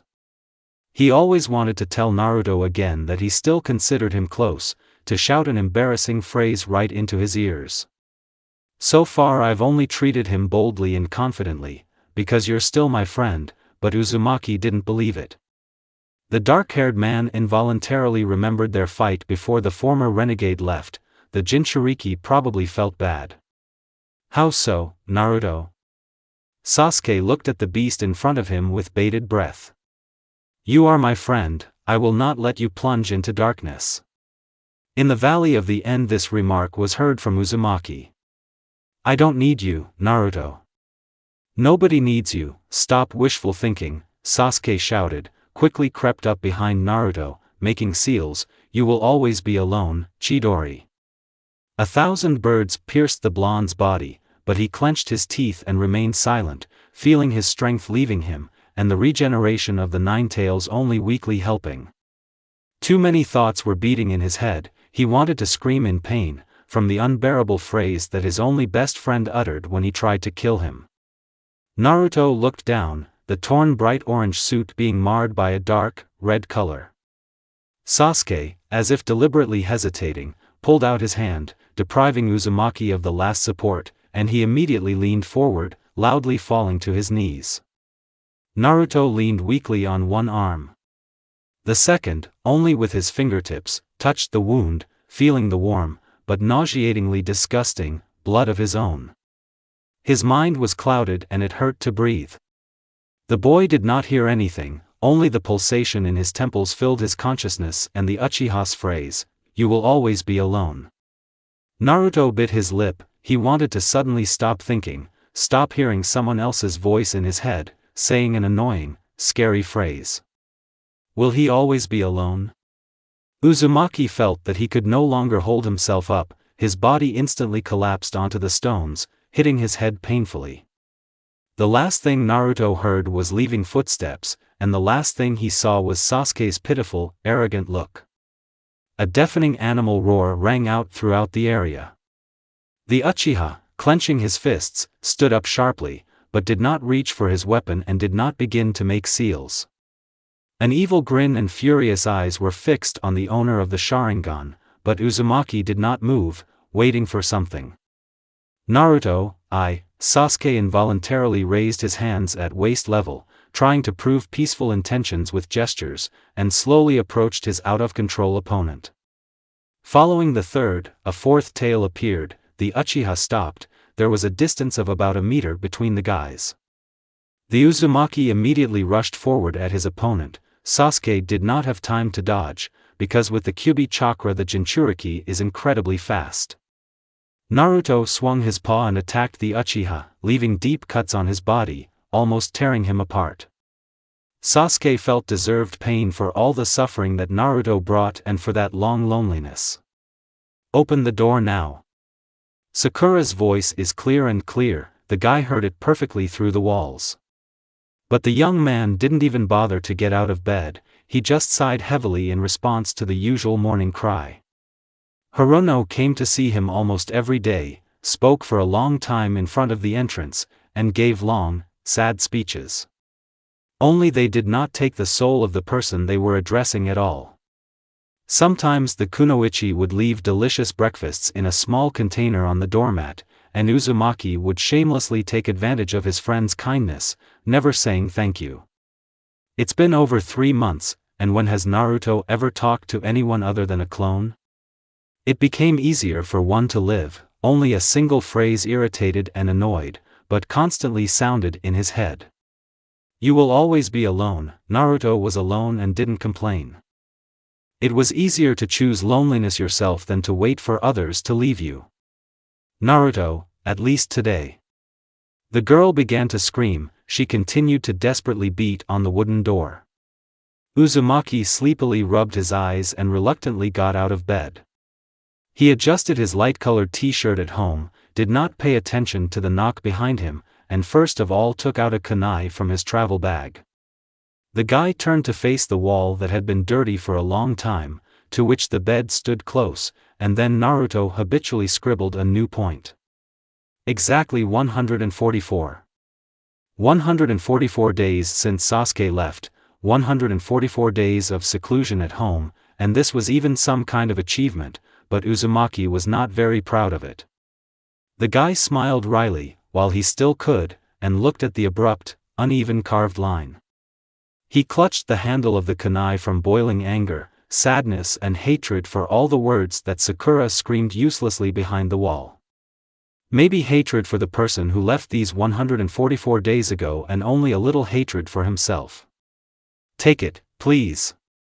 Hirono never went that far, only occasionally staying here for longer than 20 minutes, but most often she briefly wished good luck, said hello from the other guys and left.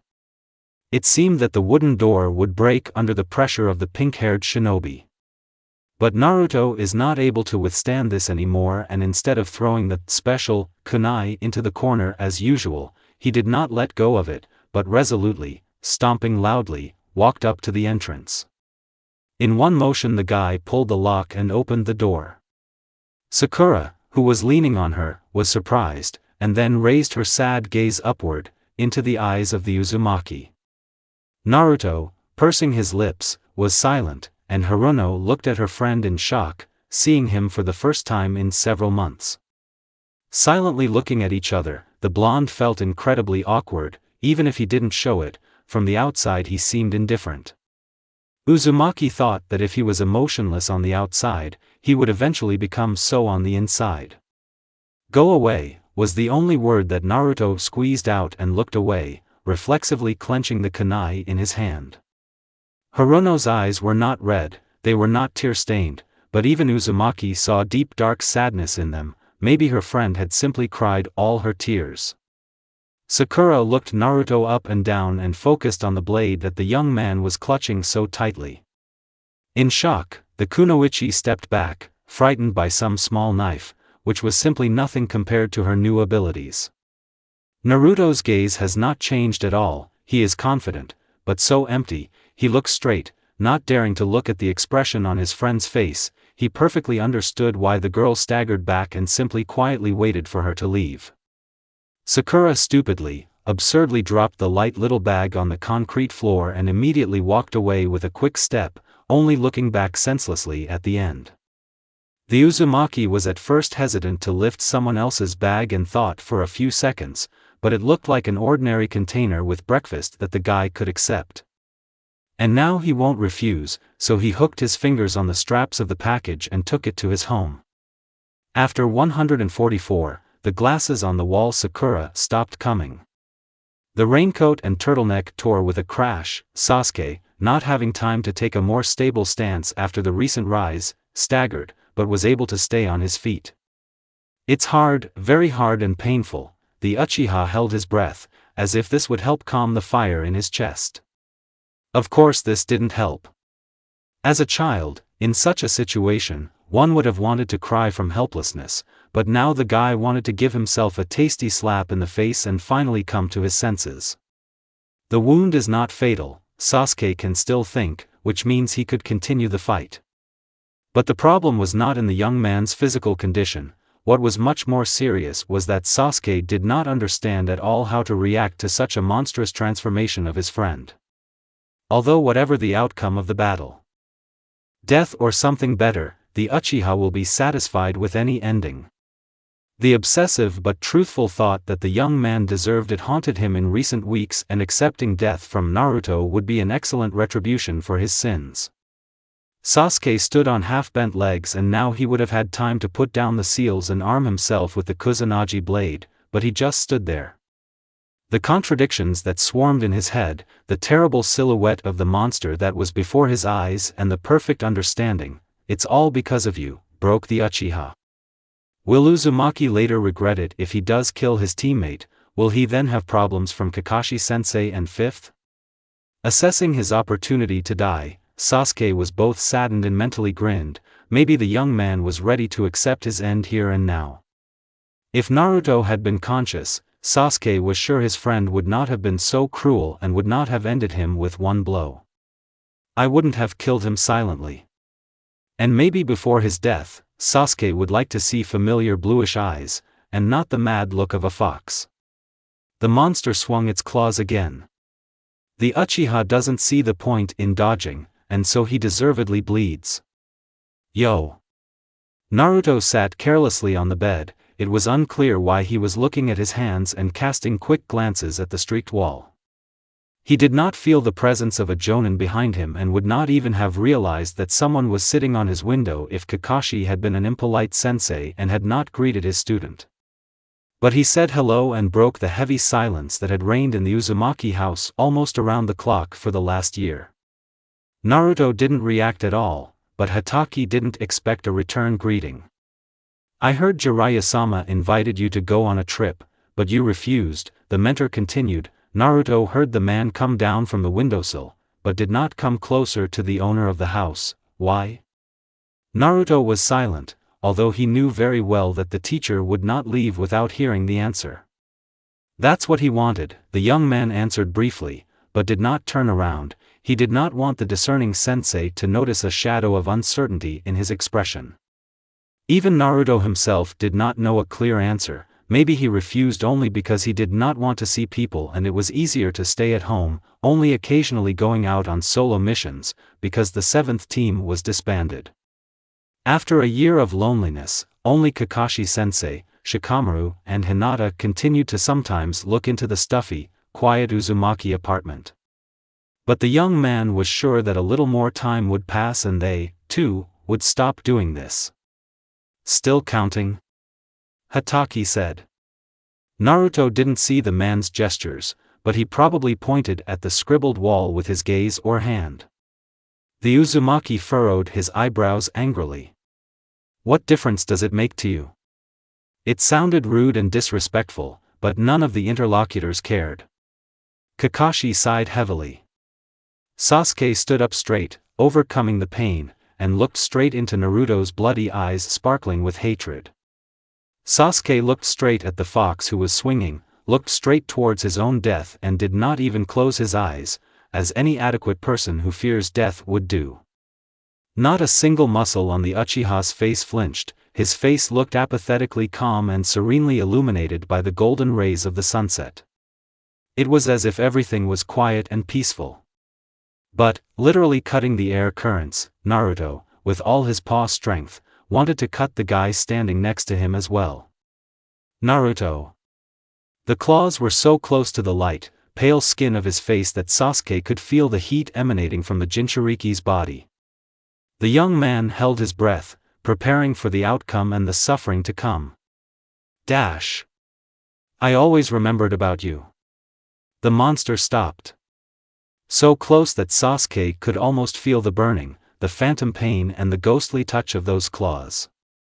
But the monster stopped, as if not of his own free will, but something was holding him back and the fox could not break through the invisible wall. The Uchiha opened his eyes wide. Again, not understanding what to expect from Naruto next. Kyuubi twitched, trying to reach the body of the owner of the Sharingan, but after a couple of moments his attempts came to naught and the Jinchuriki removed his paw and stood up straight.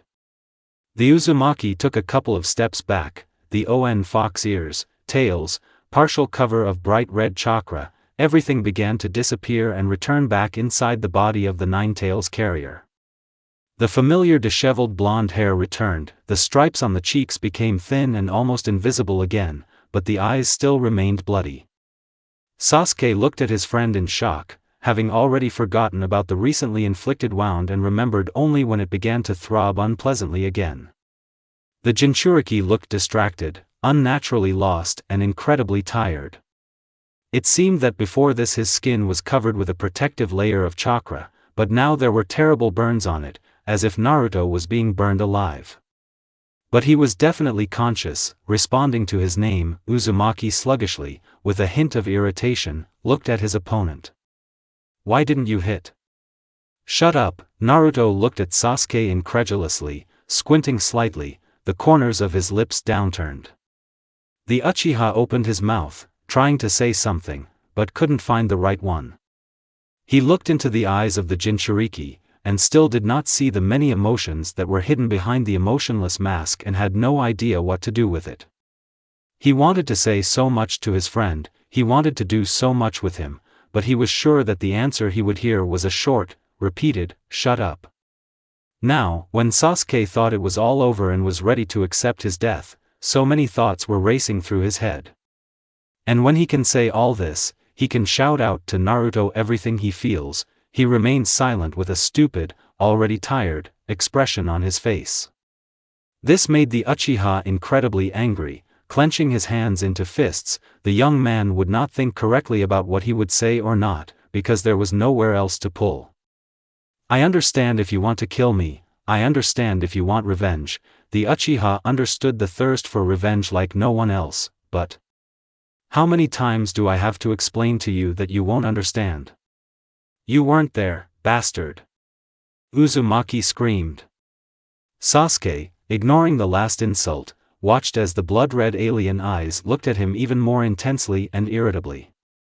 Looking into his friend's eyes, burning with hateful indifference, was worse than torture, but the Uchiha continued to do it. He is to blame, he is the real culprit of all the troubles and he had to face the result of idiotic decisions. And Naruto didn't lie, he really wasn't around. All those 3 years while Sasuke was running around in pursuit of power, his friend in the leaf was going crazy. His first true friend, teammate, beloved and dear Dobe, no matter how embarrassed the Uchiha was by these words, was mired in darkness and loneliness. "Now I want to be close." The owner of the Sharingan fell silent only for a second. "With you." Naruto pursed his lips in a familiar manner. Sasuke wanted to fall into the ground out of shame, from his awkward, weak appearance, because he had opened up to Uzumaki again, and the blonde would most likely again deny everything that had been said previously. But no matter how ashamed and uncomfortable the Uchiha was, he did what he could. He said firmly and confidently, "I don't want to be fooled by these phrases again, I don't want to become attached to traitors," Naruto said sincerely, but the owner of the Sharingan had already heard this phrase somewhere. "Maybe in your nightmares." This phrase was not countered in any way, it cannot be excused or retreated from, it cannot be answered. Sasuke silently continued to play a tense staring contest because he knew that if he didn't answer, it wouldn't cover up the facts. "I know," it sounded even more stupid than in Sasuke's thoughts, still determined. The neutral grimace began to disappear from Naruto's face, he looked slightly perplexed at the owner of the Sharingan, because this was clearly not the end of the line. "I take it, I know it all." The intonation suddenly changed and Sasuke took a step forward almost close to Uzumaki. "I heard every day how you hate me, every day how you curse me, and you think I didn't understand anything? Broke it. I am a traitor." Sasuke roughly grabbed his teammate by the collar of his tattered turtleneck and continued to walk forward, forcing Naruto to step back until his back rested against the trunk of a nearby tree. I am a nuke nin, I am a missing nin, who else am I? Naruto looked in shock at his opponent and how he activated, seemingly by accident, his Sharingan. But Uzumaki did not answer anything and did not interrupt the Uchiha's furious monologue. Ignoring him was much worse than trying to start a fight again, and Sasuke was sure that if the Jinchuriki wanted to break free from the grip, he would have done it. I'm a terrible person and I know it. But do you know that you will forever remain a friend and comrade to me?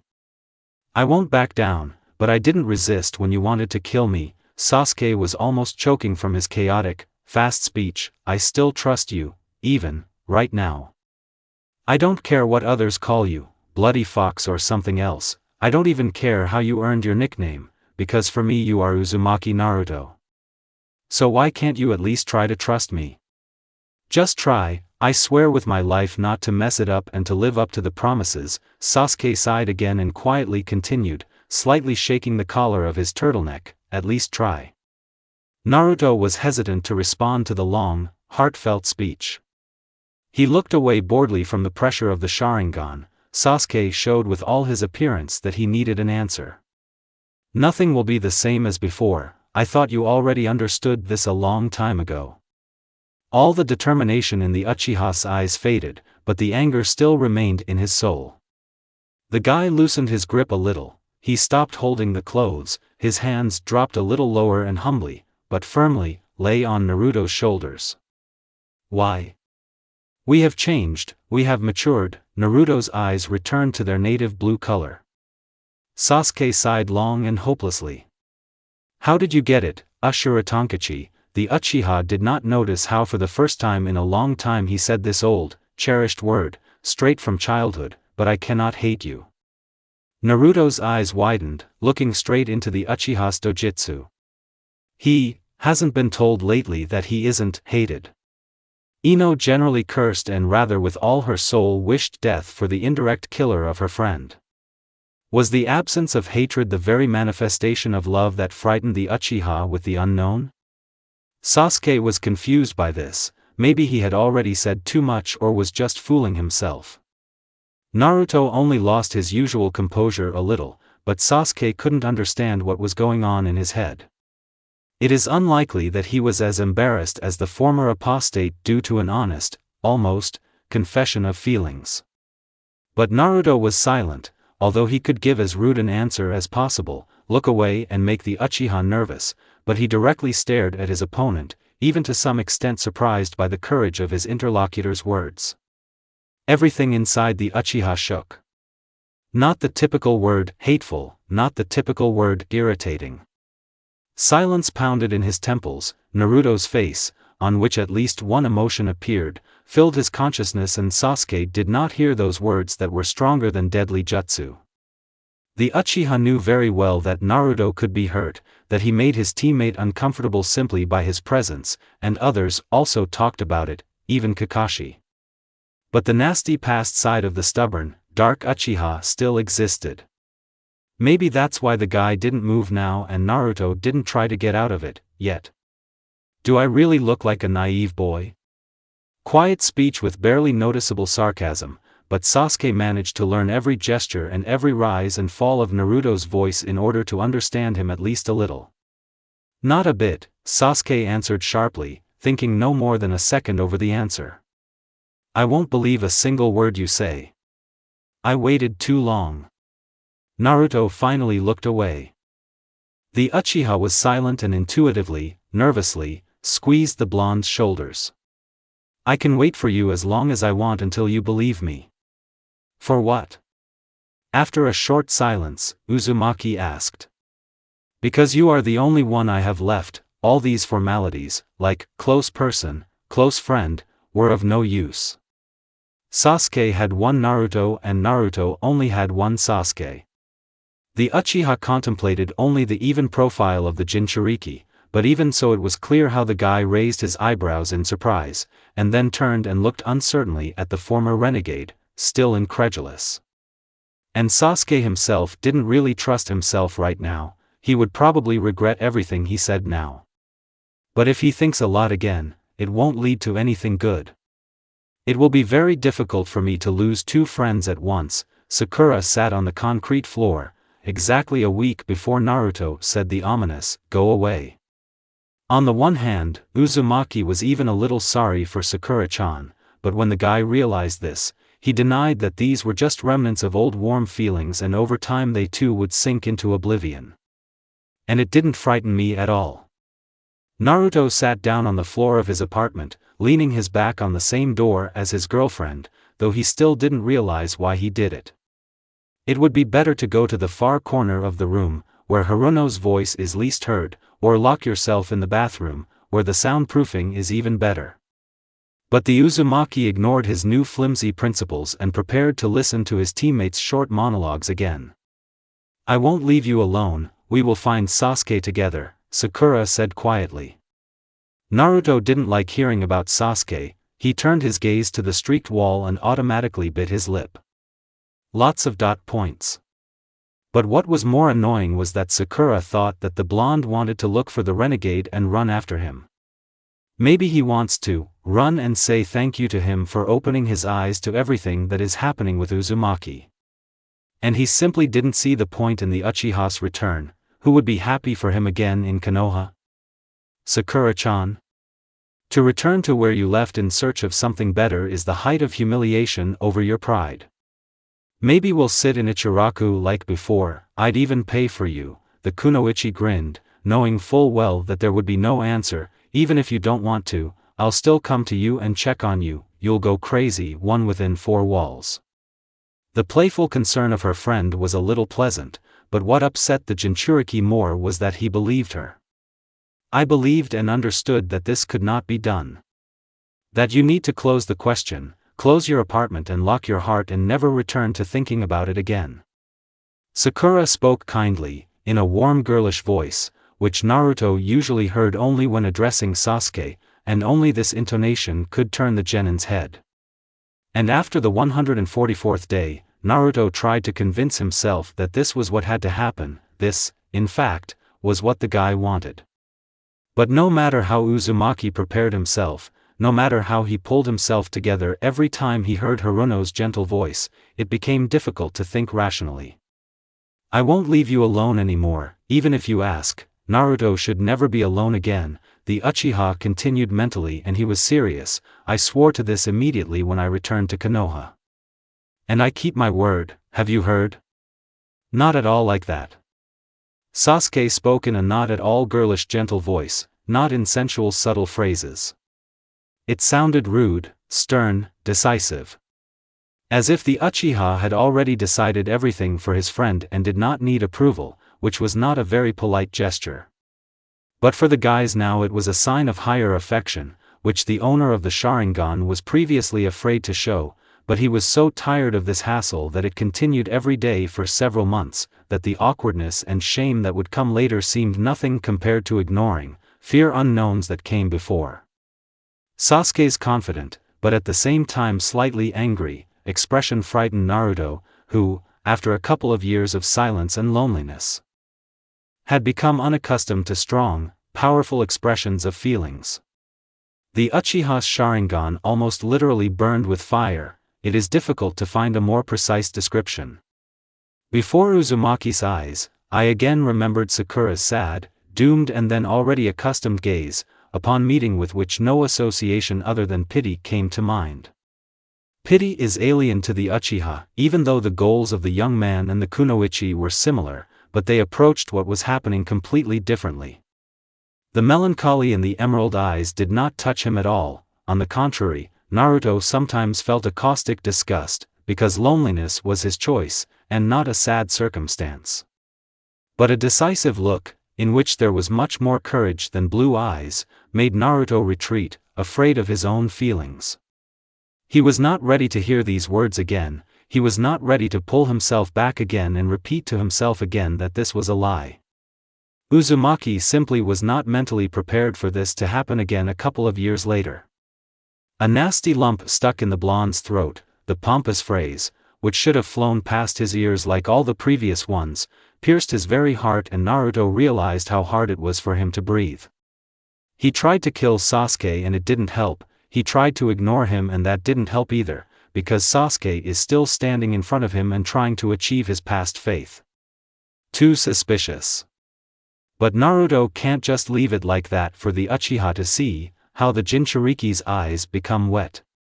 Therefore, taking advantage of the fact that Sasuke had loosened his grip long ago during the conversation, Naruto leaned forward and put his head on the dark-haired man's sharp shoulder, literally leaning on him.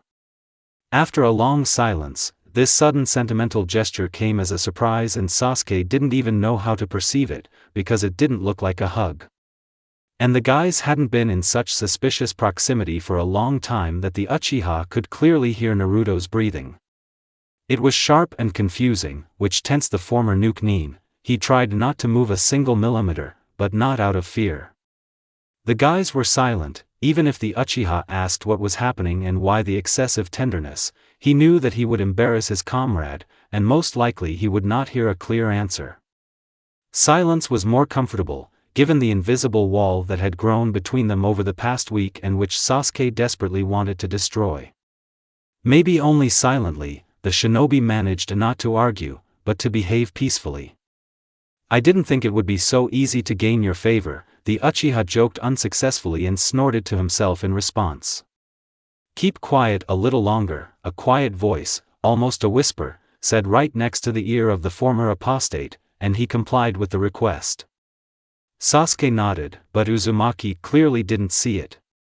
The Uchiha stared directly at the tree trunk to which Naruto had previously been pressed, and tried to drive away various harmful thoughts, and the simple awkwardness that overtook him at such a moment.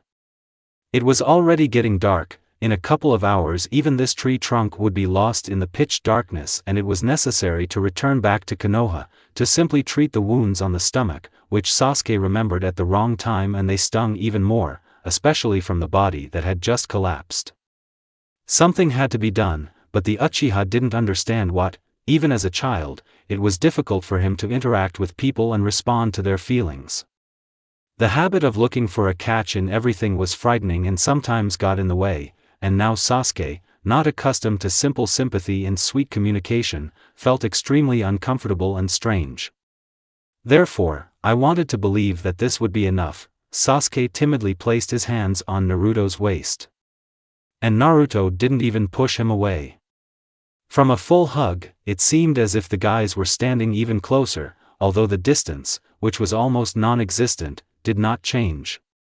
Hugs were a strange thing that Sasuke only felt deserved as a child from his mother or from Itachi. At the academy, the Uchiha did not count one-sided hugs, because at that time he did not want to take part in them. The feeling that Sasuke vaguely remembered was returning, again made the Uchiha barely flinch, feel how his ears turned a little red and how terribly dry his mouth was. But despite the inconspicuous disadvantages, the warmth that pleasantly developed throughout the body and the prolonged loneliness that was rapidly beginning to fade away were the best things Sasuke felt. After a few seconds, the constrained touches disappeared and the owner of the Sharingan placed his palms more freely on someone else's back, more comfortably. "I just can't trust, I can't feel anymore." Uzumaki spoke with hesitation, but his voice did not tremble. He was simply not as cold as always, but not yet as cheerful and kind as before. "I do not hurry." An inappropriate phrase, because this is usually said during meetings or taking into account some material circumstances. But not in response to a process that could last a year, or 2, or 3. The Uchiha, having forgotten himself, began to lightly stroke the other's back with his palm and realized this only when Uzumaki began to pull away. Mentally, Sasuke hit himself on the forehead. These incomprehensible strokings were definitely unnecessary.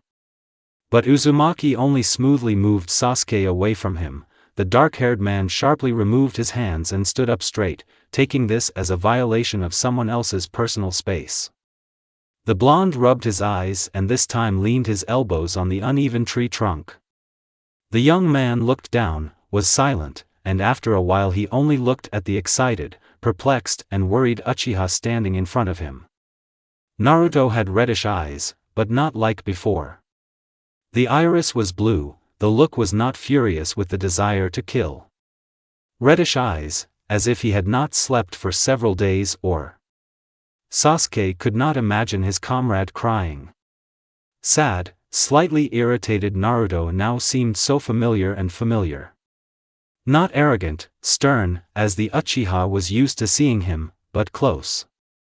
The second side, the cherished side of the dry, indifferent guy, was revealed to the former renegade, but Sasuke was sure that this was not all. Sasuke still didn't know much about his friend, and most likely the Uzumaki wouldn't trust him with much.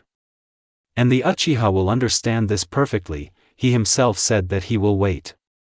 He himself said that he keeps his words. Mentally replaying the recent conversation, Sasuke smiled softly, looking into blue, confused eyes. And the corners of Naruto's lips rose stiffly in response. It would be a stretch to call it a smile. The joyful smile cannot be compared with what the Uchiha now saw. But it was much more pleasant and sensual than the happy grimaces of all the people in the world. Similar to Sai's crookedly pasted smile, which did not at all match the sad look, Uzumaki's smile was unique, of course not the same as in childhood. As a child, he was in a good mood and wanted to smile back, but now Sasuke wanted to do something more sensual than the obvious reciprocal gesture. The Uchiha wanted to spend hours admiring this smile, which he achieved through honest work, and no matter how timid and insecure it looked, he knew 100% that it was sincere. "I think we should rest," Sasuke unceremoniously interrupted the silent staring with important words. Naruto nodded. The Uchiha sat down on the ground with his back to that very tree trunk. The Jinchuriki sat down next to him and carefully examined the torn turtleneck, similar to the one Uzumaki had. You could see his abs and his fair skin stained with crimson dried blood. Sasuke noticed this gaze. "We'll go to the village." The smile and the relatively kind expression on his face instantly disappeared. "No. Only when we rest or sleep," the Uchiha snapped. He just didn't want to get a scolding from Shizen right now. "And I didn't want to go either." Sasuke didn't notice how he fell asleep, although at first he looked at the grass and thought about the day. He didn't have any dreams, no thoughts bothered him, but something clicked in his head and the guy suddenly opened his eyes. He sat almost completely leaning on Naruto's body and, embarrassed, shivered uncomfortably and sat up straight. There was darkness all around and the moon was hidden behind the clouds, nothing illuminated the area. The sleepy veil had not yet fallen from his eyes, even after that quick awakening, so the Uchiha stared blankly into space. "Awoke?" A hoarse, familiar voice brought the Uchiha back to his senses. He turned around sharply and shook his head affirmatively. Naruto again seemed indifferent and a little hateful towards everything, but the Uchiha knew that this hatred was definitely not directed towards him. Or at least hoped so. "Don't think that we became best friends so quickly," Uzumaki said almost touchingly, which seemed funny to the former renegade. "It's enough that you won't avoid me," Sasuke said with a grin, and then, "the rest will decide itself." The blonde mumbled something inaudibly, but looked still tense. Sasuke yawned. I wonder if the Jinchuriki was sleeping and how many hours had passed. "Ashura Tonkachi, how long do you think it's been?" The dark-haired man said the nickname again for good luck, waiting for Uzumaki's reaction. But he was completely neutral, which served as a green light for the return of old phrases into use. The Jinchuriki shrugged. "It's already exactly after midnight. We'll probably get some punishment from our elders for not spending the night in the village without warning." Naruto was right. In such an emergency situation as there was in Konoha now, brutal measures were necessary. Sasuke took note of this, yawned again, and was about to continue his night's sleep, but one idea suddenly struck the guy's mind. "It's already past midnight, and yesterday was the 9th of October. The Uchiha had so many undone things left behind, so many plans and so many speeches that, of course, they disappeared from the young man's head. He got tired, worked hard and completely forgot, and now he sits in the forest at night and has to do something in such an inconvenient and ugly place.